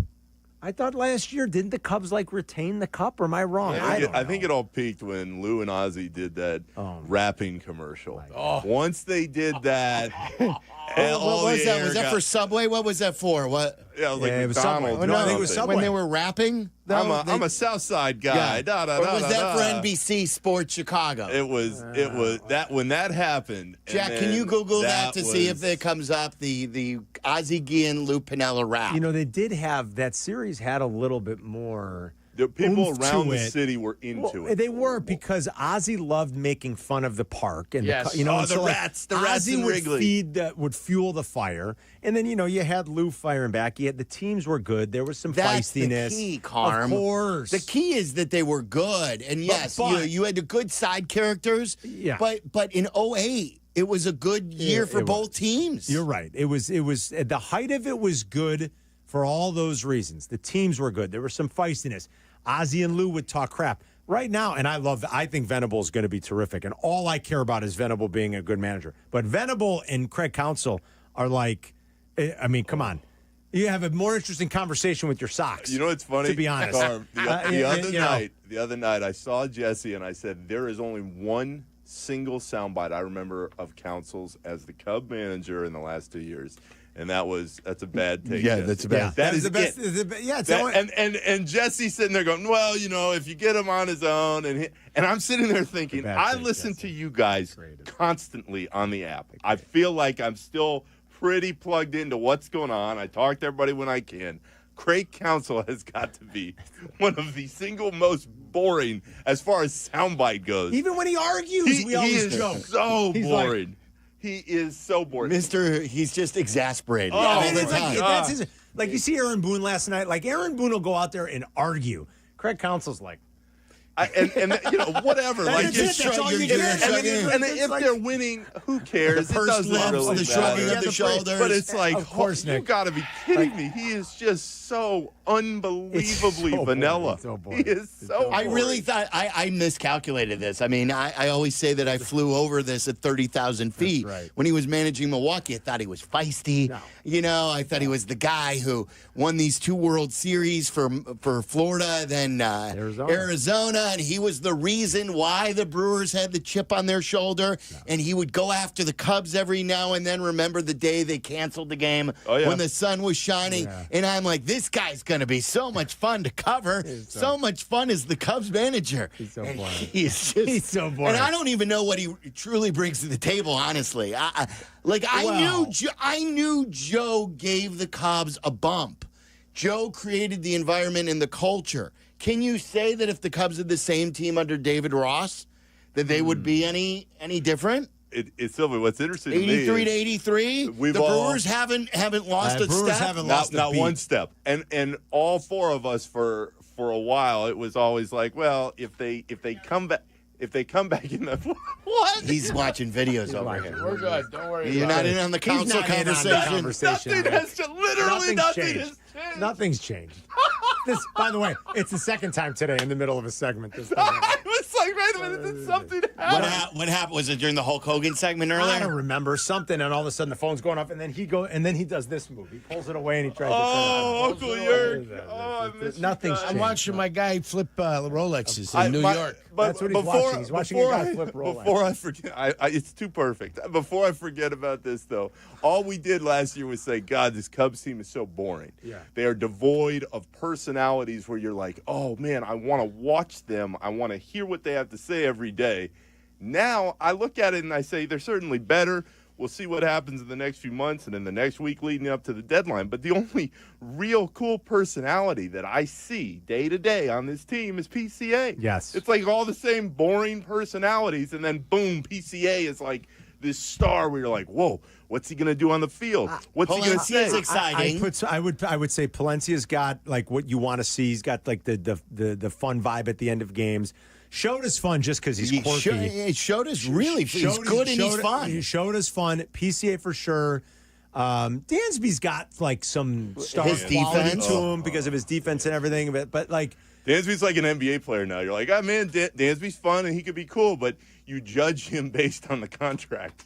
And once the contract changes, you go, like I've always done that, Nick. 100%. But when you brought Dansby on, you were like, this guy's going to be a leader in the lineup. He's going to be an interesting personality. He's going to be the guy that helps set the tone every day. And Silvy, to your point, defensively, he's still great. He's great. But offensively, you're like, ugh. But I think he's good for that clubhouse still. A guy like Dansby. But, I do. But off 180 million or whatever, what 170 We do take the defense for granted because when he made that play with a double play the other night, great. like that doesn't go in it goes in the defensive analytics and stuff, but it doesn't go into the scorebook as he drove in a run or he had a big hit. But that you might as well have, drove a run in because you took a run off the ball. Away, yes. So those are the things that I don't think you really, when you're looking at his OPS and you're looking at the offensive metrics, you just don't realize how many runs he's responsible for saving. Yeah, he's terrific defensively, and he's a good base runner. So at least he balances He is it a really out. good base runner. Very good base But runner. here's Sneaky fast, too. Having sat there the last couple of days, this is what I go back to with that team.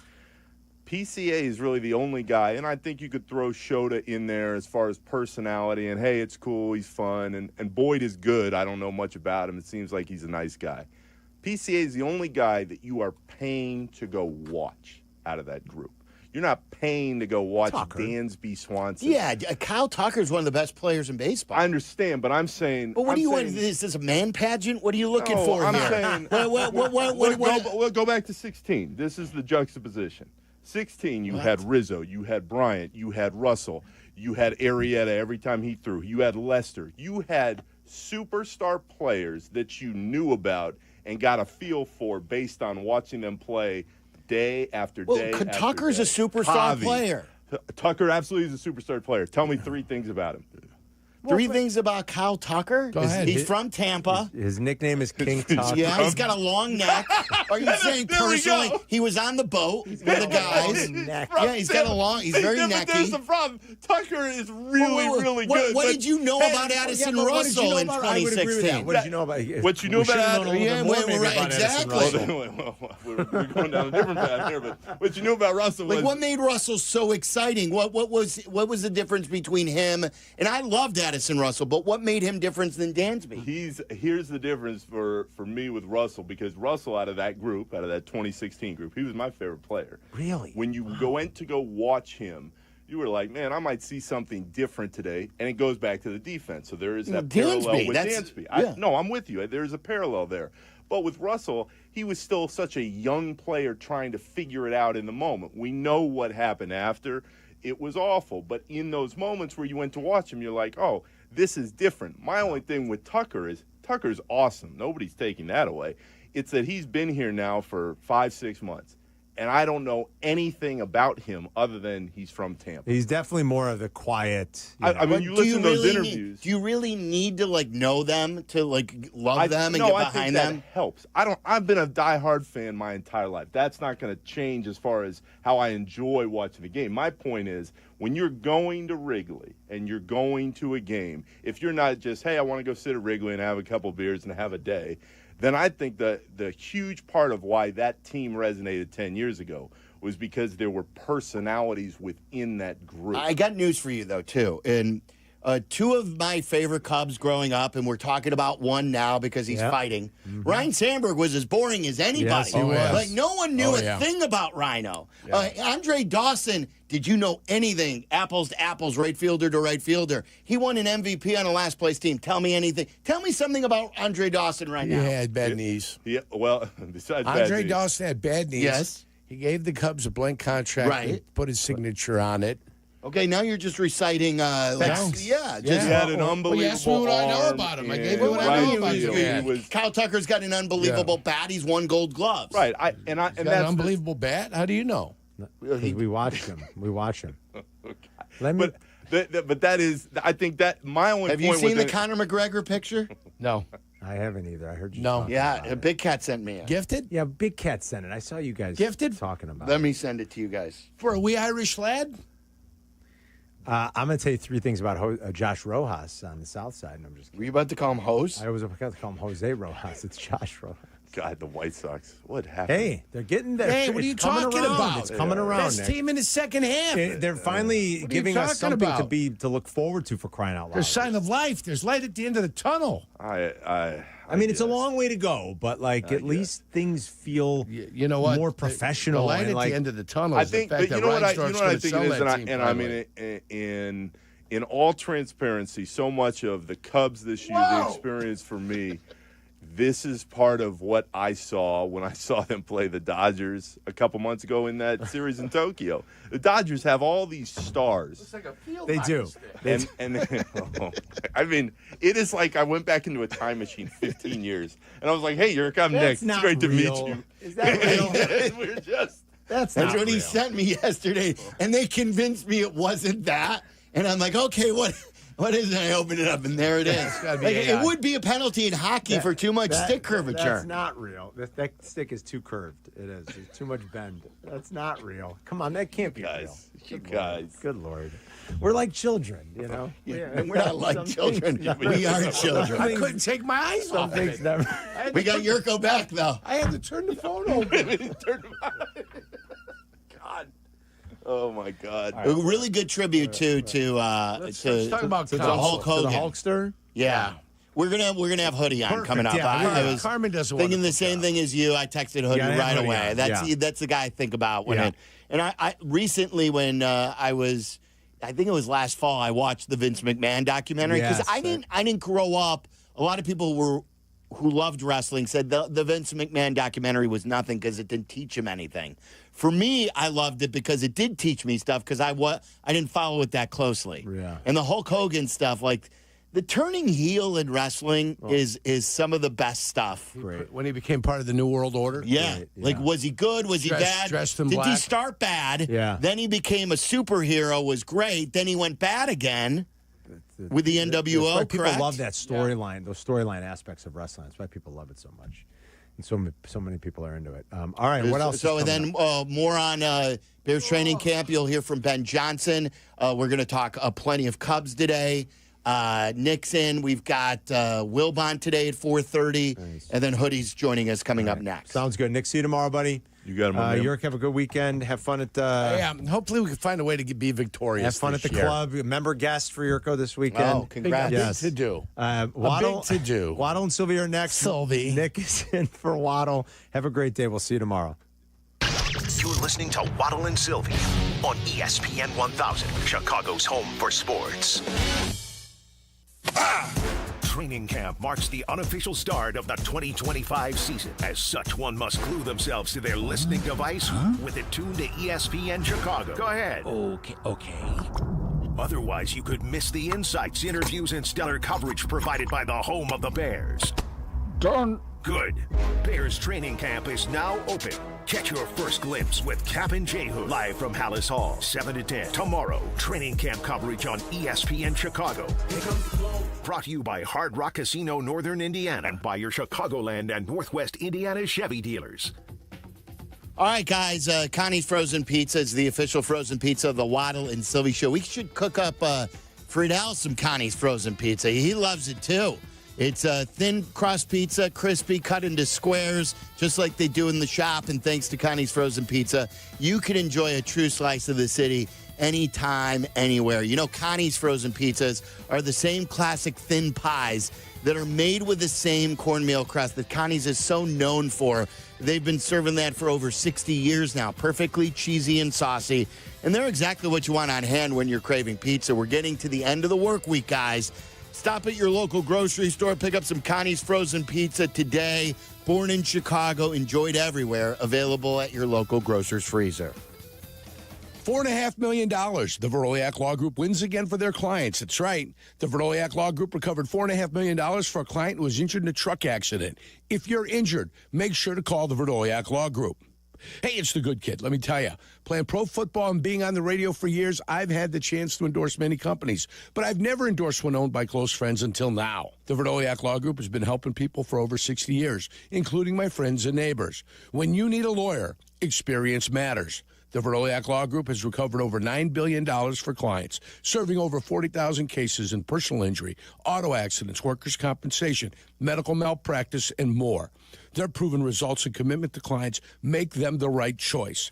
They've helped my neighbors and friends, and they'll help you too. Call 8444-VLG-LAW today. The Verdoliak Law Group. Experience you can trust. Hey guys, it's Carmen. You've heard me profess love for my 25 Defender from Land Rover Chicago and Howard Orloff Imports. And right now is your opportunity to buy your Defender at pre-tariff prices. From my travel to the draft in Green Bay, to my weekends with my son's travel baseball team, every trip is an adventure, and the Defender perfectly combines rugged off-road capability with the refinement and luxury you expect from Land Rover. Howard Orloff Imports has the full lineup of 25 Defenders. At current prices, these are sure to move quickly. So visit them today just off the Kennedy at Armitage or explore more online at orloff.com. Hey Chicago, your local IKEA stores know that summer is short, so make the most of it. Visit your local IKEA Schaumburg or IKEA Bolingbrook stores between now and August 8th for your chance to win a fully catered suite night for your family and friends at an upcoming White Sox game. Just scan the QR code in the store. And Friday, August 8th, it's IKEA's annual summer barbecue from 4 to 7 p.m. Enjoy a delicious buffet of American backyard favorites with some Swedish flair. So stop by your local IKEA today to enter to win, and then join the barbecue fun on August 8th. Evan Cohen here. Whether you're locking in your home run picks or riding with your favorite golfers this summer, ESPN Bet is your sports book for all the action. Go from checking stats on your favorite teams and players to placing bets in just a few taps. Plus, new customers can get $100 in bonus bets when you make your first $10 wager. Download the ESPN Bet app and sign up with promo code USL to get started today. Must be 21 plus. Gambling problem? Call 1-800-GAMBLER. Terms and conditions apply. See app for details. Offer not available in New York. It's time. Time for the pro to get everything for the entire job, all from one partner. To get access to over 3 million products, including many products you won't find in our stores. It's time to get delivery on your schedule or next day on over 50,000 products. And time to get dedicated support on the job site or in our stores. From ordering to planning, we've got you. One partner, any job, all in. Ask about all we can now do at the Pro Desk. The Home Depot Pro, it's about time. Live from State Street in the heart of Chicago, you are listening to the new home of the Chicago Bears, ESPN Chicago. And this is Waddle and Silvy, WMVP, WTBC, HD2, Chicago, a good Karma Brands radio station. Hello, everybody. How's it going? Sweet. Bring gas. Is locked, cocked, ready to rock. I want to talk about the Bears, baby. Love these guys. He's hulking up, Jets. I don't know if he's got enough left in him. That adrenaline can do wonders. We're seeing what this guy is really made of. Why he is the greatest professional athlete in the world today. Look at this. He's landed it. I don't believe it. I don't believe it. Oh, dropping a big leg. Over for the cover. It's over. Unbelievable. I never thought it could be done, Gorilla. Neither did these 93,000 plus. As the world's heavyweight champion, Hulk Hogan has proven to everyone what he's made of. Way back in the day, that was Hulk Hogan against Andre the Giant, a classic battle that you probably watched because it was so mainstream. So mainstream. Hulk Hogan passed away today. I was shocked when I heard. There's video going around, too, of, like, I think the last time he was interviewed, which was like a day or two ago. And he passed away today when I was driving in, Carmen and Jurko, and it's been really, really bad lately with the news about a lot of famous people, Ozzy Osbourne, Malcolm Jamal Warner from The Cosby Show. That was just a tragic story, and he's like right in the prime of his life. And then we got the news on Hulk Hogan today. Now, I did grow up liking, not loving wrestling, but liking wrestling because it was so mainstream when I grew up in those 80s, and when Hulk Hogan then started taking over and was just such it was like a folk hero. He was just a showman. He was everything that you loved about wrestling. And like I said, I recently watched the Netflix special on Vince McMahon. So the first person I thought about is no one has a passion for wrestling like Hoodie. And this is a man who has a passion for many things. You know how much he loves his White Sox, how much he loves his Bulls and Bears. And he is the guy. So I texted him right away on my drive in, and he said, sure, what time, and wanted to put it in perspective because I would just be guessing. I would be, Hoodie, as Hoodie joins us on the Yuengling guest hotline, I'd be doing the Carmen, Hoodie. I would just be like saying, hey, Jack, can you look up when he was a heel and when he was a good guy? So set the record straight. When you heard the news, what did you think, and what did Hulk Hogan mean to you as a wrestling fan? My Virgo brothers, it's a pleasure to be on the show with both of you guys. So, first of all, Hulk Hogan was the most recognizable mainstream wrestler in the history of the business. That's just number one. Think about all the wrestlers that have been able to cross over, do movies and all this. He was the guy. He was the first one. And so what's so strange about the story is that Jimmy Hart, longtime wrestling manager going way back and the guy that knows Hogan the best, just tweeted 24 hours ago, Hogan's fine, no problem. We were just singing karaoke. And we thought for a guy that had neck surgery, complications from neck surgery, okay, maybe he's on the mend. And then he's dead. I mean, just like that. So that's the thing that surprised me because I thought he was coming back from the surgery, and then come to find out he's no longer with us. So quite a complicated legacy for Hogan, but for sure the most recognizable guy to ever, put on tights and also cross over to do movies like Thunder Lips and Rocky and all the things he did. Hoodie, my man, it's so good to hear your voice. When we talk about Hulk, though, having grown up and lived through all the different eras of wrestling, why do you think he specifically resonated for so many people the way he did? I just think that, wrestling for years, for generations, have always had like a hero, not just a baby face, not just a good guy, but like an American hero. And I think that Hogan embodied that for a lot of people. Look, before going to the WWF, we saw him on a regular basis in Chicago. He was, when I grew up watching Hogan, I saw Hogan before he was at Madison Square Garden. I saw him at the International Amphitheater with my dad. Wow. And he was wrestling for the AWA, wrestling for Vern Gagne's wrestling company. And he would be all throughout the Midwest, Indiana, Hammond, Indiana, Indianapolis. Minneapolis was the centerpiece for the AWA. So Hogan would be battling for the AWA championship for a long time. He can never beat Nick Bockwinkel. And so after his time with the AWA, he goes to the WWF, and he becomes this American hero. And there's been Sergeant Slaughter and then all these other guys, Corporal Kirshner, and on and on and on, all these guys that were American heroes. But I think from Hogan's standpoint, Nick, it's just like this guy here not only is, 6'5", 302 pounds, 25-inch arms, and can talk the talk, but I think people look at him just like they looked at Jordan or looked at any other superstar. And I think that he wrapped himself in an American flag. He'd wave the flag. He did that. But also people believed in him. He was a superhero come to life. It's Hoodie, it's amazing just the way he was the one, like you were saying about Michael or about like Tiger, who brought people in the door that may not have been inside the arena to watch a big match if it wasn't for Hulk Hogan, like people like me probably. Yeah, I think the power of the promos, we call it in wrestling, the power of the interview was always very key. The only reason why, Sylvie, and Nick, they even resonate with you a little bit is because when you have Gene Okerlund, longtime radio guy, by the way, Gene Okerlund, and became a TV, personality, would put that microphone right in front of Hulk Hogan. Let me tell you something, brother, and just say your prayers, eat your vitamins, all that. That resonated with kids. You remember there was the Hulk Hogan WWF cartoon?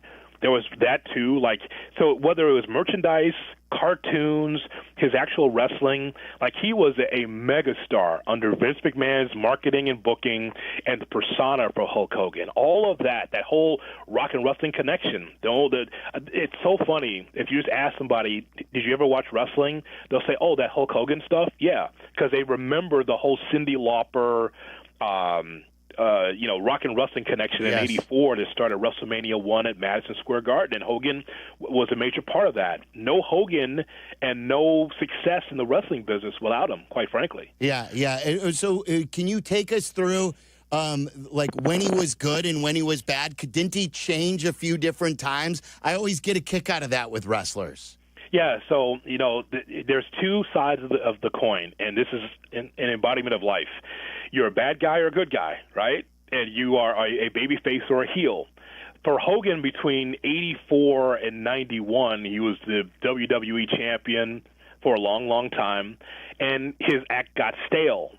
He leaves WWE and goes to WCW, owned by Ted Turner. Those matches were always on TBS back in the day. And so, Hogan was asked by Ric Flair, would you like to be part of World Championship Wrestling? And he says, yeah, I'm kind of doing movies right now, but yeah, I'll do that. Hogan goes to the South. He beats Ric Flair for the WCW Championship, but still it didn't get over because primarily that audience was in the South. They're like, that Northern wrestling, that yellow and that yellow and red he'd always wear. Nobody cared about that in the South in Atlanta where WCW was. So then they asked him, they said, Hulk, is there a possibility you could turn heel? Because you, as a good guy, is not working down here in the South. Nobody in Mississippi and Arkansas and Georgia and Florida care about you being the guy you were in the 80s. This is like 1994, 95. And Hogan's like, I don't know if I want to, risk my merchandise, my Make-A-Wish with the kids, and me being a bad guy. They said, just do it. Just try it. He turns a bad guy, sides with the NWO, and he's like the number one heel, the number one bad guy. So he, at his apex, one of the best baby faces, one of the best good guys, and one of the best bad guys, all in one career, which is amazing. Yeah, it's incredible. Well, so you mentioned the complicated run for him. He had a complicated run with Vince McMahon, and then it got very complicated then in public when he was recorded and he said racist things. How do you feel about him in the end here, Hoodie? Well, let's just start here. I think that we've all had very, great careers doing this, but I don't think we've ever asked somebody on the air, hey, could you sleep with my wife? That's exactly what happened. Absolutely not. Bubba the Love Sponge says, hey, could you have sex with my wife? And Hogan says, okay, brother, let's do it. And so it happens, but I don't know if Hogan knew he was being recorded or not being recorded, but I recall seeing this, Hogan doing the thing to Bubba the Love Sponge's wife. That was the thing that was reported, and that was on video.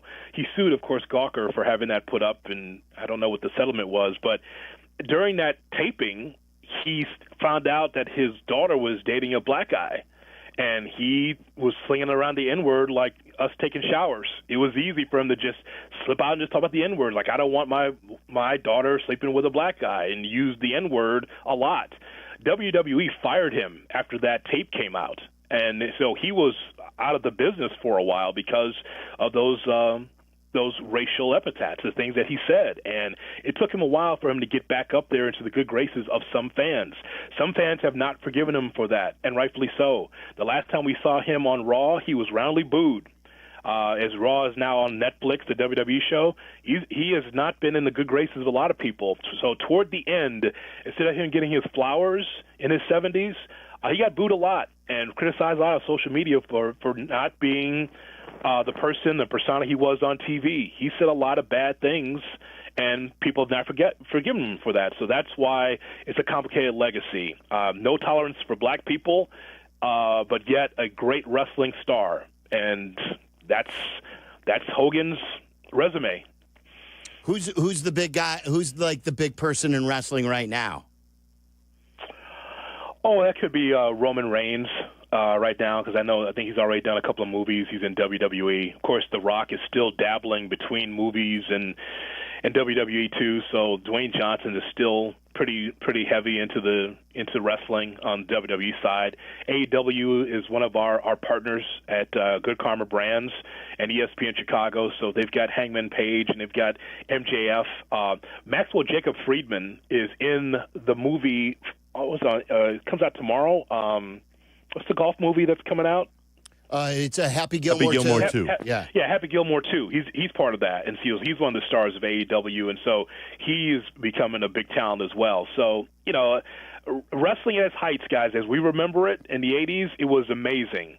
Wrestlers on the road 300 days a year, dominating the 80s and in the 90s, and now it's still a very hot brand. We talk about it every Thursday on Good Karma Wrestling at 6 o'clock every Thursday. It's still viable. People still watch. People are still interested. But, boy, there's nothing like that Hogan era, that Ric Flair era when things were hot in the 80s and 90s. Yep. Hoodie, great stuff. Appreciate you. Let me ask you this before we let you guys go, and with Nick on, too, because we're big NBA fans. Who do you think, current athlete-wise, is the most like a wrestler?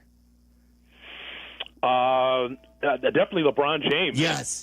That's I had two guys on my list, and they're both in the NBA, Hoodie. Yeah, you talk about a guy that's unlikable and doesn't care. Like LeBron James would be a heel, which would be a bad guy. Even though you can respect his career and his accomplishments, it's the passive aggressiveness that would be more like a wrestler. Yes. I was thinking about KD, too. Like, KD, who I was going to say? Good guy, bad guy, and, 1 minute he's loved, the next minute he's not. He can go back and forth. The guy I would go with, Hoodie, is Draymond, actually. Well, yeah, he acts like a wrestler on the court. Draymond, and nobody, no pro athlete, and Hoodie certainly knows this as far as wrestlers go. You have to be able to cut a promo. I don't think anybody can cut a promo right now in pro sports like Draymond Green can. So no Tom Thibodeau vote from you, Nick.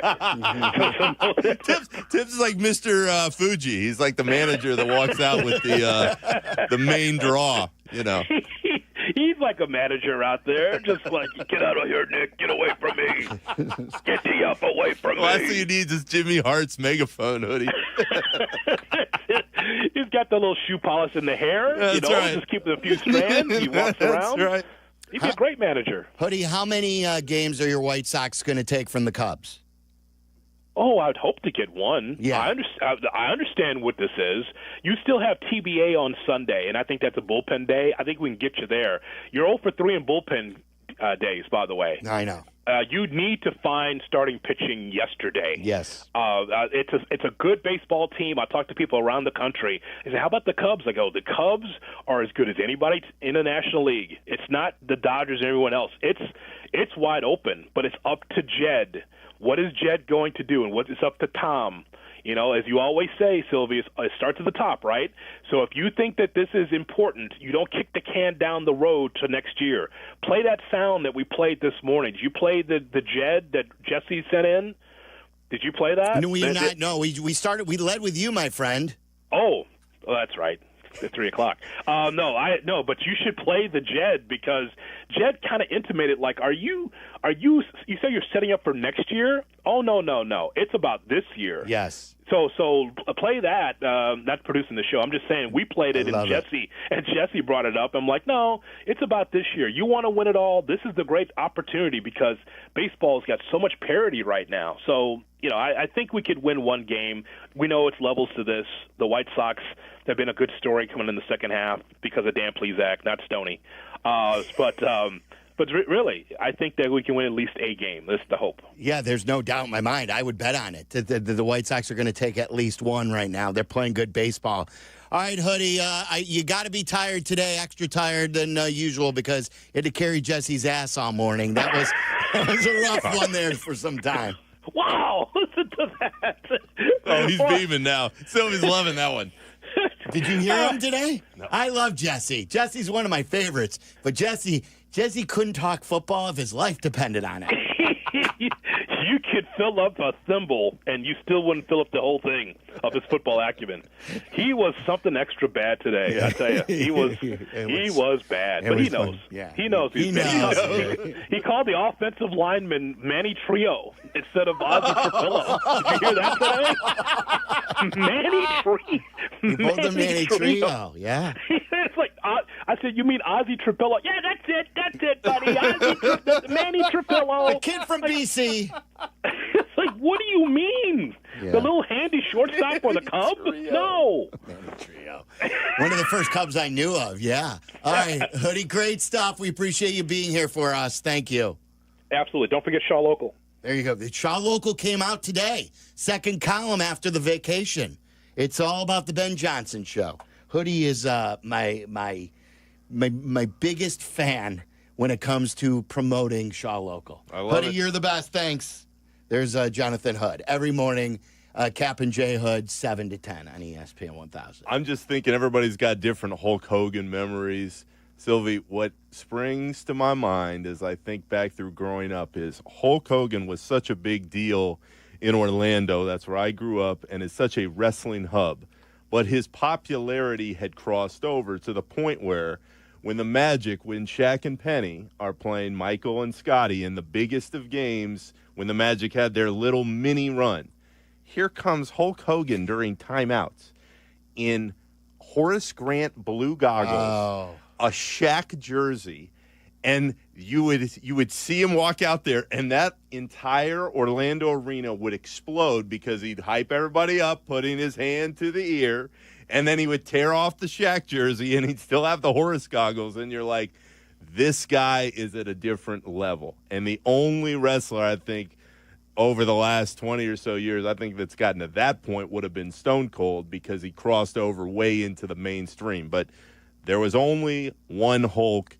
He may not have been the best guy, but he was one hell of a performer. Yeah, he was a showman, like I said, and he just helped to raise the sport of WWE and wrestling, professional wrestling. And when people, we're going through a lot right now where a lot of people, you look back at the Cosby Show, what we were just talking about. You look back at Black Sabbath. You look back on Hulk Hogan. These are all things we remember from our childhood. And when you realize that these people who you thought were very young and one was much younger than the others, you just say to yourself, wow, this is really, really precious. And how quickly things and they also have a bigger space in your heart when you were a child.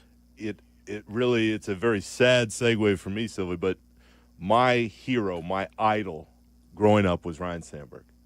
He was everything to me. I had his poster framed above my bed. I had his autographed baseball cards and watched every game on WGN and Harry Carey. But Rhino was my guy. Everybody's got their one player, their one person that they look up to. And to hear the news that has started to kind of pop out over the last few days, and to hear Jed Hoyer's comments the other day on Marquee, I went to Wrigley yesterday, and I was just so sad because Rhino meant everything to me, and for thousands of people just like me who listen to the station and who grew up not just in and around Chicago but across the country. Ryne Sandberg has stood up for everything that I always felt was good about baseball, and the way that I watched. And I watched the example that he set, and to be that guy in that kind of spotlight and to carry yourself that way, I wish Rhino nothing but the best in his family, because he set an example for so many kids like me out there who grew up loving the Cubs and wanting to be just like him, and to see what he's going through right now. It just makes me so incredibly sad. But to your point, he filled up such a huge space in my heart as a sports fan. You like, they always say there's nothing like a first love. Yeah. Like, it's not just with the first girlfriend or boyfriend that you have in your life. It's your first sports heroes. Like, the first ones always, like, it's still, to me, surreal where, like, I'm texting with Sut. Mm-hmm. You know, I'm texting with Rhino. Or I can call this guy up here, Mongo, for all those years. Yeah.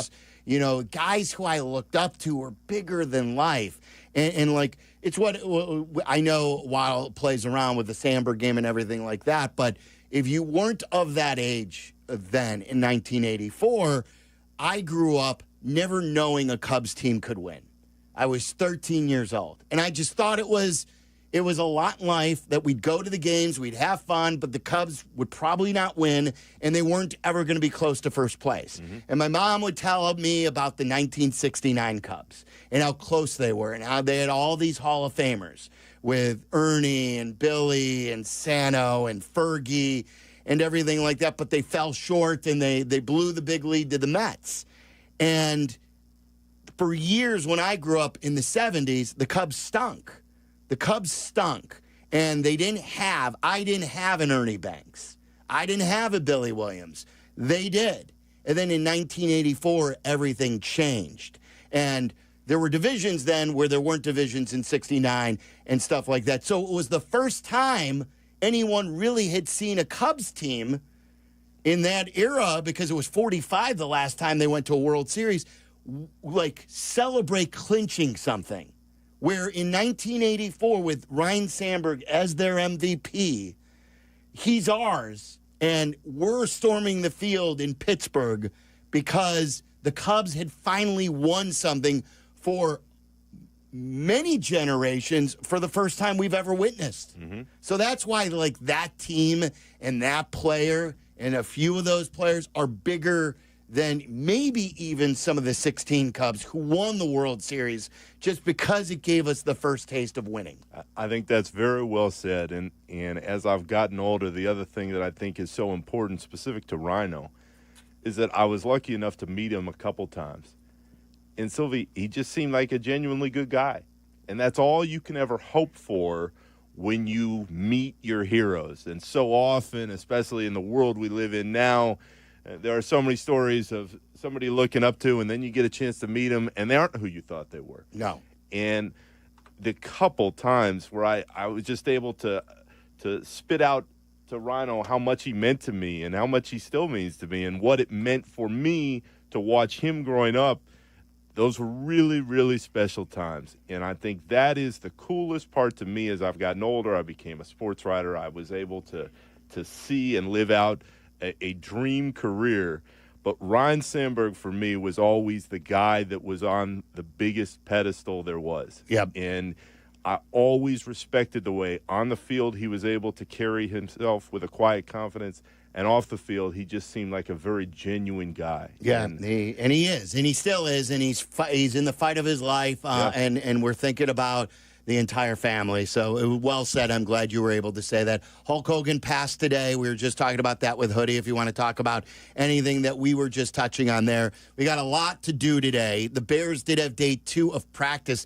And from an offensive standpoint, it didn't sound like it went much better. The way it was, I'll tell you the way it was termed to me from one of the reporters who witnessed camp. We weren't there today, so I'll tell you what we heard. Ben Johnson also addressed Luther Burden and some of the other things and the way he handled the offense yesterday. He kind of chuckled at some of the headlines with that. We'll get into some Bears conversation. Nick is a big Cubs fan, so we'll talk about the Cubs, some of the trade rumors, and such, anything that's on Nick's mind. I'm sure he'll rip Ricketts before we leave. I have a bouquet for some Sox fans, and what I know they're still a far way away, but they deserve some credit. They're playing good baseball, and there's one instance in particular that I want to give them credit for. We'll get into all of that, plus Wilbon at 4:30. It's all coming your way. Waddle and Silvy with Nick Friedel filling in for Waddle. You're in the middle of the Waddle and Silvy Show, ESPN Chicago. Bears Weekly. Host Jeff Joniak and Tom Thayer take you inside with the latest on your team. The latest news and the best interviews. Bears Weekly, tonight at 6:30 on ESPN Chicago and the ESPN Chicago app. Guys, I want to tell you about my friends over at Window Nation. Right now, they've got a huge sale, but it only goes through the rest of July. So call them today at 866-90-NATION. Get that free in-home estimate from my guy, Alan Favada. He's their sales manager, Chicago guy. I'll tell you what you need and what you don't need and educate you on the process. You can find them at windownation.com. Now to the details of the sale I was telling you about. First of all window styles 50% off. You're going to get half off all window styles. And as far as paying off your project, they're going to make it easy to put money right back into your pocket. 0 interest for 5 full years. Not 3, but till 2030. No interest payments whatsoever. So what are you waiting for? Call my friends at Window Nation, 866-90-NATION. They're A+ rated at the Better Business Bureau. I have new windows in the living room, in the kitchen, in my master bedroom, and in the kids' room. They look great. They work perfectly, and I'm saving money on my energy bill with the energy-efficient windows, especially with the heat we're having. Don't lose money. That money goes right back into your pocket. It's money well spent on these windows. 866-90-NATION or windownation.com and let them know that Silvy sent you. Has the excitement of betting turned into worry? Feeling overwhelmed every time you roll the dice? Problem gambling doesn't just affect your wallet. It can impact your health, relationships, and peace of mind. But there's hope. Gateway Foundation is here to help you take back control of your life with personalized treatment options. You don't have to face this alone. Call Gateway Foundation today at 844-444-5780. That's 844-444-5780. Kap J Hood here with Howard Enkin. Sounds of summer. An accident about to happen. Coming through. Whoa. Come on, it's a freaking slip and slide. You mean slip and fall? Water may sound seemingly harmless to you guys, but anyone who's experienced a slip and fall injury at work, in a store, or at their apartment building knows just how serious they can be. If you've been injured, call 312-6-MILLION. Howard is our attorney on the Kap J Hood Show. Weekday morning, 7 to 10 on ESPN 1000. Looking for a smarter way to grow your savings? Winchester Community Banks has you covered with 4.20% annual percentage yield on our 7-month CD special. This limited time offer won't last forever. Stop by your local Wintrust Community Bank or visit wintrust.com/radio25. APY assumes funds remain on deposit until maturity. Minimum daily balance of 1 cent required to obtain APY. Offer subject to change at any time and without notice. Additional terms and conditions apply. Details at wintrust.com/radiocd. Member FDIC. Every 12 minutes, someone dies in a car crash on our roads. These aren't just numbers. These are parents, friends, and neighbors taken too soon. The leading causes? Avoidable choices like speeding, driving distracted, impaired driving, and not wearing a seatbelt. Every decision behind the wheel matters. Buckle up, put your phone down, drive sober, slow down. Visit sm.aaa.com/crasheshitdifferent to learn more. Sponsored by AAA, the Auto Club Group. Aired in cooperation with the Illinois Broadcasters Association and this station. Adam Schefter here for Vivid Seats, your ultimate destination for all your sports and concert needs this summer. With a game-changing rewards program and an unbeatable selection of tickets, they make it easy for every fan to watch their favorite teams and players in action. Catch every home run and thrilling comeback in person from your favorite seat. Plus, every ticket is backed by a 100% buyer guarantee, giving you peace of mind with every purchase. Visit VividSeats.com or download the app today. Vivid Seats, the official ticketing partner of ESPN. In a world parched for excitement, one drink will emerge. Twisted Tea, the refreshing thrill ride of flavor. Recreating its classic role as the hard iced tea that goes down smooth. Twisted Tea doesn't just taste like real iced tea, it's made with real brewed tea and a 5% kick of alcohol. Taste the adventure with Twisted Tea Hard Iced Tea. Keep it twisted. Twisted Tea Brewing Company, Cincinnati, Ohio. Please drink responsibly. Want to buy a vehicle in 60 minutes or less? Purchase your next vehicle in 60 minutes or less at Advantage Chevrolet Hodgkins, or your first car payment is on them. And every new Chevy comes with the Advantage Plus program. Together, let's drive. Restrictions apply. See dealer for details. This is an ad by BetterHelp. Workplace stress is now a leading cause of declining mental health, with 61% of the global workforce feeling it more than ever. Hey guys, it's Silvy. You can't escape work, but you can take small steps to care for yourself. A walk, some sun, a favorite song. Therapy is one of those steps. Ongoing support to build resilience for whatever your day throws at you. Balance is tough. Getting help shouldn't be. Visit BetterHelp.com/timeout today for 10% off your first month. That's BetterHelp.com/timeout. ESPN 1000, Chicago's home for sports. You're listening to Waddle and Silvy. Watch us and join the chat. Follow ESPN 1000 Chicago on Twitch.tv or the Twitch app.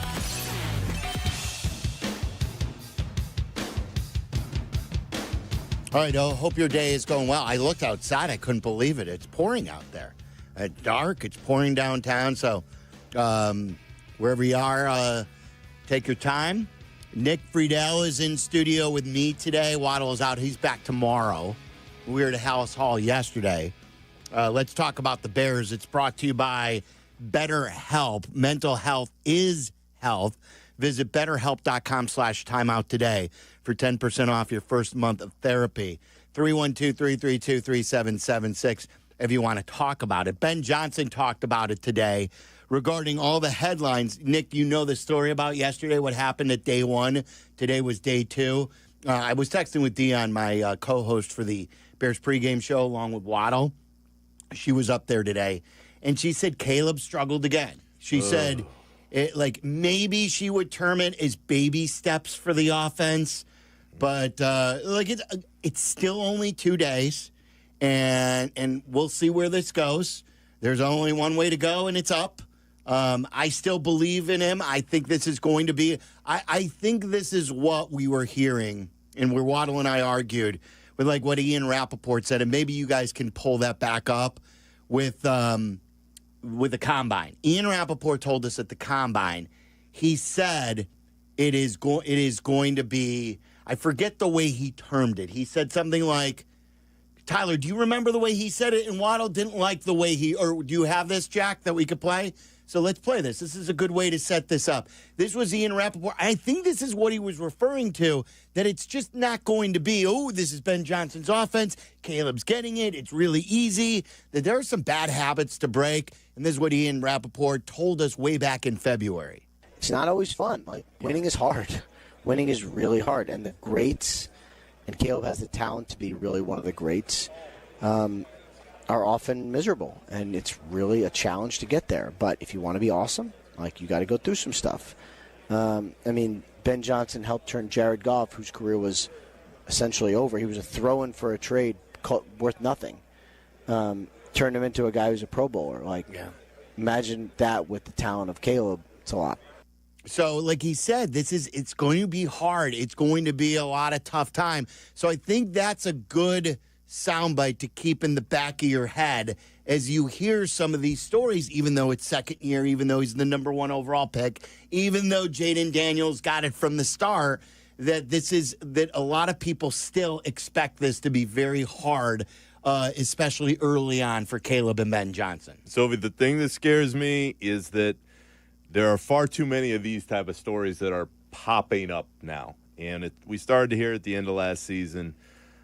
You and I have been going back and forth on these texts for at least a year now, but I haven't sold all my Caleb Williams stock, but I've sold a bunch of it because I just don't believe that what everyone thought he was going to be is what he will eventually turn into now. That is not to say that he can't bounce back this year, learn more under Ben Johnson, get more of a rhythm of what it takes to be a high-level NFL quarterback. What scares me last season is there were far too many times where I thought the game was just overwhelming to him.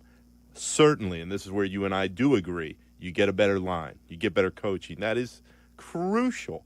But when you have struggles throwing the ball down the field accurately with consistency, those are red flags. And I think the biggest one for me on a broader standpoint as far as not just the NFL goes, but my experience certainly around the NBA, in baseball, you've got to be in love with the work. You have to love going in there every day and getting better. I hear Tibbs' voice in my head. The magic is in the work.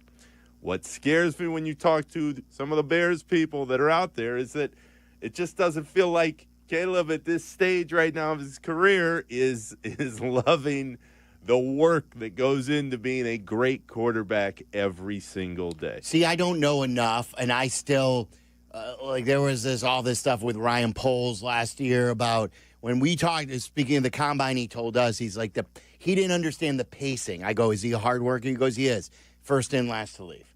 But he didn't understand the pace of the NFL season for college, and that was always like, well, why didn't you guys teach him? He needs to be. Why not?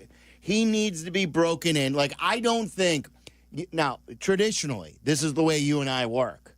Traditionally, I'm not Cap level, but I'm always optimistic. And I like what I see with his skill set.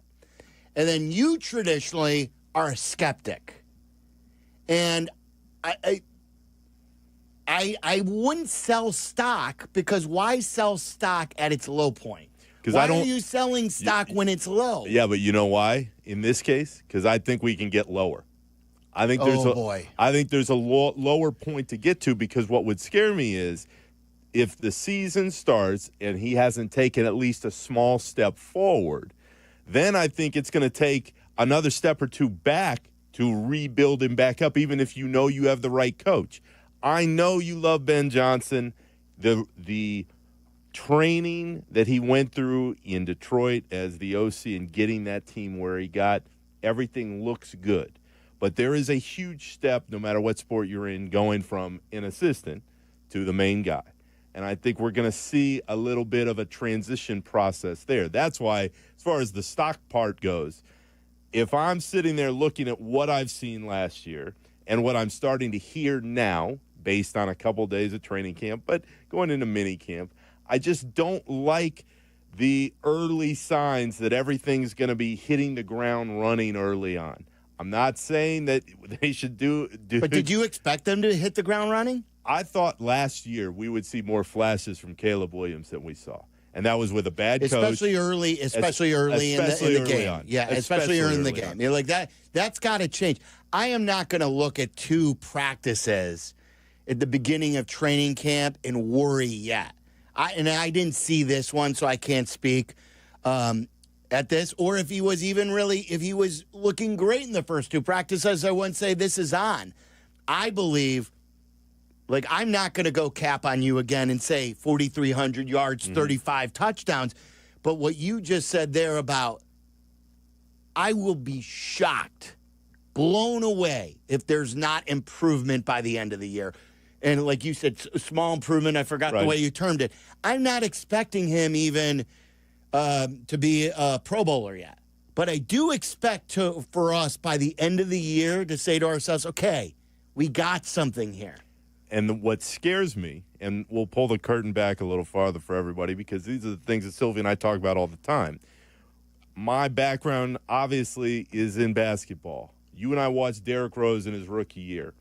And we saw as that year went on, but especially in the playoffs, that first year against Boston, you went, whoa, This is a superstar in the making. Against the Celtics, he set the record for rookie points in a debut playoff game. You're sitting there watching Derrick Rose throughout various points in the regular season, but especially in the big games, and you went, oh, there is something there. You get a better coach in place. You get a framework of a better team in place. He started to take a real leap going into the second year and beyond. There were way too many times last year when I watched Caleb Williams and I thought, whoa, this is not where I thought the starting ground would be. Again, I'm not saying it's all over with and they can't improve and be a Pro Bowler and the guy everybody in the city wanted him to be. What scared me as I watched all those Bears games last year is there were far too few times when I looked at him and I thought he's making everybody else around him that much better. It happened. It just didn't happen nearly as much as I thought it would for the number one pick. Yeah, so, I am not selling any stock. Nick said he sold a lot of his stock. Well, how do you feel? Let's talk about it right now about Caleb Williams. I can't make a judgment. I can't get an emotional over two practices at training camp. I still think he's going to be, at the very least, very, very good. Tyler, what about you? Are you worried? Are you selling stock, as Nick put it? I can't get there yet. No, I'm not selling stock yet. I think if you're selling stock now, you're selling stock at what could end up being its lowest point, too. But I'm not overly concerned. Now, if we get to, week 10 and it's a lot of the same stuff that we saw last year, things aren't being corrected, that's when my antenna, I think, is going to go up. Especially when you look at the way the schedule is built out. One of my biggest concerns for the Bears this year is you've got a completely new coaching staff, a lot of key important new players, and the gelling portion of this season is going to come against some of the easier opponents on your schedule. So if you're going to be losing games that when you play the win-loss game in May, and if you're going to be losing games that you think they should win, I don't think there's going to be a lot of ground for you to make up on the back end of the schedule when you get the Packers twice, you get the Eagles, you get the Lions, you get some of the Vikings. A lot of those really difficult games are at the back end of the season. The Niners as well. I'm looking at PCA as an example, and I say to Nick all the time, he doesn't totally agree with me. I say PCA reminds me of Derrick Rose. This sort of rocket ship that he's on. Now, PCA's starting point in his first 2 years weren't what Derrick Rose did in his first 2 years.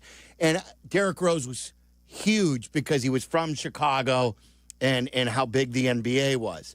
But PCA in his first year showed you that he's got this natural ability. Second year, he showed you it's up and down, but he's not there. And then boom, by his third year, now he's an MVP candidate. Right. Here we go. And just the way, the flair that he's got, the way he plays reminds me of Derrick Rose, a smaller guy who's doing stuff like that. Small of a guy with that build should not be hitting 27 home runs. Derrick Rose should not be finishing the way he finishes at the hoop for a 6-foot guard, point guard. It's just not the way it goes. So they remind me a lot. So PCA struggled his first couple of years, but showed you enough. I think Caleb is going to do a lot like him. I think I'm hoping he can follow suit. 332-3776. I got to play you the Ben Johnson. I promised you that. But if you want to talk about it with us, it's brought to you by BetterHelp. BetterHelp.com. Get 10% off. BetterHelp.com/timeout. Mental health is health, guys. There's no stigma. There's nothing taboo about getting help. So talk to somebody at BetterHelp.com. We'll take your calls on the Bears. I'll play you what Ben Johnson had to say, plus some Cubs conversation coming up in Wilbon at 4:30. You're listening to Waddle and Silvy on ESPN 1000, Chicago's home for sports. The CDGA Golf Show. It's your source for golf news local and golf news from around the world. Hosts Tyler Rocky and Mike Gilligan are linked up with golfing knowledge to help us all. Tune in Saturdays 9 to 11 on all the ESPN Chicago channels. Brought to you by Glenview Park Golf Club. Hey, Chicago sports fans, it's summer vacation season, and it's time to swing into the action with Toyota's 2025 lineup. I drive the Sequoia. I love it. It's absolutely awesome. Got that thing washed today, then now it's raining. Hopefully it will be sunny by the time we leave. Leading That's off. when you know you have a car wash. But it starts pouring. Yeah, all the time. Leading off, the RAV4, a utility all-star that delivers in the clutch. It's what I used to drive. On deck, the spacious Grand Highlander, more room than ever, followed by the fuel-savvy Corolla. Next up, the Slugger, the Tacoma, bringing upper deck power every at-bat. And rounding out the lineup, the playmaking all-hybrid Camry. Check out the full Toyota lineup at Toyota.com. Do what I did and visit your Chicagoland Toyota dealer today. Toyota, let's go places. On average, between 2 and 3 people are killed each day in car accidents with rideshare drivers. According to the University of Chicago, rideshare drivers have directly led to the death of almost 1,000 people per year. While rideshare drivers carry auto insurance, it's important to know that the amount of insurance coverage available often depends upon whether or not the driver is logged onto the rideshare company app and whether there is a passenger in the vehicle. For example, if the driver is logged into their rideshare app, the liability coverage could reach $1 million. If they are not logged into the app, then the rideshare driver is using their own car insurance, which could be much lower coverage. That's why it's important to have a lawyer who knows how to conduct a proper investigation when you're in a rideshare accident. If you've been injured in a rideshare accident, call the Verdoliak Law Group. Call 844-4VLG-LAW. We've been fighting for injured people for 60 years. With over 30,000 clients represented and over $9 billion recovered, Verdoliak Law Group has the resources, knowledge, and experience to fight for you. Call 844-4VLG-LAW.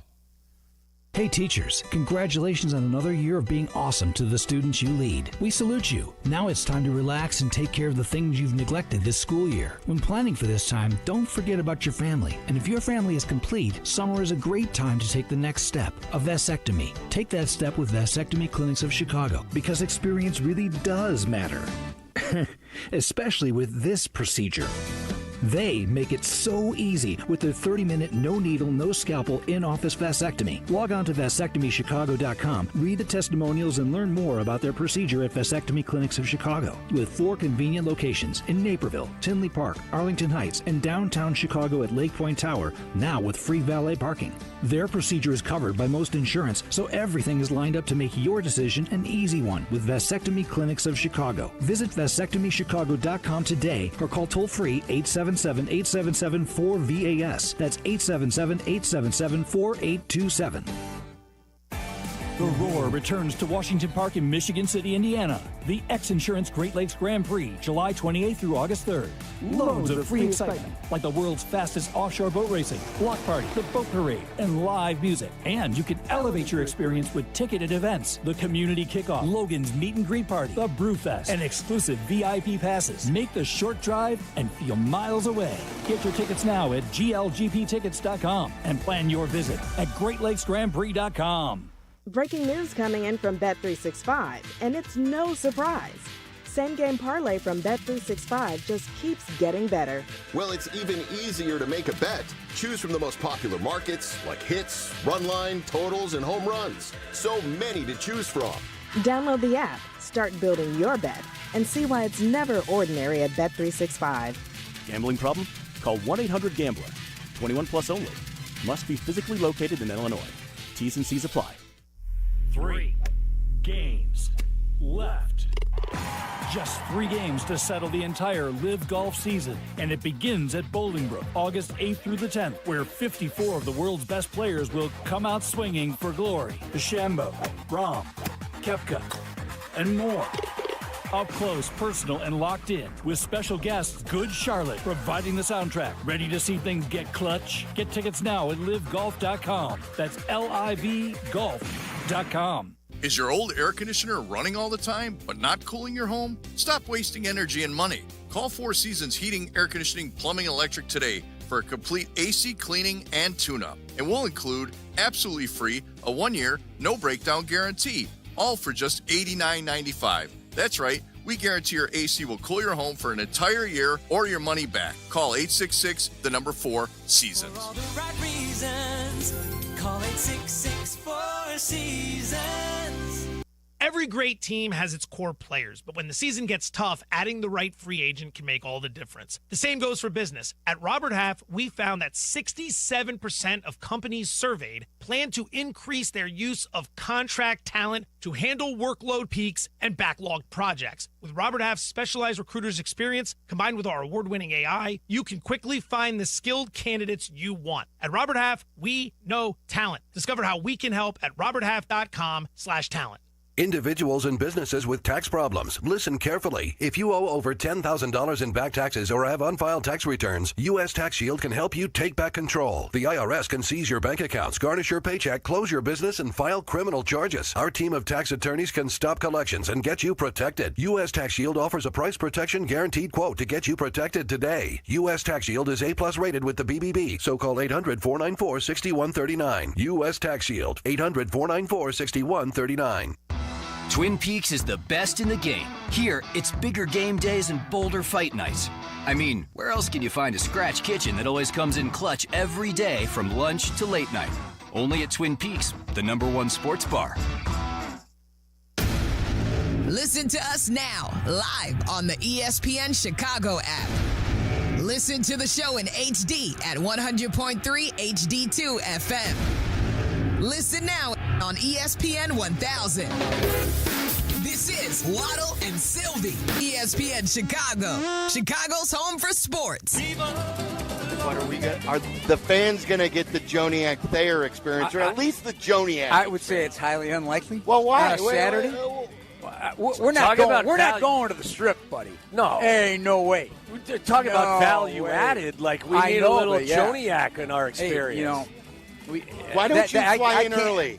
Not a chance. Why do you have to go with the team? Why can't you come? Can't you fly in with us and the fans? I am not interrupting the people. The routine. Absolutely. What not. Routine? It's only been a losing routine. That's right. It's time to turn the page. We are the home of the new Chicago Bears. And there's a new way we do it. Well, you're saying the fans need Joniak. Yeah, I can't see that happening. I bet you we can keep Thayer out late. Not a chance. Oh, my God. What about one lucky fan gets time in the Joniak suite? Yeah. Get out of here! That's right. Joniak said no thanks to the big Vegas shenanigans. You know what that means, Nick? It means that there's just another trip out there for a lucky fan to take because Joniak won't take up a room at Mandalay Bay when we head to Vegas. And there's no one who loves Vegas more than one Nick Friedel. God, I love Vegas, but it's also one of my favorite plane stories of all time. You and I are about to fly out to Vegas, and this is the very beginning. So this is literally 15 years ago. I don't have status on Southwest or any other airline at that point. And there's only 2 seats left on the plane. I was so that feeling when you're especially on any plane, even where you have assigned seating, and you're like 2 or 3 minutes away from the doors closing. Oh. And you've got the middle seat open between you and the other person.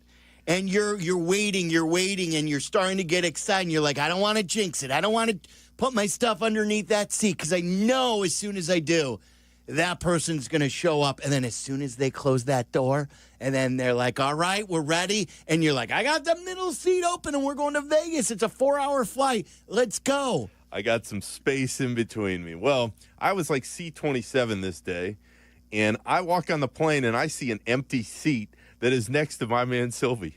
So I'm thinking, oh, my God, I hope nobody sits there before I do. And I'm walking down, and I'm looking at Silvy, and I'm like, Silvy, oh, my God. And I sit down in the seat, and I will never forget I turned, and I'm like, we made it. We're sitting next to each other. And you look at me, you're like, yeah. I'm like, you son of a... And because he's a bigger man, too. Like, you don't want the big man in the middle seat. I was so hoping for, like, the freebie next to me, the open seat. He wanted now no I got part of it. Friedel man-spreading all over me. He wanted no part of that 4 hours. And then we get there, and my bag's gone. I was in the same shirt for, like, 24 hours. But all that being said, you all will have a blast because Vegas is awesome. You love Vegas, and you will show everybody a good time. I can't believe they're dragging Tommy out there, too, and that's he great. loves Vegas. He'll be great. Tommy in Vegas anywhere is a good time. He's a party.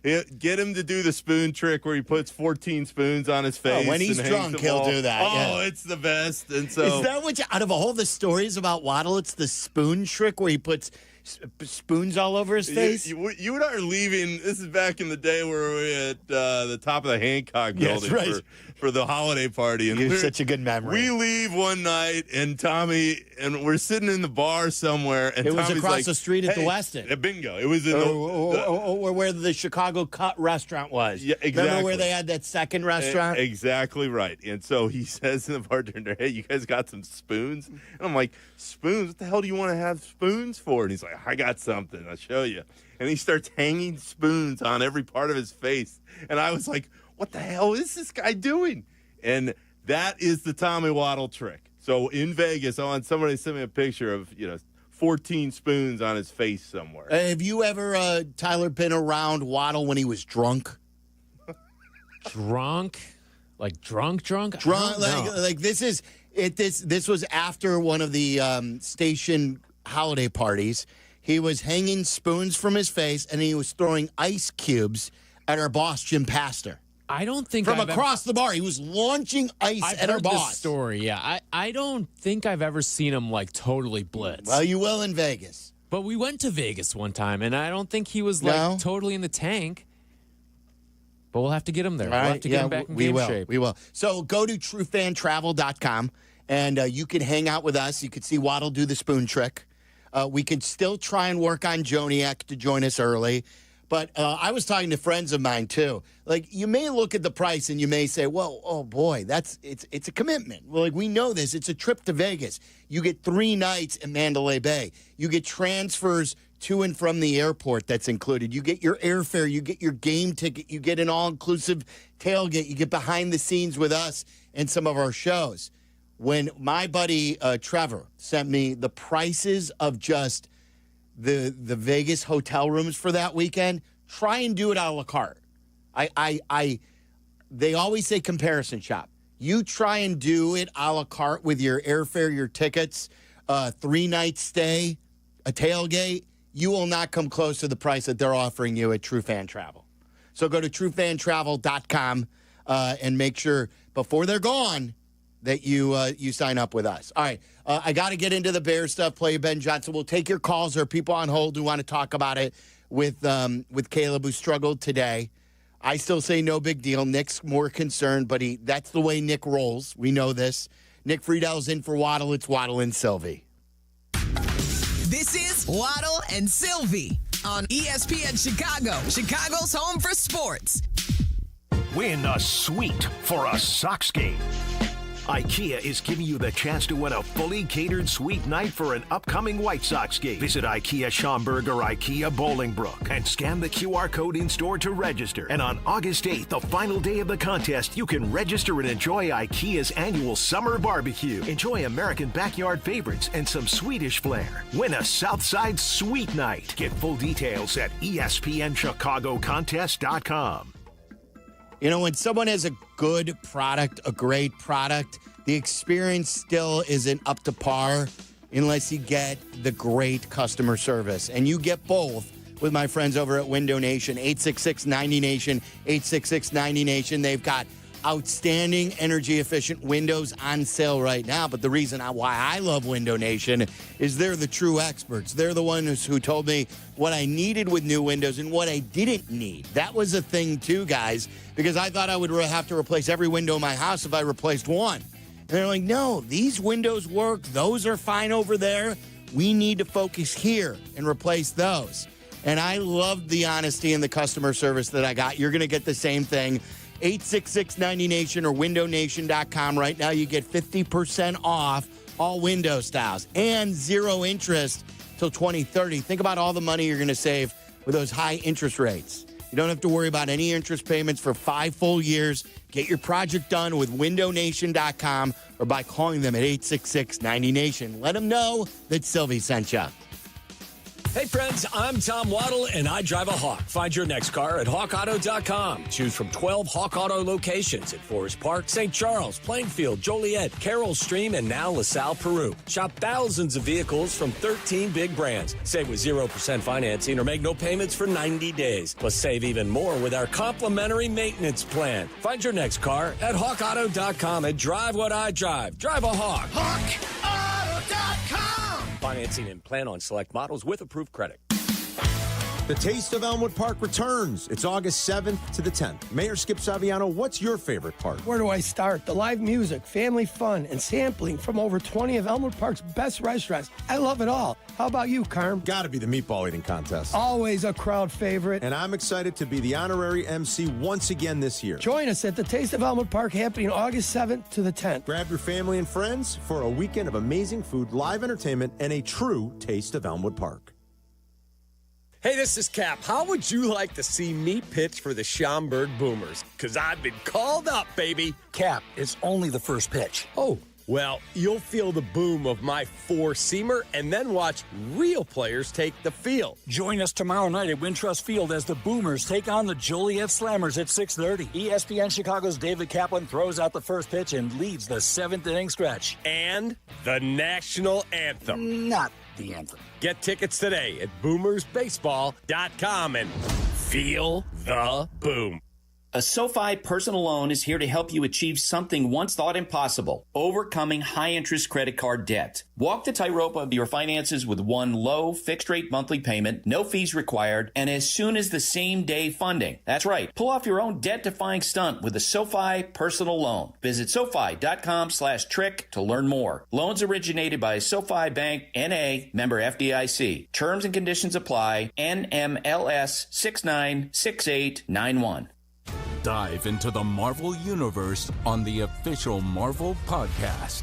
We're going behind the scenes with the creators behind Marvel Comics, the stars of the MCU, and Marvel Studios' Kevin Feige. But if you want the real answer, if we're trying to get real on this podcast, celebrate the legacy of your favorite Marvel adventures and characters. The official Marvel Podcast. I think this show's going to be a real treat. New episodes every Wednesday wherever you listen to podcasts. Summer is the time for making memories, not appointments. It's why you should go to Great Clips. Use online check-in to get in for a cooler, shorter haircut for less whenever you have time. So what are you waiting for? Get in, get out, and get back to summer with time-saving haircuts at Great Clips. It's going to be great. Live from State Street in the heart of Chicago, you are listening to the new home of the Chicago Bears, ESPN Chicago. And this is Waddle and Silvy, WMVP, WTBC, HD2, Chicago, a good Karma Brands radio station. Nick Friedel, the full speed reporter. Nick Friedel, he tweets every quarter. Nick Friedel, the tweet jacket is not a fake. Nick Friedel, and he loves steak and shake. Still maybe the best or one of the best intro music for anybody ever.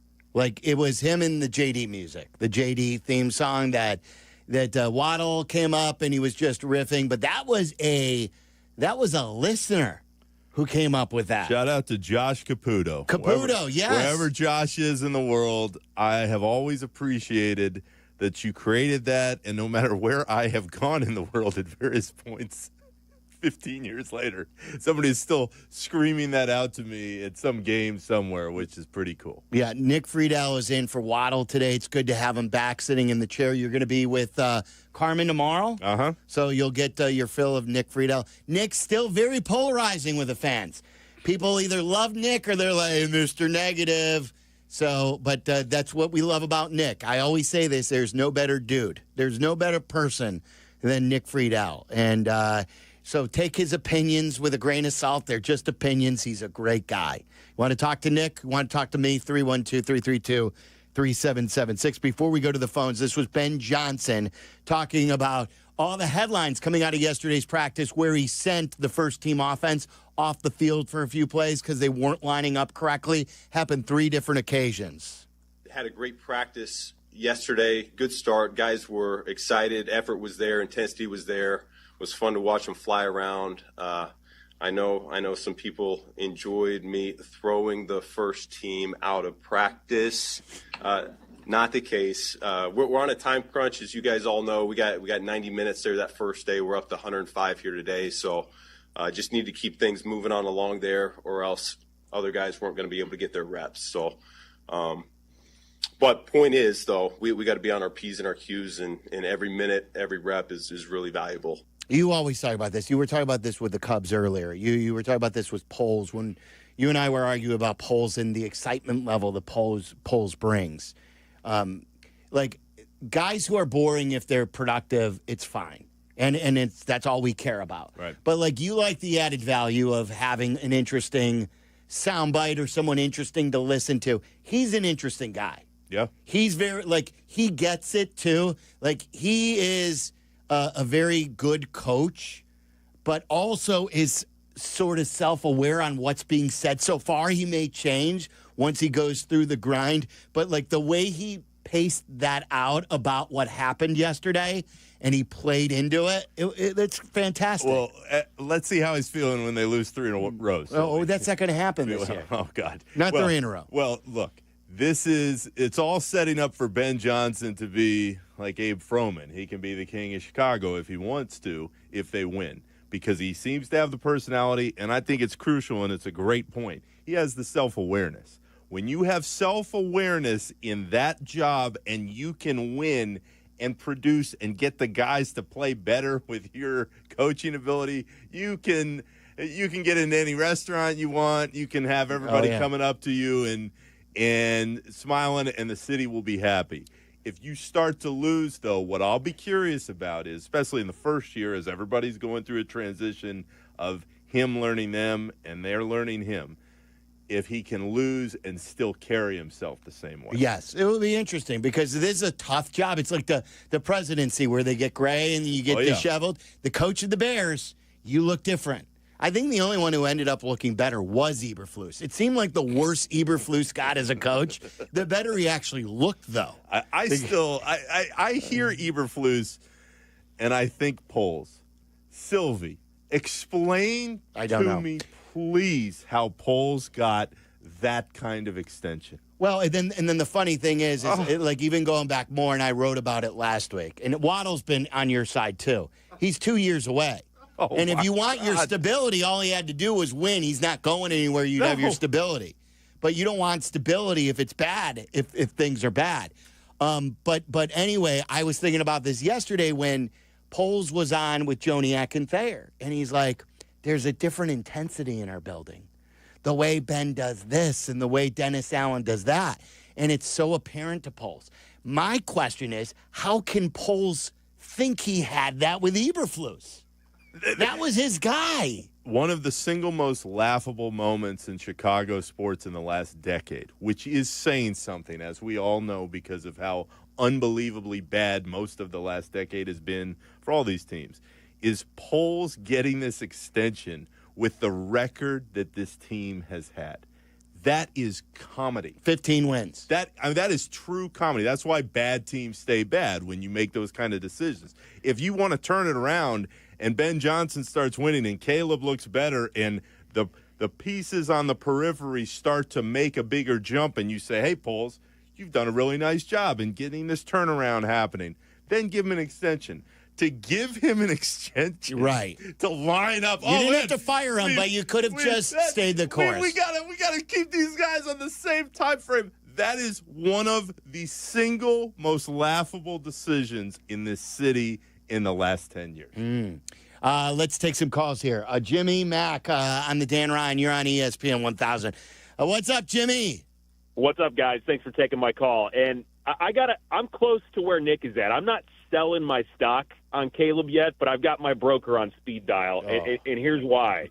Because this is a problem that it's not just 2 practices, Silvy. This goes all the way back to last year throughout the duration of the entire season and has now resurfaced into OTAs and now into training camp. And it is his deep ball accuracy. And I heard Grody and a few other beat reporters today talking about it. I heard you guys talking about it, where he's missing consistently these deep shots, specifically down the sideline.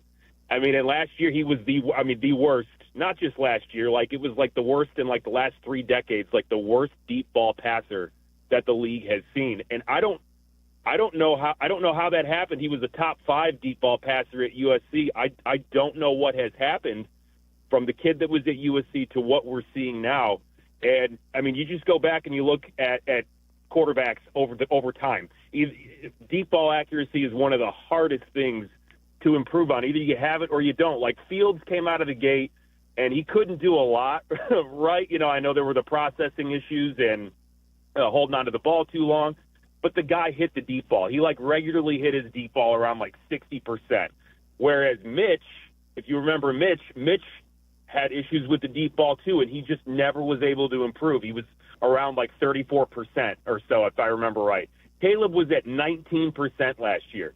Like, and now again today, the reports are he's missing guys down the sideline. I think he's thinking too much. 7 yards over their head. Yeah, no, it's valid, Jimmy. It's very valid what you said. And Waddle's biggest surprise from last year was his deep ball accuracy.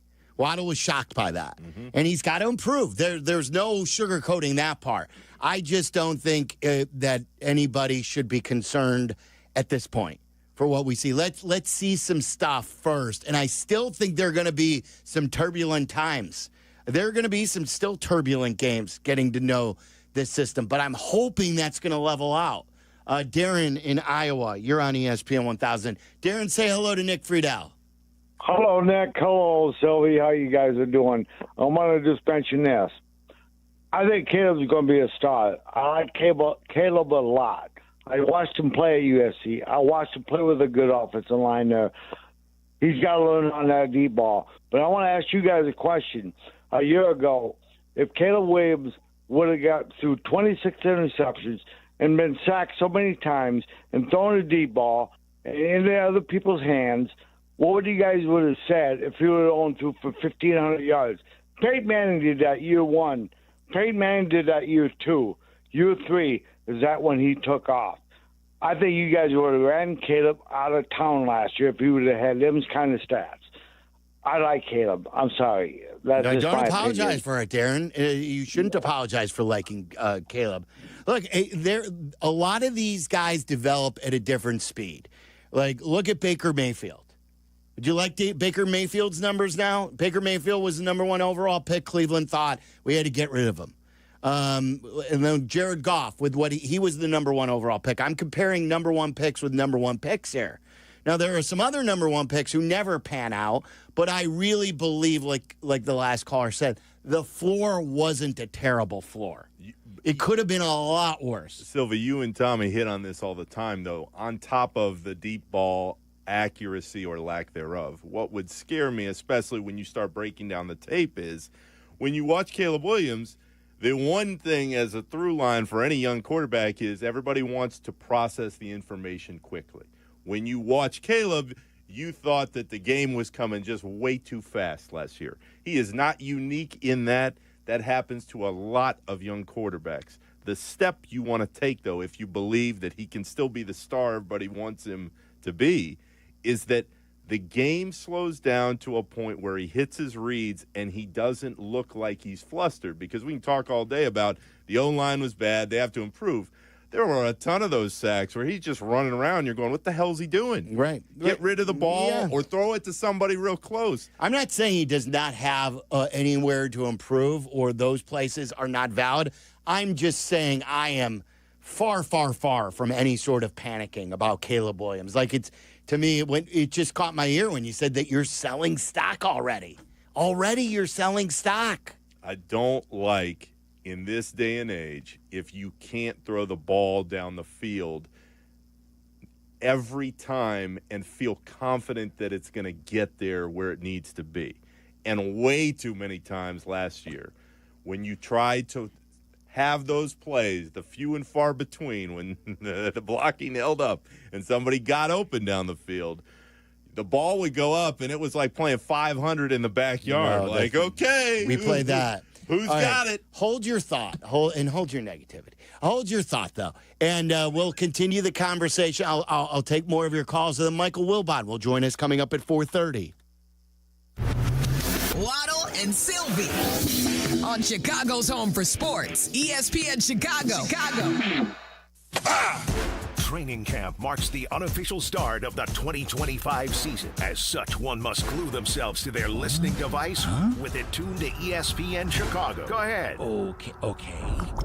Otherwise, you could miss the insights, interviews, and stellar coverage provided by the home of the Bears. Done. Good. Bears training camp is now open. Catch your first glimpse with Kap J Hood live from Hallis Hall, 7 to 10 tomorrow. Training camp coverage on ESPN Chicago. Brought to you by Hard Rock Casino Northern Indiana and by your Chicagoland and Northwest Indiana Chevy dealers.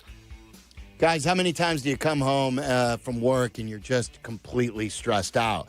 Getting help with workplace stress is a thing, people. 61% of the global workforce experiencing higher than normal levels of stress. It's all the more reason to go to BetterHelp.com/timeout. You'll get 10% off. BetterHelp is the world's largest place to get mental health therapy. They've got over 30,000 therapists. I have talked to my therapist for over 5 years now. I just talked to her yesterday, a matter of fact. Whether it's being a better dad, whether it's being a better friend, being a better husband, things that are bothering me and making me anxious, I talk about. Guys, mental health is health, and a calm mind leads to a healthy body.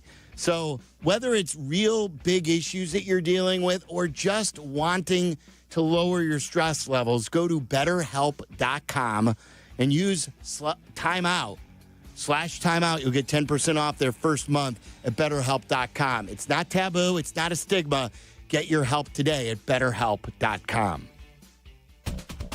Postman Law is used to winning. That's why with every home win by Chicago's Southside baseball team, they're adding $100 to the Postman Law Home Team Scholarship Fund. More wins, more scholarship money. Because at Postman Law, they win more for you. Visit postmanlaw.com/scholarship to see how much your city has earned and apply today. After an injury, you could use a win. Call Postman Law today. This is attorney advertising. Parent Petroleum, its customers, and the Parent Petroleum Foundation work together to support local charities in an effort to give back to the community during their annual Pumpathon event. With every gallon of gas purchased in the months of July and August, fuel retailers donate a portion of their sales to 4 great charities: Folds of Honor, Living Well Cancer Resource Center, Casa Kane County, and Cal's Angels. Be on the lookout for Pumpathon signage at a participating gas station near you. Learn more at parentpetroleum.com. Are you confident your retirement game plan is as strong as steel? Hey, it's Jurko from Mitch Lyons Wealth. MitchLyonsWealth.com is full of tools for you to access at no cost to make sure you're positioned to win retirement. Go to MitchLyonsWealth.com today and get a free copy of Mitch's book or his retirement documentary. You can set a no-obligation 10-minute call with Mitch and his team to see if strategies they are utilizing might improve your retirement. That's MitchLyonsWealth.com, your best game plan to protect, grow, and win retirement. Hey, I have a question for you. Why are you still paying full price to light up your building? It's Chris Hune from Universal Lighting of America. We're a 2025 service provider for ComEd and NIPSCO, and we make it easy to upgrade to LED. We handle everything, install, paperwork, and best of all, your utility company may cover up to 70% of the cost. You get brighter light, lower bills, and no more changing bulbs. Call us or visit ulasaves.com, and I'll come out personally to show you how to shrink your energy bill. He's coming. Here he comes. Surprise! Your table saw broke. Also, the warranty expired weeks ago, so you need to pay for a new one out of pocket. At Progressive, we know small business owners don't usually like surprises because they cost you money. But a good surprise that could save you money? Getting a commercial auto quote from Progressive. Oh, and the replacement part you ordered doesn't fit, so it's completely useless. What a waste. Surprise yourself. See if you can save in as little as 7 minutes at ProgressiveCommercial.com. Progressive Casualty Insurance Company and Affiliates. This is the story of the one. As a lineman, he does whatever it takes to keep the power on in his community. And he wants a partner like Grainger who does the same. Grainger offers the professional-grade products he needs, from voltage detectors to harnesses to hard hats, plus fast, dependable delivery, so he can rise to every challenge. Call 1-800-GRAINGER, click Grainger.com, or just stop by. Grainger, for the ones who get it done. This summer, the Roar returns to Washington Park in Michigan City, Indiana. The Xsurance Great Lakes Grand Prix takes over July 28th through August 3rd. The ultimate offshore high-speed powerboat races on Lake Michigan. Boat parade, block party, live music, and more. Make the short drive and feel miles away. Plan your visit now at GreatLakesGrandPrix.com. Waddle and Silvy, from our State Street studio to your hellish commute home. We're there with you, making it bearable. Never mind. Back to Waddle and Silvy on ESPN Chicago. Nick Friedel's in. We're talking some Bears. Talk to Wilbon. Then we'll get into some Cubs in the 5 o'clock hour. We've got Aki's A-List then, too. Full show today. Bears Weekly coming up at 6:30. And don't forget, we were talking about Vegas earlier. TrueFanTravel.com. These trips are going quickly. You'll want to hang with us. All the shows will be in Vegas for Bears and Raiders at the end of September. This is Kap and J Hood, Carmen and Jurko, Waddle and Silvy, Bleck and Abdalla, Peggy and Dion. Producers are going too. So we're all going to be there. A lot of Chicago fans. It's our Vegas takeover, Vegas vacation, Chicago takeover. So get on that now. It's also on the ESPN Chicago app. Just at the top right tab, it's right there, the Vegas vacation. Click on that for all the details. If you're out in the West Coast already and you don't need airfare or hotel and you just want to buy tailgate tickets, you can do that as well. Here's one of my favorite tweeters.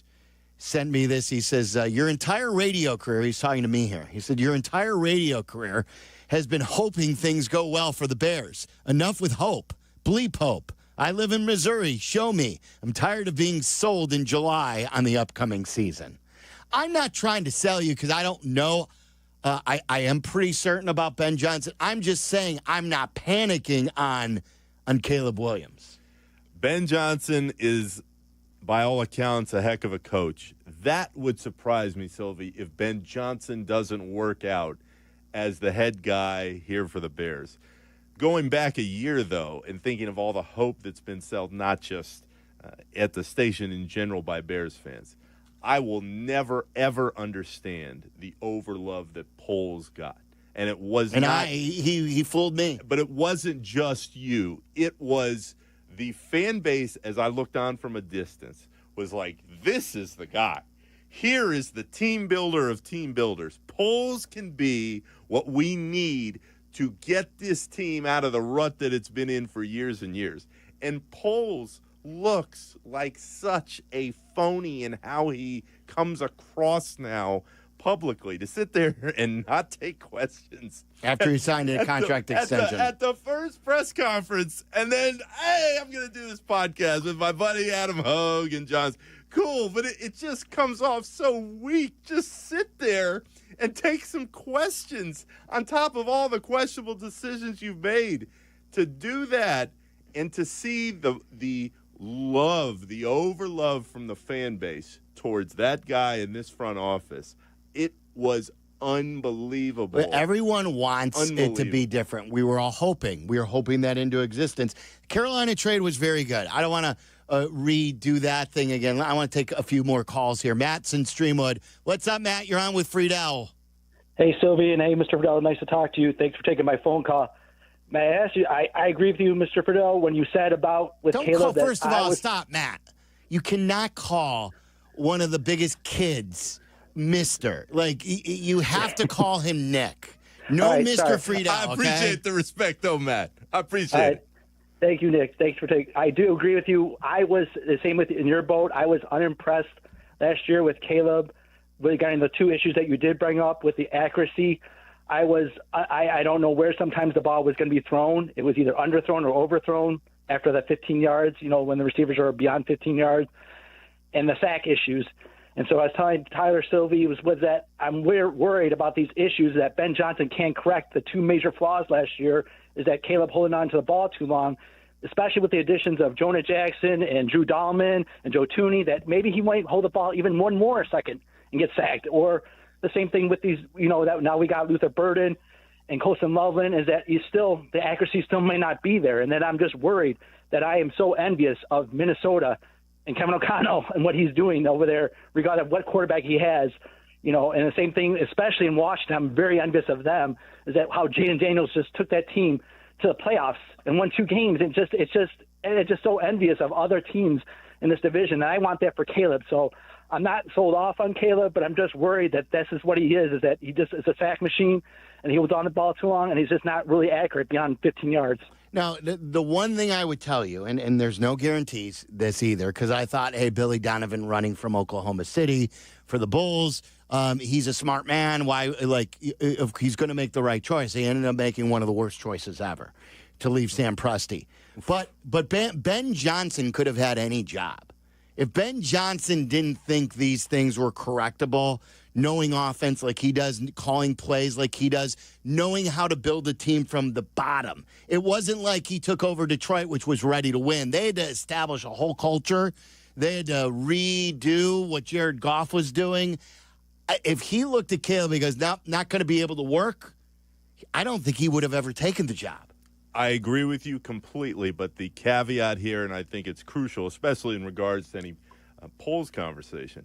Silvy, Ben Johnson took this job because they were offering him an absolute boatload of money. He would have gotten that with Vegas or another team. He's turned down interviews and jobs. I'm with you, but clearly, as he said, he talked to you guys about it, I remember right after he signed. He wanted to be in Chicago. There was a tie of being in Chicago, to your exact point. Clearly, he's not taking this job. Can't win in the NFL with no quarterback. It's not going to happen, especially now. The quarterback is responsible for so much. If he didn't see something he really liked, no way. But this is why I always give credit to old George when there are 100 different reasons to not give credit to that family and the decisions that they made over time. He ponied up. Ben Johnson said, I want this job. And McCaskey said, okay, we're going to do something we never do all the way, which is pay that much for a coach and ride it and see what happens. I think that is far more on ownership than anything Poles did. But maybe even more on Kevin Warren as a part of ownership. No question. But if he didn't like the players in place, then he could have gone somewhere else. But I think that there needs to be credit where it's due, whether it was Kevin Warren, whether it was the McCaskies and the money. The reason this guy is sitting here in Chicago is because he wanted to be in Chicago coaching the Bears, and he got paid an absolute ton to do it. All right, coming up next, we'll talk to Wilbon. A lot to get into. Is he worried about the Cubs race against the Brewers? We haven't touched that. Some deadline deals. What are the Cubs looking at? We'll talk to Wilbon coming up next. The afternoon drive is easier with Waddle and Silvy. Chill out. They're coming right back. ESPN Chicago. Bears Weekly. Host Jeff Joniak and Tom Thayer take you inside with the latest on your team. The latest news and the best interviews. Bears Weekly, tonight at 6:30 on ESPN Chicago and the ESPN Chicago app. Guys, are you looking for your best night's sleep? Steinhoffel's has you covered with Tempur-Pedic mattresses. Tempur-Pedic's advanced pressure-relieving technology helps make those everyday aches and pains a thing of the past. Right now, Queen Hybrid models start at just $52 a month with Steinhoffel's 60-month financing. And when you buy, you'll get $300 in Steinhoffel's cash. Want to level up your comfort? Add an anti-snore adjustable base and sleep even better. Steinhoffel's is where we go for all of our furniture. We have redecorated our house thanks to Steinhoffel's. It's your mattress destination. Shop in-store or online at steinhoffels.com. 7 Chicagoland locations, including the newest in Maryville, Indiana. Shop Steinhoffels today. When you're on the mound, it's all about commanding the zone and bringing the heat. Now, when it's your turn to perform off the field, are you throwing fire or are you just throwing the soft stuff? That's where Blue Chew comes in. It's a performance enhancement for the bedroom that helps you bring extra confidence when it matters most. Blue Chew delivers the same active ingredients as Viagra and Cialis, but in a chewable tablet, so no swallowing pills. And it's all done online. No awkward doctor visits, no pharmacy lines. Blue Chew ships discreetly right to your door. Licensed medical providers work with you to find the right ingredient and strength for your prescription. Made in the U.S. of A. and shipped direct, so it's cheaper than the pharmacy. Whether you're a North Sider, South Sider, or just trying to be a fan favorite in the bedroom, confidence matters. Blue Chew helps you show up ready every single time.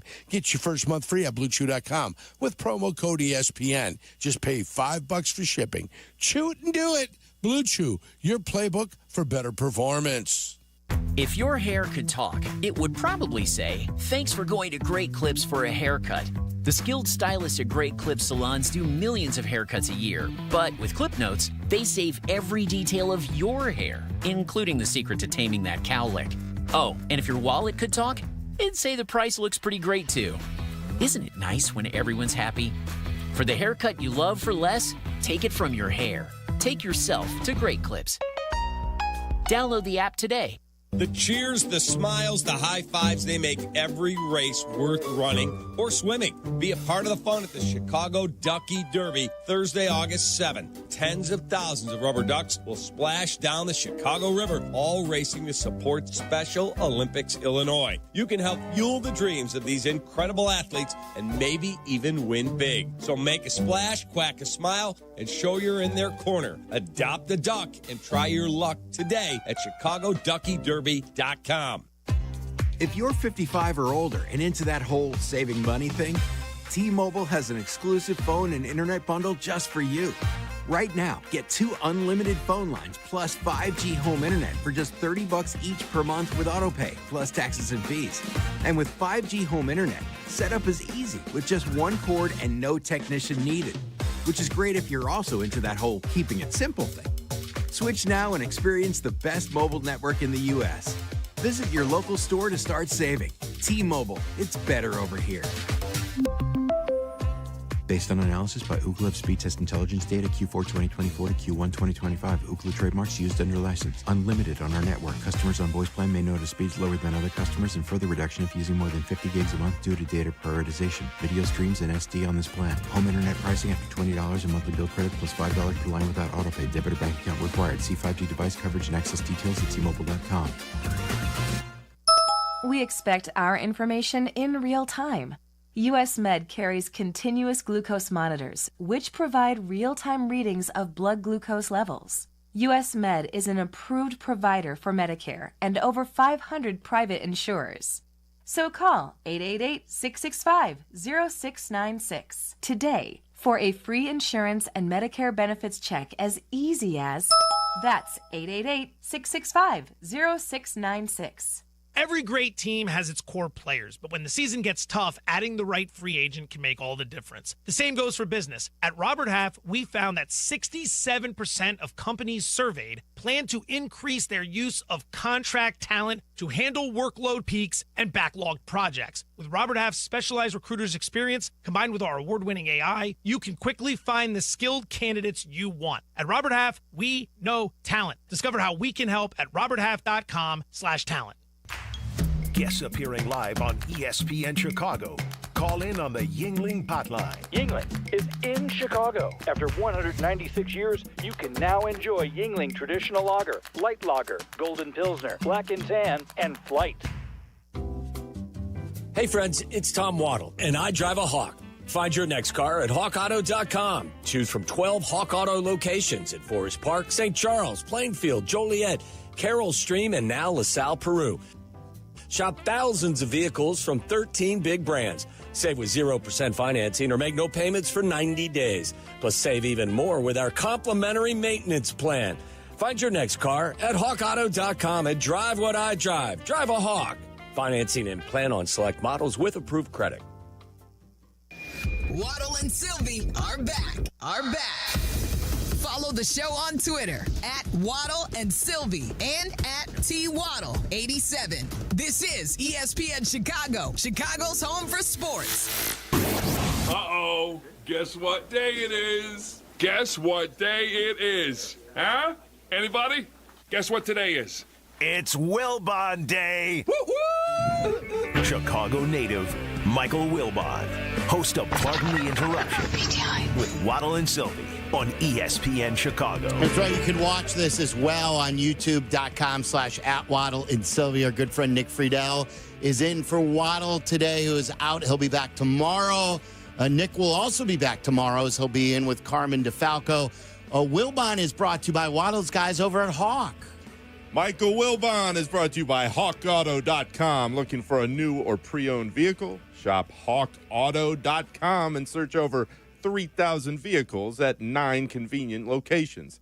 Find your next car at HawkAuto.com. Michael, what do you think when you hear that voice of Nick Friedel? My man Nick, it's good. It's good to hear you, Nick. Good that you're hanging out with the one and only Dr. Silvy. That's good. Mike, all I think about is a lot of Derek games that were great in the moment, and then there were far too many games where I would sit next to you and go, "Oh boy, what's going to happen tonight?" Those, that's way more years ago than I want to acknowledge. You know what I mean? It's incredible. It really is. All right, where are you right now on your worry?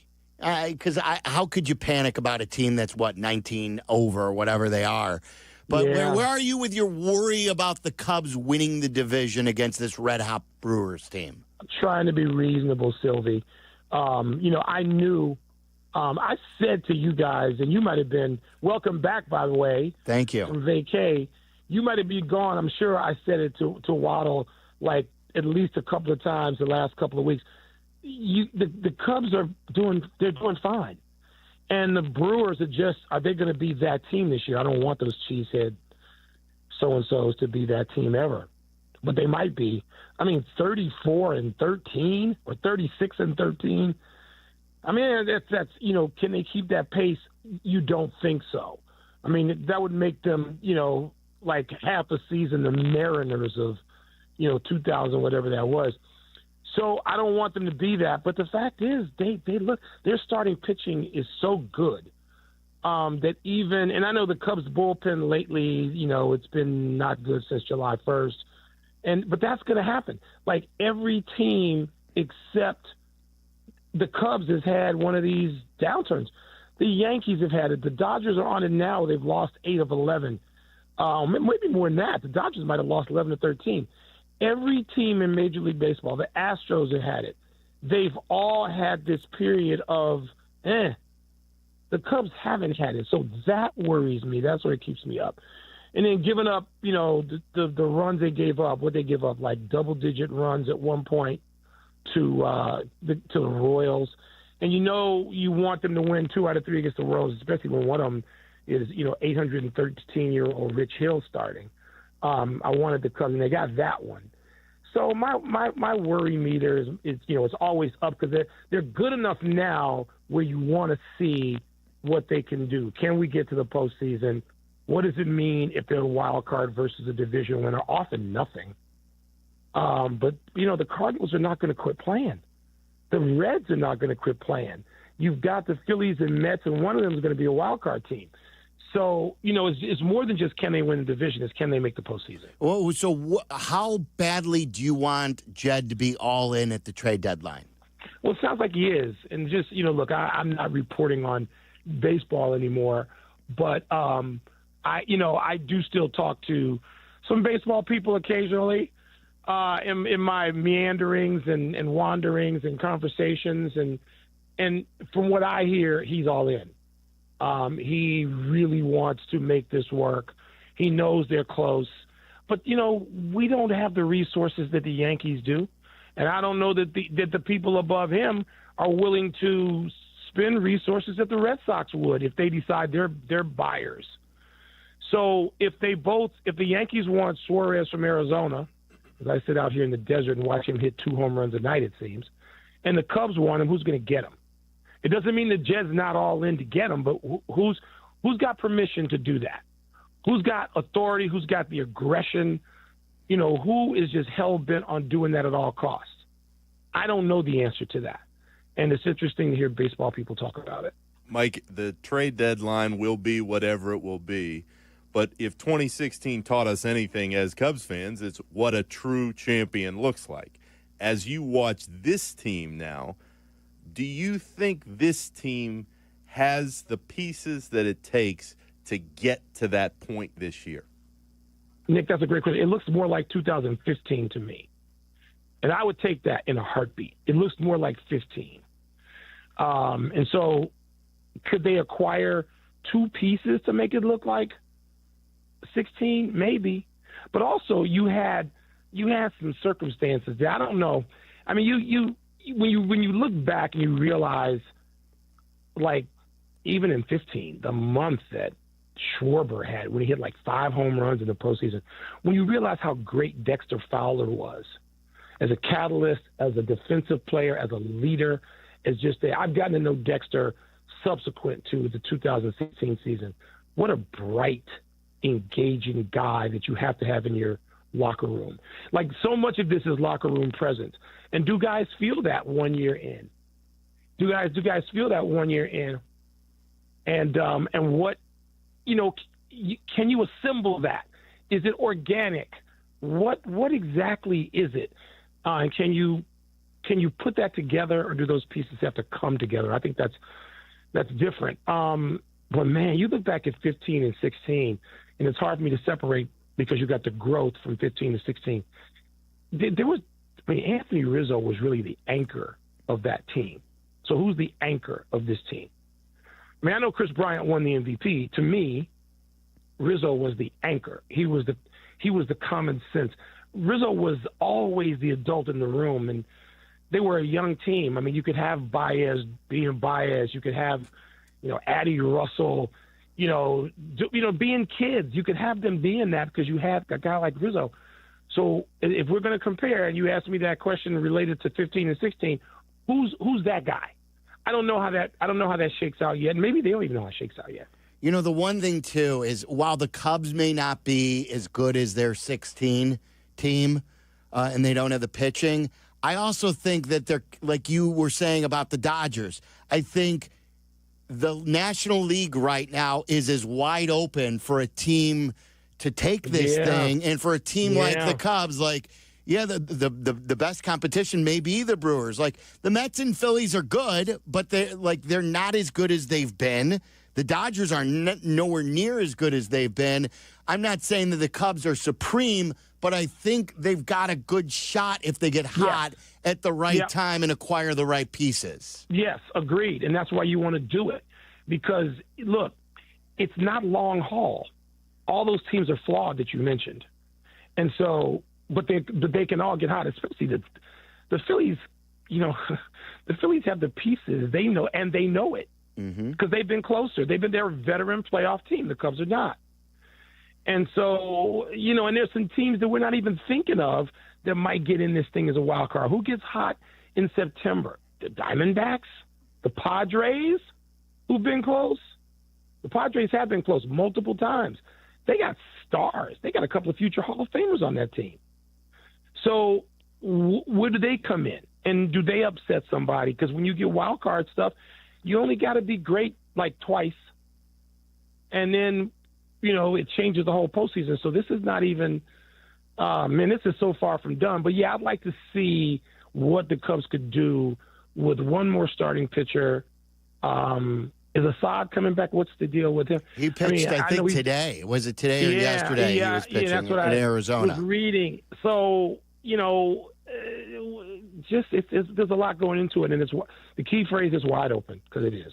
Mike, I think the 15 comparison is really, really good, and what I'm thinking of is the three of us have this conversation is the old Draymond quote. There are 82 game players in the NBA, and then there are 16 game players for the playoffs and the finals and the biggest games of all. As I watch this Cubs team play this year, there are a lot of 162 game players, and I think we all agree they've exceeded expectations right now. Yeah. Who are the 11 game players? Who are the guys who are going to take that next step in the biggest games of all when they need them? We knew who they likely would be in 16. As I look at this team, guys, I see Tucker as being one of those guys. PCA, Tucker, if he's ready for the moment. And then pitching, it's Shota and Boyd, and then there are a bunch of question marks. Yeah, but if you got two, Shota and Boyd, if Shota and Boyd can be, even if they lose a little bit of it and then bounce back and are ready for late September and October, two, You got two guys in today's Major League Baseball. You got two starters who can do that if they're on. Two can be. I don't know who else has more than two. Most people don't have two. Does Detroit have two? I mean, as great as Skubal is, do they have two? Now, the thing I don't want to answer is Milwaukee. Yes, Milwaukee they've got three or four. They've got a few. So that's where. And when do you run up against them, and can somebody else take them out? So there's a lot to answer. But that going back to that, do you have a guy with left? That's why I mentioned Rizzo, because Rizzo could be that guy. So if you had somebody who's mercurial or young, even like Javi was so spectacular. You look back at 15 and 16, Javi Baez was really unbelievable. But again, you still need an anchor to that team, and you had one. And really, even while Bryant was becoming, going from Bryant was rookie of the year in 15, and then goes to MVP. Yeah. And then look, John Lester is an anchor too on anybody's pitching staff. I was going to say Lester. So to me, Rizzo, Lester, and I'm going to have a senior moment. Arrieta was pretty incredible. No Arrieta, but my man from Kansas City. Who played utility. Yeah, he won the World Series the previous year. Yeah, Ben Zobrist was so good. Okay, now we're mentioning like five dudes. Do the Cubs have that? Now we only know that in retrospect. Although not really. We knew Zobrist had just come off a World Series in Kansas City. Yes, and we sort of had a sense of who Rizzo was, and we knew John Lester was when we got him. So. But, Mike, that's exactly what you're saying. We're asking a lot. Yeah, that's asking a lot. It's exactly what you're saying. Fowler is a perfect example. Russell, we knew what those guys would be with the core guys in place. Fowler. Who are the core guys now? They had a bunch of guys who, and I think it took, by the way, I start thinking about that team. The two teams I think about all the time, and everybody's, people who are younger than me, which is everybody, they're not going to see how these teams have anything to do with each other. To me, they're connected. The 2016 Cubs, and we wanted them to do it again. And, they were in the playoffs again, and they were reasonably close again. But that team could only do that once. There was no encore to what they did. What they did had to be more emotionally draining than it. Those guys are going to be able to figure it out when they're all retired. And they're all 20 years from now, and they're all in their 50s, and they can talk about how draining that year was with all the talk of 108 years and could they win. And that team could only do that once. And I compare that to the 85 Bears because that team could only do that once. It's a one-time deal. Yeah. That's why they weren't the 80s Bears. They weren't the late 80s Bears. They were the 85 Bears. One time, that's it. No encore.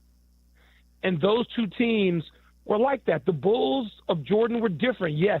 Not only were they built for brilliance and once in a generation, it was once in a lifetime brilliance, but it was a run and it was a different thing. And we wanted to experience that again with the Cubs, and that just wasn't going to be in the cards. I'm far afield. I just would like to see these Cubs get in the playoffs, have it lined up so that you could have those two guys starting games 1 and 2 of a playoff series and see where the Cubs can go with an extra bat and a starter who might be able to be a number 3 or number 4 if Colin Ray can't. I'm going to circle back to the Cubs in a minute and talk about an all-time great. But before we do, you led me into a conversation Waddle and I had yesterday or the day before. Both of you guys can answer this.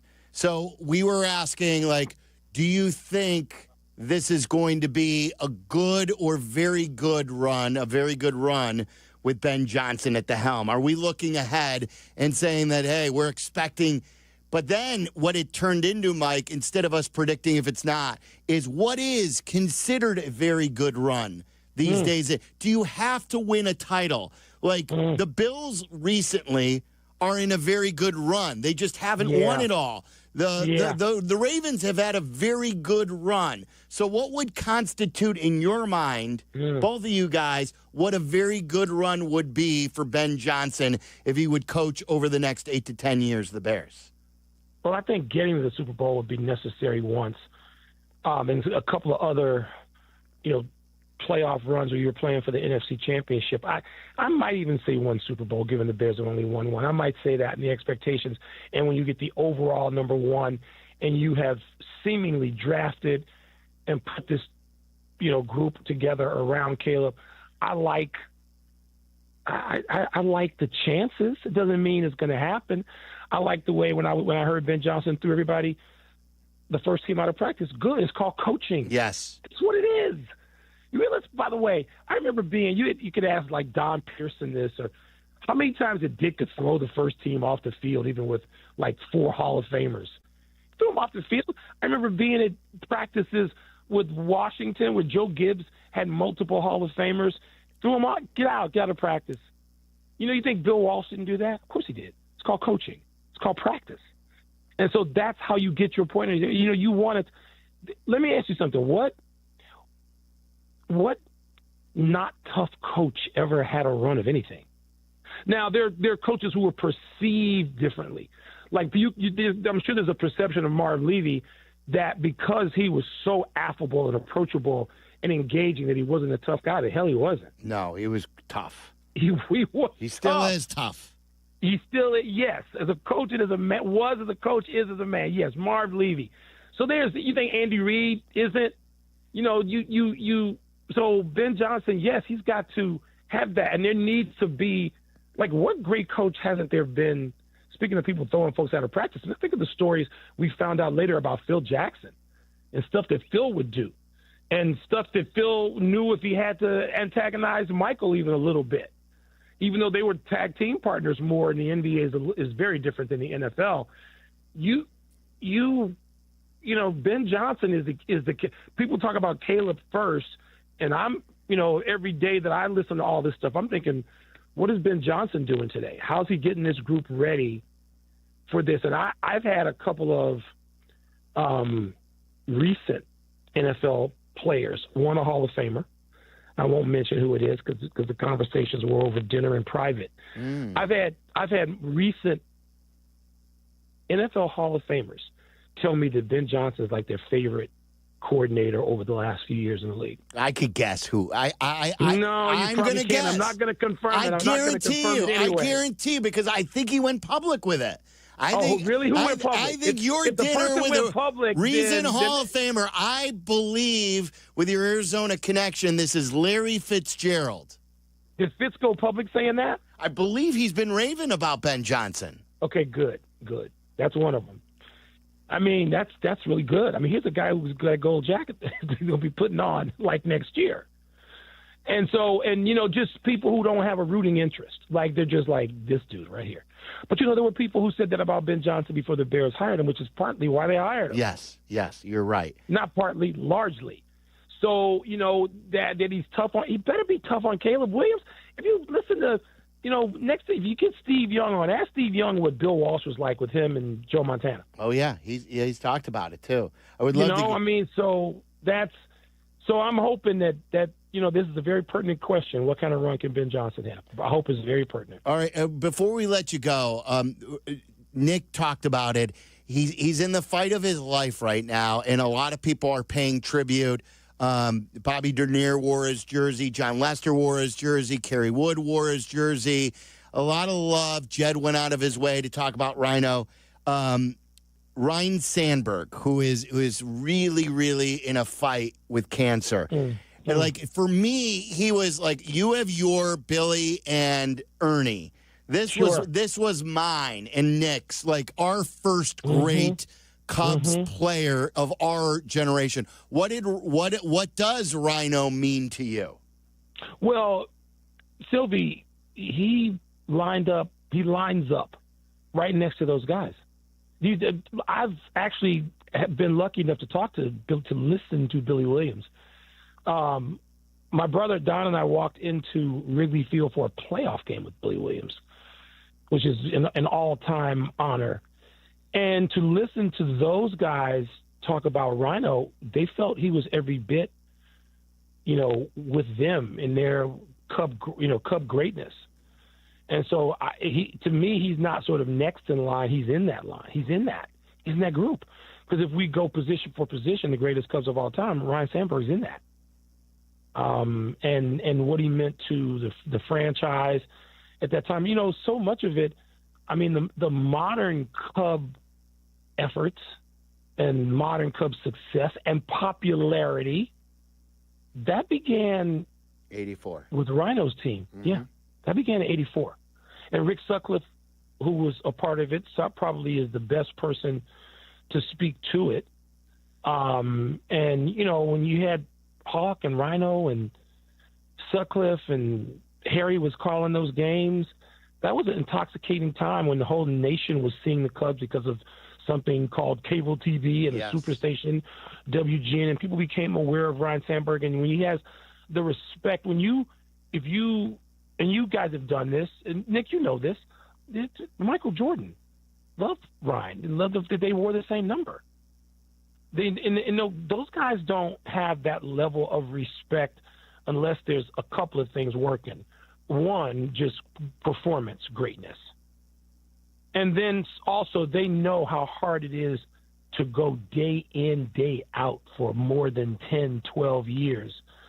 I remember, you know, when the Cubs got Rhino and sort of what we thought it might mean, what it meant.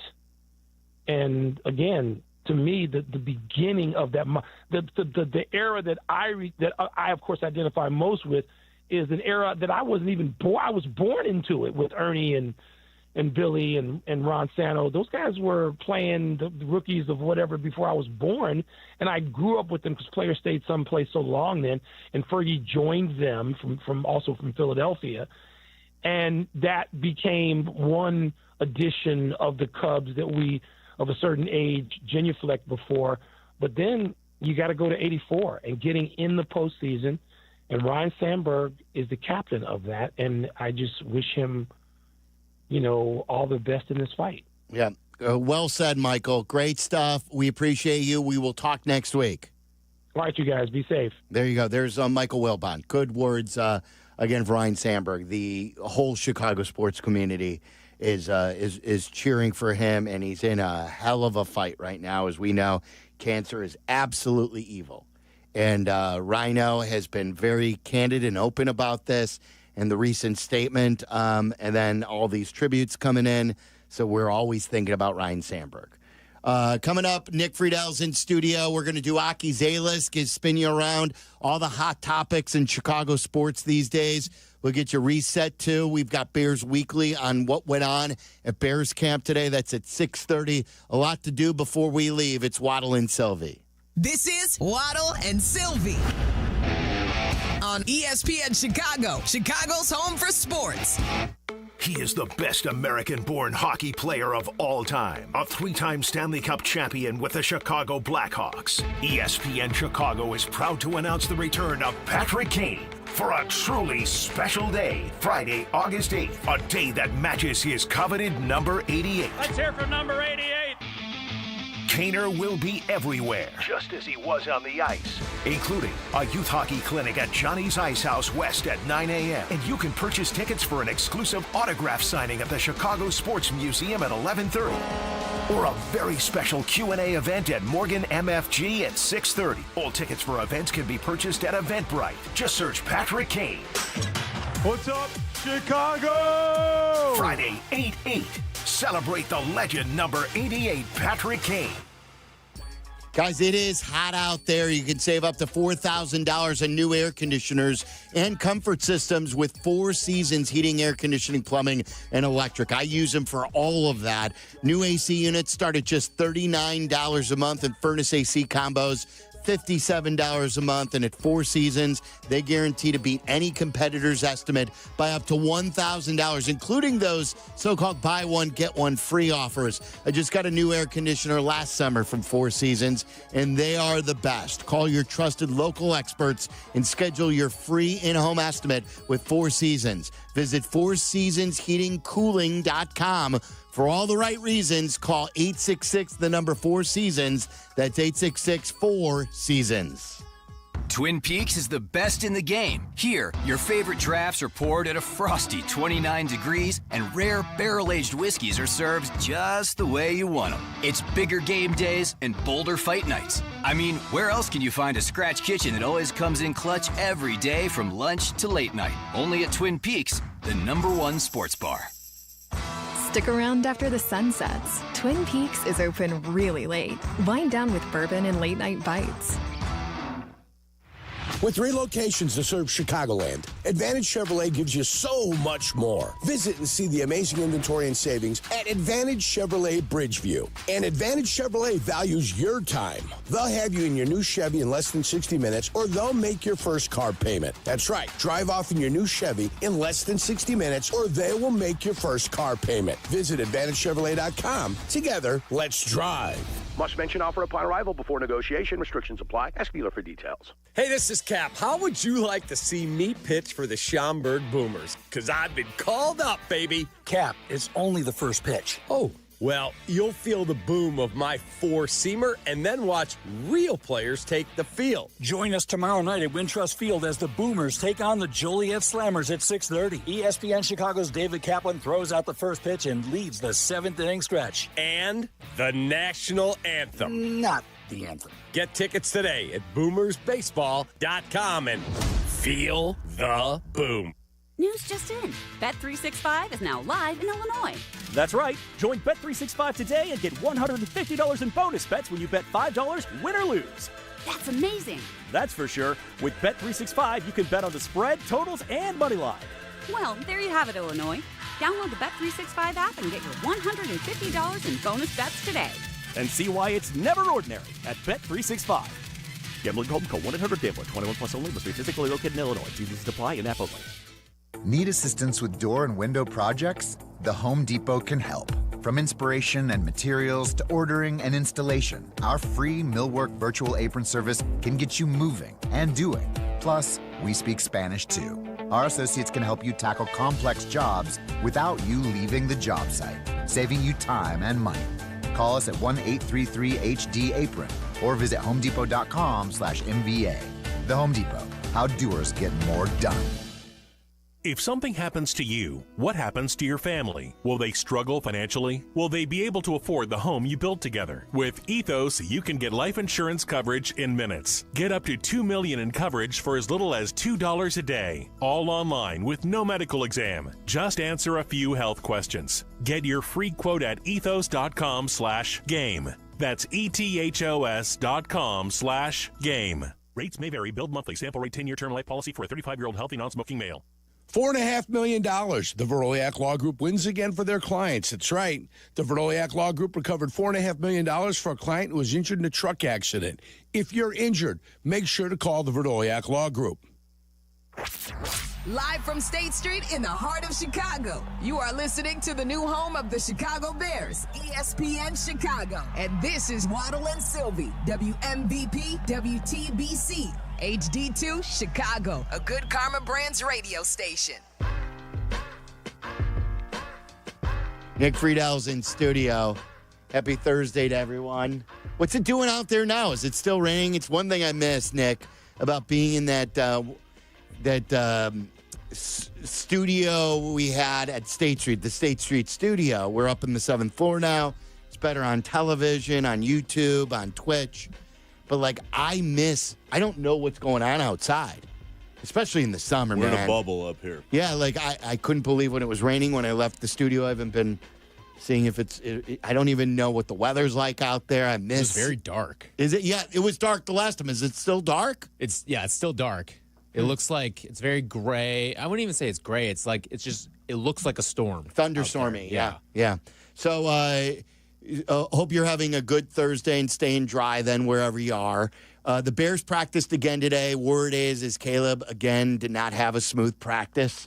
Dion phrased it to me, Dion Miller, who co-hosts the pregame show with Waddle and me. She said that maybe a baby step or two for the offense in general, but still the defense out in front. Tomorrow's the first day that fans will be able to go out there. So I'm anxious to hear from fans tomorrow for the ones who are in attendance to see what they saw. Then they haven't even started hitting yet. So, but this thing goes quickly, and everything is very quick. He's called it a race, Ben Johnson. He also talked about Luther Burden today, why he wasn't out there, and he did admit, look, that we didn't bring up Luther Burden. They thought he'd be ready, so what's his timeline? Yeah, I'm hopeful it's just a few days. We're saying day to day right now. Sometimes those soft tissues, you can't predict. Everyone's a little bit different. Some guys take longer than others. So, like I said, just was hopeful, and we'll keep on trucking on along. So Luther Burden is a guy who didn't get a lot of reps because he got hurt in rookie minicamp, didn't take part in regular minicamp. So what has his offseason looked like? Everything that our training staff is telling us we can do physically with them, we're utilizing. I know Coach Randall's been all over him in meetings, keeping them involved. He's being quizzed nonstop. Our quarterbacks are taking him to the side, whether it's walkthroughs on their own. So he's utilizing that time as much as he can, but there's really no substitute for full speed reps. And so the sooner we get him out there, the quicker he can carve a role for himself. So we'll see if he comes back over the weekend or maybe early next week. We're hoping to be at House Hall more next week, too. Kap and Hoodie will be out there tomorrow. So be listening to Kap and J Hood tomorrow and look for them when you're at Bears camp. The Cubs are off, the Sox are off, and they start a Cubs-Sox series. I think it's really good timing for Cubs and Sox, too, because the Sox have what is it? Is it 5 of 6? 5 of 6 out of the break. Yeah, they had a sweep, and then they took 2 of 3 from Tampa. I want to say this, Sox fans. This is shocking to me of what Colson Montgomery has been able to do since they called him up. Nick, I don't know how much you have followed him, and I think this is a really good feather in Chris Getz's cap, where Colson Montgomery was awful in minor league baseball, that they took him out of AAA and they sent him to Arizona to go work on his swing.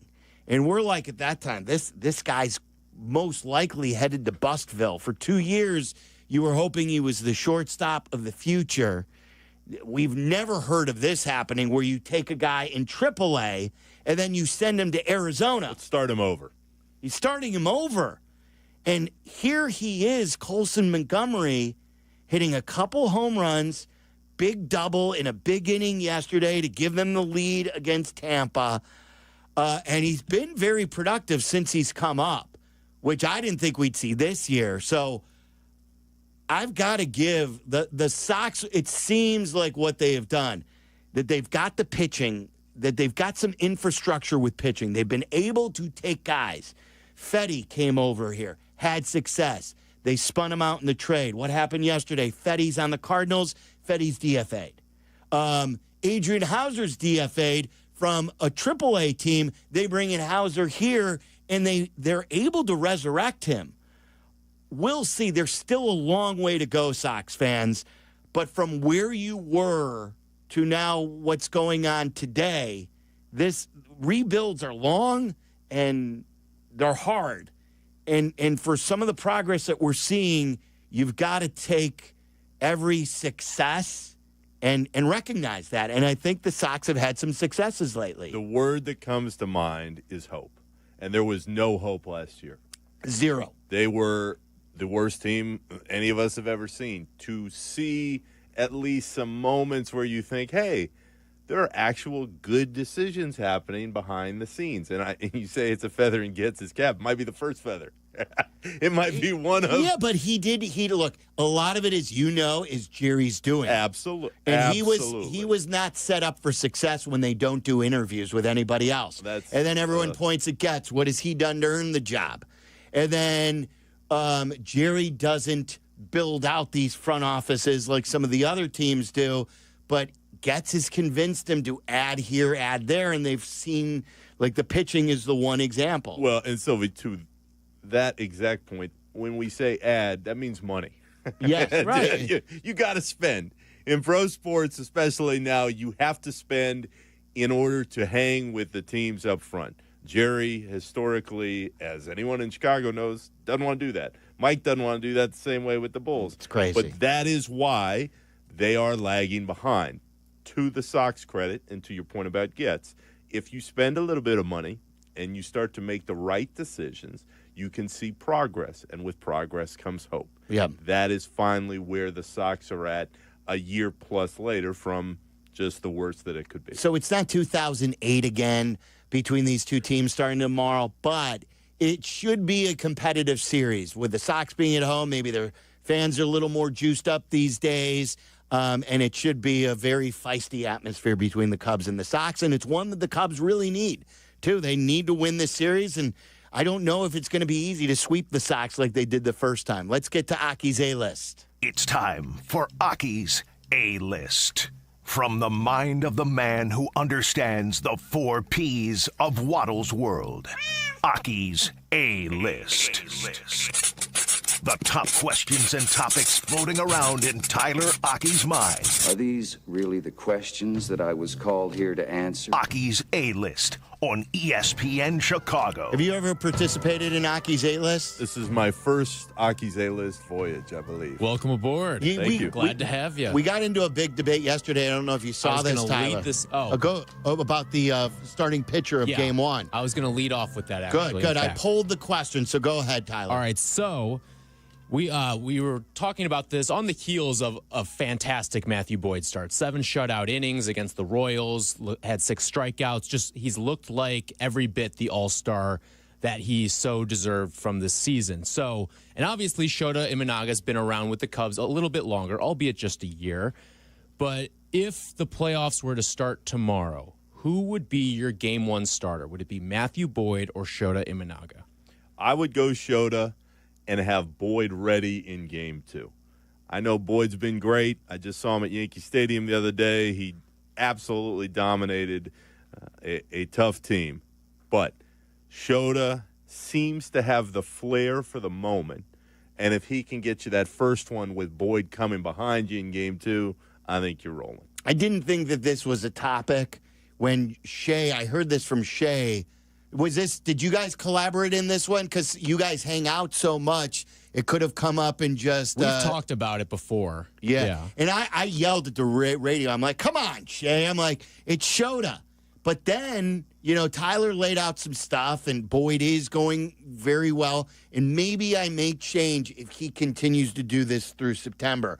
I'm worried about the workload. I like my gut right away burped out Shota. It's Shota. Shota's the better pitcher. I know that Boyd's hot right now, but it is close on the poll question. So I promised Tyler I polled it, and we've had 1,200 votes. You could vote on my Twitter handle at Waddle and Silvy. Said convo we had yesterday on the show and now today. If the MLB postseason began tomorrow, who should start Game 1 of the Cubs' first series? And I gave 3 options: Boyd, Imanaga, or other. And others not only getting 2% of the vote. So maybe a lot of people are thinking if they trade for a guy who's an ace, maybe it's even that guy. But it is 54.5% for Shota, 43.4% for Boyd. It is pretty close. It's a good battle right there.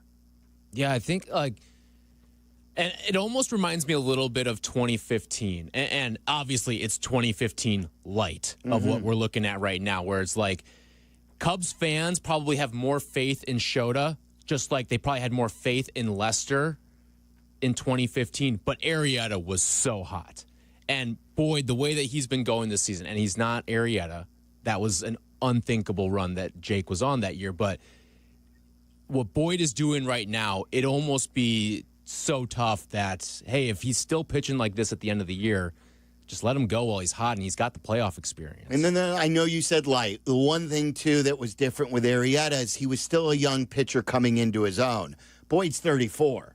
Right. And he hasn't pitched this many innings. Like in 14, I believe it was the second half of 2014, Arrieta started showing. Yeah, you started seeing, okay, they've resurrected him. No one anticipated that he would be what he was, but he was a young, just starting up-and-coming pitcher, like 27 or 28. When I say young, he wasn't 23. He was with the Orioles, but he was still fairly young. This is a veteran pitcher who's having a career year in Matthew Boyd. All the highs that you thought were possible with Arrieta, you could see coming.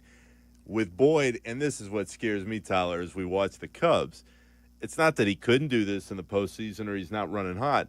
I look at the roster, guys, and I go, who am I really trusting in the biggest games? And I know that gets to the heart of the Shota Boyd discussion with the pitching. But in the biggest games, I know I can trust Tucker. I really think I can trust PCA, but I'm sure there's a learning curve for playoff games in that moment. And when I look at the rest of the way things are lining up, I just don't see that many guys right now that I look at. What about Seiya? You've not mentioned Seiya all show. Hasn't Seiya earned some more trust? I think he's been really, really good this year, but what I go back to is when we started the year, and this is what scares me with Seiya. Ask Jesse about those numbers with Seiya. And obviously that was before the year started, and he has shown growth for sure. But Seiya, when anything was on the line, just wasn't there. And he wasn't getting those hits. So I'm not ready to turn the corner and say, okay, well, and this goes back to our conversation with Wilbon from a few minutes ago. You knew always what you were getting with Rizzo. You knew when Zobrist came what you were getting with Zobrist. Bryant was coming into his own. He was the MVP. Fowler was very solid. Javi was a spark plug in a variety of different areas. When I watch this team, and it's the blessing and the curse of 2016 as a fan, you go, okay, this is a fun team. And they've got some young guys that really are coming into their own, specifically PCA. But I'm sick of watching Ian Happ. Are you? You're one of the Ian Happ haters? I am just not. Ian Happ is never going to be what everybody wants him to be on this team. What do you want him to be? I want him to be the top-tier hitter who can really carry the lineup when needed, and he's never going to be that I don't think he's a carry-the-lineup guy. But I think he can help Tucker, and he's he's hitting like 230, and he walks some. But in June, he kind of carried the lineup. He had 9 home runs in June. And as usual with Ian Happ, anybody who defends Ian Happ goes, okay, look at this moment. No, but I'm with, listen, I've always said, I feel like Ian Happ has kind of been the logjam for the Cubs. That's held them up from truly being an elite of elite teams. I think that's well put. When you look at Ian Happ, you see a talented guy who's been here a while, who has fans, and you look at, yep, he's a solid player. But again, this goes back to, is he a 162 game player, or is he a guy in the biggest games that you're going to trust to go up to the plate and get the biggest hit when you need it? So do you want to bet then to help balance things in place of Shaw and just let Shaw continue to grow and he'll be your third baseman next year? If they had Suarez, should they be all in for Suarez? I've got a Suarez question. So, Mr. Silverman, at 516, if you had that in the pool, you win, because this is where I get so pissed off at Ricketts, and I'm watching the Red Sox play the Cubs on Sunday, and who comes up pitch hitting at the end of the game and gets the biggest hit of the day? Bregman. Bregman could be the third baseman right now. But Ricketts didn't want to pay. So who becomes the third baseman? Well, here's Shaw, and clearly he is not ready. So you're telling me that they could have the answer already if they wanted to sign the check, and they didn't, and here we are.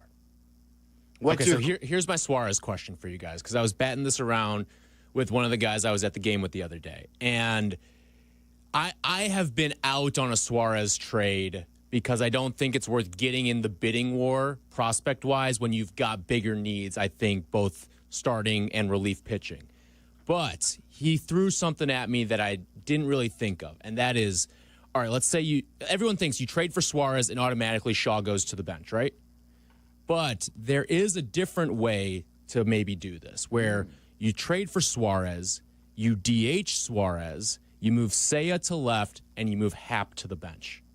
Oh, wow. They're never going to do that. They'd but never that do it, is but it's ambitious. Like winning time. That's a winning time type of move there.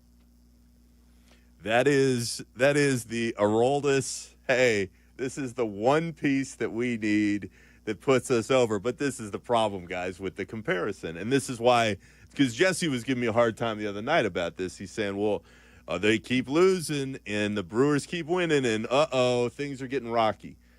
I never, and this goes back into, Tyler, the Bregman conversation and any move that is made in the next week. I never looked at this team this year, even when they got hot and they started putting things together, and I went, World Series winner. I really believe if everything fell right, they could win the World Series this year. I will happily come back in a few months and say, oh, my gosh, I've never been so happy to be wrong. But I never think, even as we discuss the trade deadline, and could you make this move or that move? If you made the one move, and Suarez was the guy that everything is fixed and they have what they need. And that is what scares me and always will give me my angst with this particular group, because I think there are so many different smaller holes that turn into much bigger holes when the games matter the most. Let me ask you, I thought you were going to go here, and I think we had someone bring this up to us in Twitter, and we've thrown this around. What if how many prospects or the top prospects, a couple of them, would you be willing to give up if you got Suarez and one of their pitchers? So you did the twofer.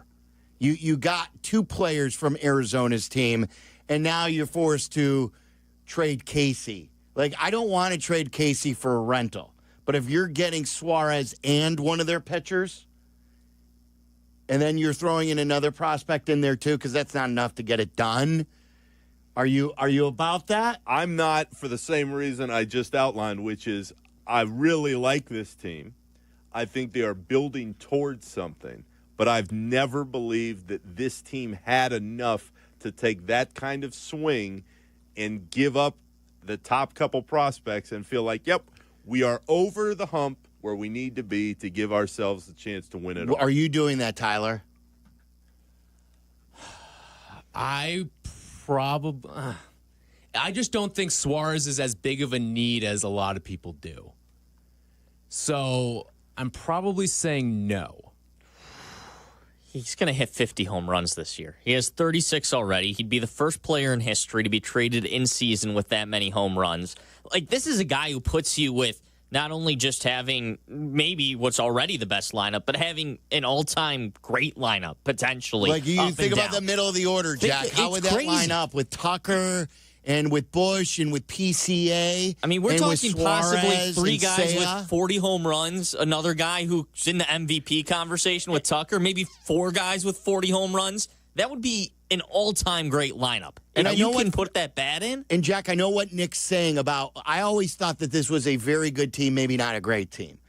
But if you can get great by adding Suarez, and you don't have any guarantee that Tucker's back next year, and you're not making the most of the Tucker trade because you're not all in. Like, I don't like giving up the prospects you gave up for Tucker if it's only 1 year. I think that, but that ship has sailed. Yeah, now I think it's even worse business if you don't go for it with the one guaranteed year with Tucker when you can win it all. Like, you have to be as close to all in as possible, or else then if Tucker leaves, now all of a sudden next year, you say you're building towards something, but if you just lost your best player, what are you building towards? Well, you lost your best player in Cam Smith. That's right. Exactly. And Cody Bellinger. Right. Let's not forget Cody Bellinger. The way you were able to do it is you gave Cody Bellinger away for nothing. And I'm not saying that Cody Bellinger should be on this team because Where's he going to play? Where's he going to play, Silvy? But to not get anything for a player of that caliber in a pure salary dump, now you've lost Cody Bellinger for nothing, Cam Smith, and also Paredes, who's having a decent year.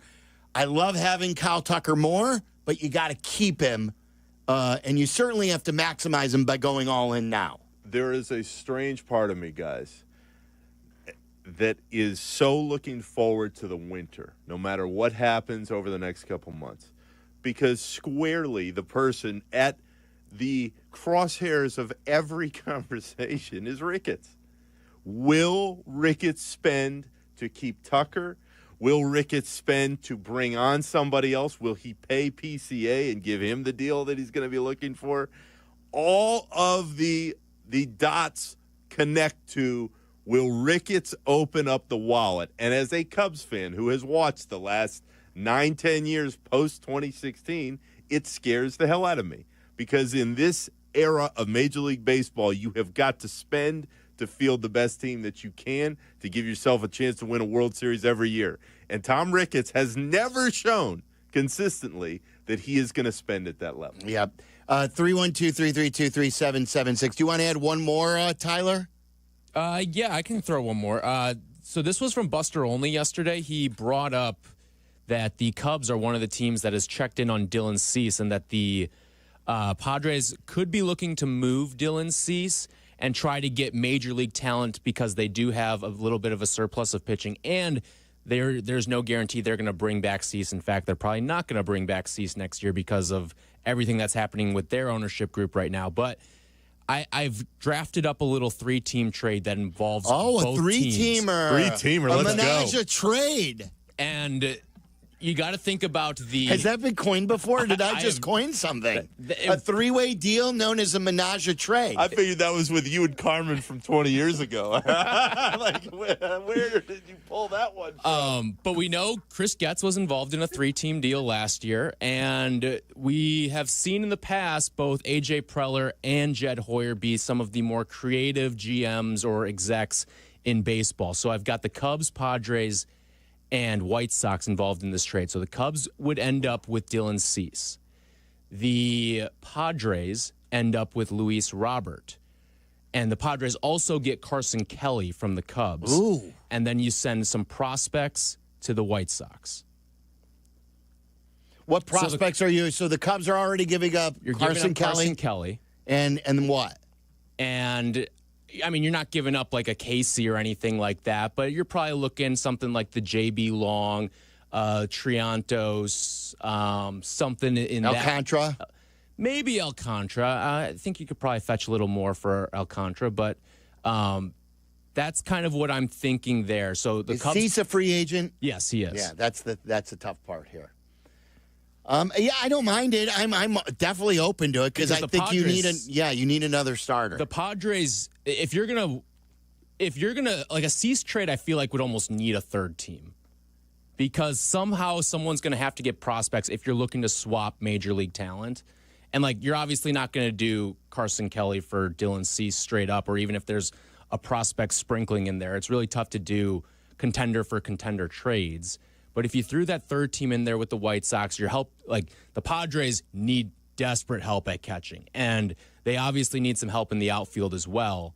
So if you throw Robert in there, if you throw Carson Kelly in there, I think that's something that would kind of appeal to all three sides here. It's interesting. If you want to talk Cubs with us, 312-332-3776. We have not talked a lot of baseball. We are a lot of football in there, but with Aki's A-list, we talked a lot of baseball. Cubs fans, should the Cubs be all in? Like all in? Or are there guys that you do not want to give up top prospects for rentals? And Sox fans, with the Cubs-Sox series coming up, are you having more fun now? Or are you of the mindset, hey, wake me up when we win 80? Like you're not celebrating what could possibly be a 60-win season. But there is progress. They have made some progress, and some of these young guys have been fun to watch. So 312-332-3776. Friedel's in for Waddle. It's Waddle and Silvy. You're listening to Waddle and Silvy on ESPN 1000, Chicago's home for sports. Chicago White Sox baseball. Do you believe? The White Sox welcome the Cubs to Wright Field for the Crosstown Series. Coverage starts tomorrow at 6 on ESPN Chicago, the home of the White Sox. Now backed by the power of the Pope. Guys, we love Connie's Frozen Pizza. It's the official frozen pizza of the Waddle and Silvy Show. Getting close to the weekend. Stock up at your grocery store right now. It's thin crust. It's crispy. I cut it into squares just like they do at the legendary Connie's Pizza. And thanks to Connie's Frozen Pizza, you can enjoy this true slice of the city anytime, anywhere. We even have it here for lunch at the radio station. Connie's Frozen Pizzas are classic thin pies. They're made with that same delicious cornmeal crust. You could smell it, that Connie's has been serving for over 60 years. Perfectly cheesy and saucy, and they're exactly what you want on hand when you're craving pizza. So do what we do and get to know the true Chicago style with Connie's Frozen Pizza, born right here in Chicago, enjoyed everywhere. It's available at your local grocer's freezer.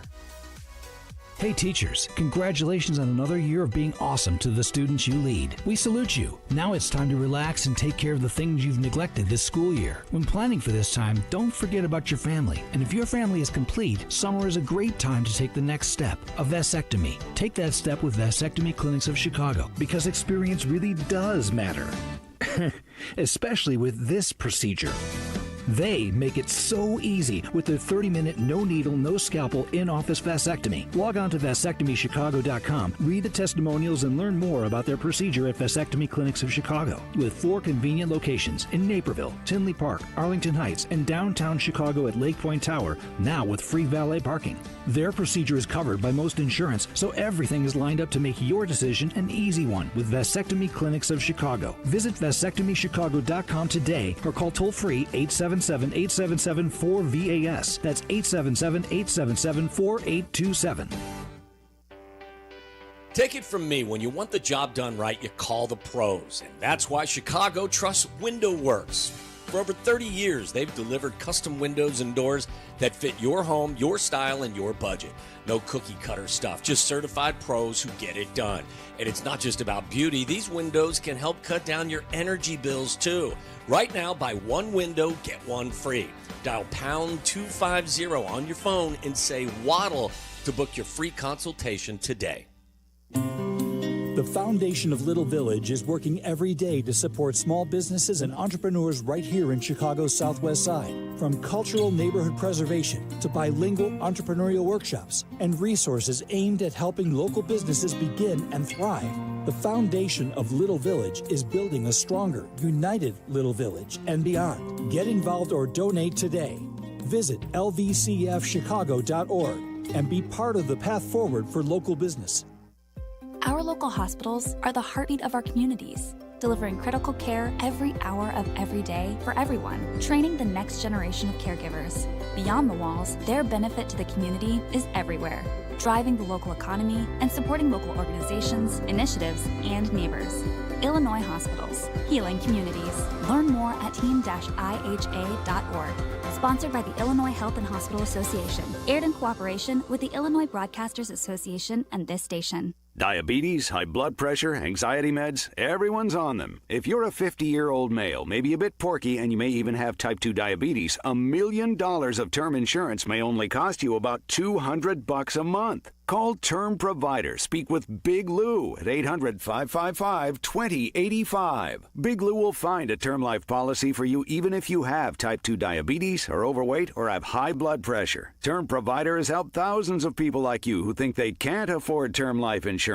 To buy $1 million of affordable term life for you, all you need to do is call Big Lou at 800-555-2085. Lou will make sure the scales are tipped in your favor. Call 800-555-2085. Big Lou will answer your call and work to fit you into a term life policy that you can afford. Remember, Big Lou's like you. He's on meds too. Call 800-555-2085 or biglou.com.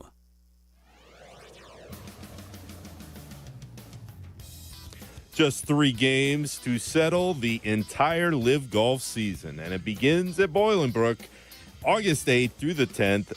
DeChambeau, Rahm, Koepka, and more up close and personal and locked in with special guest Good Charlotte providing the soundtrack. Get your tickets now at livegolf.com. livegolf.com. Follow Chicago's Home for Sports on Twitch at ESPN 1000 Chicago. Waddle and Silvy are back on Chicago's Home for Sports, ESPN Chicago. And this one hit in the air towards the right field corner. Suzuki. Say, oh, it's off his glove. E9 to begin the game. This one drilled right field. That one back on its way. And then quickly, it is 2-0. Vinny Pasquantino with home run number 16. High fly ball, left field. Half is back. Half near the wall, and that will find the bleachers. And Salvador Perez has done it again. His 3rd home run in this series, and it is 4-1, number 18. Fly ball left field. Pat Kernan lifting, and it's gone. And Tyler Tolbert with the homer, his first big league home run. That's what I'm most concerned about with Nick, is the pitching that they've gotten from some of these veterans that I think is going to end quickly and is already showing you the signs that, okay, it was real cool that Colin Ray gave you that. It was really cool, the Pomerantz story, but now they're going to be Ray and Pomerantz. Flexing. You flexing. He had a bad outing, but he's been pretty good. I'm hoping he can continue to be a long reliever, something like that. He looked bad the other day, though. That's for sure. It does feel like the clock is about to hit midnight for a story that has been really, really good. Again, Sylvie, the thing that scares me is when you get into the postseason, of course, part of it is you've got to be hot and you've got to hit everybody at the right time. But when you look at the roster, who are you trusting the most when you need them? And when I look at this Cubs roster, for as great as PCA has been, and I hope he's ready to take that step here in the next couple months, I look at Tucker, and I see Shota, and I see Boyd, and I see a lot of other guys where it could happen, like a Bush is a perfect example. Had a nice year, but are you trusting him in the biggest spots? Dansby, who has had experience, do you really trust him out at the plate? Same thing with Happ. In the big moments, is he going to be there? Seiya. I just don't see the guarantees on this roster the way I would like for a team that you really believed, even if you make a move or two, like we were talking about with Tyler, that's going to be able to make that step collectively when they need it. See, I think you keep going to 16, you're like, who are you going to trust? I knew I could trust that guy. In 15, we didn't know if we could trust Anthony Rizzo in the postseason. Right. You know, you didn't know that Schwarber was going to hit one in the river on game 1 of his postseason career, then hit one on the scoreboard in his second series. Nick's living in 2008. He's thinking of like Soriano in 08. And right, Ramirez everyone making an error in the infield that year. Everyone was just so bad in that playoff series. It was rough. It was rough. But it is 15, and Wilbon mentioned this, and this is what makes sense to me as a fan. This team in 2025 has been fun. They're really good. They make you want to watch every day, and they brought excitement back, which is cool.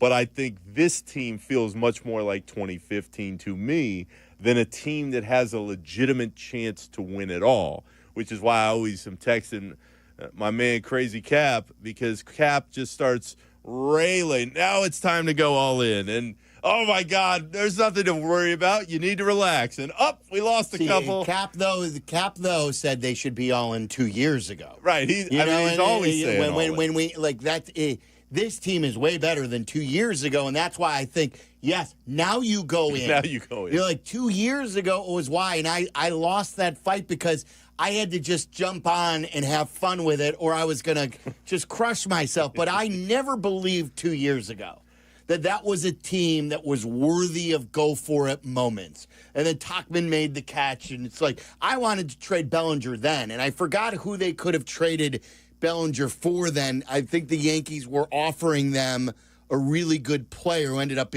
turning out good. Someone could help me with that.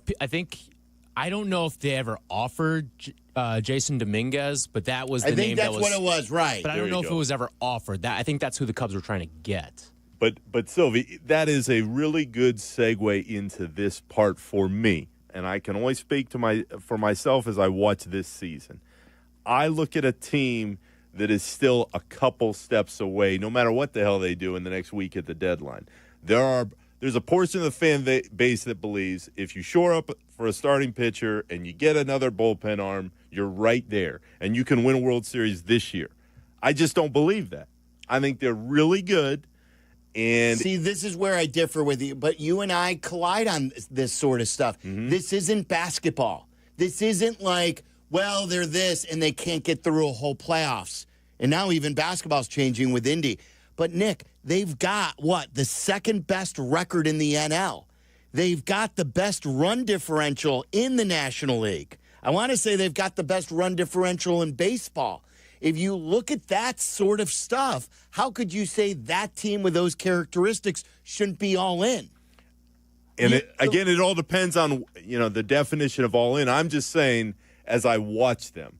And I guess this is what I would juxtapose it against because we all lived this 10 years ago. When I watched in 2016, I watched a team that had been through it, obviously, in 15, was starting to find its way again as a group. And I think the prevailing thought at that moment was if you get another high-level arm in the pen, you've got everything that you would need. So they go out, they make the move for Chapman. They don't win without Chapman.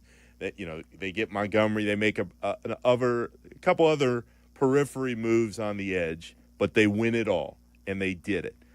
I don't look at this team, even with the numbers and the characteristics that you point out, and say, yep, they have everything else squared away. They're just a piece or two away from making another deal, and I think they can do it this year. I don't believe that can happen. Maybe that's Cubs fans' angst, and I'm sure I can't be alone in that. I just don't see the pitching being able to hold up the way it would need to get you all the way through. If you want to react to what Nick is saying, I would also say that not every script has to be compared to that single script of 16. You keep going back to it's got to be done like 15 and 16. If you look at the Phillies, which Phillies team guys in the last 5 years went the furthest? So what was it, 23? Like, it was the team, wasn't it the wild card team that charged at the end after firing Girardi when not a lot of people thought they were ready to go? Like, these last couple of years, they've had better teams on paper. It was the team that was a wild card team that charged at the end that went furthest. The Mets last year, when they didn't show you all year that they were good, and they went far. The Arizona Diamondbacks a couple of years ago. Just because you win 1 year, like the Cubs did in 15, doesn't mean you're going to finish the deal in 16. And I think you've got to look all of them as a single entity and just say we have to take advantage of when we're this good, and we have to try and win it this year because tomorrow's not promised. 100%, but take advantage means trading Casey and trading your prospects that you feel like are going to set you up for the next decade. So everybody can differ. Again, I hope I'm wrong. As I've watched this team, though, through the last few months, I see a team that is really good, but I just don't know if they're great. Randy in Hobart, Indiana, you're on ESPN 1000. What's up, Randy? Hey, first of all, I really love listening to you guys. Thanks so much. So I have to agree with you. Sadly, Nick, I'm like you. I agree with you. I hope you're not right, but let's first of all remember that the Dodgers have had so many people that are injured that they're going to be getting back. And, that could be an issue, right? They're just far and above the best team if they get everybody back healthy and if everybody comes back and starts playing well. But let's assume for a second that Justin Steele was not hurt. I don't know that you really have an ace pitcher in either Justin Steele or Shota. I think they're both maybe 1B, good number 2 pitchers. Look at Justin Steele and Shota compared to Jake Arrieta and John Lester in the 16. I know some of you didn't want to compare the 16 team, but look at those two guys. Who would you rather have to start a game 1 of the World Series? And then I think you have to look squarely in the face of Tom Rickett. We shop in the bargain bin all the time for pitching, and we bought a bunch of Cinderellas that are the last couple years, and they're about to turn back into pumpkins. And not only that, we could have had an all-star, lights-out third baseman. We didn't want to spend the money. And then we traded away a serviceable arm and a good major league player in Paredes and a great prospect in Cam Smith for a rental player that Ricketts is not going to pay. So we're going to not really have a great team, and we're going to go all in, and we're going to mortgage our future for the next 5 or 10 years by trying to get some rental players to put us over the top this year, and then we won't pay Kyle Tucker next year, and we know we won't go out and sign big names and top number 1 pitchers and this and that. It's squarely on Tom Ricketts to go ahead and open the purse strings and do something about this. Thank you, guys. Yep. Love listening to you. Have a great day. Good call, Randy. Thanks. I don't want them to mortgage their future. There's a difference between being in and helping this team and trading Owen Casey for a rental. But so you think they potentially are one move away then, is what it sounds like. Because of the nature of baseball, it could be. Like, I told you from the start, I didn't think this was going to be a great team. I've had a lot of fun watching them, and we know in baseball, and someone just said to me, the teams I named didn't win it, like Philly and Arizona, but they got far and they had that chance, and you never knew. And in today's game where you have to win so many rounds, and the Yankees could get bounced. Who did the Yankees get bounced by last year? Or they went to the World Series a couple years ago. They got bounced early. Like, these teams get bounced. It's hard. It's really hard to win. And the Cubs haven't been in the playoffs since when? 2020 in the 2020 in shortened COVID season, year. yeah. In the COVID year, like in a real season, they haven't been in the postseason since 2018. They haven't won a series. Even then, they were getting bounced in the wild. I remember what was it when the Rockies here? Yeah, that was 18, 19. They missed 2020. Then they had the COVID year. 2021 they sold. They haven't won a series since 2017. So, like, it's important to me that you make the most of this year without mortgaging your future, though, too. I am not making reckless deals. There's a difference between being all in and just trading. I want this team to have a future, too.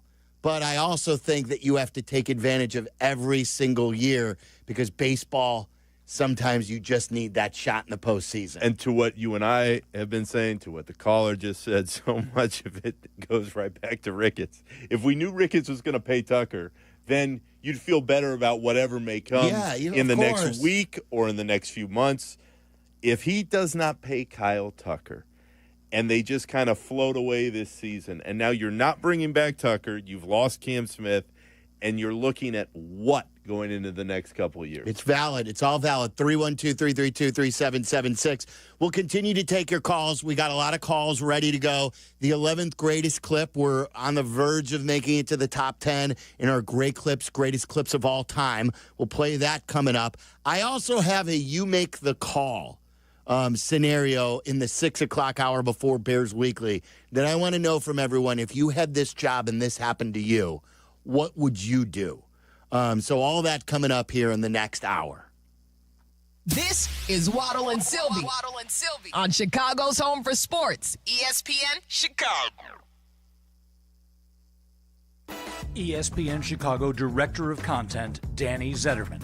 True Fan Travel and ESPN Chicago are going to team up for the ultimate fan getaway to see the Bears take on the Raiders. We are going to go to Vegas with Kap and Hood, Carmen and Jurko, Waddle and Silvy, Bleck Abdalla, Peggy and Dion. We are all going to be there. Spots are limited, so I would suggest get on it ASAP. Go to truefantravel.com. That's truefantravel.com. Purchase your ticket. Here's what you get. You get round-trip airfare to fly out to Vegas.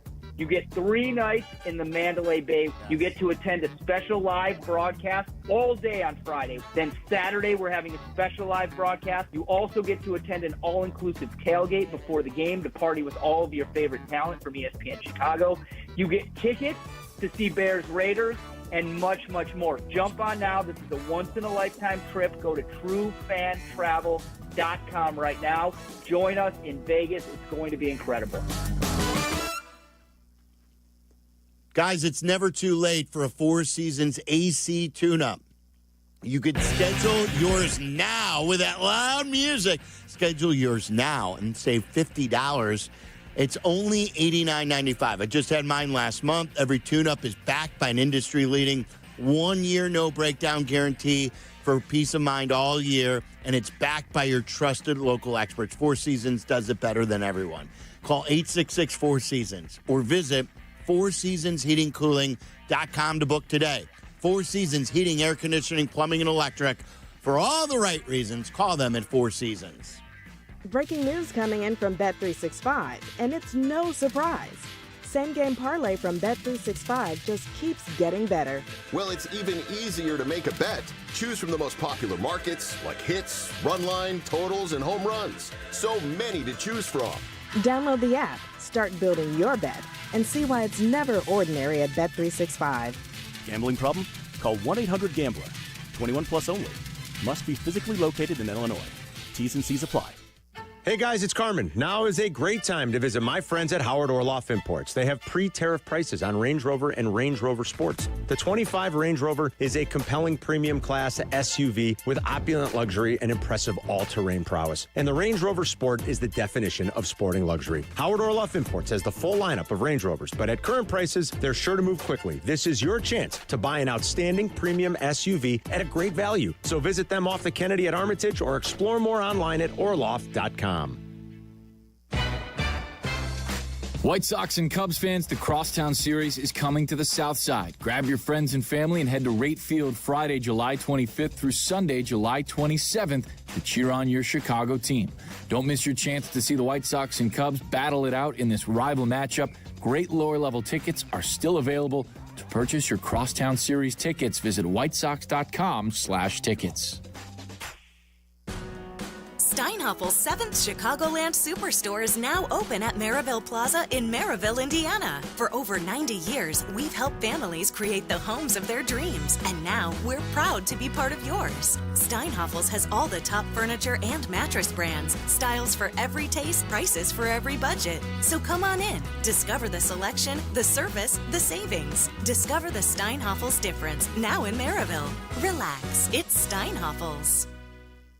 Hey, Joe Fortenbaugh here. Whether you're locking in your home run picks or riding with your favorite golfers this summer, ESPN Bet is your sportsbook for all the action. Go from checking stats on your favorite teams and players to placing bets in just a few taps. Plus, new customers can get $100 in bonus bets when you make your first $10 wager. Download the ESPN Bet app and sign up with the promo code JOEQ to get started today. Must be 21 plus. Gambling problem? Call 1-800-GAMBLER. Terms and conditions apply. See app for details. Offer not available in New York. Empower.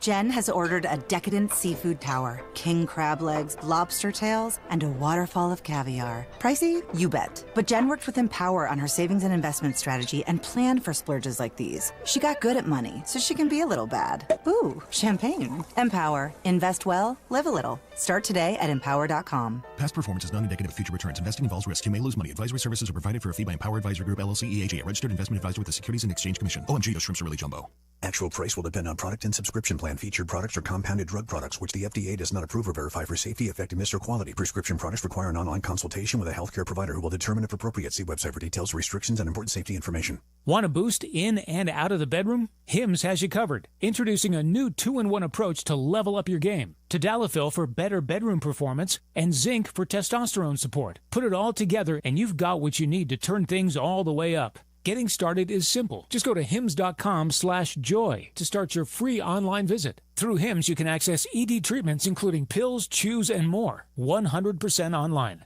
No office visits, no pharmacy lines. Just fill out a simple intake form and a licensed medical provider will determine if treatment's right for you. If prescribed, it ships free and discreetly to your door. Find affordable treatment options at up to 95% less than brand names at hims.com/joy. That's hims.com/joy, HIMS.com/JOY. Life isn't always a highlight reel. If an accident has you sidelined, Postman Law is ready to fight for you. Over $3 billion recovered for their clients, delivering speed, ease, and results. Call 844-POSTMAN now. Postman delivers. Let them deliver for you. Listen to us now, live on the ESPN Chicago app. Listen to the show in HD at 100.3 HD2 FM. Listen now on ESPN 1000. This is Waddle and Silvy, ESPN Chicago, Chicago's home for sports. From championship calls 3 seconds at midcourt. Gives it to Jenkins for the championship. To the soundtracks of summer. There's a drive. Deep left center. Cubs win. Oh, baby. And everything in between. Pull up your pants. Take off the bra and be a man. Waddle and Silvy count down the greatest clips of all time. Presented by Great Clips. number 11. Number 11, it's a basketball one, Nick. It's right in the arrow when you were covering hoops. Before we get there, did you hear we included, I think, at number 25. What did you make of the Adam Amin Stacey King call of the Giddy game winner? I know the Bulls stink, but it was a classic call. It was awesome, and this goes to show, this is way beyond just the Bulls, but it's regular season NBA basketball. It is just like, all right, it was an incredible ending. Adam and Stacey are awesome. No denying any of it.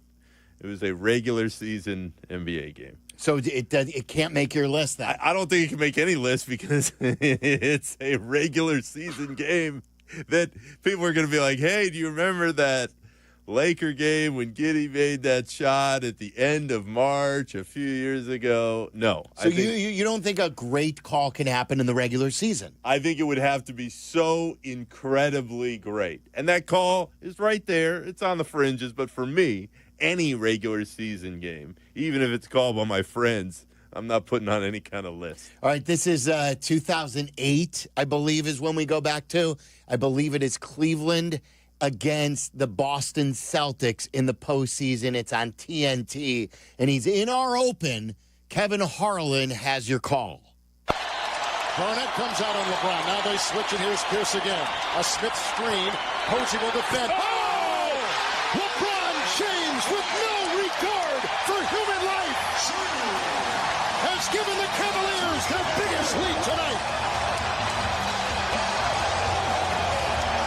Does that make your list? Number 11 for us. 11. Whoa, 11. Tyler wanted this in the top 5. Yeah. Now, I think this is a great call because it is taken off. And if you Google the call, and it was off the cuff, and it is a good representation of what happened there. But now people use that phrase a lot. It is quoted often. 11 is a high. I think the call is great. Kevin Harlan, for those that have not had the opportunity to meet him over time, Silvy, you well know, not only is he awesome at his job, he's just a good dude. Which is really cool. But that is high to me just because if you're making a list of the best calls ever, they would have to be something that you would remember years and years and years away from that call. I know some people do, to your point about the Google searches, hey, the phrase made it. That's just not something that I immediately pops to my mind. What is the first thing I say when I say, Nick, what is the greatest call of all time? Well, the thing that pops to my mind instantly is a shot on Elo. Good! But that's probably more Michael than anything else. I would probably go with Vin Scully doing Kirk Gibson. I think that's just about as and good as she it can is be. Gone. And the crazy part is there was Vin Scully and Jack Buck that night, as we know. Yes. But Vin Scully doing damn near anything as far as calls go in big moments. Do you know we had a Vin Scully football call on this list? That was the catch, right? Yeah, very good. Yeah. Did you hear it or do you remember that? I've heard it, yes. It's Dwight Clark, the catch. He was on the call. But maybe you'll hear Kirk Gibson. Maybe you'll hear the shot on Elo. We still have the top 10. That was number 11, Kevin Harlan, LeBron James, no regard for human life. And Jeff Teague agrees because he is accusing that LeBron James was on HGH or something on a podcast recently. He said it out loud, something that a lot of people have mentioned. Allegedly. Yeah, that he added that too, didn't he? Tyler, yeah, he did put let me just tell you, in the next year or two, that allegedly is going to be you're going to have to hit that button about 9,000 times if that conversation continues to persist in the NBA. As I can tell you firsthand that at least in the text chains, the conversation about what Teague put out there publicly, it's always been out there, has always been hovering just beneath the surface. Is that when he went to Miami and left the team? Yeah, he just disappeared. He disappeared for like 3 weeks. Like, man, I need a vacation. I need to do some rehab. What? In the middle of the season? So that conversation, I think, is going to get some more momentum as time goes on if people are going to be as open as Teague was in the moment. All right, we'll get to all of your calls. Our greatest clips brought to you by Great Clips. Great Clips stylists use clip notes to know the details of your haircut. Download the Great Clips app today at Great Clips. It's going to be great. Kirk Cousins, I don't know if you're watching Quarterback on Netflix. I saw the clip. Yeah, with the Great Clips. He's like, cut it like this at Great Clips. Yes. He goes to all the Great Clips, one in Minneapolis, one in Swanee, Georgia, one where he lives in the offseason. Caller 10 right now wins a 10-pack of haircuts from Great Clips. What a prize. 10-pack of haircuts from Great Clips, 312-332-3776 for caller number 10. All right, we'll get to your calls here. People want to talk Cubs and Bears. And then I want to play you a scenario that occurred on television. And if you were the reporter or camera guy, would you have done things differently? How you make the call. We'll play that scenario coming up. I want audience participation on that. It's all before Bears Weekly at 6:30. Waddle and Silvy on Chicago's home for sports. ESPN Chicago. Training camp marks the unofficial start of the 2025 season. As such, one must glue themselves to their listening device with it tuned to ESPN Chicago. Go ahead. Okay. Otherwise, you could miss the insights, interviews, and stellar coverage provided by the home of the Bears. Done. Good. Bears training camp is now open. Catch your first glimpse with Kap J Hood live from Hallis Hall, 7 to 10. Tomorrow, training camp coverage on ESPN Chicago. Brought to you by Hard Rock Casino Northern Indiana and by your Chicagoland and Northwest Indiana Chevy dealers. All right, Chicago sports fans, it's summer vacation season, and it's time to swing into action with Toyota's 2025 lineup. Drive the Sequoia, absolutely love it. I used to drive the RAV4, and that's who's leading off here, the RAV4, a utility all-star that delivers in the clutch. On deck, the spacious Grand Highlander, more room than ever, followed by the fuel-savvy Corolla. Next up, the Slugger, the Tacoma, bringing upper deck power every at-bat, and rounding out the lineup, the playmaking all-hybrid Camry. Did you know that Toyota is the official vehicle of the Chicago Cubs? Check out the full Toyota lineup at Toyota.com or do what I did and visit your Chicagoland Toyota dealer today. Toyota, let's go places. Hi, it's Chris Hune from Universal Lighting of America. If you own a business or manage a building, now's the time to upgrade to LED lighting and actually save money. We're an official 2025 service provider for ComEd and NIPSCO, and they may cover up to 70% of the project. We make it crazy simple from install to paperwork.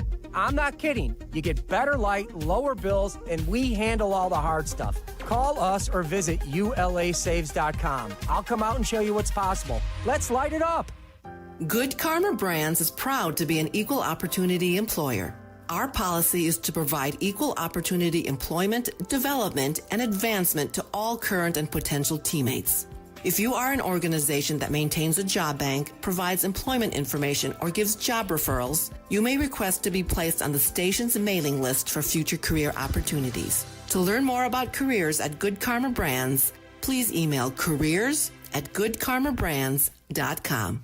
Has the excitement of betting turned into worry? Feeling overwhelmed every time you roll the dice? Problem gambling doesn't just affect your wallet. It can impact your health, relationships, and peace of mind. But there's hope. Gateway Foundation is here to help you take back control of your life with personalized treatment options. You don't have to face this alone. Call Gateway Foundation today at 844-444-5780. That's 844-444-5780. Actual price will depend on product and subscription plan. Featured products are compounded drug products, which the FDA does not approve or verify for safety, effectiveness, or quality. Prescription products require an online consultation with a healthcare provider who will determine if appropriate. See website for details, restrictions, and important safety information. Want a boost in and out of the bedroom? Hims has you covered. Introducing a new 2-in-1 approach to level up your game. Tadalafil for better bedroom performance and zinc for testosterone support. Put it all together and you've got what you need to turn things all the way up. Getting started is simple. Just go to hims.com/joy to start your free online visit. Through Hims, you can access ED treatments including pills, chews, and more. 100% online. No office visits, no pharmacy lines. Just fill out a simple intake form and a licensed medical provider will determine if treatment's right for you. If prescribed, it ships free and discreetly to your door. Find affordable treatment options at up to 95% less than brand names at hims.com/joy. That's hims.com/joy, HIMS.com/JOY. All right, guys, Connie's Frozen Pizza is the official frozen pizza of the Waddle and Silvy Show.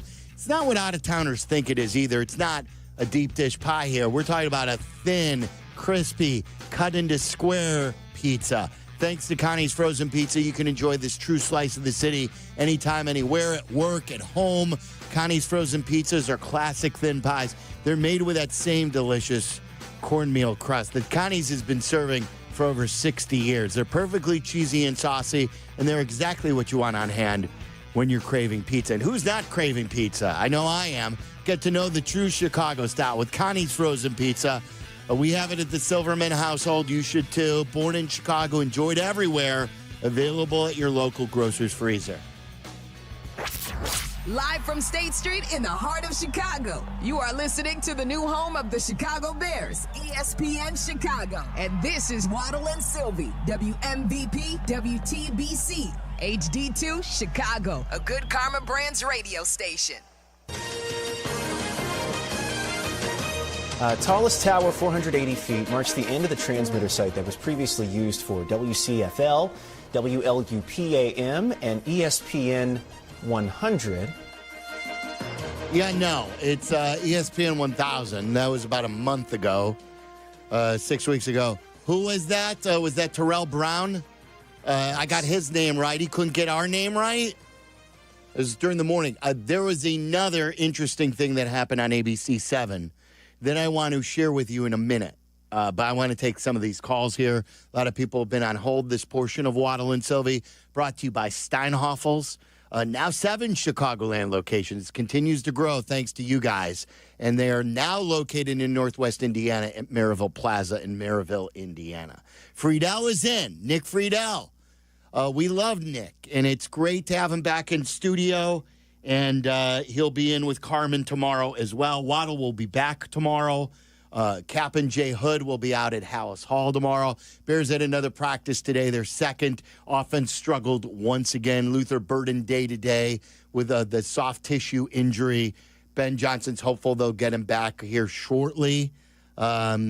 So that's pretty much the Bears situation. We've talked a lot of Cubs. Trade deadline, the progress the Sox are making, winning 5 of 6. Should be an entertaining Cubs-Sox series. There is no, I don't believe, easy games for the Cubs in this series now, especially on the South Side. Let's talk with you, though. I know a lot of people have been on hold. My guy, Dean Downtown, you're on ESPN 1000, Downtown Dean. I hear you're Dean, going to... what's up? You're going to Vegas, right? I am going. Oh, my God. I never thought I'd get on, Friedel. Silverman never lets me on, and he keeps me on hold for hours. I tried calling earlier. He's absurd. He never stops talking. Well, I am a talk show host. That is part of the job a little bit. But, Dean, it's good to hear you, man. I didn't realize I was relegated to being a second-class citizen, Silverman, and you were just going to never take my call. I couldn't believe how long I was on hold. Now listen, do I walk into your restaurant and do I start insulting you guys? Like, you're walking into the restaurant here and you're starting with like insults. All right, let me fluff up Friedel a little bit to make up for it. I don't think Friedel is ever negative. I've heard you talk about that earlier. I think he's just a realist and he just keeps it real. And, you know, he likes to talk about the truth and the facts, which is good. And I'm not selling any stock on Ben Johnson, and I'll tell you why. He came here because of Caleb, and I trust Ben Johnson. I've said this before. If things don't go right, then I want Poles gone, and I want Warren gone, and eventually Caleb in that order. I'm not doing anything with Ben Johnson. That guy's boy genius as far as I'm concerned. And I mainly called because I wanted to ask Nick a couple of Cubs questions. The first of being is that I don't like this idea of hugging onto the prospects, Nick. And you and Silvy and Kap, you both kind of want to have your cake and eat it too. You're afraid to get rid of Owen Casey. You're afraid to get rid of this Cade Horton. If you guys want to play like the big boys, like the Yankees and the Dodgers, you got to, like Hoodie says, you know, that's the price of poker. You guys got to get rid of these guys and then make up for it the next year. Passon says we got a chance to get Mackenzie Gore. I don't know if that has any legs, but if it's true, you do it. And the last thing I wanted to say was I called the young lady who was producing yesterday. She's a very young lady, Nick. All right, her name's Hannah. And I told her, I said, Aki, many people, my friends, guys at the station, have MVP tickets on PCA, and I think that the chosen one, Tyler Aki, should take out his phone, open up that bet slip, pour gasoline on it, and light it on fire, kid! Take that! Dean is something. The take that at the end gives me flashbacks to my bald head. Well, that's what he does. He's doing it as Kap. Oh, yeah. But I still wouldn't light a PCA ticket on fire, and I hear he's still 8-1. I wouldn't even mind taking a run at that. You're basically making a play that Shohei gets hurt. Right, he's going to get hurt. Then he gets hurt. That's a Shohei gets hurt bet. Like soon. I mean, PCA has the narrative which you need in any sport to help push voters your way because, as many people have reminded everybody over time, it's a human award because it's voted on by humans who cover, in this case, baseball. Shohei is going to be there if he doesn't get hurt because he's always there. Pitching. But to Dean's point about the prospect, Silvy, again, this goes back to I just don't think the Cubs are good enough, even if they do trade Casey and they do trade Horton. Make the move. I don't believe they have. Wilbon called Rizzo and a couple of the other guys anchors. I don't think they have those anchors right now that would lead you to believe that they can get hot enough to carry them through for another month of postseason baseball. I hope I am very, very wrong, but it's the reason why I wouldn't just fling any prospect in a deal because I don't think where they are and where they need to be is that close. And my whole thing is I'm not scared to trade Casey, but I need multiple years out of a guy you're getting. I don't want to trade him for just a rental. I don't want to lose that guy. We're already doing that right now. Lose Tucker then. Right. And then now after a year, you're looking at your top prospects all went out the door for rentals. I don't believe that's a good investment. A good investment is, you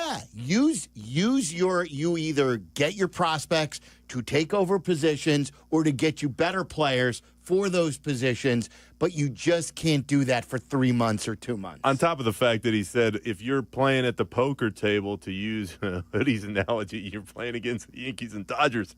Well, the Yankees and Dodgers can always ante up. They can always buy more chips. With the Cubs, it's like, oh, no. We put our chips in, and it's going to be a few years before we're able to replenish the stack of chips we had. Eric's in LaGrange Park. You're on ESPN 1000. What's up, Eric? Hey, guys. Can you hear me okay? Perfectly, yes. So I wanted to kind of piggyback off the story. That last caller was, energy personified. But I heard you guys give some stick to the guy who said Mr. Friedel. I do trust in Mr. Johnson. I think he can get Caleb sorted out. But the guy who was talking about Cubs and pitching said don't compare the teams. Well, he did. I would have our all-star, Boyd. He'd be my game one starter. And if I am dreaming, the Cubs are in the World Series. The Bears do win the Papa Bear Hallis Trophy and go to the Super Bowl and win it. But, yeah, Boyd would be my game one World Series starter. That's who I would have this year. Well, game one World Series, we were talking about starting the postseason. Game one is Boyd. For me, right now, he's our all-star. He's been rock solid, and I think he's just so dependable. Plus, he's been there before. I really like him, and I mean, everyone's talking about Tucker and what if the Brewers are gonna, just settle down. The Cubs, Ricketts told us in his own words, we're looking to get into the playoffs. He didn't say win the division, but we rented Aroldis Chapman in 2016, and that worked out well. But if we lose Tucker, that's one thing. The guy we have to lock up, absolutely. If we lose Tucker, I want the money going to PCA. He needs to be a lifetime Cub. He rejected that offer. We got to keep him. He's worth a hell of a lot more than $75 million. The thing, Eric, that I always worry about with locking up PCA, and I'm not against it, don't get me wrong. I am worried, with what Nick said, that funds are limited to begin with, and he is under your control till 2030, I think it is. That's a lot of years. To me, it's the equation of having a quarterback on his rookie deal where you don't have to pay him till year 4. So if Ricketts is cheap to begin with and doesn't want to pay, if you're paying PCA big money and now it's no more $90 million or $80 million what it could have been, it's going to be the deal that they signed in Kansas City. I'm worried that that's going to take funds away from current free agents that you can get to help with PCA. PCA is not going anywhere for 5 years. Yep. So should there be a hurry to lock him up? Not for him, but there are other holes, and where would you spend the money? Pitching, or what do you guys want? Do you want a solid bat, and do you want third base locked up? Where would you put the money? If it's easy to say, it's not my money, it's the Ricketts money, but pitching for me. I think you have a good lineup, especially if you keep Tucker. If you don't keep Tucker, it's a different story. But I appreciate it. Thanks, Eric. Thanks. There's Eric. Let's take one more. Mark in Lincoln Park, our pilot buddy. Have you ever met Mark, Nick? If I did, it was a long time ago. He flies. Did you know that? Yeah, I've heard him for sure. Mark, by the way, I had a wonderful experience on American. It's the new flight nonstop to Naples, Italy, and I'm usually a United guy. The flight attendants on both trips were outstanding.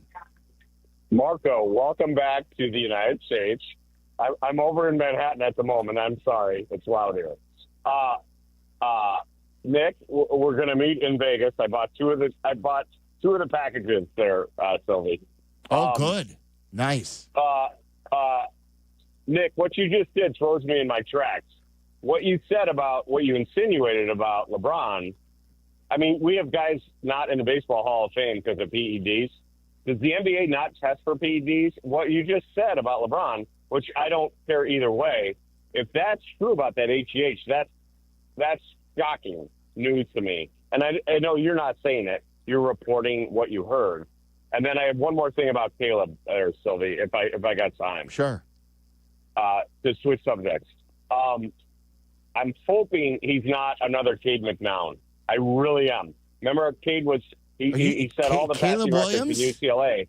What's that? Caleb Williams is Cade McNown? No. Cade McNown set all the passing records in UCLA. We took him. And remember how he bolted out of the pocket every year in '99? I'm hoping Caleb is not that. That's what I'm saying. But back to you, Nick. What you're saying about the HGH insinuation with LeBron, is that true? Do they not test for PEDs in NBA? I'm curious. I don't know. Tyler, please elaborate. Can we play the T comment first? Dig it up, but yeah. Okay. Thank you. The insinuations about LeBron are that at 40 years old, how in the world could he maintain the level that he's been on for so long? What I'll be curious about as the Teague comments potentially come more to the forefront are the whispers that have been out there within the league for, I would say, several years at this point are, I wonder if LeBron is taking something that is not exactly the most legal that it could be. But as far as is it legal in the NBA, what I've always heard is, do you really think the NBA cares that much? They're not going to sit there and start testing for all this stuff if there's not some sort of public outcry. The only reason MLB started testing for anything and everything became much more critical was because people were like, how is this happening with all these guys getting gigantic muscles and hitting the ball 500 feet all over the field? So, no, I don't think the NBA cares right now, and I don't think they're going to start testing for something that is making them potentially a ton of money. They don't want any cloud to come over everything, which is why, Tyler, I go back to the T comments, and I was surprised that he pushed it out into the public eye. It's just a podcast, right? I don't know what he was thinking, but to me, what it reminds me of is, I don't think anyone knows or anyone is accusing. It's sort of like when Michael left to go play baseball. There's always been this What's the reason? Now, a lot of people, there have always been people who believe that he was suspended for gambling. That the reason why he left basketball was over his gambling. Slim bowler, there was a long story. You could Google it with golfing and bets and things like that. And people said, is Michael suspended? Same thing has been out there in whispers about LeBron. He's too big. He's too strong. He's too healthy. He's too good for too long. He leaves, and people say, that's the best way to sum it up. I think there is certainly a parallel there, but the questions will remain so long as LeBron plays at the level that he does at the age that he's at, because we've never, ever seen it before. But as far as the Teague comments go, anybody would be lying if they told you they hadn't at least heard the whispers out there for a while. Yeah. I wish we had a little more time for this. I want to play. This is from ABC 7. We teased this. How would you guys do this? Let's go around the room. You tell me, what is the responsibility today of a reporter? ABC 7, too, was very proud of this. They were putting this out on social media. It's how I saw it. And it's the morning show. Is this who it was with Terrell Brown? And I think, is it Tanya Babich who's there, too? Whatever the case is, there's a man on the street, the reporter, and he is reporting on the hot weather. Because Lord knows we can't step outside and tell that it's hot and that we should be careful. We need a guy on the lakefront to explain to us that it's hot and that we all need to hydrate.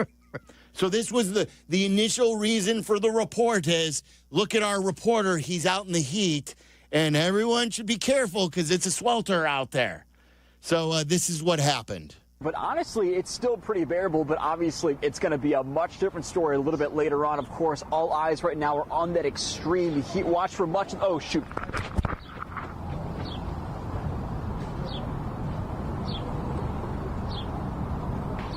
Okay. All right. Christian Pico's out there live this morning. We'll check back soon, Christian. So no one knew. Like, all of a sudden, in the middle of his report live, there's not a taped report, he says, oh, shoot. And then you just hear a bird chirping for about 10 seconds, and he leaves. He runs out of the screen. And when he came back, they went through it back. He explained, as he's on the lakefront path, there was a bicyclist who collided with a runner. And the bicyclist went head over heels over his handlebars and got really nicked up. And he saw this happening while he was doing his report. Never does the camera pan over to show you what is happening. And then the reporter just stops doing his job. Was this the right way in 2025 where, hey, good guy, making sure he's okay? Or does he have a responsibility to stay on the air and explain to everyone what the hell is going on? There are two people right now in this studio that went to the Newhouse School of Public Communications at Syracuse University who will tell you, Silvy, that you need to say what's happening. You need to give viewers a feel for what they can't see in the moment. So I don't understand just going silent and not even kicking it back to the studio. At least say, hey, this is what just happened. We better kick it back to you guys, and we'll take a break. And as a graduate from the Walter Williams School of Journalism at the best J school in the world, I would also agree with what Nick said. Oh, we got journalist wars. I totally disagree. You still help the guy, but you should at least say, hey, somebody fell off their bike. I'm going to go run. You can't leave the viewers like that. You be a human being and help someone out who's injured. Yes, but you also say, I need to step off for a second. Somebody just got hurt. You can't run off the camera. Who knows what's going on at that point? Whatever report you're doing is so secondary, and biker runs into runner is not a real story for the news, right?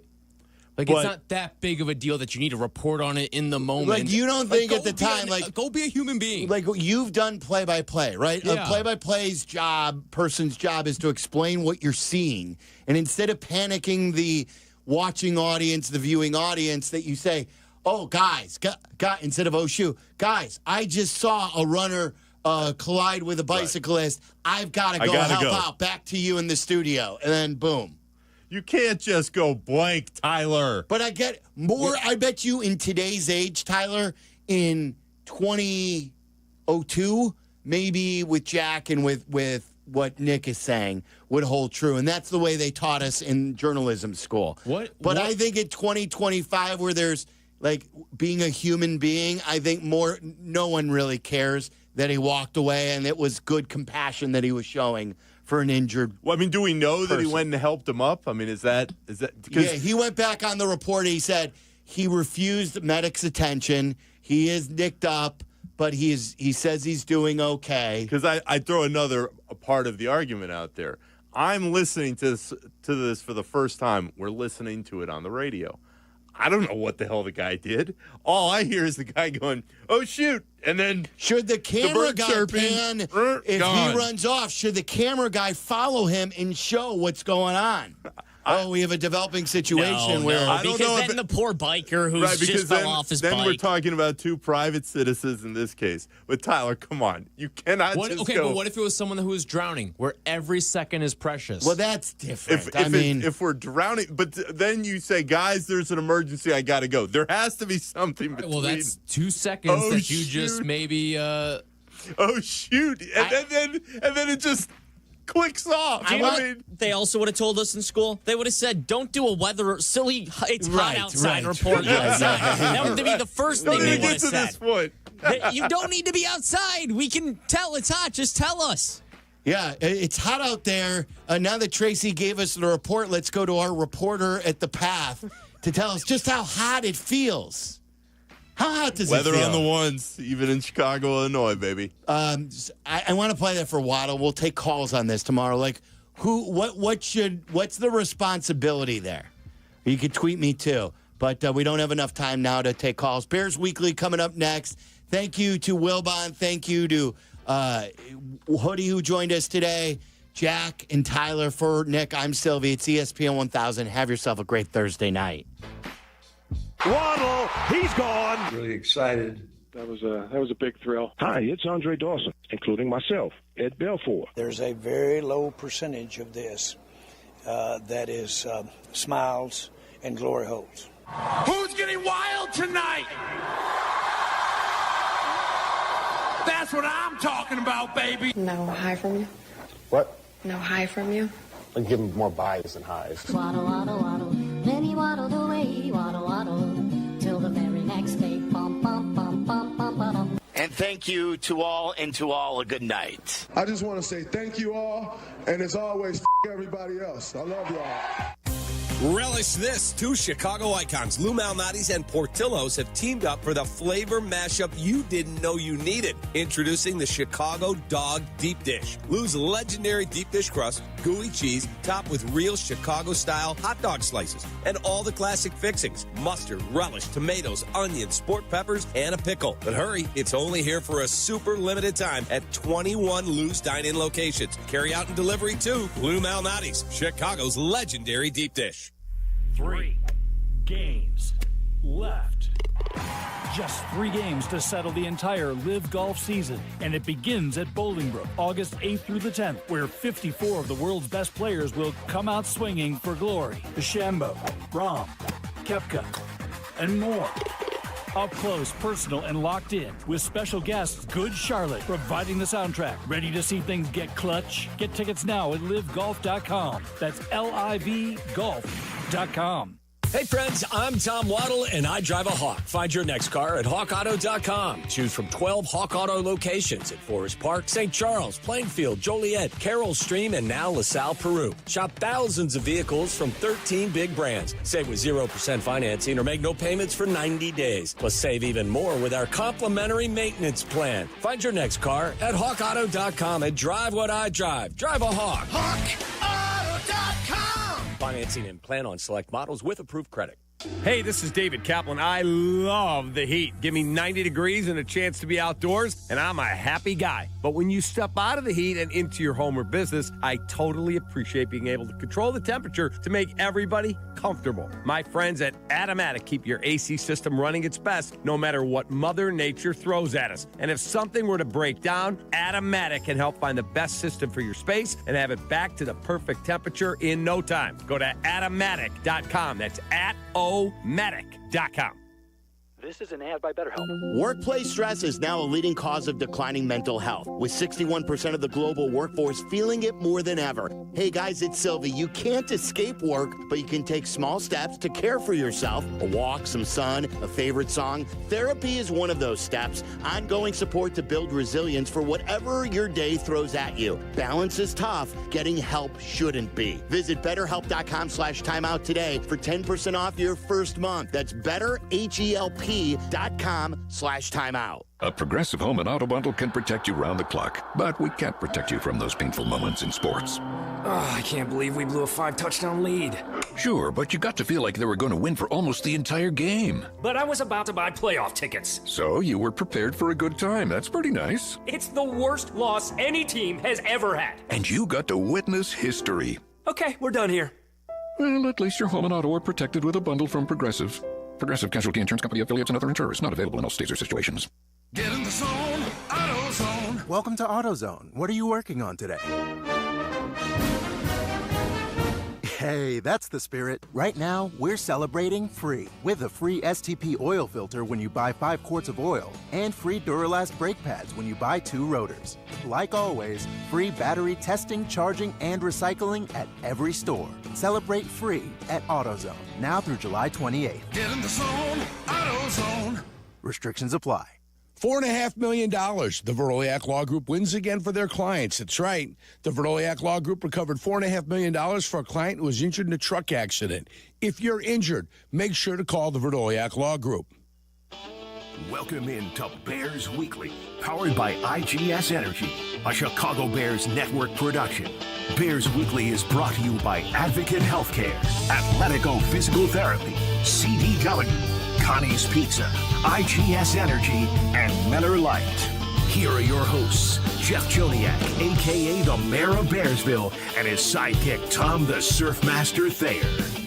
Couple of days of practice, and we already see a big difference in how the Chicago Bears are going to roll this season. Hi, everybody. This is Bears Weekly on ESPN 1000 and the Chicago Bears Radio Network with Super Bowl winning Bears guard Tom Thayer. I'm Jeff Joniak. Coming up in the program, we visit with Bears defensive tackle Andrew Billings, and we're going to hear a series of podium sound from Bears head coach Ben Johnson, safety Kevin Byard, running back DeAndre Swift, and defensive coordinator Dennis Allen throughout the show. Justin Pottinger is our producer in studio tonight. Thanks to Dan Barilli, Jordan Tredup, and Katie Fox. And the executive producer of the Bears Radio Network is Eric Ostrowski. All right, Big Tom, we have arrived. Practice this week. Pads come on Monday of next week, so the ramp-up period is, without pads, but anything but a ramp-up. I mean, these guys are working, and it's a different time and place right now. And Ben Johnson has everybody's attention, I'll tell you that. Well, Jeff, I got to go back a couple weeks because you and I did an interview with Drew Dahlman. And I was saying, Drew, I remember going down to training camp in Atlanta when my brother-in-law played there, and I couldn't believe the unbearable heat that there used to be in Atlanta. And, I kind of had the feel-good story that the temperatures were going to be perfect. And listen, man, the first couple days of camp, even though they weren't pads, weren't very heat forgiving. So I think that's a little bit a good little sock in the face just to let these players know and prove that they are in shape. But this is underway now, and that's in the rearview mirror, and so everything is full steam ahead. And every time Ben Johnson gets to the podium, I like to hear what his thoughts about the day, about the practice, and the upcoming events. Yeah, and it's good that's first thing in the morning, too. He arrived at the podium earlier today and said, how we like these early morning practices. This is kind of the style of practice when we were in the old days of football when we had two-a-days. We are on the field at 7:50 a.m. for pre-specialty period, and then that kind of led us into the first practice. Then you had that midday opening, and then you went into the evening practice. So I'm super familiar with these early morning sessions, and I absolutely love them. All right, here's the update on players who are not practicing just yet, and it's the rookies. Wide receiver Luther Burden III, soft tissue injury, so it lingered a little longer after that happened in rookie minicamp, so he remains day-to-day. Shamar Turner, the second-round defensive tackle, defensive lineman, suffered an ankle injury on day one. They're still checking on that. Zay Frazier, excused for personal reasons, the fifth-round cornerback, and, of course, Jalen Johnson. Just want to minimize those injuries as much as you can, and hopefully you don't have any serious ones. 100%. Get them right by the time they're in full pads, because that's when really football evaluations start.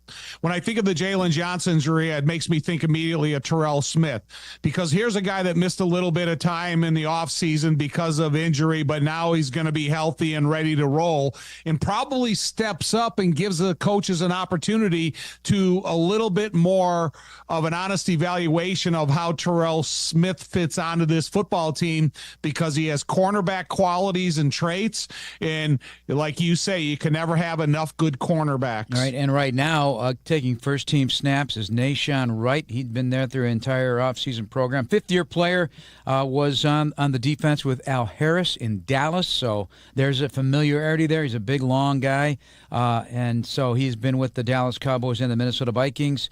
33 games in his career with 3 starts and 37 tackles. So, again, that connection to former coaches, that with players that come in, that's always something of significance. So keep an eye on that. There's 19 defensive backs on this team. So, all right, let's listen to some of Ben Johnson from the podium early this morning at Hallis Hall. Had a great practice yesterday. Good start. Guys were excited. Effort was there. Intensity was there. It was fun to watch them fly around.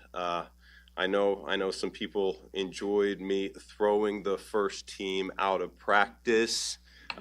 Not the case. We're on a time crunch, as you guys all know. We got 90 minutes there that first day. We're up to 105 here today, so just need to keep things moving on along there, or else other guys weren't going to be able to get their reps. So, but point is, though, we got to be on our P's and our Q's, and every minute, every rep is really valuable as well. So with that, I'll go ahead and open it up. Did you not like the way that was perceived out there?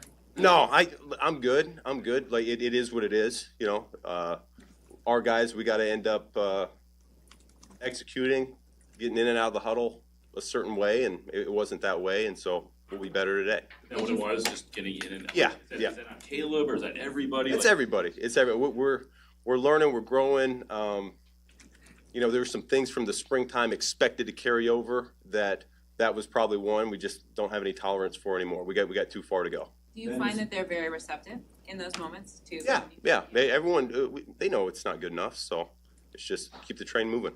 With Luther, because we're not here every day during the off-season program, how much work did he get in May and June, and how much catching up is going to be involved in his available?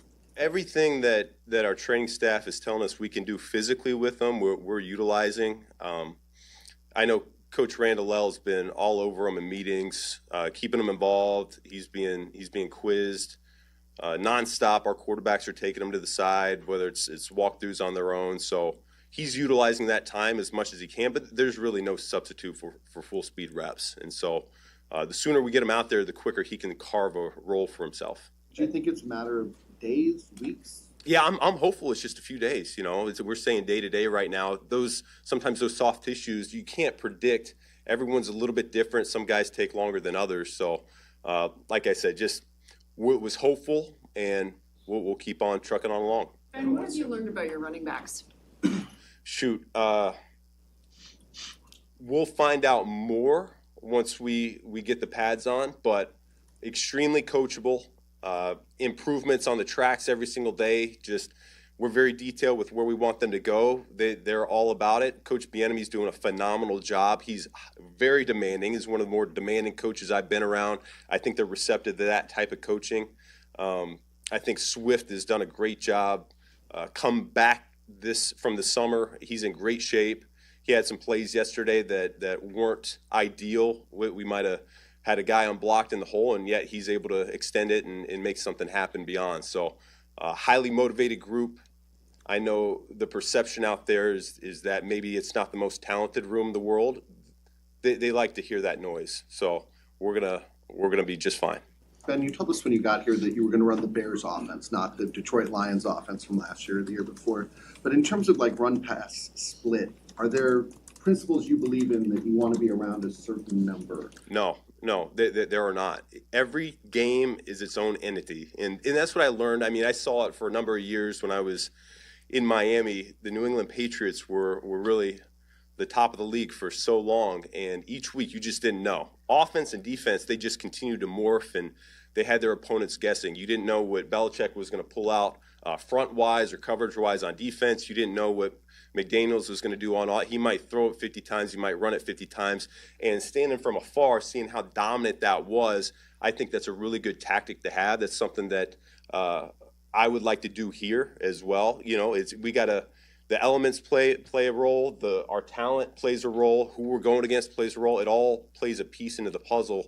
And that's what's fun about each game week. He addressed a lot, Tom, including the running back position. We touched on it our Bears podcast. You know, there's this assumption the Bears might still be looking for a veteran that's still out there in free agency. But I think they have all sorts of types of backs that Ben Johnson feels very comfortable with, not the least of which is the starter, DeAndre Swift, whom he coached and did well with in Detroit. You know, with the running back position, you're going to have a wide variety of responsibilities in order for this offense to be successful. So the longer you're here, the more that you can mentally and physically contribute. If there is a guy out there that Ryan Poles thinks is worthy of a training camp tryout, then you're going to have a lot of catching up to do. And I think when you go out there and you script these different periods, whether it's 9-on-7, the inside run, or it's the teamwork, or 7-on-7, you want to make sure that you guys have 11 guys or 7 guys that are fully up to speed and they can run the plays efficiently. So that's something that's going to have to work itself out in training camp or at that position specifically. All right, when we come back, we'll be joined by Andrew Billings, one of our favorite players here on the Chicago Bears. He's coming up next. This is Bears Weekly on ESPN Chicago on the Bears Radio Network. You're tuned into Bears Weekly with Jeff Joniak on the Bears Radio Network. When you rejuvenate your engine's performance with Shell V-Power Nitro Plus Premium Gasoline, you can also level up your experience with big savings. Fuel Rewards members with Platinum status earn 10 cents a gallon on savings every day with just 6 fills of Shell V-Power Nitro Plus Premium Gasoline. Fuel up at Shell today with continuous use in gasoline direct injection engine fuel injectors. Platinum status is earned with 12 fill-ups over 3 months, 10-gallon minimum per fill-up. At participating Shell locations. Terms apply. Visit www.fuelrewards.com/status. Traveling to an away game to watch the Bears win big? Get ready to celebrate. Celebrated a little too much? Time to sleep in. Slept in and gonna miss that flight home? Time to change your flight without paying change fees thanks to United. So, when will you worry about getting back? Tomorrow? Maybe? United, proud to fly the Chicago Bears. Does not include basic economy unless a United waiver applies. Exceptions apply for certain international flights. Make Hollywood Casino Aurora and Joliet your new game day headquarters this football season. We've got the biggest screens, ice-cold pints, and the area's best game day food. Plus, when you join Penn Play, the official loyalty program of Hollywood Casino, you can earn rewards that will cover your next round of wins on us. Getting the most out of this football season? Well played. In partnership with Hollywood Casino Aurora. Must be 21 plus. Gambling problem? Counseling resources available. Call 1-800-GAMBLER. Want to make a world of difference without leaving your street? The answer is right above your head. We're IGS Energy. We offer solar solutions that make a world of difference. That's why you see solar systems popping up around your community. It's easy to switch. Now you can choose your energy source, manage your impact, and protect the systems that keep your home comfortable. Choose IGS Energy, and let's go green for good. Visit IGS.com to learn more. Connie's Pizza has been Chicago's go-to pizza for over 60 years, with pizza options including classic Chicago deep dish, stuffed, thin crust, and our original Connie's Pan Pizza. Located at 2373 South Archer Avenue, you can stop by to dine in before the game and then hop on Connie's free shuttle to Soldier Field. Call 312-CONNIES or visit ConniesPizza.com to place an order. Connie's Pizza is your go-to pizza for Chicago pizza. Call 312-CONNIES and order today. Are aches, pains, or injuries keeping you on the sidelines? At Athletico, our movement experts are here to help you turn your setbacks into comebacks and create a personalized game plan for your recovery. With no prescription or referral needed, Athletico Physical Therapy is where your comeback story begins. Get started today by scheduling a free assessment at Athletico.com. Official physical therapy partner of the Chicago Bears. This is Bears Weekly with the voice of the Bears for 24 years, Chef Joniak. On the Bears Radio Network. This segment of Bears Weekly is brought to you by IGS Energy. Welcome back, everybody, to Bears Weekly here on ESPN Chicago and the Bears Radio Network with Super Bowl winning Bears guard Tom Thayer, Jeff Joniak, and Andrew Billings, our guest this week. How you doing, my friend? I'm doing good. Good to see you. We missed you. How you feeling, first and foremost? I know that had to kill you last year with the injury, but how do you feel, and how'd you get through it? I'm feeling good right now.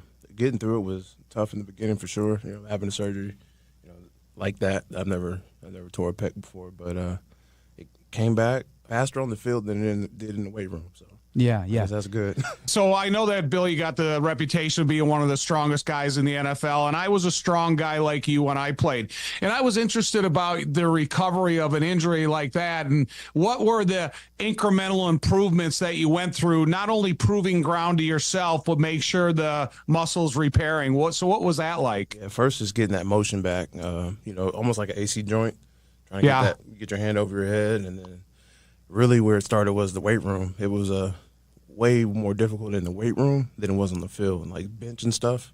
And once you rack it, you kind of feel it after you rack it, and it kind of pulses for a little bit. But the doctor said, once you sew it back in, it's stronger than your right. So no took kidding. him for his word and just went back to it. I mean, and then when you're talking about that kind of strong, that's a unique quality to have. So in this new style of defense and what's required out of you from Dennis Allen, is your strength an asset in the combat style of play he wants you to have? Yeah. This is a knockback defense. So strength is always valuable. What's your all-time bench? All time, actually, high school, 500. You got the 500. Yeah. Tom, tell him your story about 500. So I had a really hard time overcoming 495 to 500. It was a mental hurdle I couldn't get to. And so we were down in Atlanta practicing before the Super Bowl, and I had 495 on the bench.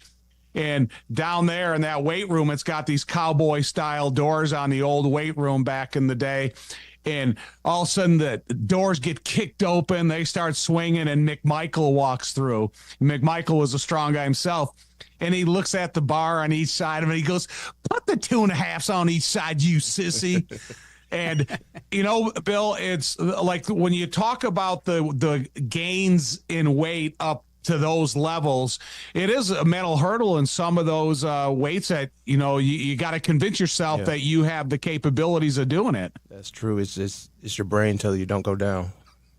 That's right. That's how I felt in powerlifting. Your brain tells you, nah, don't do it. This isn't safe. You say, nah, I'm going to go ahead and do it anyways. New coaches in the weight room. Well, what's that change been like? And do you see guys getting a lot stronger this year in the offseason and to there? Yes. Yeah. Yes. We are definitely getting stronger. It's more Olympic, a lot more, split squats and stuff like that, and working those type of Olympic lifts, snatch and things like that. And I've felt a huge difference for myself, especially coming back from the pack. Boy, Ryan Poles told us the other day that Ben Johnson's in there doing some heavy lifting, some powerlifting style stuff, and actually making some grunts and groans during his lifting. But let's talk about defense a little bit, because, I've been an offensive player my whole life, and I know when they install a new offense, the learning process is difficult because all 11 guys got to make sure they get on the same page. What is the learning process of a new defense for you, and how challenging is it? How complicated is it? And if you're a veteran, is it easier to learn? If a veteran, it's easier to learn because you have better habits. I'll say that much. But here we went over it 4 times from OTAs to now, so it's been hammered in. And when we got back here this week, it clicked. I mean, for a lot of people. So is it something that in the 6-week time period that you have off from the end of mandatory minicamp to when you report, you guys have to stay in your tablet because offensive guys that are learning for the first time, it's mandatory to stay in your tablet. Do you have to, or does it just come back to you? No, you got to stay in your tablet. I think sometimes when you study on your own, it kind of helps because you get to make your mistakes on your own and call your coach and be like, hey, is this right? And he's like, no, that's not right. Or, yeah, that's right. So you kind of know what you have, know what you don't. And then when you get back in the building, it's just a refresh again. Andrew Billings, our guest here on ESPN 1000 of the Bears Radio Network. Tell us about some of your new teammates and some of the young guys that, are going to be pushing to try to get in that rotation on the defensive line. Yeah, Grady's great. Love working with him. Weight room too. He's with me, so it's always good lift with him. The young guys are moving, and it's clicking for them too, quicker than I've seen. And this is not the easiest defense to learn, so it's really nice. But they had their rookie minicamp, and you can tell they really went over their stuff. Yeah, Grady Jarrett's impact, I'm certain. I mean, even when he's at the podium, you could just feel his energy. And we've always enjoyed, maybe didn't look forward to facing him because we knew he's a guy you had to circle. You got to stop him in order to get things going offensively. But it's got to be kind of interesting for him because now this is your third team, but this is the first time in his 11 years that he's changing. Even in college, he never left the state of Georgia. So has he talked about that at all? And is it, or is he just the kind of personality he just fits in with everybody right away? Yeah, I mean, he's a pro, so it just fits. It fits in with the business, and he came in and was on his stuff like he's been there. So it just slid right in and went to work. Yeah. Last year when you left, team was 500. So, things were looking promising, and they missed you. They felt your presence, on that defensive line, certainly in the run game, but, you're more than that, in my opinion. How hard was that for you to sit there and not be there and seeing how it all went down in the end? Yeah, it was tough. My expectation being on IR was be on the sideline at least, but, with a pec, you can't really be around anybody. So it's sitting at home watching the game, that's a different place. Yeah, but now that's ancient history. That's the way it's got to be in the NFL. Even if you win the bundle, it's a reset of significance. Do you feel the difference in the building just from this coaching staff? It's a interestingly built coaching staff, from a 28-year-old offensive coordinator to a 69-year-old defensive. I don't know if you know that, but 28 years old to a 69-year-old linebackers coach, right? Wow. Yeah, I mean, do you feel just and some ex-players into the mix too of significance? Do you feel the change in the ways that they're going about it? Yeah, there's definitely a change. Anytime you get a coaching staff change, it's going to be a change, and the difference is drastic. The 40 up downs we started off with, oh my gosh, it was Big Bill. I don't know if you heard, Kevin Byard said that it was put on the tape, so you guys got a chance to watch it, and he felt sorry for you.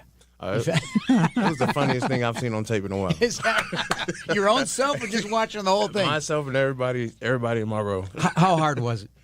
It was difficult, but it got you going in a weird way. It was like, I'm so tired. Team, okay, here we go. It's basically felt like a game. And everybody's got to do it. Alex Cook, he was released right before the start of camp to make the changes that they needed to add some veterans.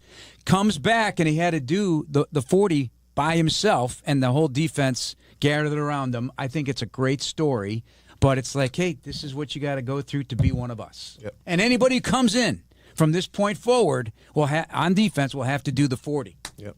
I think that's all right, cool. Big Bill, I got one story, one question. So the story is every single day that I used to walk out to training camp when I was with the Bears, the first training camp I came in, we went 22 straight days of doubles, full pads every practice with conditioning and weightlifting after practice. So that's the old part. But our defense, Hall of Famers up and down the line, they had to do 50 up downs every pre-practice.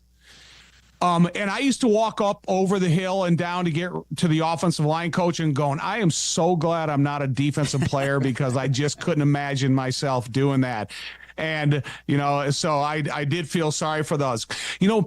As an ex-offensive lineman, I kind of look at the talent across the ball for me, and I look at the interior defensive lineman. There's no two guys alike.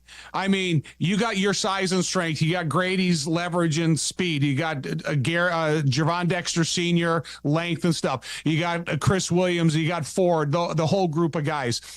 So when you're watching the defense kind of go through the paces in film, can you watch a guy that's not your same template and learn from him, or do you just play according to your style and your gifts? No, I watch different guys. I do. You try it in practice. If you can't do it, all right, then that's the end of that. If you can, then use it. And with this defensive line, it's great because it's like, you can study me all you want, but then, Ford going to come up, and then Deck's going to come up. So pick your poison. You're dealing with something else every rotation. One thing that used to drive me crazy about you last year is that you were the signal caller on the defensive line to get the defensive line to shift. Oh, yeah. And back in my day, it was the linebacker that made that call. So you could kind of get a distance and you wouldn't become susceptible as jumping. And I used to sit there and pull my hair out about Big Bill just ruining the practices by making that move call and getting these guys to jump, man. And it's kind of fun, the things that you gravitate towards if you have a background in football. And that was it for me when you got here, and it used to just aggravate me.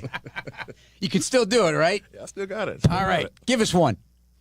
Move. There you go. Simple as that. You got to move. Pay attention to it, man. And you're so close to that center and guards that if you're thinking about the snap count, you're thinking about your assignment, and then all of a sudden you hear that, you're jumping. One of the five is somebody. Yeah. All right, you got meetings. Thank you so much. Appreciate it. You. Welcome back, man. Good to see you. Andrew Billings, our guest here on ESPN 1000. More Bears Weekly after this on ESPN Chicago and the Bears Radio Network. You're tuned into Bears Weekly with Jeff Joniak on the Bears.